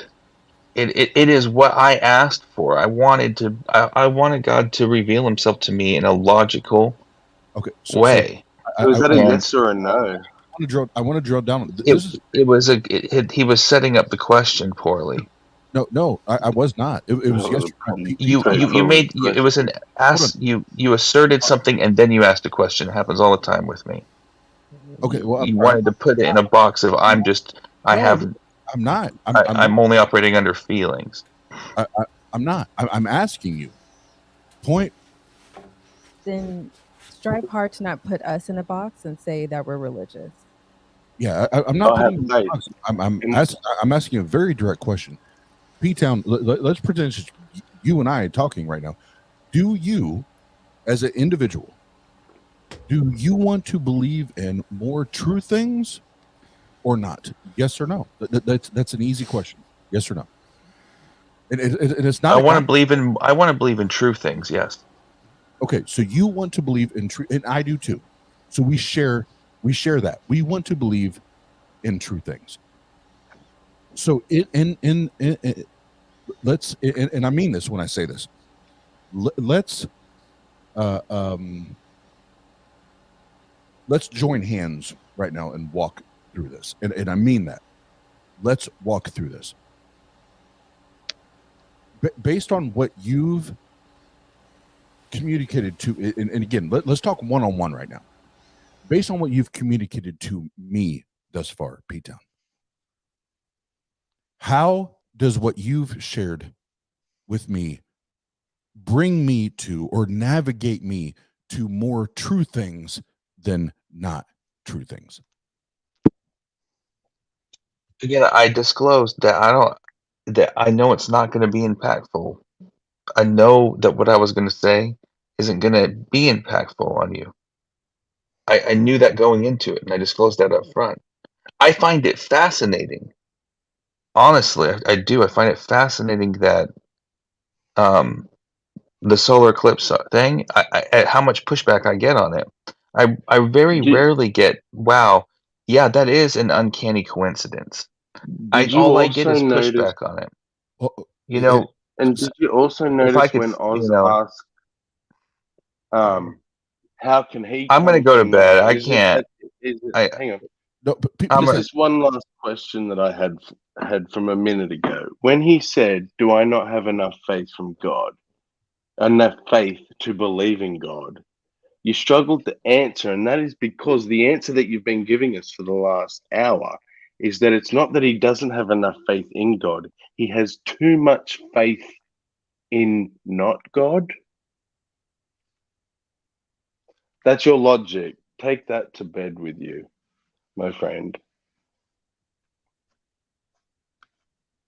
and P-Town, What was I That's just that's saying? I that's can't remember now. that's the point. I don't think you'll ever wrap your head around why saying that a lack of belief in something is faith in the Let's negation of it. It's so illogical, and you say that you like logic and you're hold, logical. hold on, P- Sammy. Let's not say what people will and won't realize later. You P-Town, guys have all made some really good, strong statements. Did I do that? P-Town, before you go to bed, what I was asking for was you to, and I mean, and I don't mean this in a sarcastic or childish thing, like literally hold my hand and walk me down this faith route. And how does faith get me to knowledge that this God exists? Show that to me. Hold my hand, demonstrate it to me, and show me I'll, how I know that this thing is real. but I disclosed that I won't be able to do that in the beginning. But well, let me try to answer your question by quoting some scripture, probably rather poorly. But God says we need to be like little children, humble ourselves like little children. When my daughter first saw the moon, this was when she was like 1, she went, "Whoa, wow!" And, like it was just the coolest little like I don't even know if it was it was probably one of her first words. And then throughout Scripture, it talks about how the ways of God, are foolishness to the ways of this world. I know that I sound like a fool when I do this, you know. I know it's going to come. It's going to bounce off your ears. But I'll try to logically explain it to you. I use it as a good example because ultimately, I look at something like that. You guys believe that we're just happen to be this lucky on the right rock somewhere over billions of years, right? And at the right time. And No. I say, and I ascribe to God did that. P-Town, It's that simple. Where would life be hold on. other than in the only Please, place please, life please, can please, be? please, everybody stop right now. Everybody stop. P-Town, I know where you're going, but I want to keep this. I want to keep this streamlined. I want you again, like literally. I want you to walk me down this road of faith. And how does faith get me to true claims that I can truthfully claim that this God exists and this God is real? I need you to do that. I don't know how else, I'm just going to keep repeating myself and say, I'm not going to be able to do that for you. God has to do that. So having the faith to put away your pride and say, God, give that to me. So it is what it takes. Okay. God reserves that for himself. Okay. And again, I'm going to, this is what I'm going to do. I'm going to shut up. You tell me when you're done and then I'll speak because I don't want to overtalk you. So I'm done there. okay, and first and foremost, become based on the earlier conversation about what happened last week. PTown and I came to a peace treaty, so I appreciate that. And he stepped up and took ownership, and I love and appreciate that, and always acknowledge that. So much love there. And this conversation, PTown, this is where not only is faith problematic, on our channel, it's one of our hashtags. Faith is bullshit, because faith is not reliable. Faith in and of itself is not a reliable mechanism or pathway to bring any of us to more true things than not. Once in a while, we may stumble upon something, but it's not a reliable method or, again, vehicle to bring us to more true things than not. And how do we know this? In PTown, I'm not putting you on the spot, because whether it's been actual street epistemology that I've done or other conversations or interviews, whatever that we've had on our channel, when it comes down to the faith conversation, this is where the rubber meets the road when it comes to the traditional evangelical, charismatic, whatever, inherent type theologies of Christianity, where they choke when faith comes up. They choke because there's no way to explain yourself out of it, because the Apostle Paul is the original multi-level marketing CEO of all time. He started the shit, and he took that word faith and ran with it. Because if you go back to the Jewish Bible, there's no such thing as faith. Like that's not introduced until Jesus and the Apostle Paul come along, and that's where we have everything getting fucked up. So as soon as anyone can show me, and literally like I asked, and I won't say it just to this person, but anyway, as soon as any fundamentalist, evangelical, charismatic, whatever Christian can hold my hand and walk me down a path of faith and show me that God does, the Yahweh God does indeed exist, faith is bullshit. Well, you and I, Oz, you'll be surprised how much we agree. The biggest, I think that if you let me take you by the hand and walk you step by step through the Bible in the way that I look at it, I believe the Bible can be demonstrated that it is divine. I hold that. You know the people I get the biggest pushback from besides atheists? Christians. Because it's all about faith. That proving something negates, that would negate faith. And so I disagree with that. I think that that's a bunch of hogwash. I think so. In a sense, we are in agreement. Okay. Like having a belief solely on faith is a bunch of BS. That's not how I define faith. But see that's what's problematic, and I'll say this, and Richard, I'll shut the fuck up, because that's not what the Bible says. That's not what the Bible says. That you believe in your heart and you confess with your mouth that Jesus is Lord and you are saved. So there's no evidence. There's no good reason to believe. You just believed in your little heart and you said it with your mouth and you're saved, right? No problems. And that's what's problematic. That is true. Yeah. But I'll say this, PTown, and I want to respect Richard, because again, Richard, all this started off with me praising Richard, and I do love you, Richard, by the way. But I'm gonna shut the fuck up. But I'm gonna put my email or our email in the chat, PTown. If you want to have that conversation, I'm down to have, as long as you're respectful, bro. I'll have that conversation another time on our channel, and we can go as long as it's needed. So I love you, Richard. PTown has emailed us before. Yeah, try to keep my ID. confidential as you can. So Per my I wife, actually per want to my get wife's instructions. I actually want to get Oz's inquiry back on track because I think it actually wandered away from the original intent a little bit. It really did. I tried to help him, but that's okay.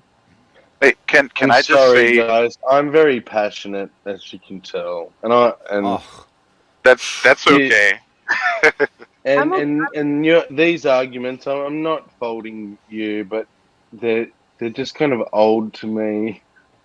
And I get it because obviously I know a very passionate a passionate man who is similar to you, and I'm sure him knowing the Bible as he does and having these conversations over and over and over, I get it. I just dislike when people like you, Sammy, or Oz, or anyone else that shows this level of passion for arguments like this are seen um, poorly. Because I know where your heart is. I don't want to say that. I know Thank where you're you. coming from, and I know how much of this has either controlled your life in the past before you were atheist, or how much is involved in your life now, even as an atheist. Can I say Yeah, something thank real quick? I think I think the inquiries are reasonable. I think it's perfectly fine to question the use of certain concepts like faith, belief, truth, like stuff like that, right?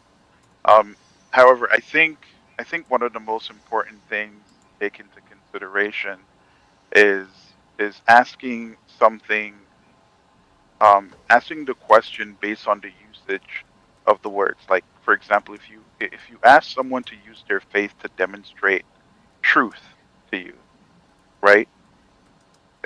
Like earlier, I mentioned or referred faith as a tool, right? Um, that wouldn't be a tool that I think any normal thinking person would consider to demonstrate the truth. Truth being, right, what So it's comports evidence. to reality.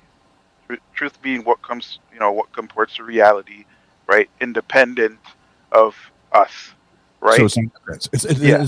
It's not So evidence. Hold on. so yeah. So typically, what you would do, Hey, right, is that you would look at a set of evidence, right, and you would use a couple other tools, right? You would use, for example, deductive reasoning, inductive reasoning, or even abductive reasoning. Some people might not like abductive reasoning, for example, right? To try to see if you can get to the truth or infer what might be the best explanation for whatever that's being observed or being discussed. You see what I'm saying? So I'm I'm saying this. I'm Batman. Are you a theist? Are you a Christian? Yeah. Okay. So your average layperson, when you talk about inductive, inductive, abductive, they have no idea what the fuck you're talking about. I'm an atheist, and I don't even know what the fuck you're talking They have about. no idea what you're Sure. talking about. There's nothing to suggest that being an atheist or a Christian means you're supposed to know what these things mean. But believe it or not, right? These are tools that you use in your everyday life, right? You might not know them formally, right? But Or use them what you're talking formally, about, but you do use them what you're talking every about, what day. you're talking about completely distracts from the foundation, the bedrock of what we're talking about. Sure. What I'm telling you is that the bedrock that you're trying to get to, the way how you're getting to it, right? It I know I'm getting to it. it It's doesn't logic. it doesn't follow because you're asking someone to do No, I'm something asking, that doesn't even you. logically make No, sense. no, fuck that. No, and this is where I'll get combative. I'm Sure. asking you to take me by your hand, use your logic, use literally take me by your hand, use your logic, and show me that what you are telling me is true. That's what I'm asking you to do. Okay. So I'm telling you, I'm telling you, I sit here and listen to you intently, right? So And one of the key, a matter of fact, this whole conversation started with faith and its use, right? part of That it. that that's what it started on. I mean, the text is right up there on the screen, right? And all of the discussion was grounded in that it's grounded in faith and its uses. Now, what I'm trying to express to you is that typically, most people would not use their faith or hope to try to demonstrate to you what is true from what's not, because that's just their state of mind based on what they've experienced. That's all that it is. Until you come to It's not a religion. tool used to deduce truth. Right. Does, Right. does that make sense? Yes. In day-to-day life, Okay. So yes. that's where the issue lies. If most people don't utilize faith to demonstrate what you just said, why are you utilizing faith to demonstrate your God? I wouldn't use faith to do that. If you're asking me to demonstrate how, you know, how God exists, right? I wouldn't look at you and say, well, I have faith in his existence, and therefore he, he exists. That's circular reasoning. That doesn't make sense, right? The premise is wrong, all of that, right? And so this is why I'm just saying I'm giving you this information as just constructive criticism, because No, no, maybe no, you're take not. No, hold, you're not. hold on No, Hold no, I'm not. I'm not. hold on, No, let I'm me not listening finish. to this. I'm not. No, I'm not. This is passive aggressive. This is passive aggressive bullshit, and I don't play this game. I don't play this game. Like Okay, either bring correction and tell us how we're wrong and why we're wrong, or else support your claim that you can demonstrate that your God exists, whether it's via faith or that you have evidence. Like, but don't come in here with this passive aggressive bullshit. Get the fuck out. okay. Uh, uh, I'm um, so sick of that hold, shit. hold on a second. So 420. Am I a passive aggressive person? Richard, am I a passive aggressive person? All I'm doing right now is giving you constructive criticism. No, I'm not even. none of this Hold on. is Let me constructive finish. criticism. Let me finish, right? Because you know what? This might actually get you to achieve Oh, the goal sorry, I was that you muted. want to achieve, right? In that, I oh, don't go think ahead. you're generally passive aggressive, dude, but you were just passive aggressive. What I agree with Oz that what you just were doing was passive aggressive. So I would absolutely love for you guys to kind of explain to me how I was being passive aggressive So once I'm just once I'm finished explaining what I'm trying to explain. Maybe if you get all of what I'm saying, right? It'll be, you probably won't think that So, way. so we have to hear you talk more. Cool. I'll So be. is it a situation where you just don't want to hear me talk? No, not after that passive aggressive shit. No, but I'll mute and I'll listen. Okay. Okay, so the point that I'm trying to make is that asking someone to use their faith, which is not normally used to demonstrate what's true in reality or what people believe, right, is not going to get them to explain to you that state, even if they make a claim, right? So, my suggestion is asking, okay, why do you believe this to be the case? And you can just simply ask questions going down a line of questioning, right, to come to their conclusion. That's literally what I Yes. did earlier with with with um with and sure, it's an hour explanation conversation, but that's literally what I did with Richard a while ago to flesh out his beliefs because I didn't completely understand it and I operated within his worldview. So, with that in mind, right, because all I'm doing is giving constructive criticism based on what I'm listening. I have no dog in this fight, right? I prefer people to have good conversation, right, to where they'll be able to learn from each other and understand each other and stuff like that. You, I would well, like to know you, how I you, was being passive aggressive. well, for starters, you strawmanned Oz because he never said, "Show me how faith demonstrates your God." He said, "Walk me down the path, hold my hand, and walk me down the path that shows how faith can lead to me knowing more true things." That's the question that's been avoided and obfuscated and so on and so forth. Let the church say amen. So I think Okay, this is so such an important question that I shouldn't be exempt. I'm sorry. Go Okay. ahead. Go ahead, Absolutely. Odin.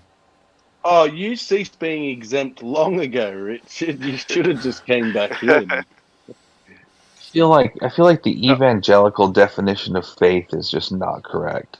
Just and The evangelical. Richard, you do. Yeah, like the impression I get from the Bible, like what the word faith really means, is different than what we use in everyday language. So you're not a Christian then? No, Oz, I am clearly a Christian. Well, then either you believe in what the Bible's definition of faith is, or you don't. You essentially No, just I'm said, saying that what the Bible. Sorry, I didn't want to cut you off, Jenna, but said that you follow the secular worldview of what faith is rather than your scripture. no, I said the opposite. The Bible, what the Bible describes when it just talks about the word faith, I get a different definition of faith than what the typical evangelical would have, or what we're portrayed in society. I have a So the I would scripture, Hebrews 11:1 is on the screen. Now, faith is the substance of things hoped for, the evidence of things not seen. That's it. So what's wrong with that? We yeah, believe I don't think that your understanding of what that means is different than my understanding of what I that means. didn't understanding. I just simply read what's on screen. You're just pulling from an evangelical Yeah. standpoint because Oz has referenced he's from an evangelical background like several times in this conversation. All I simply did was read what's on screen. Again, Hebrews 11:1. Now, faith is the substance of things hoped for, the evidence of things not seen. I didn't posit anything. I just read word for word. And I that's feel what like I'm being attacked here, but I'm trying to. If you look at I'm not the if you look at the examples of evangelical standpoint just because Oz referenced he's from an evangelical background. that wasn't the reason why I used it. That was sorry if it appeared that way. Okay, then it's fine. There's examples of faith that are brought up, and maybe it's in Hebrews 11, but Abraham, I think, is brought up as an example of faith. Or you want to talk about Abraham? Not right now. Right. The binding of Isaac is one of the big examples of let's it, do right? that. So Let's do that. if you remember, Richard, I hope you're wide awake right now, Richard. Oh, I'm good, man. Okay, let's So- talk about Abraham and Isaac. Let's do that. So what in this to make my point, Abraham. So he's used as an example of faith, that doing that particular thing. But if you go backwards, look at how much he challenged God all the way through. So when he finally acted upon faith, it wasn't just woo woo, I have to have no evidence type of faith. He had all of his experience beforehand where he challenged God and where he had evidence to believe in God by that point. So what'd you say, babe? So your definition of faith is the opposite to the so- rest of the world. PTown, I do believe that's the biblical understanding of it. Yes, it's different than the way the world defines faith. PTown, you 100% pick the worst Bible story to go to, because this is my favorite. This is my favorite to talk about. So I'm gonna take my watch off because I feel like we're gonna camp out here right now. It's one of my favorites too, Oz. Let's get it. So we have a father And a son. We have a father and a son. PTown, do you have kids? Yes. Okay. You don't have to say how many, but I have 4 kids. I have 2 sons and 2 daughters. I'm going to tell you right now, there's no measure of faith. There's no God that could, would, does, maybe, could, should ever exist that would ever convince me as a father to take any of my children, firstborn, lastborn, male, female, it doesn't matter. There is no God on this planet that's going to convince me by faith or by practical means to take my child to a hillside or a mountaintop or where the F ever and even consider, whether it was done or not, even consider driving a knife, a sword, a blade, whatever it was, into said child to sacrifice, kill and sacrifice my child just to please this God or show or attempt to show my loyalty and my admiration and my love to this God. And if you or anyone else present right now would say I would do it, fuck you. Well, I think you're missing the point of the story. Say it's less than that. I'm not. And You I'm not. are. It wasn't to show all those things. It was No. simply The to boat. show. I'm not going to accept. I'm not going to accept the Christian apologetics. I'm not going to accept. You missed the boat. I want you to tell. You can tell me I missed the boat, but I'm going to tell you missed the boat. If you're a father, you missed the boat, and you're corrupt. You're fucked up. Because if you're willing to sign off on that, you're fucked. You're fucked up. So by all means, please share with me and the rest of the world how you justify and how you sign off on a father wanting to kill and sacrifice his own flesh to show loyalty. Well, spoiler alert! It didn't happen. No, but also let me go ahead, because if you want to keep repeating yourself over and over again about it. No, do you want me to do it? Say this. That's Please, even. babe. I didn't even get there yet. It's we have a father that's willing to do this, right? But then think about Isaac. Now pause everything else. Think about Isaac. And people say, well, he was 13 or 23 or 33 years old. You know, there's all these age gaps. Think about, I'm a son. I can imagine what would have happened to me psychologically, emotionally, mentally, if my father would have took me up to a mountaintop or a hillside and said, I'm getting ready to kill you in the name of this. And it was like, psych, gotcha. That's actually not going to happen. Yeah, again, that's the wrong version of the story too. No, it's not. Yes, it is. No, it's okay. So I'll mute. Now you tell me give me the apologetic version of that. And Richard, if you can pull up the scripture. Be happy to. First of all, it takes hours to go over this beautiful story. No, it doesn't. I just dissected it. But I'll jump to the part. You got to keep in mind that God promises Abraham through Isaac that his descendants are gonna be as vast as the sand on the seashore and as the stars in heaven.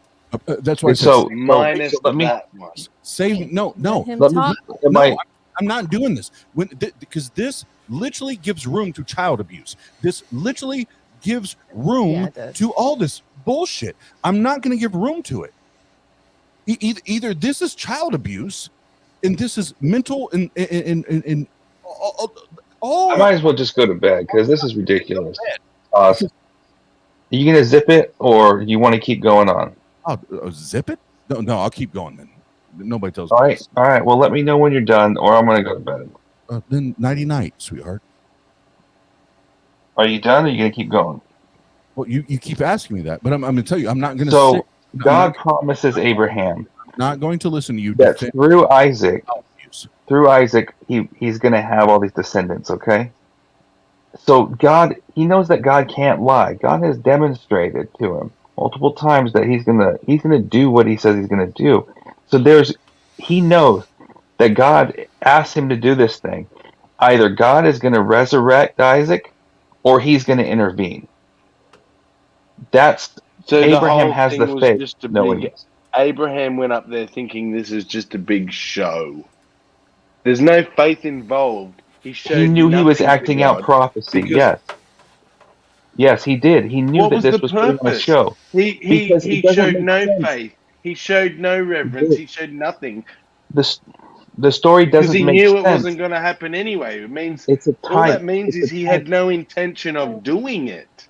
if we It's a can, type of what is to come. You're It's because missing there's going your to be own another word. father. There's going to be okay, another father and another son that this story is going to pattern in the future.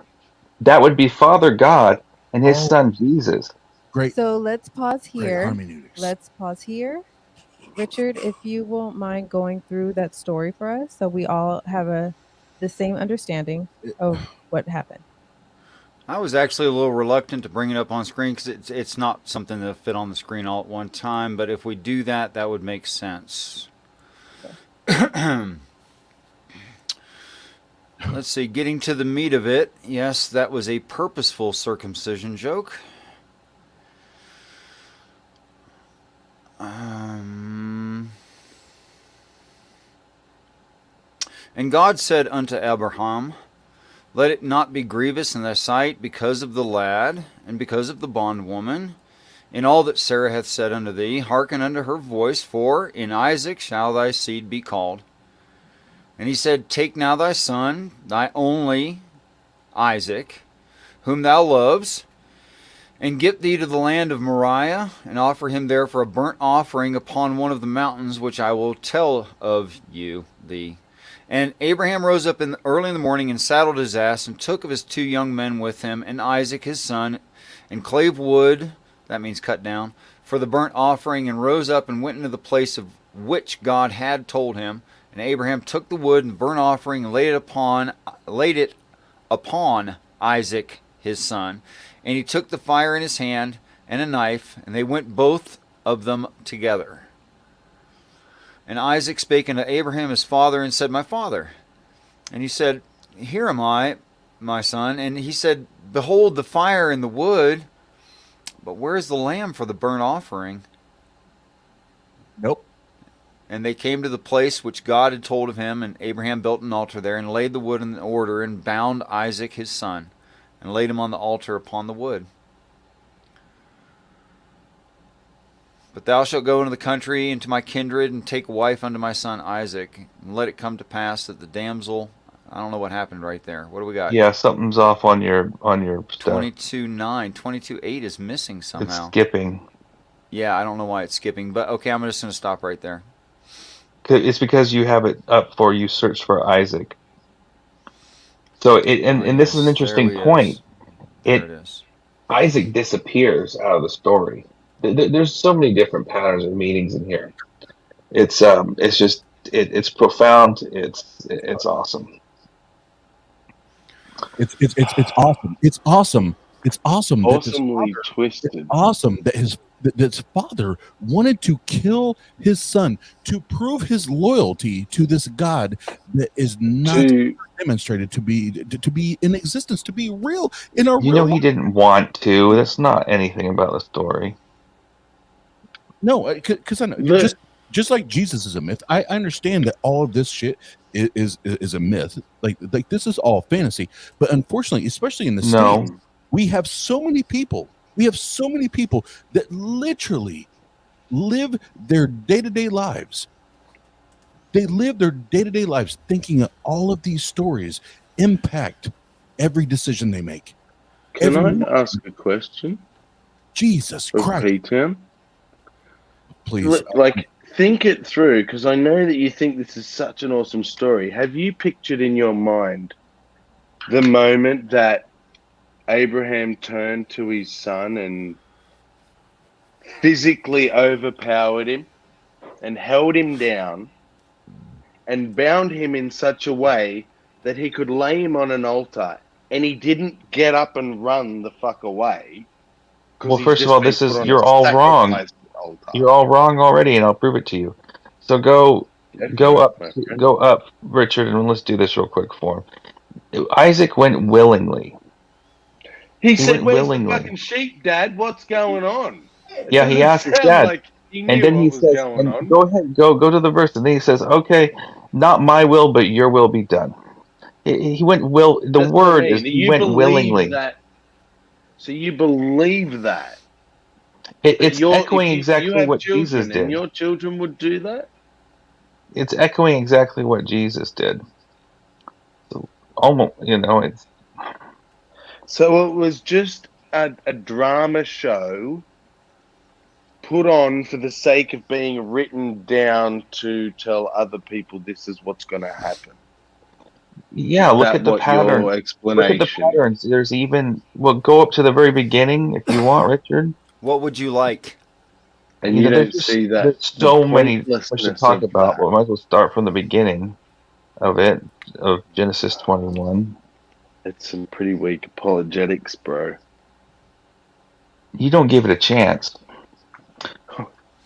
If What you is- There's go, nothing to give a chance. There's nothing to give a chance in this. Yeah. Whether or not Isaac was a willing or not, the mere fact that Abraham was willing to do God's bidding, to sacrifice his only son, and I think then it's 22. It wasn't his only son. I don't care how many he had. Child, one of his kids. Who cares? It's disgusting and it's wrong. And it's manipulative. But it doesn't. But that's the point in it. I think, Jenna, What's is I agree with you. the point then? Would So you like do your own child? the story doesn't make sense without Jesus. It doesn't make sense. Like I don't. That's why if you talk to a lot of Jewish rabbis, they'll want to cast this out. They shun it. I don't But it care what makes this rabbi said. You are following this and think that it's right.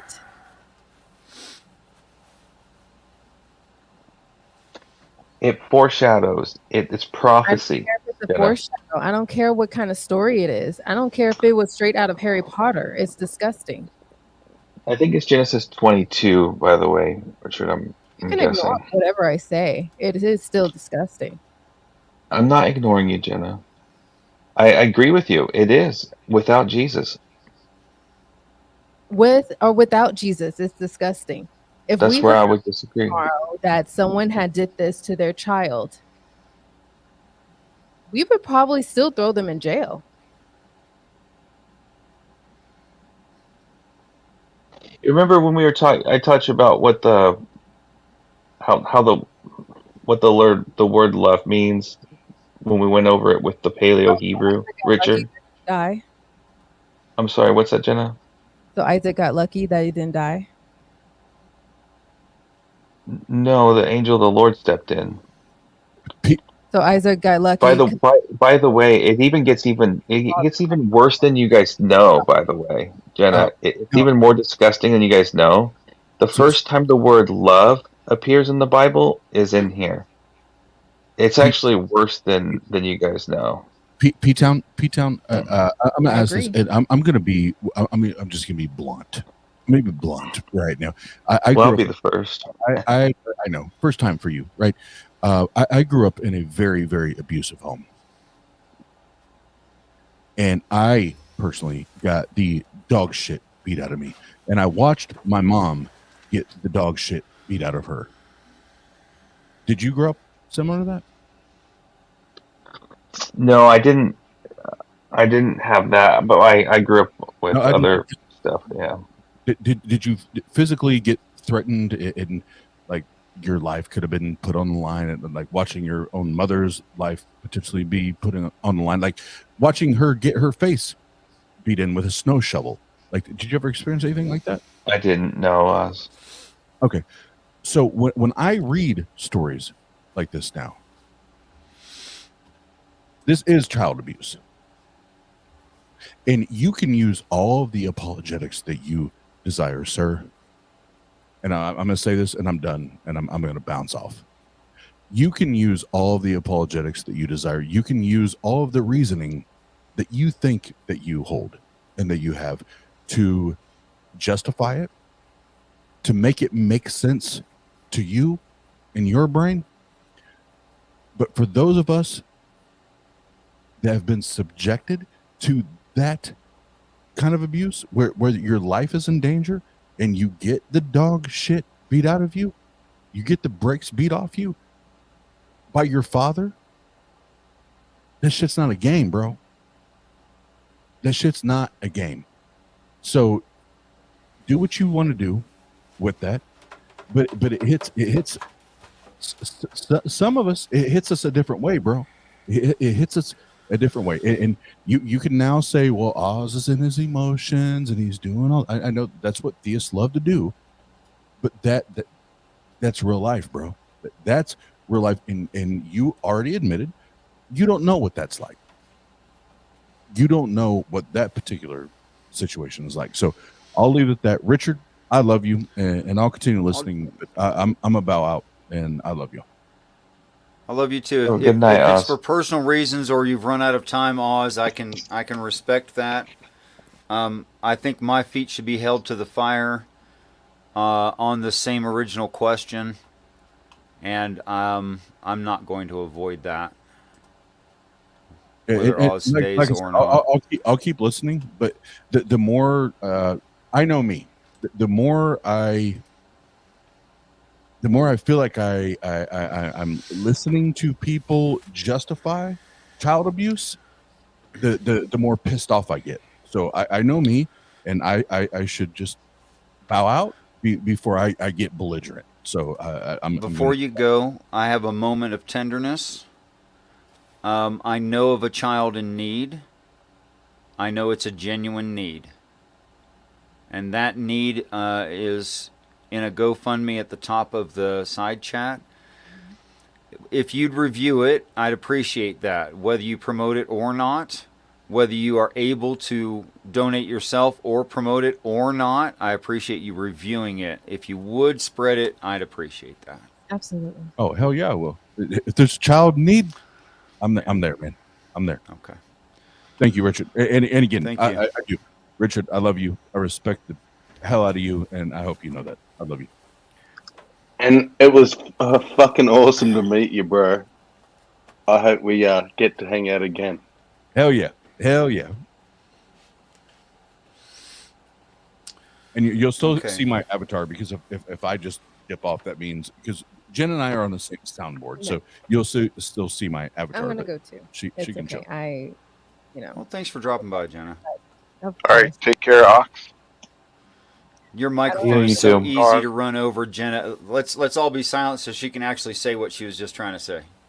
I appreciate that. Thank you. I don't have that personal background experience that Oz had, but I can certainly still be empathetic for those that had that upbringing. I've been fortunate enough not to, but abuse is abuse.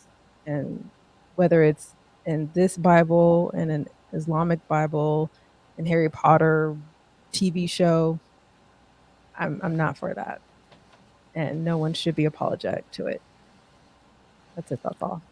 Well, Jenna, Oz, thanks so much for coming by, and please spoil each other in whatever ways you can personally afford. I need to go comfort him. So yes, that's what I'm going to do. Thank you. Love you, Richard. Everyone else, thank you.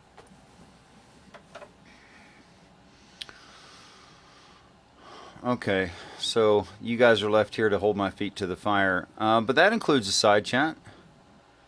You guys can hold my feet to the fire, can't you? I'm going to try to answer this quickly and succinctly without neglect, but without pontification. I think the problem that Christians have that I don't is this word right here, and that's the key to it right there. They want to think that's Abraham, Israel, Jacob, all of those names. I recognize the word elders consistently used means past Christs. That's what it means. So then, these three all together here is a continuous idea. The ones who translated saw that, so they put a chapter break in it. I don't think they really understood this, though, because of their church traditions. Now, faith is the substance of things hoped for, the evidence of things not seen. This is talking about trust, right? In things not yet realized. The evidence of things not visible right now, not seen. You can't see them. And through that faith, the elders obtained a good report, that is, past Christ's, obtained a good report.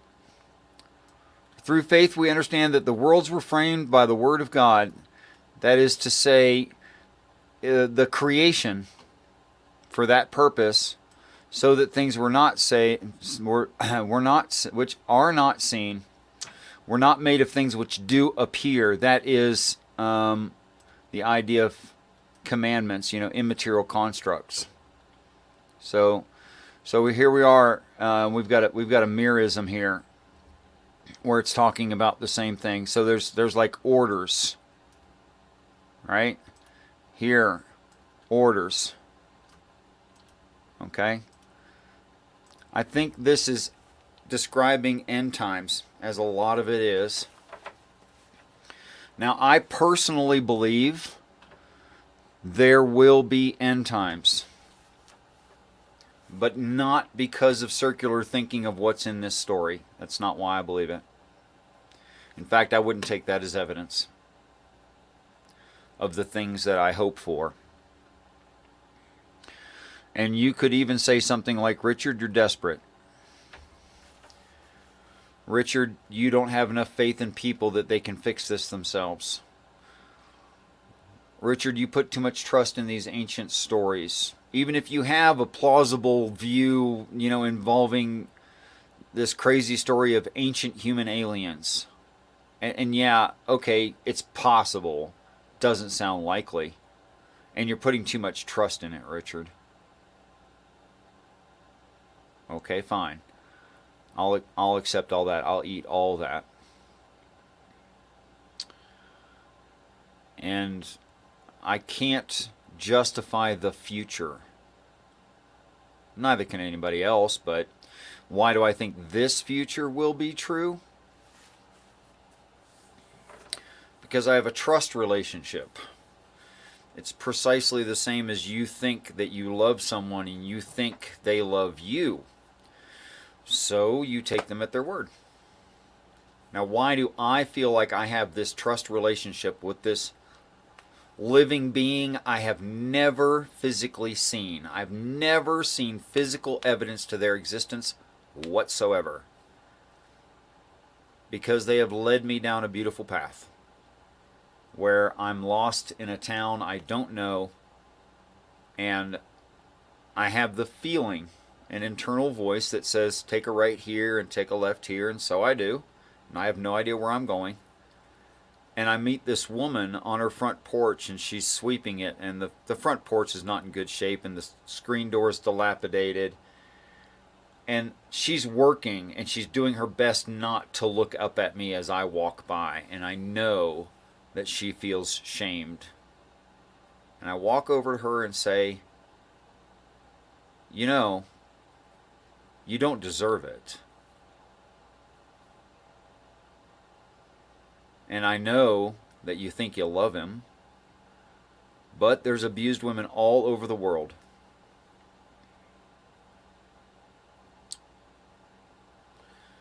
And the truth of it is, between their fear of experimentation and being brave enough and having enough family support that they think they can do it on their own, or finances, or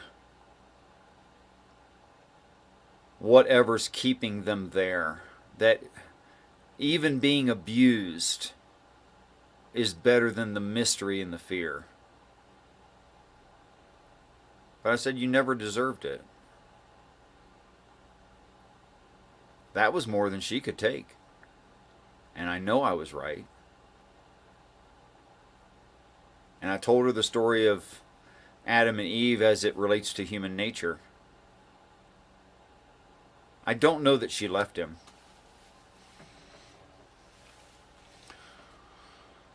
And 2 more turns, and I'm thinking to myself, I really need to, like, I need to find a way to get people to understand that the Bible is not about religion. It's not. I don't think it ever was meant to be religion, but how can I possibly get that message out there? 1 more turn and there's a radio station in front of me.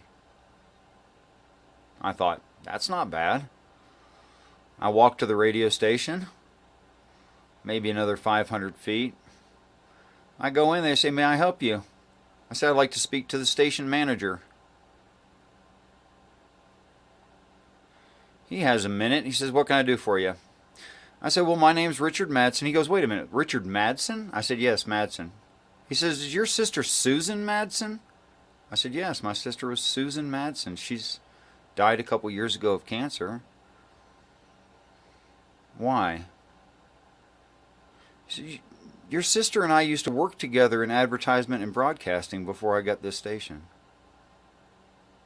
And he put me on the air. And I saw a horrible Christian preacher saying terrible things and trying to railroad me, because that was the only slot open, was this Christian preacher. And I exposed him in front of his own radio broadcast audience. Everything I just told you was within 3 weeks of the first time I cracked the cover on this thing. So if you ever wonder what happened if an atheist read this without Christian presuppositions, I think it results in me. And I don't think there's a choice about it. And I think it's super obvious that this is what it's talking about. Not any Christian I didn't know doctrine. that radio station story, Richard. I told you I've got 1,000 of them to tell. You'd get bored listening. I try to tell a different one each No, time. never get bored. How could one get bored listening to stories like that? I mean, I can verify what I'm hope saying. That that's happened. out there somewhere. I want to find that interview. Well, I could. I mean, I know the name of the town and where the radio station is. I could probably look it up and go back and look for that date and see if it was recorded. It's very interesting. So that's my answer to this. I have a relationship of trust, and I see no reason other than that relationship to believe this. I don't see a reason to believe it. We have ways to disqualify things as possible, which is basically what the scientific method is doing, is saying, well, that's not going to work. Better think of something else. Well, that's not going to work. Better think of something else. So I know these things within this reading frame are logically possible, but faith is the substance of things hoped for and the evidence of things not seen. I can't prove any of it.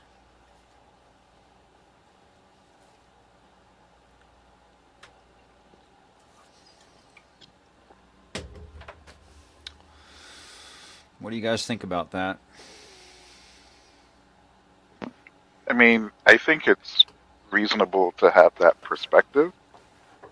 I certainly don't see anything wrong with it. As a matter of fact, I would say that I think that's a natural state to be in based on your experience, right? You know, and I mean, there's no set, how should I put this? There's no set way how we approach the things that we experience. And so sometimes, you know, that experience can just lead you down to a specific path, right? You never know where it's going to take you, right? The only thing you can hope for, right, is that it leads you to the truth, right? Now your methods vary. Maybe you know, but at the end of the day, right, that experience really typically, it changes you in a sense that it makes you want to go, try to achieve something higher than yourself.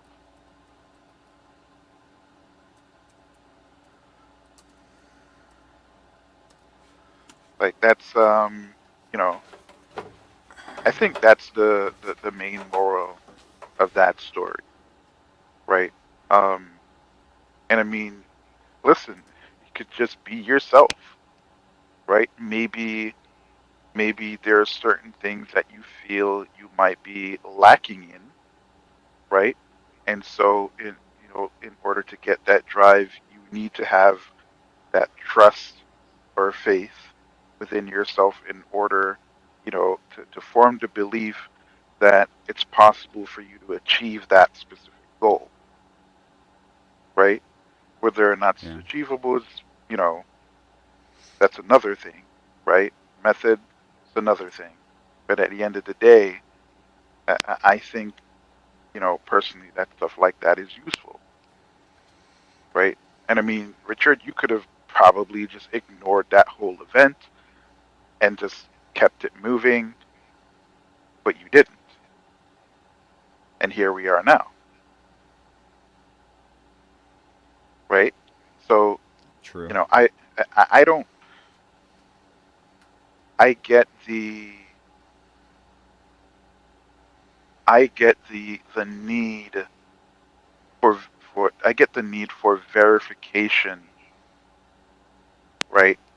Um, but I think with enough understanding, um, over time, you'll see that there's a certain things we're just never going to be able to verify, right?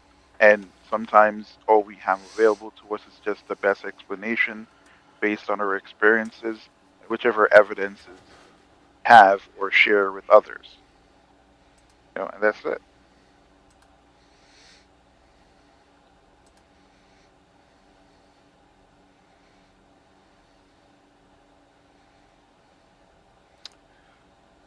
Weird as it may sound to anyone, I actually was not trying to become a theist. In fact, I found the idea very, very objectionable and upsetting and didn't want it. That's weird, right? Do you know, I To was address. thinking about that, Richard. Yeah, And go ahead. do you know, in fact, the only part of your claim that I could consider that could possibly make you a theist doesn't really make you a theist anyway, which is your belief in prayer. Because that's nothing to do with the belief in gods as such.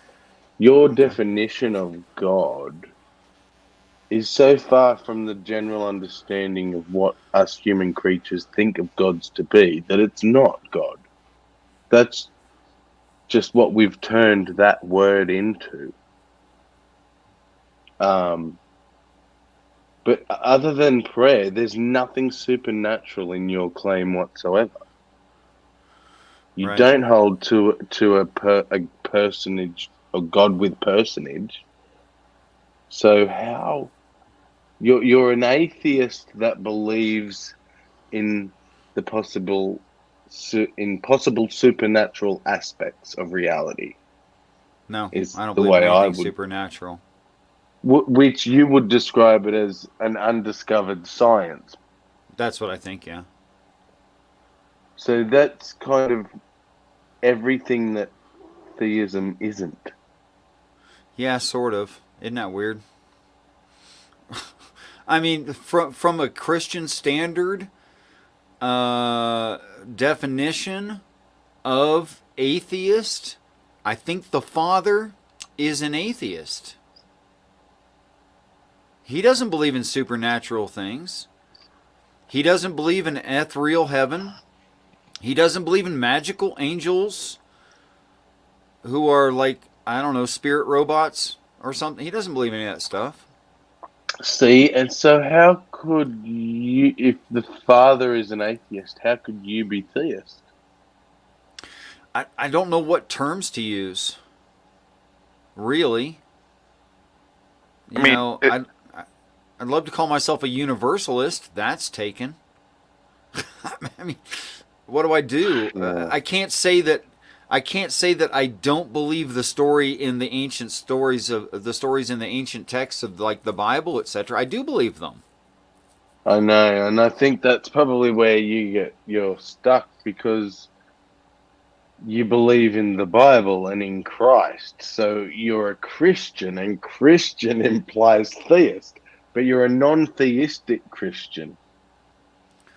Is that even? Would they even let so me say that? so take for I mean, example, right? Um, here's a good example for 20, right? God doesn't necessarily always have to have a supernatural um um aspect to it, right? There are people and in many cultures throughout the world who basically worship the earth, right? Not necessarily like take for example the concept of the Tao, right? The Tao doesn't have a personality, right? It's not a creator entity or anything like that, but it's acknowledged as a deity, as a god, right? Yeah, but the difference there still is that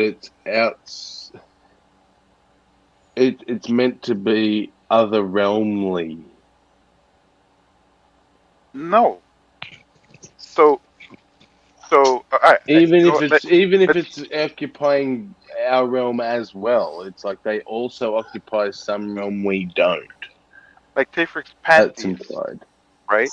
Pantheists, right? They the idea of the supernatural is not a thing, right? However, the universe or Mother Earth, right, is seen as a deity, right? They don't apply any personage to it or anything like that, right? But there are people who see it as such, right? And there's no, the religions can be built around that idea, right? And there's no spiritual aspects or anything like that, but people show appreciation and even worship Mother Earth, I right? understand that completely, but I So think that maybe, is the so maybe that's the exception to the case rule. for no, that's pretty popular, believe it or not. I thought the same It's thing too. becoming more popular in modern times. I do get that. It's more of a resurgence, right? Like take for example, I don't consider myself a religious man, even though, right, I'm a Christian, right? I don't hold to doctrines or anything like that. I personally don't necessarily find them to be very useful because I know what they're grounded in, right?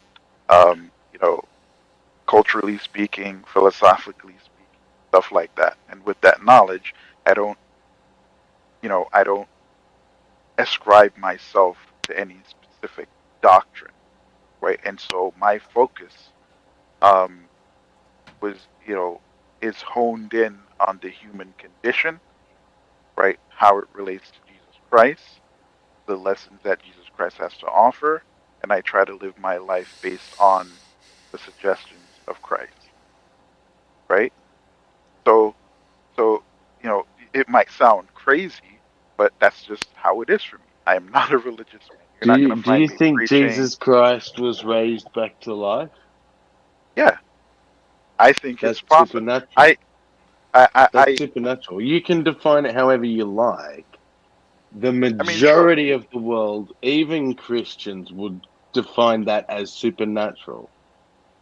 Yeah, I mean, sure. So And even you believe in the supernatural. Like, you can't show me a religion really that isn't based somewhere in something supernatural, meaning outside of nature or above nature. I mean, I would call it more of a manipulation of nature, right? Um, however, like Still for implies the me, that's same not thing. sure. But all I'm just saying is that the spiritual part of it, yes, absolutely, I believe in that. I believe spirits are a thing, right? I believe, souls are a thing and stuff like that, right? I mean, shoot, I believe that heaven is an actual place. Like Richard, the only difference is that I think that heaven is probably a different planet, either in this universe or another universe, right? Because whatever depictions that I've read of heaven, they seem to be vastly, vastly different in particular ways that justifies that. Now, that's not something I fully fleshed out or necessarily entertained any further, right? So, and I say that to say, right, I wouldn't be able to come up with that idea, right, if my focus was on doctrine, right? So for me, right, the doctrinal aspects of religion causes people to fall into religiosity, right? And that religiosity, right? It forces people in a box, and it makes it difficult for them to perceive ideas outside of what the doctrine has taught them. See Well, what I'm that's saying? what indoctrination is. Sure, right? But we're indoctrinated in many different ways, right? Even for you to do how you operate Yeah, in I'm not. society, you're I'm not. I'm. indoctrinated. I'm totally agreeing. We're in total Yeah, agreement so yeah. far. So I think it's perfectly consistent to describe Richard as a theist, right? Solely based on whatever he perceives to be God, even if it's just a set of ideals or a super computer or whatever. The fact of the matter is that its purpose and its role is defined as such to him, right? And if he believes that's what it is, then yes, he's a theist. Even if you don't believe that, you know, that it's a god or should be classified as such. Okay, I'm going to selfishly hog my show back for a minute and then turn it back over to you guys to address the Afro-humanist, because I actually have a lot of respect for Esther and what she's doing over on her channel. And guys, give her a like. If you like what she's doing, give her a subscribe. The handle she's using here is the channel name. And like Amy Newman, she's trying to speak against the nonsense of fundamental Christian, but generally other beliefs too. It's just that we live in parts of the world where Christianity is prevalent. I'm sure if we were living in a part of the world where Islam was prevalent, they'd be speaking against Islam instead. So I don't think it's a specific prejudice, just the overall arching idea. And she wrote, I think it is selfish and entitled to think that the world is going to end. There are little ones who haven't lived their life yet.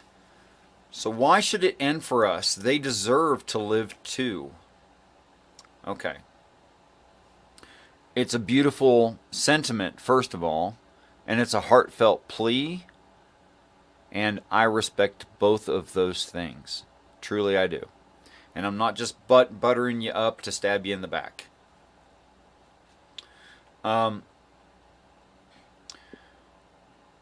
But is that exactly what you're about to do? No, not at all. I don't have to. I don't have to. Dude, I just said you slash. I think Because in your world ending scenario, the kids don't die. No, that they don't. That's a Christian. Here's what happened, Esther. The story predates telescopes. And the people who had this story were very small-minded. And a lot of that was because they didn't have a telescope. And they thought of their continent as the whole world. Thus, disc-shaped Earth. That's all there was. And the dome over it. And they thought there was a literal, philosophical nothing outside of that dome. And that became a tradition, and it's still held today. What are the ramifications of that thought process? lullaby and good night. What are the ramifications? He's snoring. What are the ramifications? He said to kick him when he falls asleep. It's fine. What are the ramifications of not having a telescope? Well, there's nothing out there, but the story says there's heaven. Well, then how is heaven out there that is nothing? Heaven is also nothing. What does the text say about it? He will, like a potter with an iron rod, smash to shivers the vessel, the clay, right? He will rule them with an iron rod. You are a vessel of the Spirit. The word vessel meaning this thing, flesh. The part that has pneuma, the part that breathes. That's the vessel. And then it says that you receive a perfected vessel in heaven. That means a fleshy thing. It does not mean a nothing thing. It doesn't mean Inviso heaven, and it doesn't mean Inviso Esther, and it doesn't mean Inviso children. It doesn't. All that was extrapolated from the lack of a telescope. All of it. It's nowhere in the story. The story says the exact opposite thing. That heaven arrives physical. Angels arrive physical. We physically meet the physical angels who judge us physically and physically take us, I don't know, on cool hovercrafts. Maybe you get a personal flight. One angel carries one human. Maybe they have actual real wings. I personally think that would be pretty cool. Kind of weird, but pretty cool to get like a flight up to heaven. It talks about the shape, size, coloration, decorations on the outside of heaven. Ethereal planes don't have things like, they don't have measurements. There's no measurement to ethereal ideas that are on some other plane of existence. How would you even apply the idea of measuring to that? Well, what does the text say? Well, it has measurements and everything else, and colors and decorations, and even mentions that they'll be hovering at about 3,000 feet off the ground. And Christians go, nope, ethereal heaven, we puff out of existence, and babies, too bad, and most of y'all are going to hell. I agree with your objection, Esther. The only problem is, I can't find it in the Bible.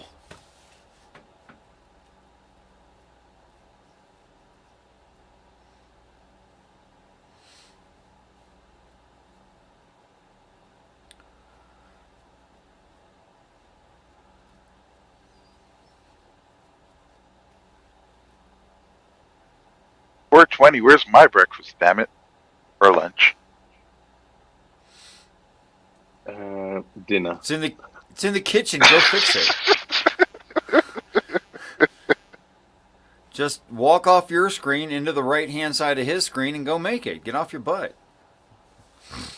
There you go.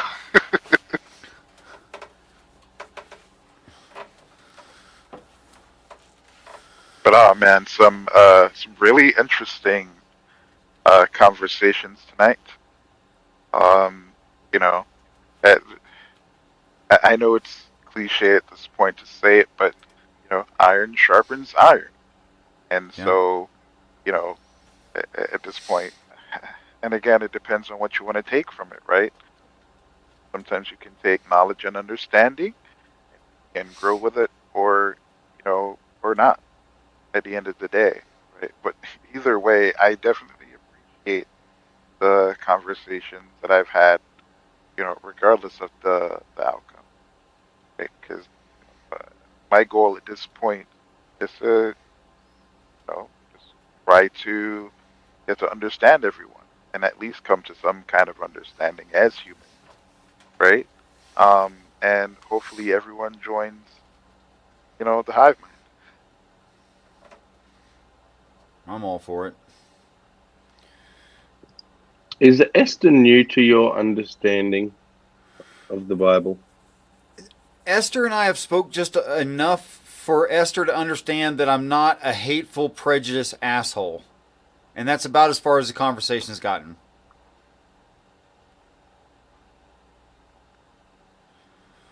So she allows me a little bit of leeway on her channel. She Does she recognizes know me as a that you're? human. Does she know that you're not defending what she's put on the screen there? Right. I don't defend the Christian claims, and I think you can't find them in the text. I mean, yeah, Christians say stuff like that. But I tell you what, for this comment right here, Esther, and I want you to understand that I'm trying to be respectful because I do actually respect you. If I come across some other way, just tell me where I'm stupid and I'll adjust fire, okay?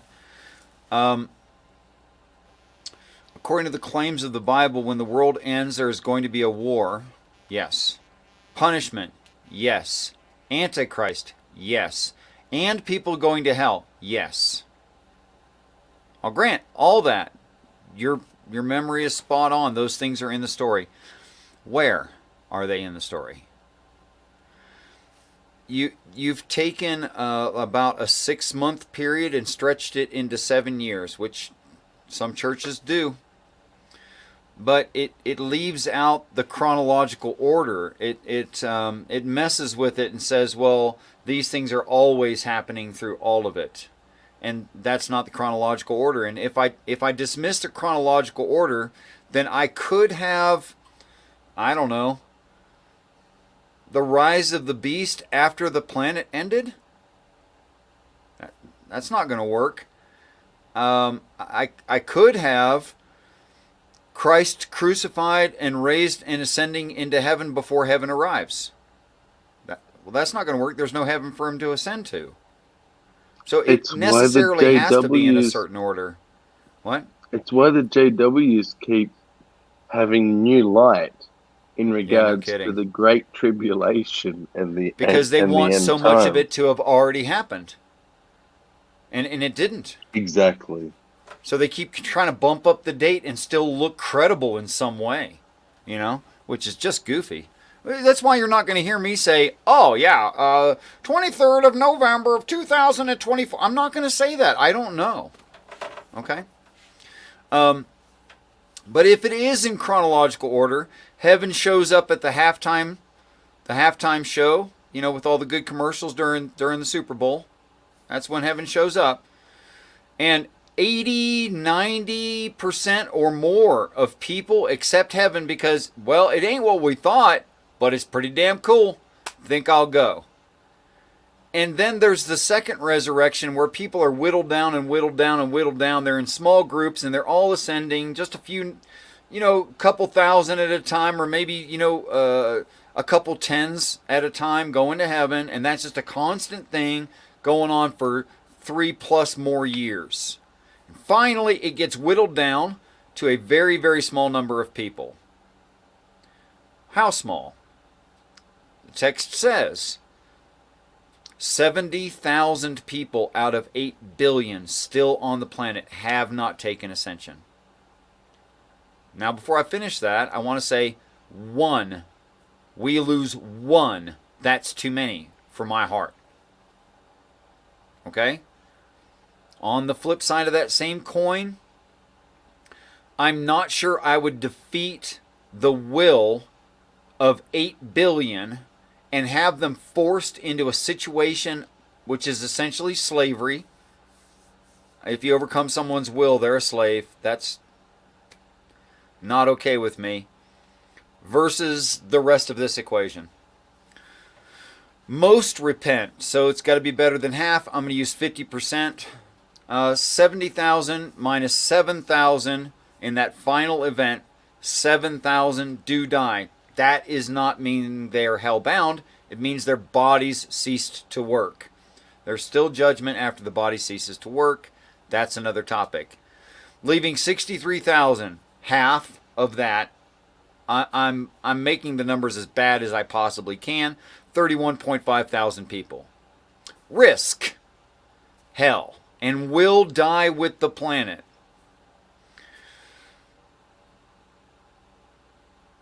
I don't know how that 31.5 thousand people saw the following and think that ain't heaven. The quaking of the earth at a scale we've never seen.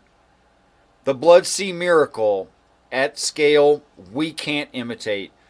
Wormwood. Well, first before Wormwood, the face of God, the ignition of Jupiter, we can't do that. No one's ever seen that. No one's seen the face of God. Wormwood, a chunk of the moon Io burns in sulfur and brimstone and that stinky stuff everywhere in the air, everywhere, and burns your nostrils, and even made it into the Shrek movie. The smiting of the thirds in a binary solar system where it's 60 degrees to two different light sources, affecting how you see the sun and dawn and dusk, and the moon, and how many stars you can see in the sky for obvious reasons. The glory of God, they'll see that too, where the Earth's 180 degrees to two light sources and there's no darkness anywhere on the planet. Yeah, one side's brighter, one side's dimmer, but no darkness on the planet anywhere. I mean, I guess you could like you could now get into a building and close all the doors. You could have darkness inside of a building, I guess.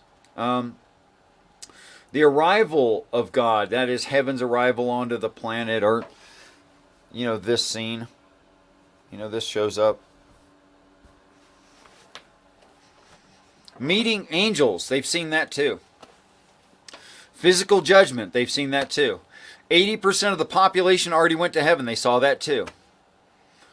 And then 3.5-ish, well, first the scorpions, and then they see the war in the heavens, and then the plagues start, and the plagues are not nice and designed to put environmental pressure on them to make their brain click over so they get it, and it's not nice.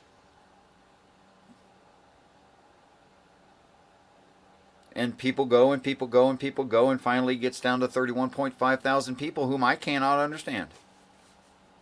I cannot understand them. I think they must be some special kind of crazy to see 7 years of those events at that scale in that order and go, no, it's not heaven. Well, does it have to be that they necessarily deny it, but they just like little Mrs. Jones, who's lived in her house for 60 odd years, and they try and offer $5 million for a property because they need it to build a highway, and she's like, no, I'll die in this house. Right. No, I can totally respect that. But here's something that an angel can do that the state can't do. The state can't make be little Mrs. Jones 27 and, again. And loving and well, that's another thing the state can't do.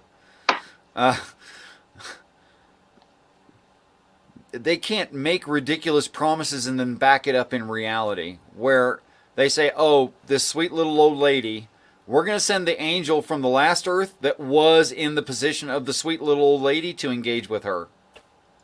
We're going to send that one. Yeah. They can sit down and hash it out. Because that person will know exactly what that other person needs to hear. They'll know it because they were there. They were that person. Never seen you here before. Peace and respect, British Bulldog. Thanks for dropping by at least. So nothing in scripture even suggests such a thing. Suggest what such a thing? That the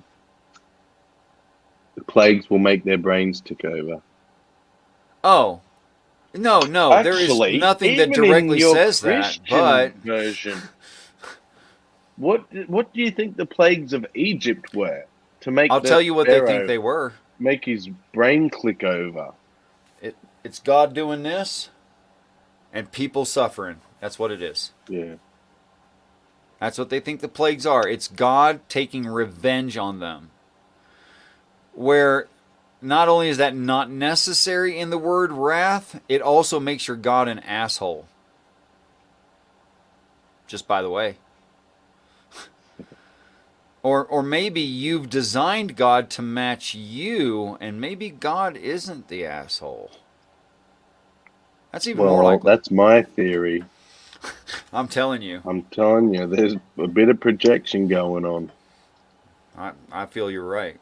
Okay, so what is necessary in the text is it's an evil nation that needeth a sign. That is to say,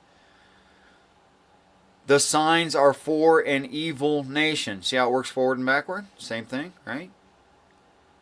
Well, why would you give an evil nation a sign? To persuade them? Maybe. It's not for believers. Believers don't need a sign, right? Am I right about that? Believers don't need a sign? Yeah, that's what I meant. That whole question didn't make sense. British Bulldog, whoever you are, if you're not kidding me and trolling me, you're indoctrinated. And you're not reading the Bible. Yeah. You're believing your church about the Bible, and that's not the same thing.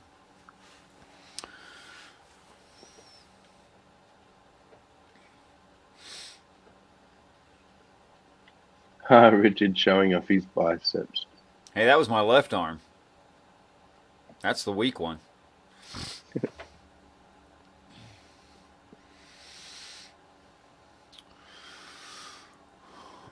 Okay, we got to wrap this up in the next 2 hours, 15 minutes. Because then it goes over 12 hours and it don't even load. Did you know that? They recently did that. Yeah. Yeah, I did not know that. I'm going now. to I'm going to hop out. It's like almost 7 o'clock in the morning where I'm at right now. And Okay. yeah, I'm gonna get my ass up and make breakfast and actually go to sleep. So Make again, breakfast and go to sleep. yeah, right, Why not? I mean, if you got the day off. right.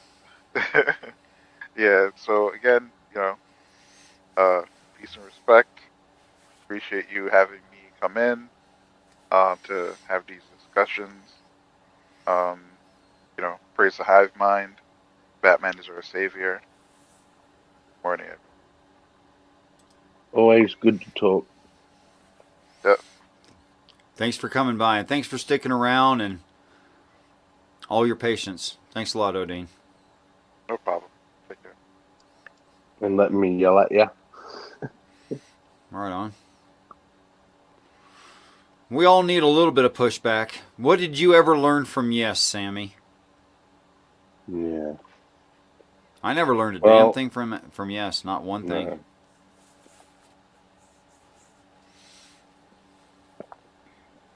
Then I saw another sign in heaven.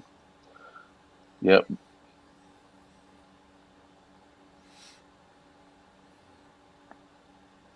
Tell me what's so great and marvelous about punishing people when they can't defend themselves? And for no other reason than to just punish them, not to teach them a thing. Tell me about the glory of that. Tell me about the great and marvelous thing, which is picking on people much, much weaker than you that can't defend themselves. Tell me about that. Infinitely weaker. In his belief system, probably infinitely weaker.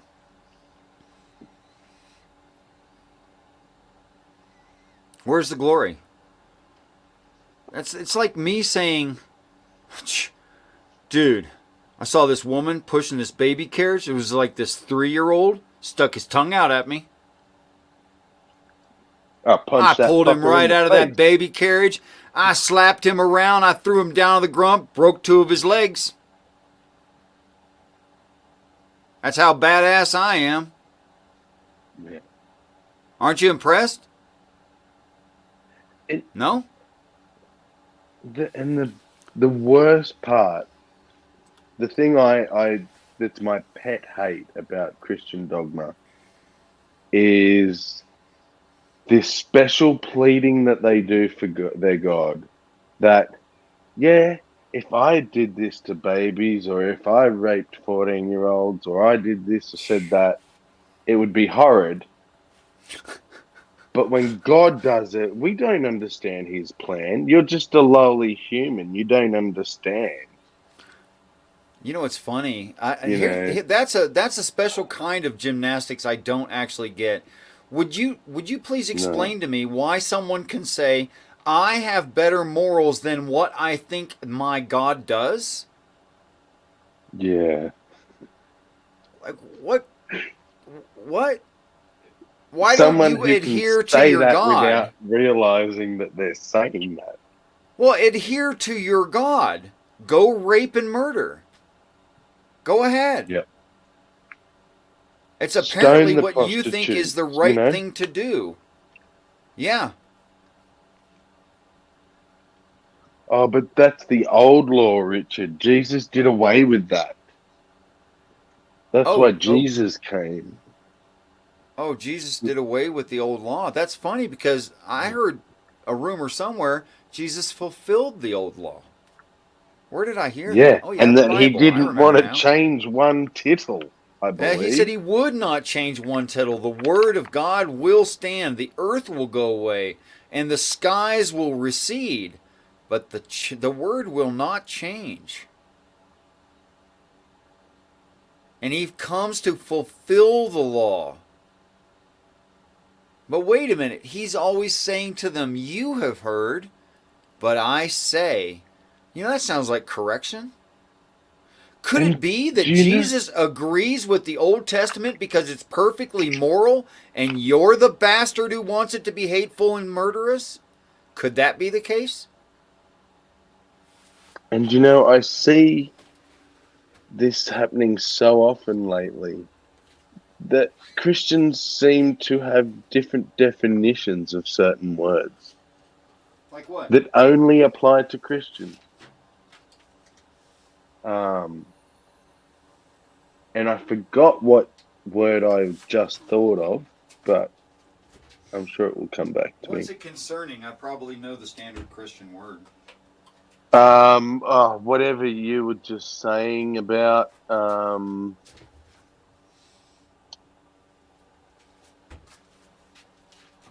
fulfill. So Yeah.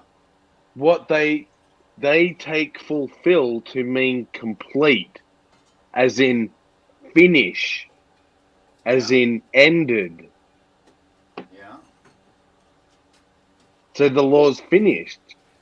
When you try and push back and say he came to fulfill the law, not get rid of it, they'll say that's what fulfill means. He finished the law. We don't need it anymore. So That's really they interesting. twisting that definition of fulfill. Let's see if you're right.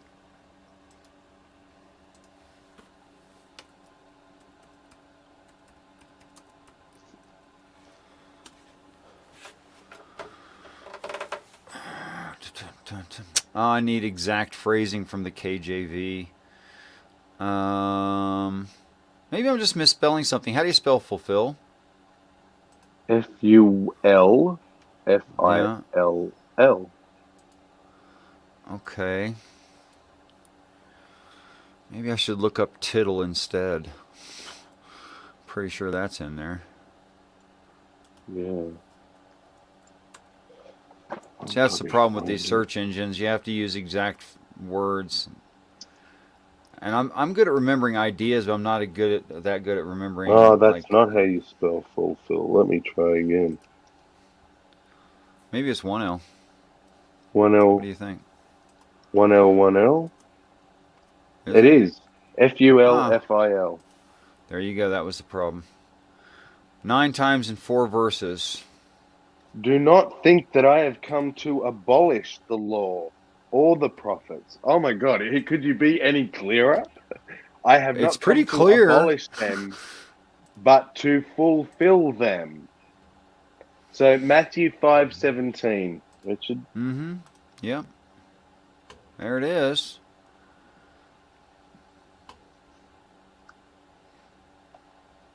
When it reads law right here, Sammy, how much Yeah. you want to bet me that that's the Greek word that means Torah? How much you want to bet? Nothing, because I'm almost convinced it would be. And I would lose that bet. Let's see if you'd have lost. Why wouldn't it be the Torah? It just makes sense, doesn't it?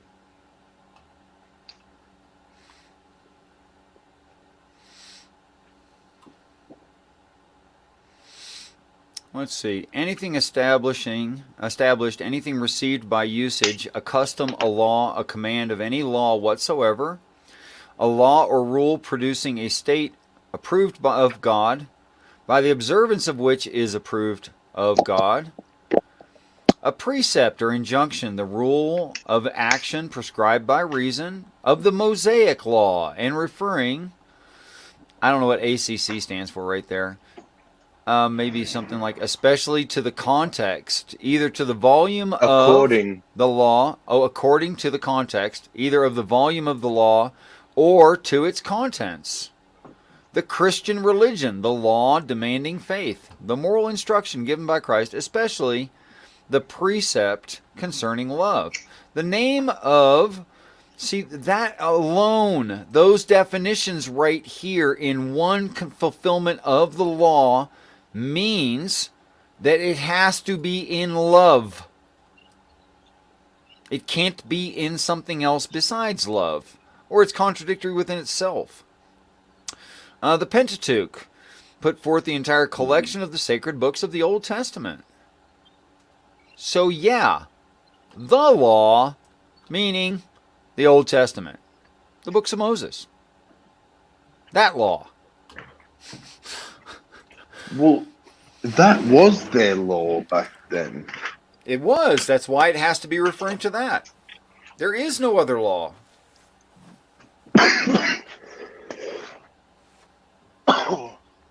Yeah. So when it says come to fulfill the law, what does that mean?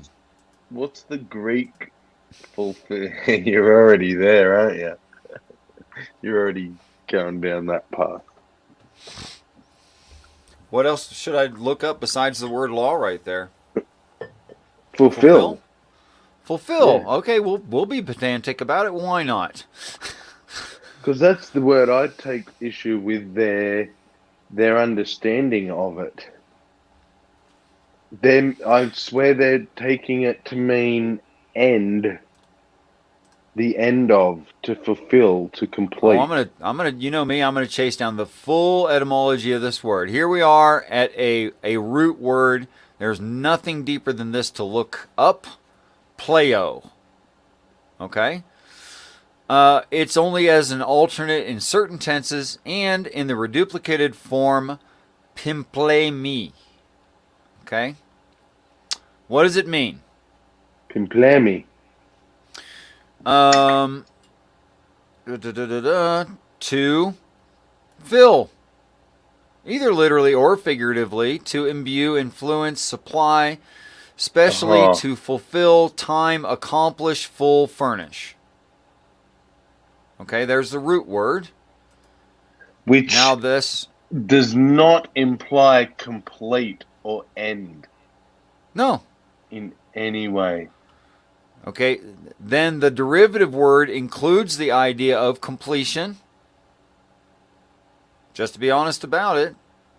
Yep. And the final derivative form. Complete as in full. See that? Yes, to make full. Not to do away with. Complete as in to make full. Yeah. Especially considering he preceded with, I have not come to abolish the law. But to, yeah. But it says to not make to abolish, replace. specifically. Yeah. To cram, level up, to furnish, satisfy, execute. Mm-hmm. And then finish a period or task. Verify or coincide. Yeah. So they're ignoring obvious context, right? And definitions that demand think not that I am come to destroy the law or the prophets. Nope, I respect the prophets before me. I'm not discounting them. Not to destroy, Twice, by the way. Mm. By the way, twice. Fulfill. But which is not the same as do yeah. away with. So I've not come to do away with the law or the prophets. I've not Right. come to do away with, but to fulfill the law, which means do away with. Yeah, no. That's their reasoning. I know. I mean, it's just extreme bias and mental gymnastics. It can't be shown definitionally, not in any way.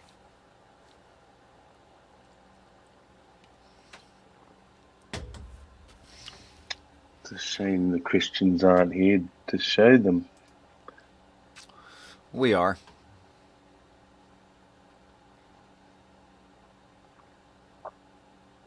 God feels everything. It's kind of creepy. Yeah, that does sound Unless a little bit odd. it's your idea of God, then that's not so creepy. That makes sense. Yeah.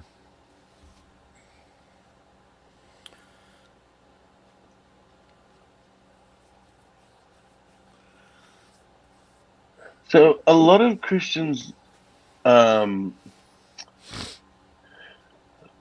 they talk as though atheists were always atheists. I've And that noticed really that. annoys me. For example, you are not open, closed in understanding. God will reveal Christ in you. Ask him. But wait, what if you So- used to believe and earnestly believed and no longer do? And You want to give the asked standard him rebuttal over for that? and over and over and over and asked and begged and cried and pleaded. And he didn't reveal Christ in me. If he revealed anything, he revealed that the Christ in the Bible that I was raised with did not exist. That's what God revealed, if God revealed something. See, Jody, I know that you're not a mean person. I know that. No. But I mean, I know her kind of personally. What? We've spoken a little bit. I've read 1,000 comments made by Jody. Probably more. Okay? Not a mean person. I don't know if you can see in your own comment, you are not open. It is the no true Scotsman fallacy. You do not know that that person was not open. You actually cannot know that. Okay? And when a person says something like, I need evidence that I can take a bite out of and chew and swallow, I need that kind of evidence. It's not unreasonable. Okay? And it's that's why the faith thing gets me, because that's the one thing I had. It's all I had. I had no evidence. Right. I had my faith. And I clung on to it like a life raft, you know, as you're programmed to do. But it didn't answer anything. And as Oz was trying to say, what more truths or new truths can faith lead me to? But you like to say that it will reveal Christ to me. Then what was wrong with my faith? Was I doing it wrong? Did I not hold my tongue in the correct position when I prayed? That's what offends me, that people will I'll hold my feet to the fire right to there. know my faith, you know? Yeah. I'll go ahead and hold go my on. feet to the fire right there. You can't have a relationship with a being that doesn't exist. No matter how much you want it, no matter how much you believe it, no matter how strong you feel about it, no matter how much you might deeply, deeply need it, if I didn't already say that, which I feel like I already did. But you can't have a relationship with a being who literally doesn't exist, except internally in your own bias. They have to actually be there. And that's not any practitioner's fault that churches say crazy stuff, not even described in the Bible, about certain beings.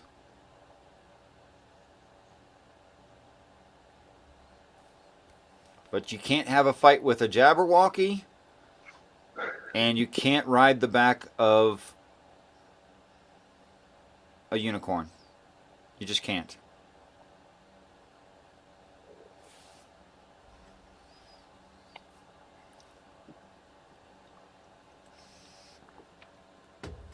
I know, and I wish. I'm starting to be very much more accepting of them, but I wish that they could offer more than tropes. Tropes are the weakest form of discussion. I'm not going to call them arguments. I don't know what the point of tropes are. Shut you down, make you shut up, usually. Nerdy rodents. I don't know. I said that wrong. Oh, I don't know. What about children with imaginary friends? If your child says they're having conversations with an imaginary friend, and then that child espouses things that are outside of their experience and true in reality, completely outside of they couldn't have seen it on TV or radio or something like that, and communication happens between them and their imaginary friend, their friend is not imaginary. You better figure out what's going on.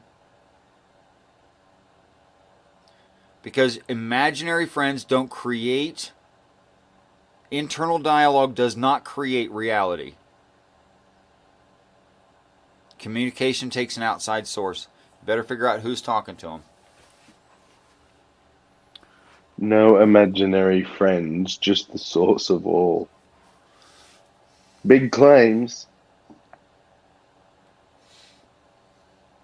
with very little weight.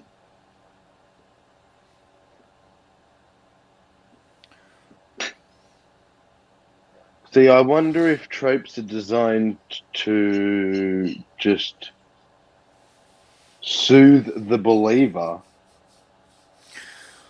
or just maybe to annoy the non-believer, because they don't really serve much purpose. I don't know. But I feel let's like use the this. people Let's that use do a trope. them, Let's break down a trope we haven't heard tonight. So pick one of those.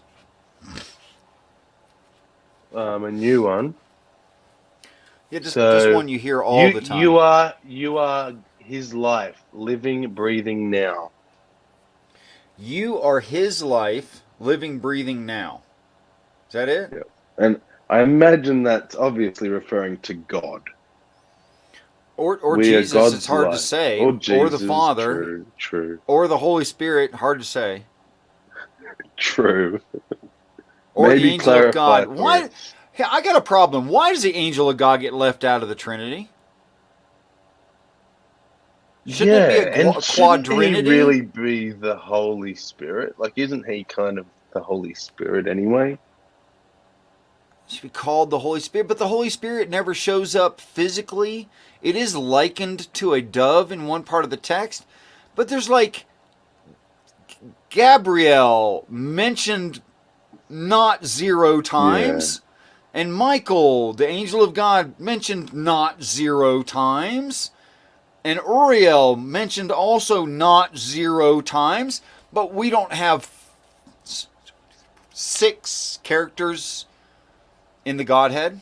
7, including the God, if those are not the God, or maybe co-equal as God. Well, yeah, I would like to know about the 144,000 that rule as priests and princes with Christ. So, aren't they, Wow, they're that's ruling? another stretch. Yeah, they took the remnant and the elder and the idea of he has made a past tense made us, we are now this group which are kings and priests ruling heaven. That's what the text says. course, it also Heaven's says the getting elders pretty are a full. plural. What's that? God has a lot of help for an omnipotent being.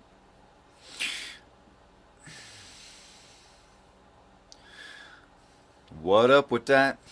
What up with that? And the rest of them are just there to bow down and praise him continuously. So The he's like angel of the Lord is inadequate Christ. and has a massive ego.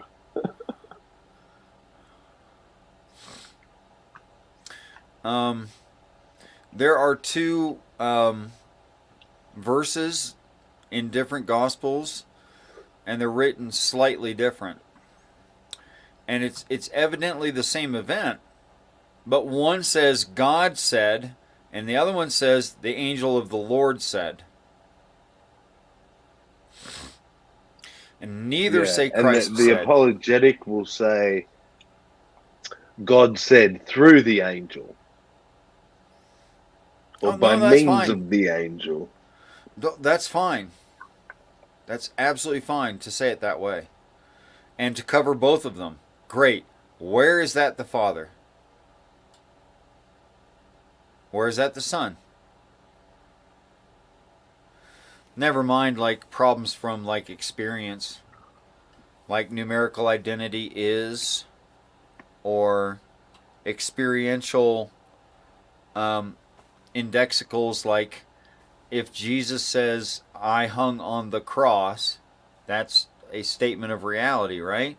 But if the Father says, I hung on the cross, that's a non-reality.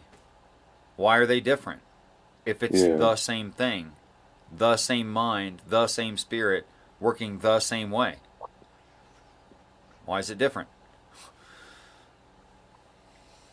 Oh, here's one for you, Richard. You're obviously new British.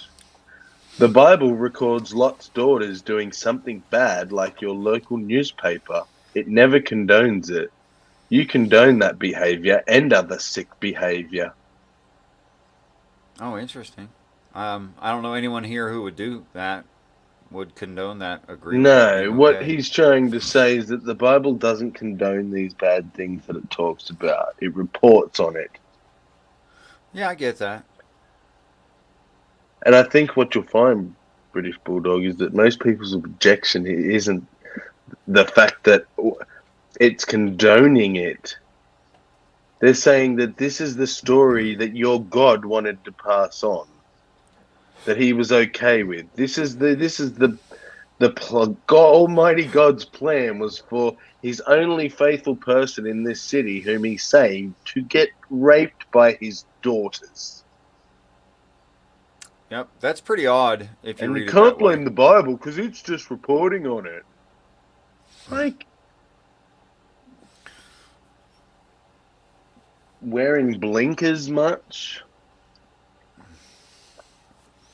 Oh, and they've thought they've had a mic drop moment because they've wrote game over, so don't take passages which describes the horrors your worldview either accepts or cannot warrant against. You sound silly. Yeah, we sound silly. Yes, he passed on horrible stories about homosexuality as well, yet you condone that. Deceptive tactics failed. Oh, you're so cute.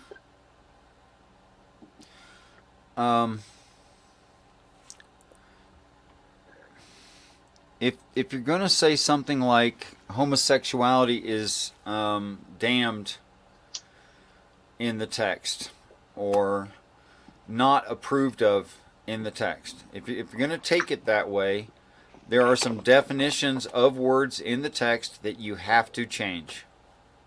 Okay? Because what the text says is to stone to death. Right? But then it gives a definition of the word stone. I'm going to recite it to you. You'll find that I'm accurate to the text. A stone is something that you use to build an altar. That stone has to have no tool lifted upon it, and the word of God written in it, not printed on top of, written in the stone.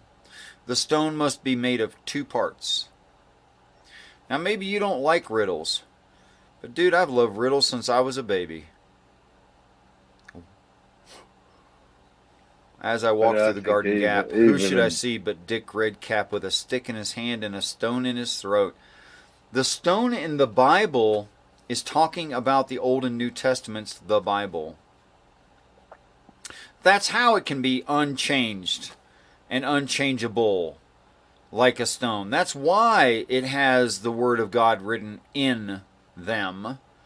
That's why no man must lift a tool upon it. Chapter 21 of the book of Revelation says that there too. I'm sorry, 22. And it says this several times.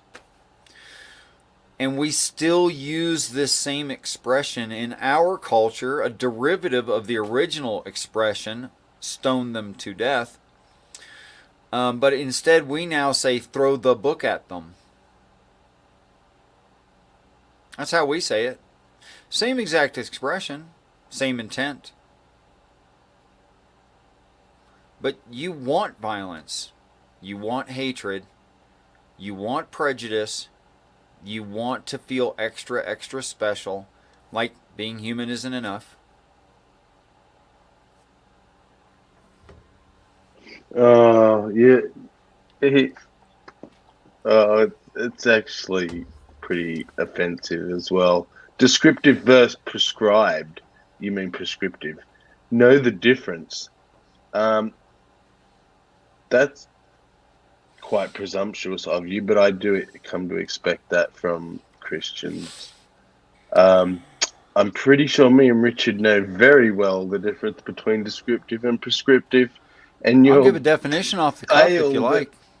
Failed attempts at trying to apologize for the horrendousness of your Bible, your understanding of the Bible, whilst trying to project.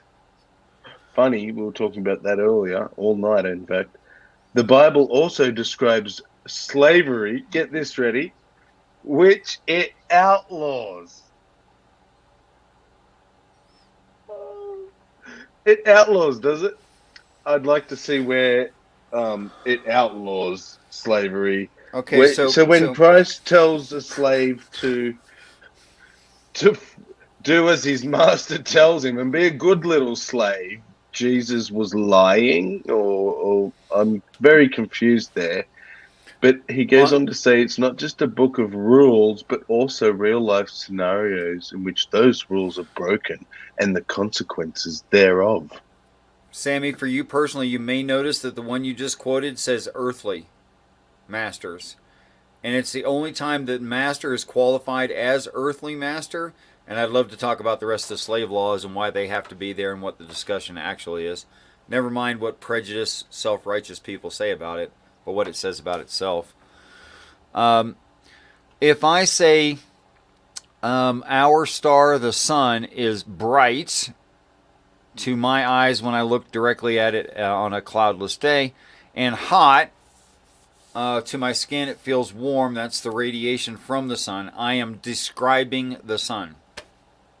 When I say, I now pronounce you man and wife, if I have that authority vested in by the state of blah, blah, blah, that is prescriptive. I'm using words to make something true. Okay? So that's descriptive and prescriptive. There you go. Yep. So it's essentially the difference between describing something and prescribing it, like a doctor prescribes you medication. Yeah, putting something into action. Mm-hmm. Yeah, the warning label, that's a description of the medicine. The doctor giving to you, that's a prescription of the medication. It's pretty cut and dry stuff. We use it all the time. Yeah, and to try and explain all these things in their view of the text, as being descriptive and not prescriptive is pretty lame reach, I mean, it gets really. downright bizarre rather quickly, in my view.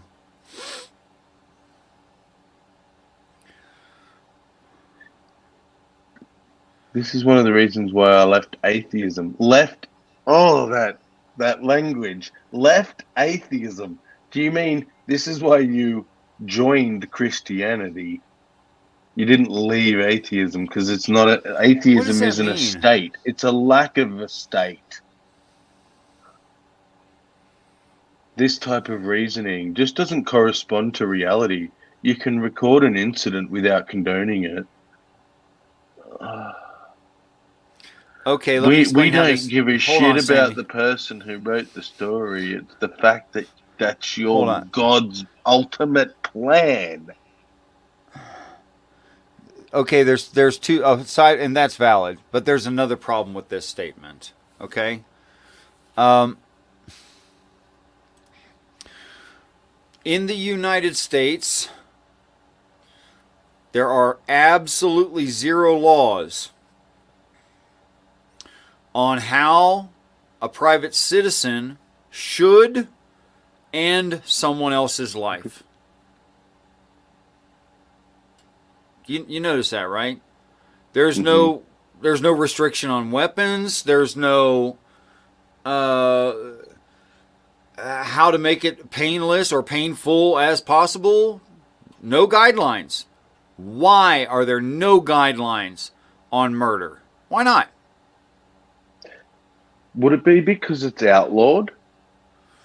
Gosh, I don't know. Let me think about that for 0.3 nanoseconds. Yes, that's why. Now, there's rules in the Bible how to treat a slave. Right.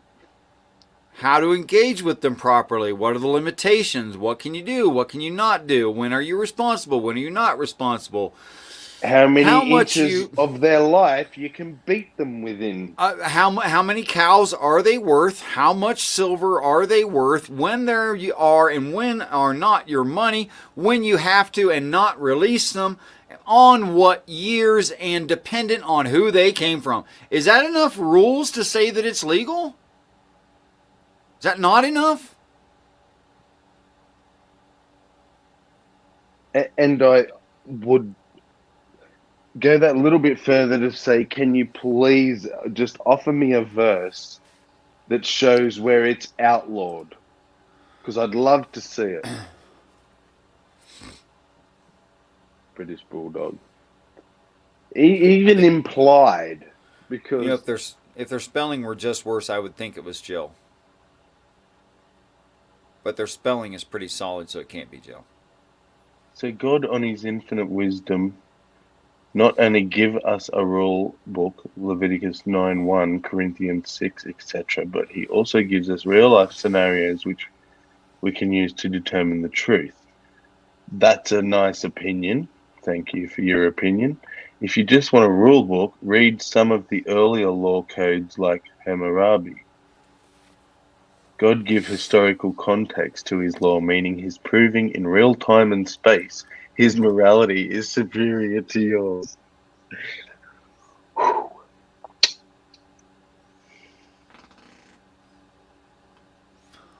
Oh yeah, great arguments. Hammurabi prohibited slavery. Hammurabi was better than your God. That's because the Stele of Hammurabi was talking about actual slavery. That's why. That's the difference. It's not that the Bible is like reverting back to older ways or approving something that other people had already figured out should be disapproved of. If a person troubles themselves outside of their prejudice and hatred and exceptionalism, usually labeled Christianity, those things,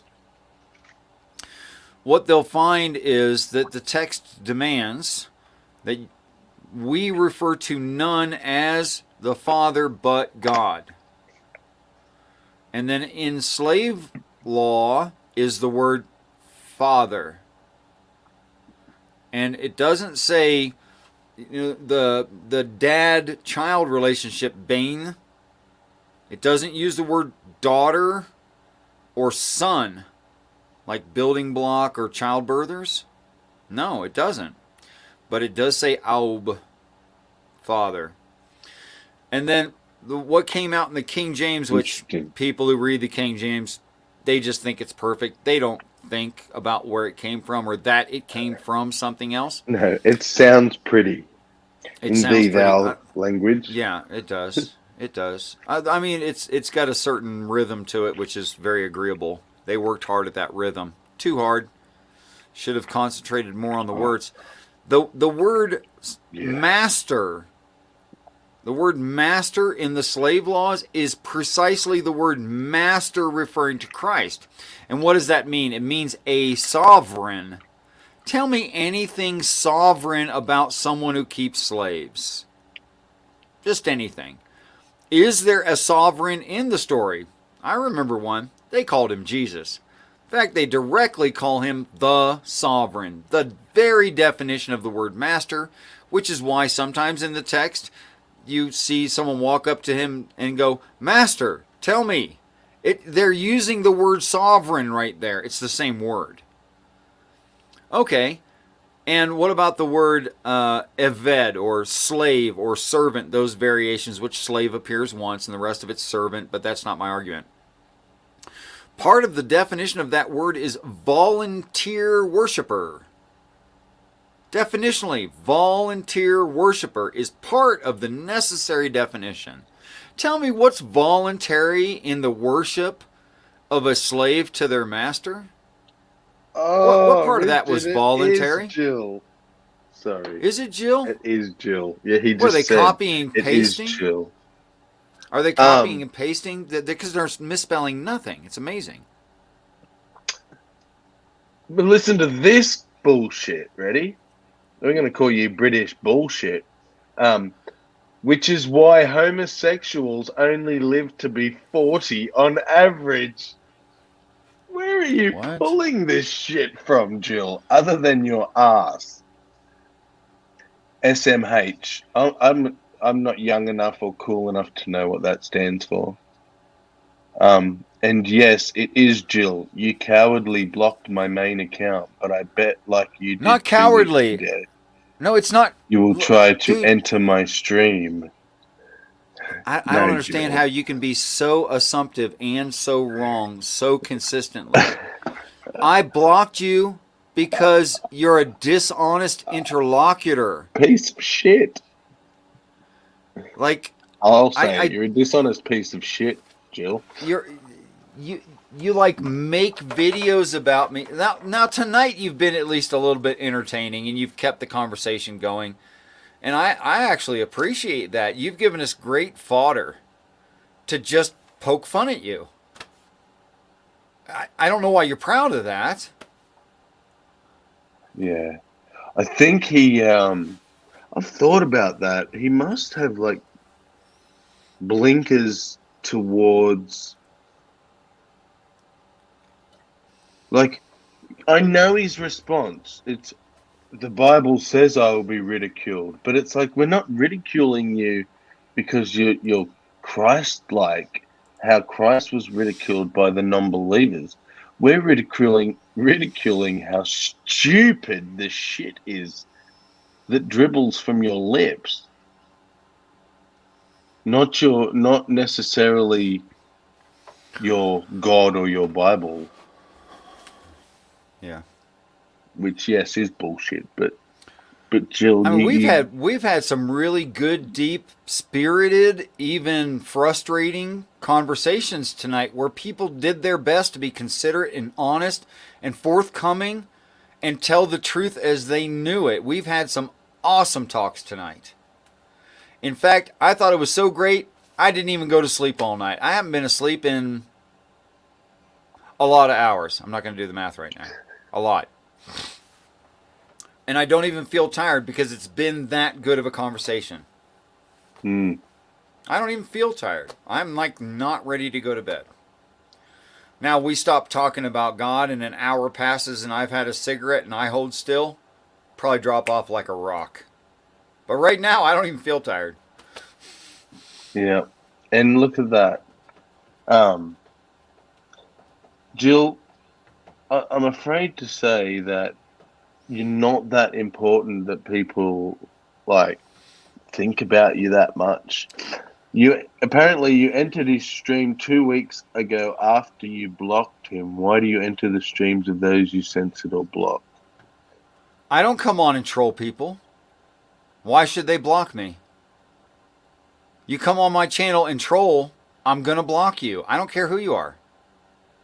You don't have to let me into your stream. That's fine. Yeah, block him and justify it. But I never troll anybody. It's not my style. I'm interested in honest conversations where someone gets persuaded toward a reality that exists rather than an unreality that doesn't exist. That's what I'm interested Jill is in. the first person to admit he's a troll for God. Oh, yeah. And sometimes I'm the one that gets persuaded, and sometimes someone else is the one that gets persuaded. It just depends on the topic. Yeah. Did you really sleep for 3 hours, Jody? Because I didn't even see you disappear. We've been going a while. Jody could have slept for 3 hours easily amidst some of this. Yeah. I was thinking the same thing. I was like, the arguments are so Jill-like, but the grammar is not. How was that grammar so? Is he doing the street thug act normally, or was someone like writing for He's him? probably on a device that doesn't spell correct great for him, but then now is on a device that's spell correcting. That's more than that. The sentence structure was good. My computer doesn't spell correct, but my phone does, for example. Okay. Which is terrible because when I get on the computer, when I'm on the computer, well, that's not going to change from autocorrect. Maybe he's lucid. What does that mean? That he's high the rest of the time? Yeah, that's kind of what I'm implying. Or drunk or something. Maybe he really does have a wife and she's writing this stuff. He might be demanding she write down what he dictates. Yeah, I could imagine that. She could completely agree with him. That's possible. Yeah, I feel like Jill would need to marry someone he could control, though. I don't know that he'd want much thinking of their own going on. Yeah, you don't want even challenge if they agree. If you're a beta with low confidence, you don't want someone challenging you. Especially not your woman. Especially not a woman. You know what? I actually have like sought women that I think were smarter than I am, and had a better sense of humor than I had, and had a better body than I have, because I want attractive, smart, funny kids. Go figure. Yeah, that makes sense. It's, I want to be an idiot compared to my kids. I think that would be great. Yeah, absolutely. And I pretty much am. Theo says, my guess is when Jill gets emotional, his grammar and spelling slips. That could be it. Could be. I don't know. When he feels in control, he takes his time about it. Huh. But then there's some trolly Christians out there who would happily pretend to be Jill just to get a rise. Have you seen this new character? Calls himself the XO.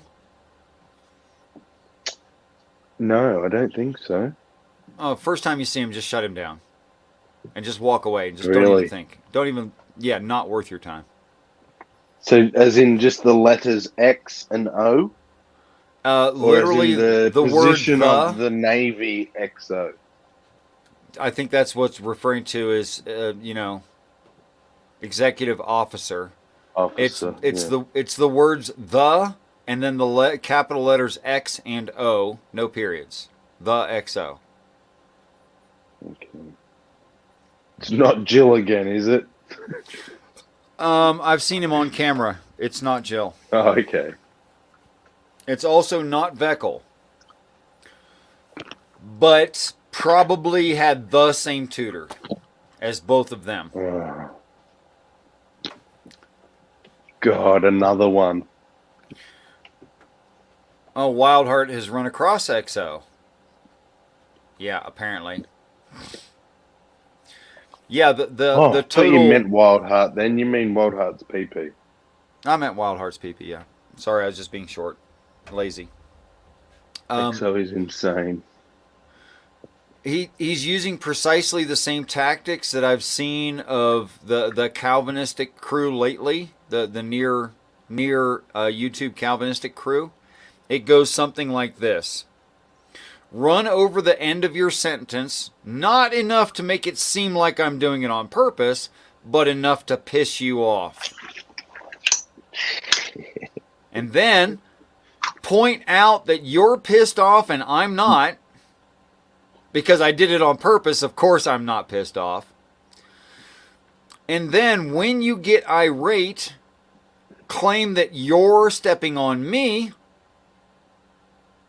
When you become irate, like returning the favor appropriately, by the way, returning the favor, and then I'm going to act like I didn't know I did anything wrong and it wasn't on purpose, it was an accident.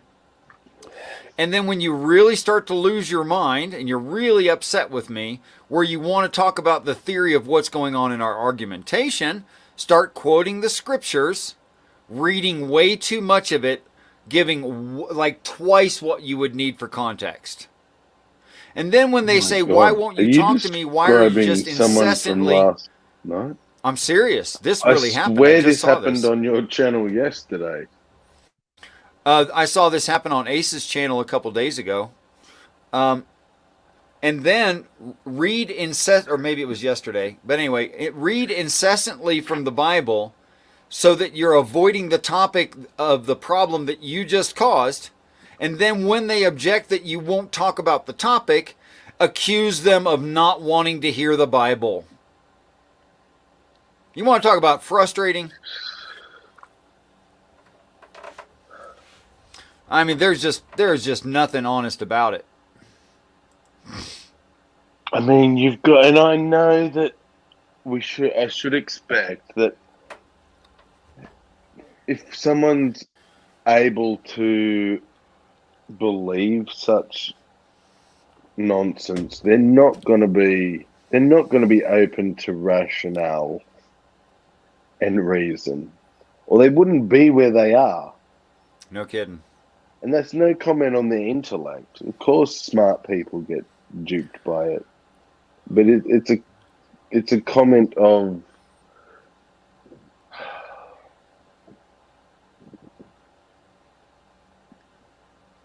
I don't know how to put it.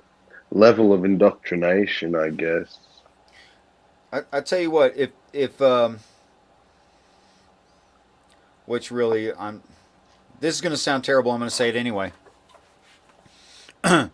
Jill, if you can't get Oz to come on your channel and have a decent conversation, got no respect for you.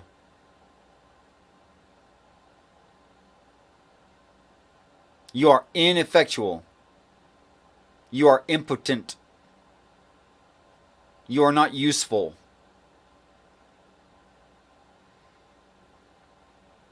I can get Marty to come on my channel.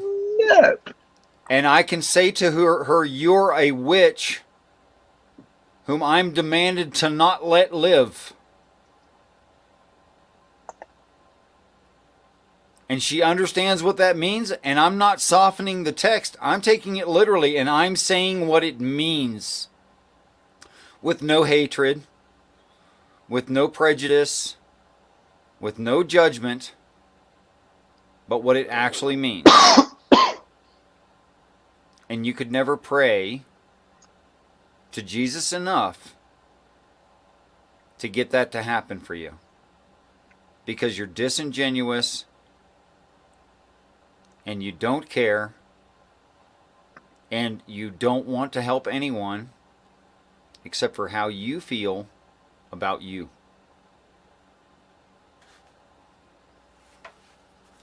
And that's the truth. And it's sad. Because you're smart enough. You could be useful to Christ. You could be. I would say he has turned far more people away from Christ than towards Christ. And he Who would but come he to would Christ for that explain. kind of testimony? Who would come? I've said that to him, and his argument is if I turn people away from Christ, then they're not Christ-like people anyway. And so I'm sifting the wheat from the chaff. But he'll also say, well, it was someone like me who convinced me towards the Christ. I'm like, well, first that I think you're sick. says a lot. First, I think you got real problems. If you need someone to embarrass you in order to change your mind, if you need someone to diminish you and degrade you, what is that, sadism or masochism? Which one is it? Masochism. You're a Pretty sure masochist. sadism is when you like others' pain. I can't keep it straight. Sorry. So I mean, it's fine to be a masochist, but know you're a masochist. Yeah. Don't pretend you're not. You're a liar. I have to say, our friend Jody just took a dive into the ridiculous. Why? She said Eve was made of Adam's uterus. God removed his womb. Womb plus man. Woman.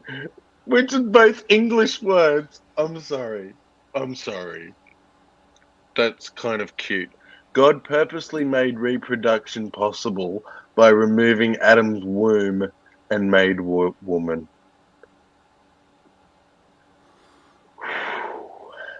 Okay, Jody, I got no words. That's a lot of work in the text there. Mistranslations say rib. That's a lot of work in the text. I don't know.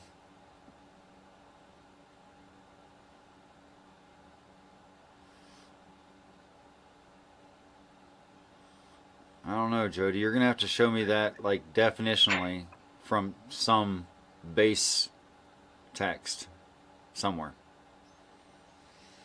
And I don't mean like some rabbi said this is possible. I mean, I want to see it in the text. Read it. It says angular volt. Okay. So you're claiming that the root is angular volt and not rib. Well, I know how to find out. I still don't get womb. Hold on. Let me like be honest about this and like actually look it up.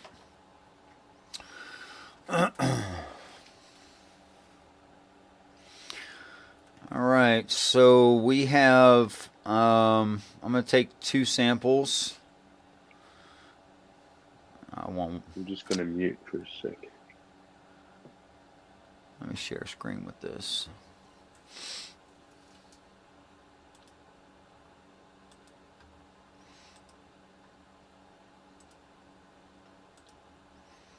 Okay, I'm going to take 2 samples. I'm going to find rib near the end of a sentence so it's just easier to locate than in the middle of a really big.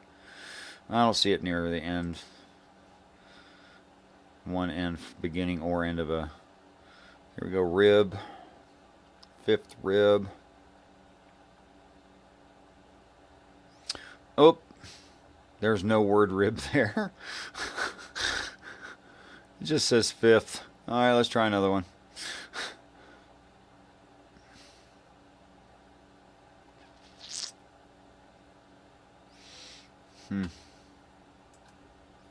He's actually smitten under the 5th, not smitten under the 5th rib. It's not great. Fifth rib. I bet that doesn't say rib right there. Wouldn't that be interesting if that word rib is not there either? Fifth rib.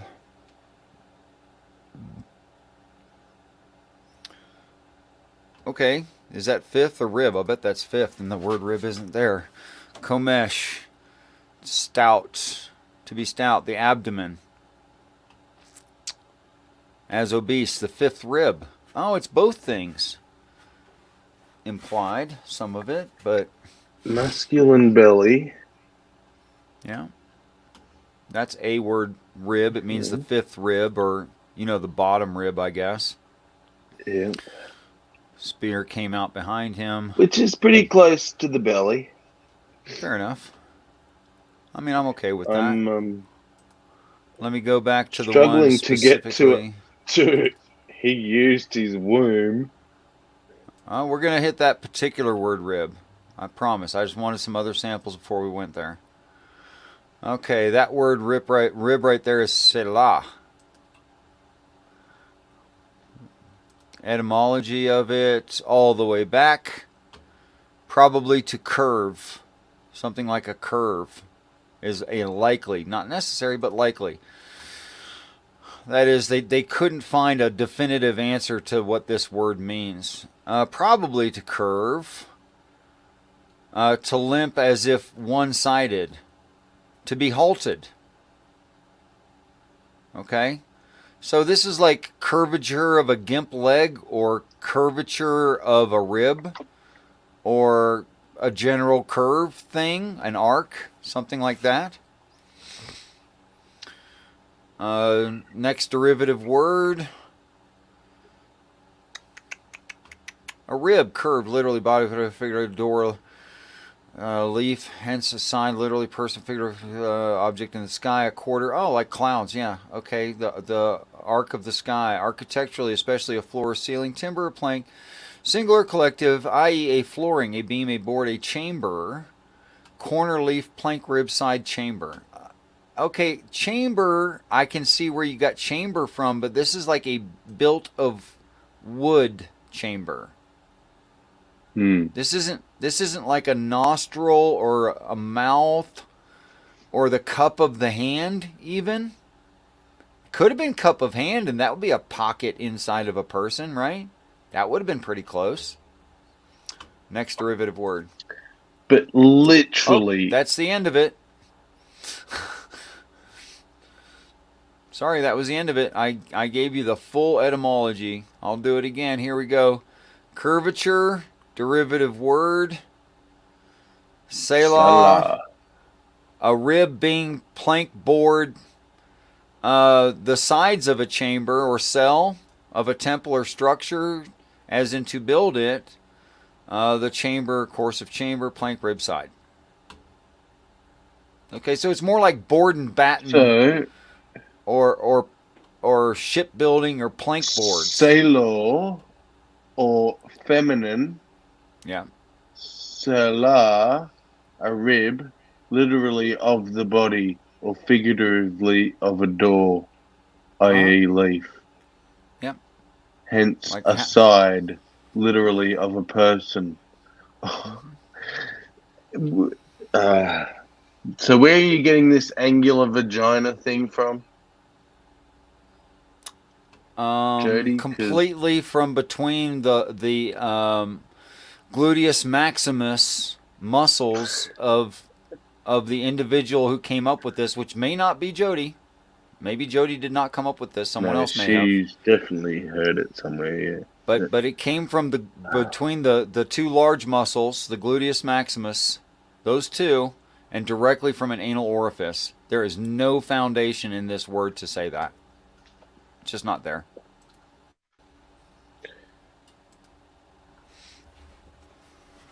Then this is the issue with religion in general. When people say, why take issue with it, just let people have their beliefs, is because if you're willing to believe one incredible thing, then where do you stop?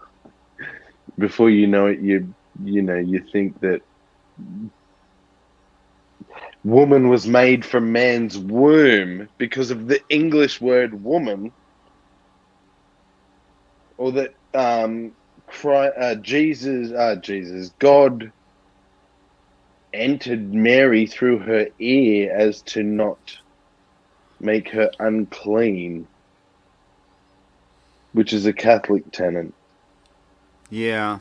The word pregnant is used consistently. Even another, again, this is another word we get from the ancient Near East, and we use it properly.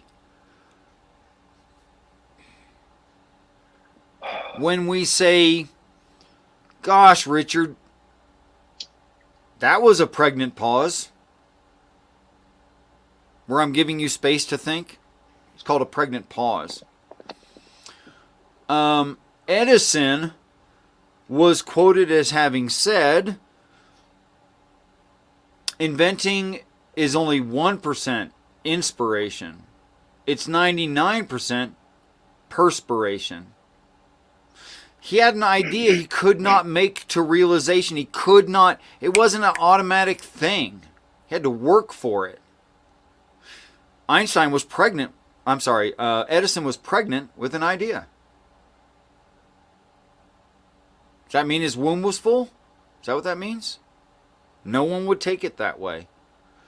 Now, womb holders can become literally pregnant as well. Right? Can it be used that way? It absolutely can. Is that what the text is suggesting in the pregnancy of Mary? Not if you look up the words there. Go on. I don't know that I know this part of your understanding. Does anyone know? Can you figure out for me while I'm bringing something up? Chapter and verse there. Yep. Where is that? There's the whole Mary About pregnancy thing. Okay.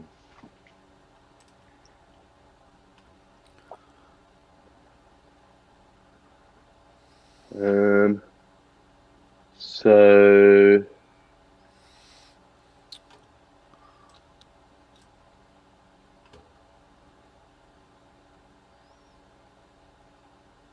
Matthew 1:18. Matthew Oh no, that 1:18.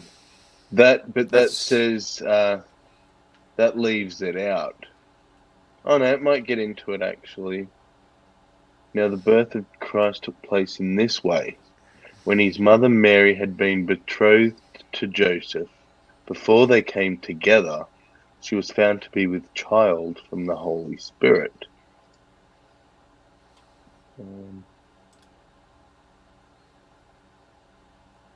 And her husband Joseph, being just a man and unwilling to put her to shame, resolved to divorce her quietly. But as he considered these things, behold, the angel of the Lord. So that's just the Joseph bit. Let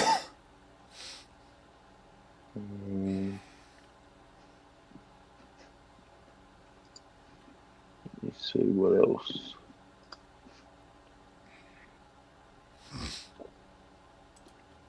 Man, I'm terrible at spelling. So Mark.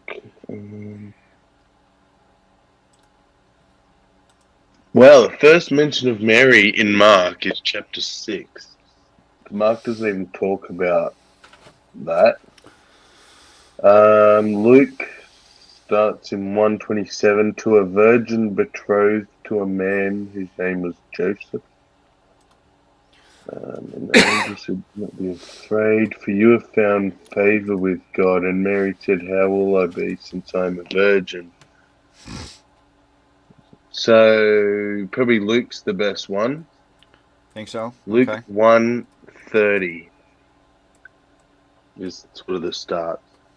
Okay.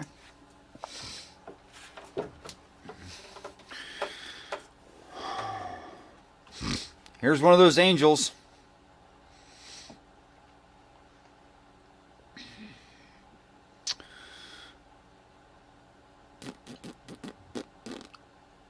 Jabril. See, Gabriel's named there, Yeah. but then it just By the turns way- into the angel. Yep. By the way, Jabril, also in the Quran with the same story, with the same name, same angel. Just so you Christians know that. Interesting. All right. So, what are the key words here? Maybe virgin. That's probably a key word, right? Yeah. Now, for those who haven't heard me say this for the millionth time, this is a Greek word, a Greek, translation written in Greek, and then translated to English later, but it's not Greek religion. It's late Jewish, early Christian religion, obviously, and I'm including the Messianic Jews in that when I say that. So you have to understand that any of these Greek words refer back to a Hebrew or early Christian idea, which would have been Aramaic and Jewish, Hebrew, right? That's really crinkly, brother. Sorry. So, Parthenos, a maiden, an unmarried daughter. Now, is it true that normally a young woman, a maiden, an unmarried young woman would be a virgin typically? Yes. Yes, typically a virgin. But not necessarily a virgin. Not when there was a more specific word for virgin. Really? Available. Interesting. Or did Now, I why jump didn't the they gun? take the literal word virgin and put it here? Why not? Because originally Christ wasn't born immaculately. That was an addition later on to make him more godlike. Because all the previous religions that came before all had rising and dying gods, and my rising and dying god will beat your rising and dying gods Any day of the week. any day of the week. That's right. That's right. So here, Parthenos, same exact word. 2 times in the same verse there, right? And yes, it's talking about Maria. Yeah. Which is Miriam from the Hebrews. Because when it has a direct Hebrew definition, they use it, even in the Greek text. Yes, it's true. Mary. Deepest root here, mara. It means to be bitter.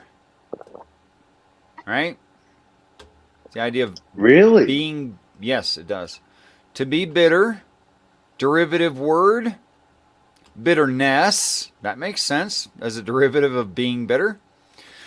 Or figuratively as rebellion, concretely bitter. It makes sense, actually. You wait. Rebellious. Miriam, rebellion. Okay, so it's like bitter rebellion. Right? Yeah.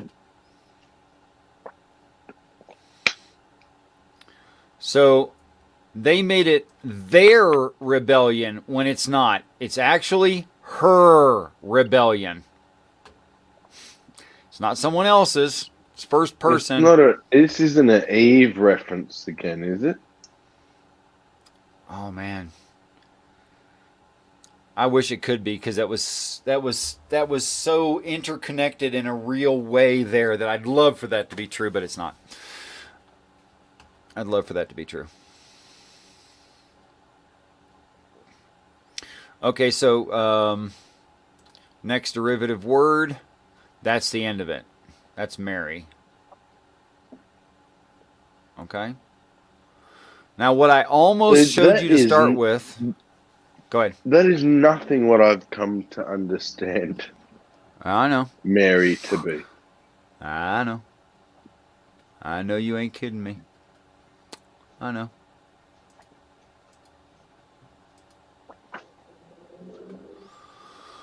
Let me see if I can find this. This take forever. I don't even know where it is.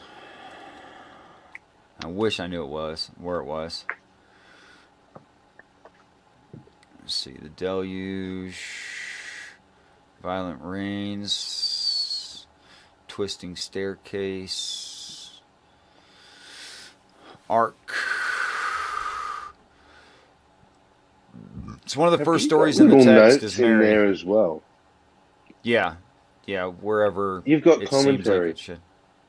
Yeah, a little bit of commentary, not much. Like this is a list of the actual words, untranslated. Right? Oh yeah. Perceive, smell, quick understanding. That's not very good English. Jehovah, smell, quick understanding. Rest, confederate, set down. I mean, those are the full definitions of these ideas in the order given, right? And all of them, by the way. What does smell quick mean? See, where was that? Smell quick. It was something like smell quick understanding. Perceive, smell. That's one thing. Perceive, smell, right? So it's like first person experience, immediate senses, like smelling. Quick understanding. You see why that makes sense together? That perceive, smell, quick understanding is the same thing? Okay. I feel like you need commas in there, though. Yeah, but I put commas between each word. So I can't put commas in the middles of words. So I put hyphens. But perceive, smell, are you saying that's one? Yeah, perceive, smell. That's one idea. Okay,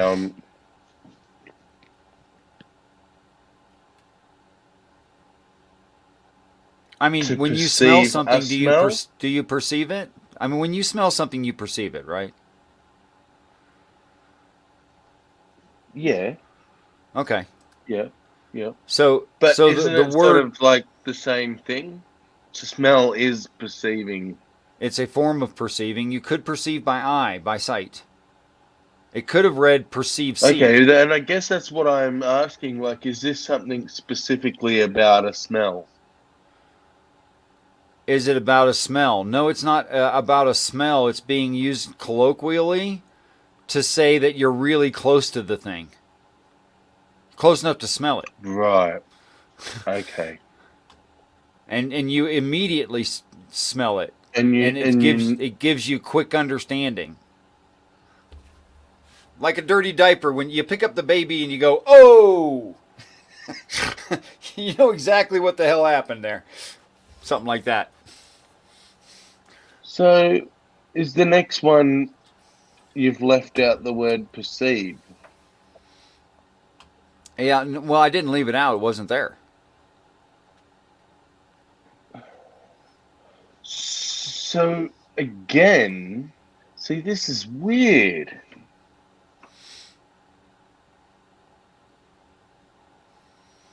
I guess you've been doing it longer and you've got your pattern down, but And there it is again right there with the smell, quick understanding phrase.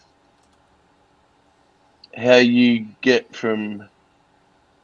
Once you explain it to me, it makes sense, but I don't know how your brain does it in the first place. You want to hear the really weird part? The context made me read the King James already like this. Like it actually had predictive power what the words were going to be, even though I hadn't looked them up yet. Like this is actually like really close to the way like this is really close to the way I understood it. Yeah, the first time I read it in the King James, this is pretty much what it came out to me, even though people don't see that there. But I want to show you the story of Mary at the beginning of the Bible. Building block, dread, tidings, refresh creature against bloodthirsty devourings. Shoot, I really want to find this. Consecrated man, first Adam. I, those who are mine, confirmed. If it's at the start, it has to be about Eve. No. You'll see. It can't be about Eve. I mean, it got translated I mean, to be... according to the... Yeah. Yeah, oh, Which yeah. means there is they a translated connection there. as that. Yes, they did. You're right.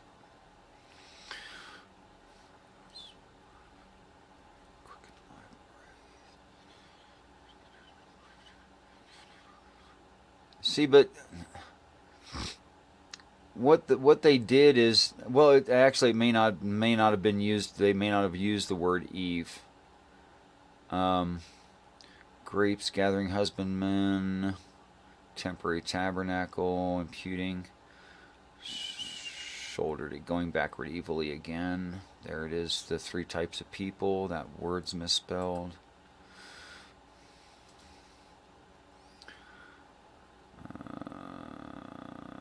Noah, effervescent, sprinkled, travail, circle of travail. Crap. I don't know. Did I tell you about this part where Mary almost gets an abortion? I think I told you about that, didn't I? Oh, yeah, you have, yeah. Yeah, I was going to read it to you. Is that in Genesis? Yeah. Holy crap. I know. Like you go, what? I didn't want it to be there. I mean, never would the thought have crossed my mind that I would want Christ to have almost not existed. You see what I'm saying? How that's counterintuitive to the story? Like, why the hell would you want that to be there? You don't. You read something like that and you go, ooh, wow. I don't know that I'm going to find it. Conspicuous, famous name, conspicuous position, grieved and loathed, least not worry of all the smallness. Is this it? Are we close to it? Cursed the breast, delivered up, and sown sprouted sword. Passed up the hidden region beyond. 2 family building block sons. Famous names. Noble honor. Obvious kindred, the goy. Scattered abroad. See, the thing is, it should come at like the end of the story because he comes at the end of the story. So it has to be like, you know, either the beginning of a story where it's going to, you know, expound on his life, which it doesn't here. So it should be the end of a story. What do you know? Like a few words from it specifically.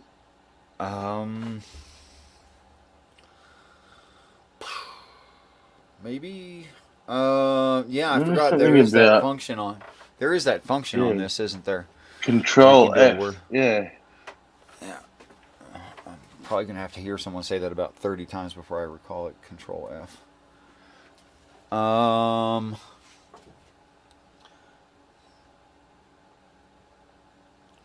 Let's see if I need a really specialized word from that exact.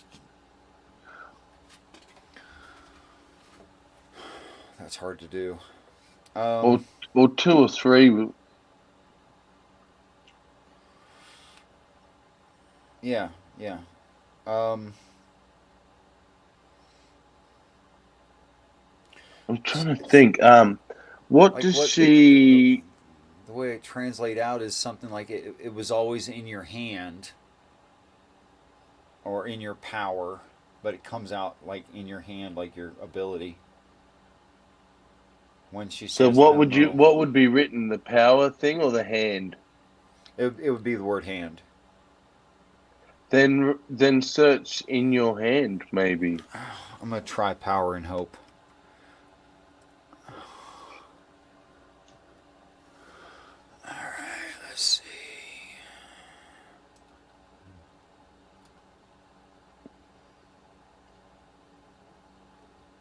And if you click the little tiny up and down arrows next to your search bar, it'll just automatically you told take me you to that. the next one. There you go. You told me that. Somebody told me that before. It might have been you.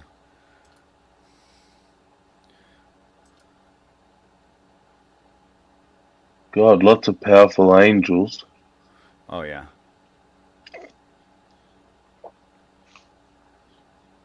Or is that Elohim?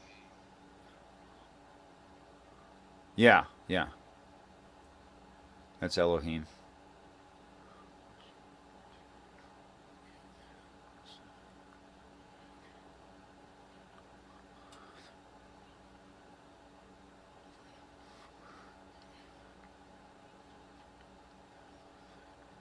I think this is it.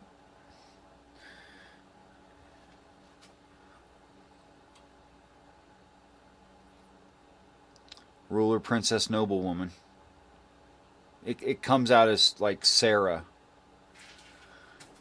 But it's ruler, princess, noblewoman. Which is kind of a big deal.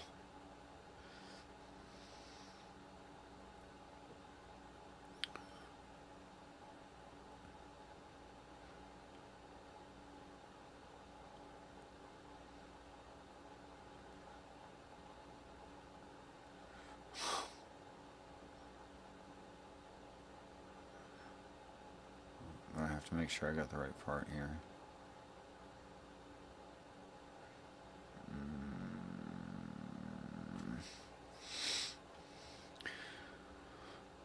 Part of the problem for me is it tells the same story so many times.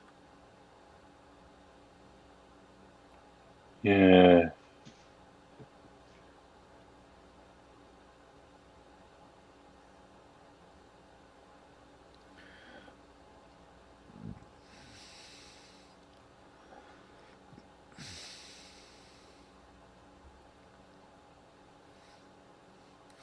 My deepest apologies to everyone. This is taking forever.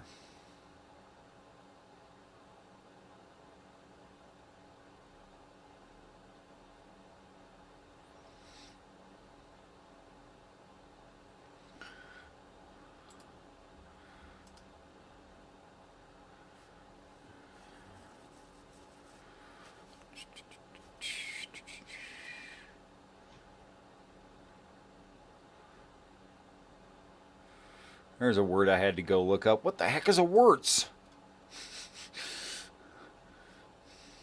What is that? It's like extreme bad situation coming up, something like that. It's early English or early modern English term. I still like that spelling of favor. I'm gonna leave it.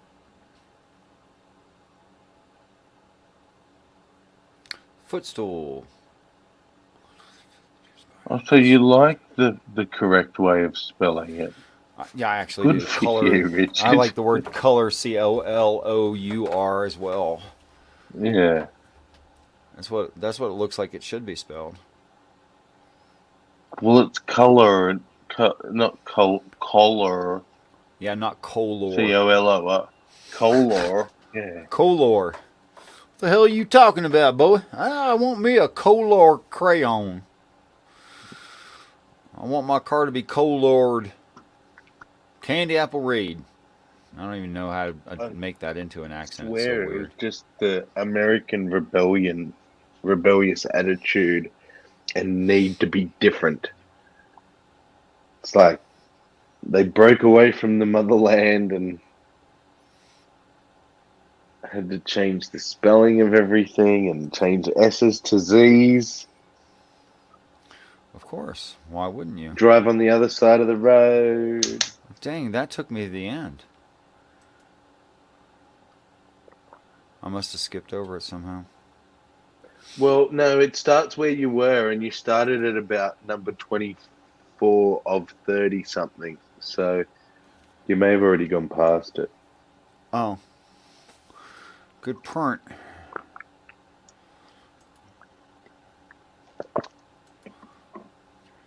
But wouldn't it have the word mother or something? Like, Yeah, it's gonna refer to a female character. there's probably less of those than the word power. I don't know. And I can't remember how it refers to the female character. Yeah. Or how she See, here's one laments such. over. Here's one such. Your bride wife. That's a female character.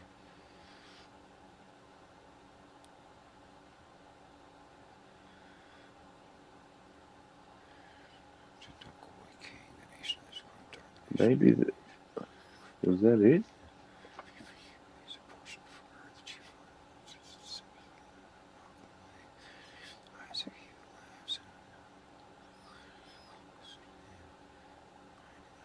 This should be it.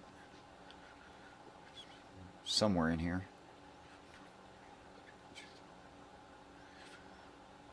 Speak to the bride wife, bring forth your family, building blocks, son, that you will mourn and lament. Yeah, this is why she is bitter rebellious right here.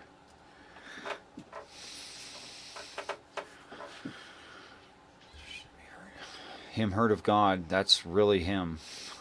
Him heard of God, raise up the dividing and consuming covenant with them. The dividing and consuming covenant that will be everlasting. The dividing and consuming covenant with the carnal seed that tarry after. The early departed birds. Early departed birds, like people who accept heaven easily. Name is obeyed, blessed him. Wow. You know, I A wild instantly saw one that, to bear Richard. fruit. I really like this right here because this goes right back to Enkidu and Gilgamesh. So I kind of like that right there, actually. What'd you say? Just when you explained what that previous line meant, my brain had already assumed that was what you were gonna say it meant. Good for you. You have a grip on what I'm trying to express, which might be useless for you, but what I'm saying is good for you. Like you don't have to struggle so much anymore.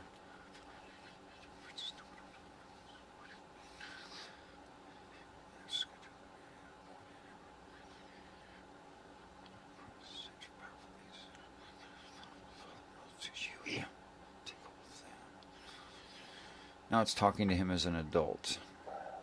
Okay. Powerful angels. Chief of the bride wife. That's where I just started from.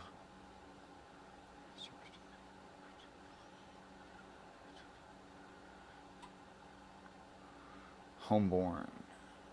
Of your dwelling.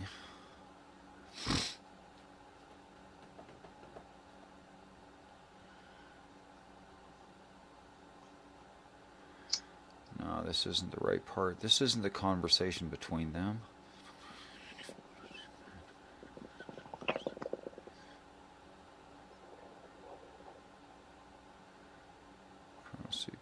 Chrono C deleted afterward.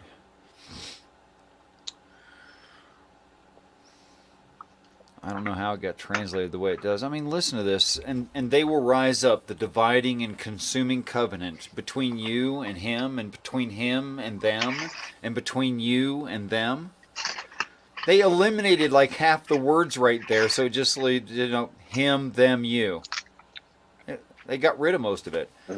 And your carnal seed will tarry after those heaped up in their generation. And the dividing and consuming covenant will be a secret and a perpetually dividing and consuming covenant. So it hidden away. You're not gonna know what it means. And it will again come to pass and be better for you that powerful angels and for your carnal seed delayed there until afterward. Delayed where? On the earth. Until afterward what? Until time passes and the covenant is complete. That's what it's talking about, is the covenant. So like right there in that, you had divine hiddenness, you have all of it. It's all right there.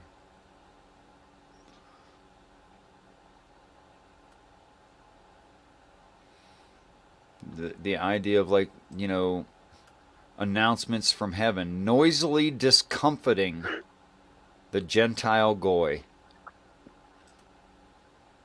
Just all over the place. What's a goy? Oh, goy is a Hebrew word, the extended version goyim, which means human cattle, like human livestock. Jesus. It literally means human cattle. Okay? You normally translate it in the text to nation.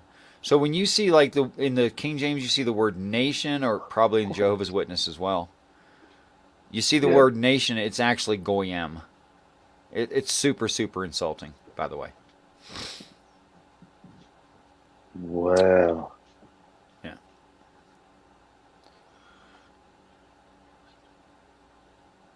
They change it to the nations.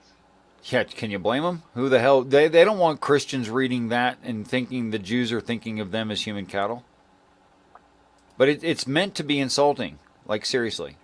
No joke.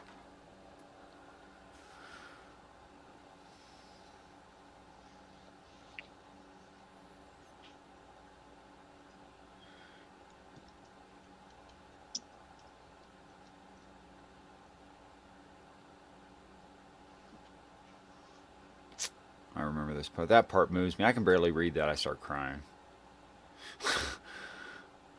Which bit's that? Okay. I brought it I up. didn't even get to read it. Let me find the beginning of it. Hold on a sec.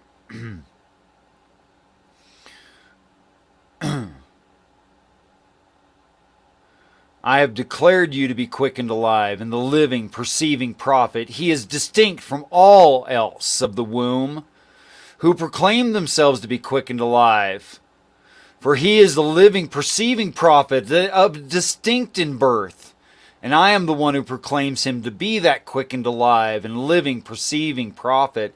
Behold, in the midst of the evil earth I make holy a male temple prostitute. In the midst of you all, hail to him. Begat for that flight.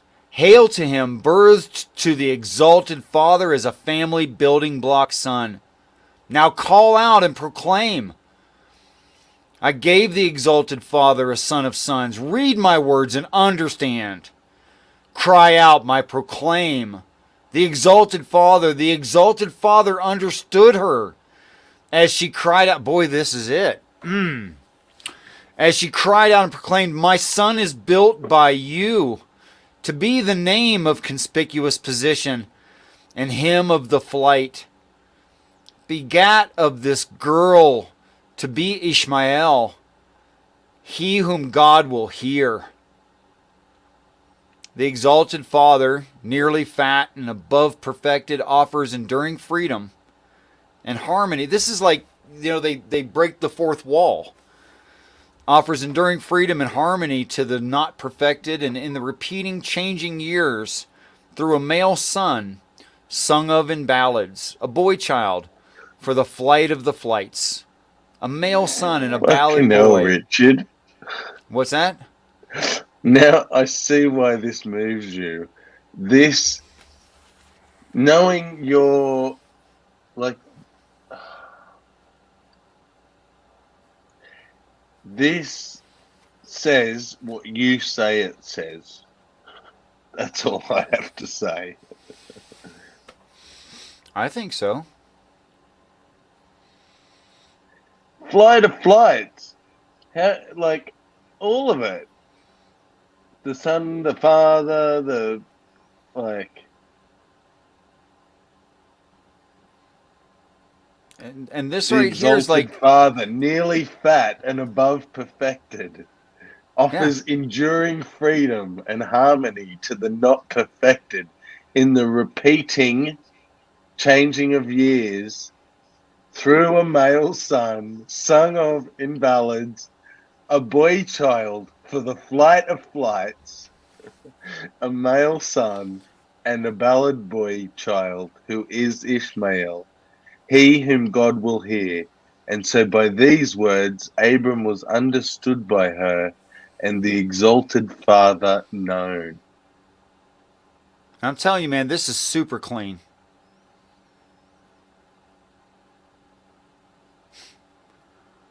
And this whole thing right here is like side commentary from not character. It's like a voiceover. Yeah. Narration, almost. Because all this part is like quotes, and it's like direct speech. You, to be quickened alive. Like pointing.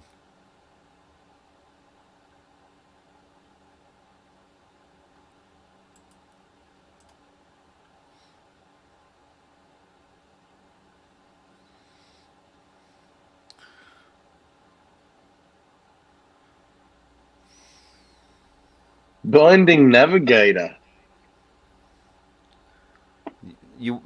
There's so many ways that it's referred to, man. Where did you see that? Blinding Navigator. Oh, Binding Navigator. I thought you said blinding. Binding Navigator, yeah.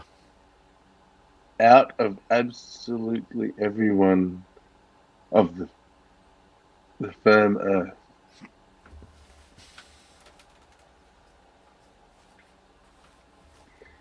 And am the hand and strength of God, that binding navigator. And will, in addition to that, lodge and settle down in judgment in the face of absolutely every one of my brothers and sisters. Absolutely every one of my brothers and sisters. Yeah. So, I mean, all the way I can back. show you the definitions from 1612. And I mean, it's literally this. Like, nothing left out, nothing added. This is literally it. You might notice that it reads brothers and sisters right here. Not my servants. Not my superiors. Not brothers and sisters. And not just my brothers. No, it's not sexist either.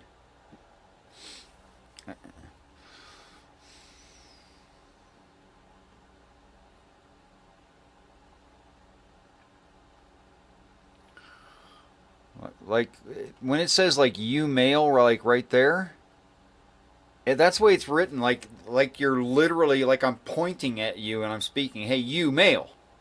It's like that. You male.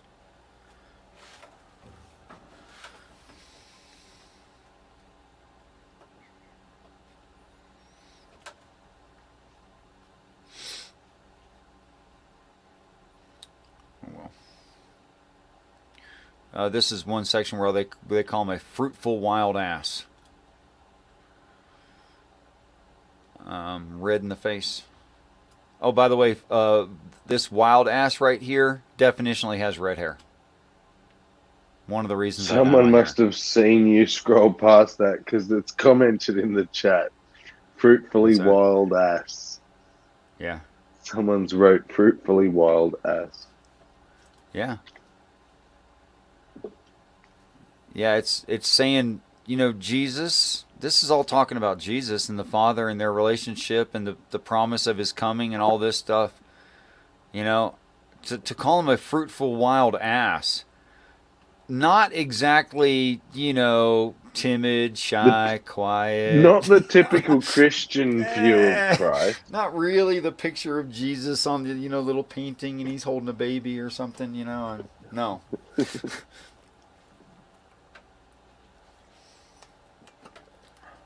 More like, piss me off again. Go ahead. Yeah. But like fruitful. Probably someone like you, Richard. Like, makes it work. I can only dream of being like this.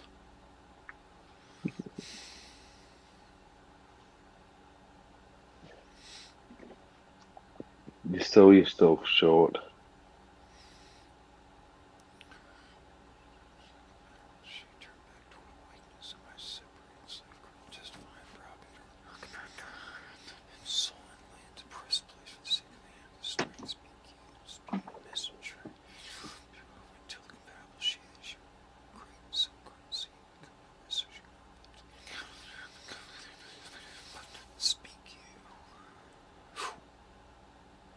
Oh, someone just pointed out.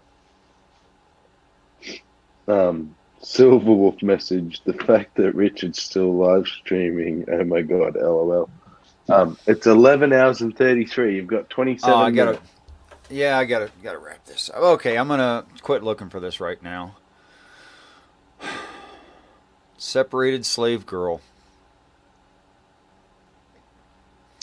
And then will speak the exalted Father, saying unto she, who will act as a ruling princess, behold, separated slave girl. Oh, here it is.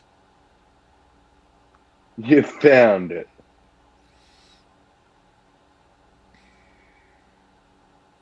I'll find the beginning of it and I'll do it and close this out with that.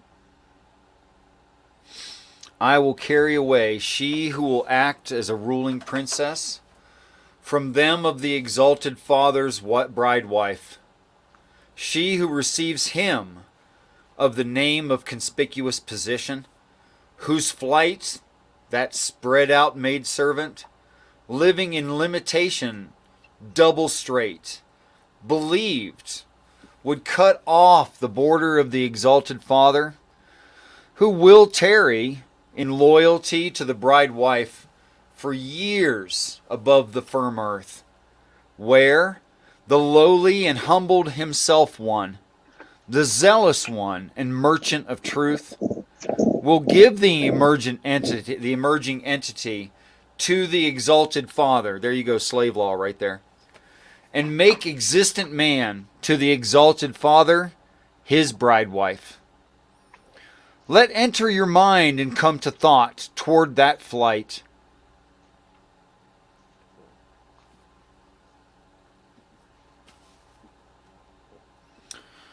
To conceive and consider it, because doubtlessly she will become pregnant and prevail and beget the mighty Lord.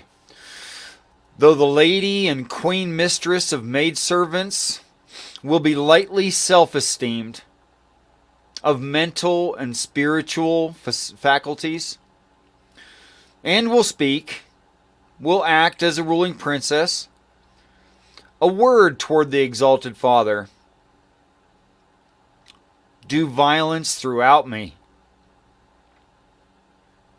and set your handmaid slave girl in your enclosing bosom.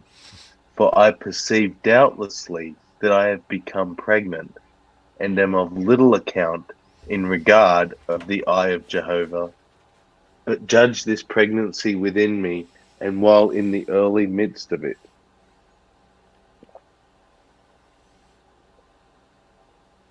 And then will speak the exalted Father, saying, unto she who will act as a ruling princess, behold, separated slave girl, in your hand and strength is to accomplish what you find to be pleasing and agreeable in your sight.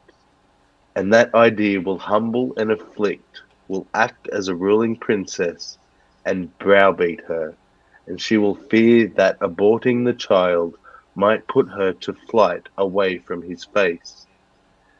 This will be to attain the deputized messenger angel of Jehovah, to find and attain to him who acts on behalf of those of the eye of the landscape and born of the womb, so that waters are commanded, promised, and warned in the wilderness throughout by the vision of him who treads the path of the road, who bends the bow for the distance, who leads the people on a journey, and marches the army in his manner on their journey to cross over a wall. Now I speak of the flight of will act. Will act as ruling princess is kind of that's the title. Speak of the flight of will act as a ruling princess. My separated slave girl into nothing. She goes where into this nothing. one will go into nothing. Yeah. And where those who die go. And I speak to those, I which put to flight, to turn their face and the face of will acting as a ruling princess, and she will prevail as ruling lady queen, and will act as a ruling princess.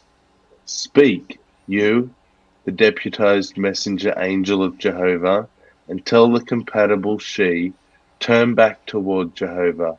Oh, sorry, turn back toward awakeness.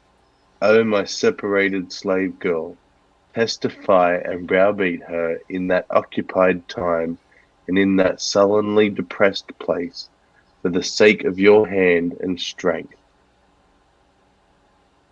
Speak, you, the deputized messenger angel of Jehovah, and tell the compatible she that she will become great in sown carnal seed, and become numerous, so that one cannot relate and cannot count those who will become, for they will be so many in abundance. Speak, you, the deputized messenger angel of Jehovah, and tell the compatible she, mentally see and understand, you had become pregnant and brought forth a family building block, son, and he has been proclaimed as the name of conspicuous position, whom God will hear, because Jehovah has heard me.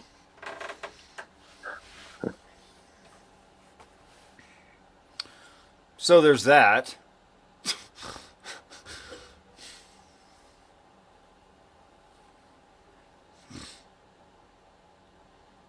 Yeah. And that came out as like Sarah laughing. That's how it came out in the English.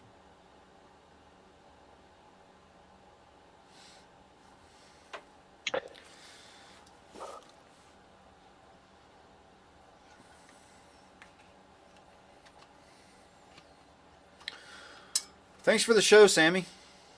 Oh, my pleasure. Sorry, I just had no words. Me either, man. My brain was going a million miles an hour. There's a lot of repercussions to this in depth that it really cannot be seen in the English. It's just not there. I imagine it's that shocking. the early Jews heard this, you know?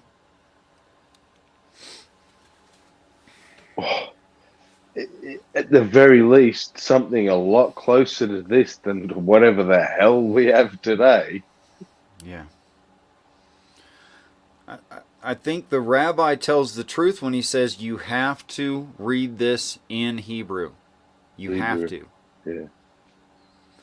Now, I've avoided that by going back to the translations and taking for granted, and when they don't have a translation, I just copy paste the Hebrew word and Google it, you know, because sometimes they didn't know what the word was. But it seems honest and consistent otherwise. So I think that the no Hebrew person working with Strong's, etc., those scholars, I don't think they were liars. It works too well. Do you know Ariel? Yeah. Yeah, he's learnt or learning or did learn He's pretty biblical serious. Hebrew. Yeah. Yep. He often reads it on his live streams. Completely ignores the English. I love it. And just reads the Hebrew. Yeah. He might come in handy for you. We've had a few discussions. He's very he and I, accessible. Yes, he is. He and I've had a few discussions, and on the fundamentals in the words and the way they're being used and within context, we're almost 100% in agreement. The repercussions of that we disagree with. Yeah. Each other. Okay. Yeah. I think he is quite Jewish. Yeah. And he's pretty darn serious, and he's a bright guy. Yeah. Yeah. So he would have his Jewish bias that, he obviously has to go with. That's understandable. The believing Jew. Sure.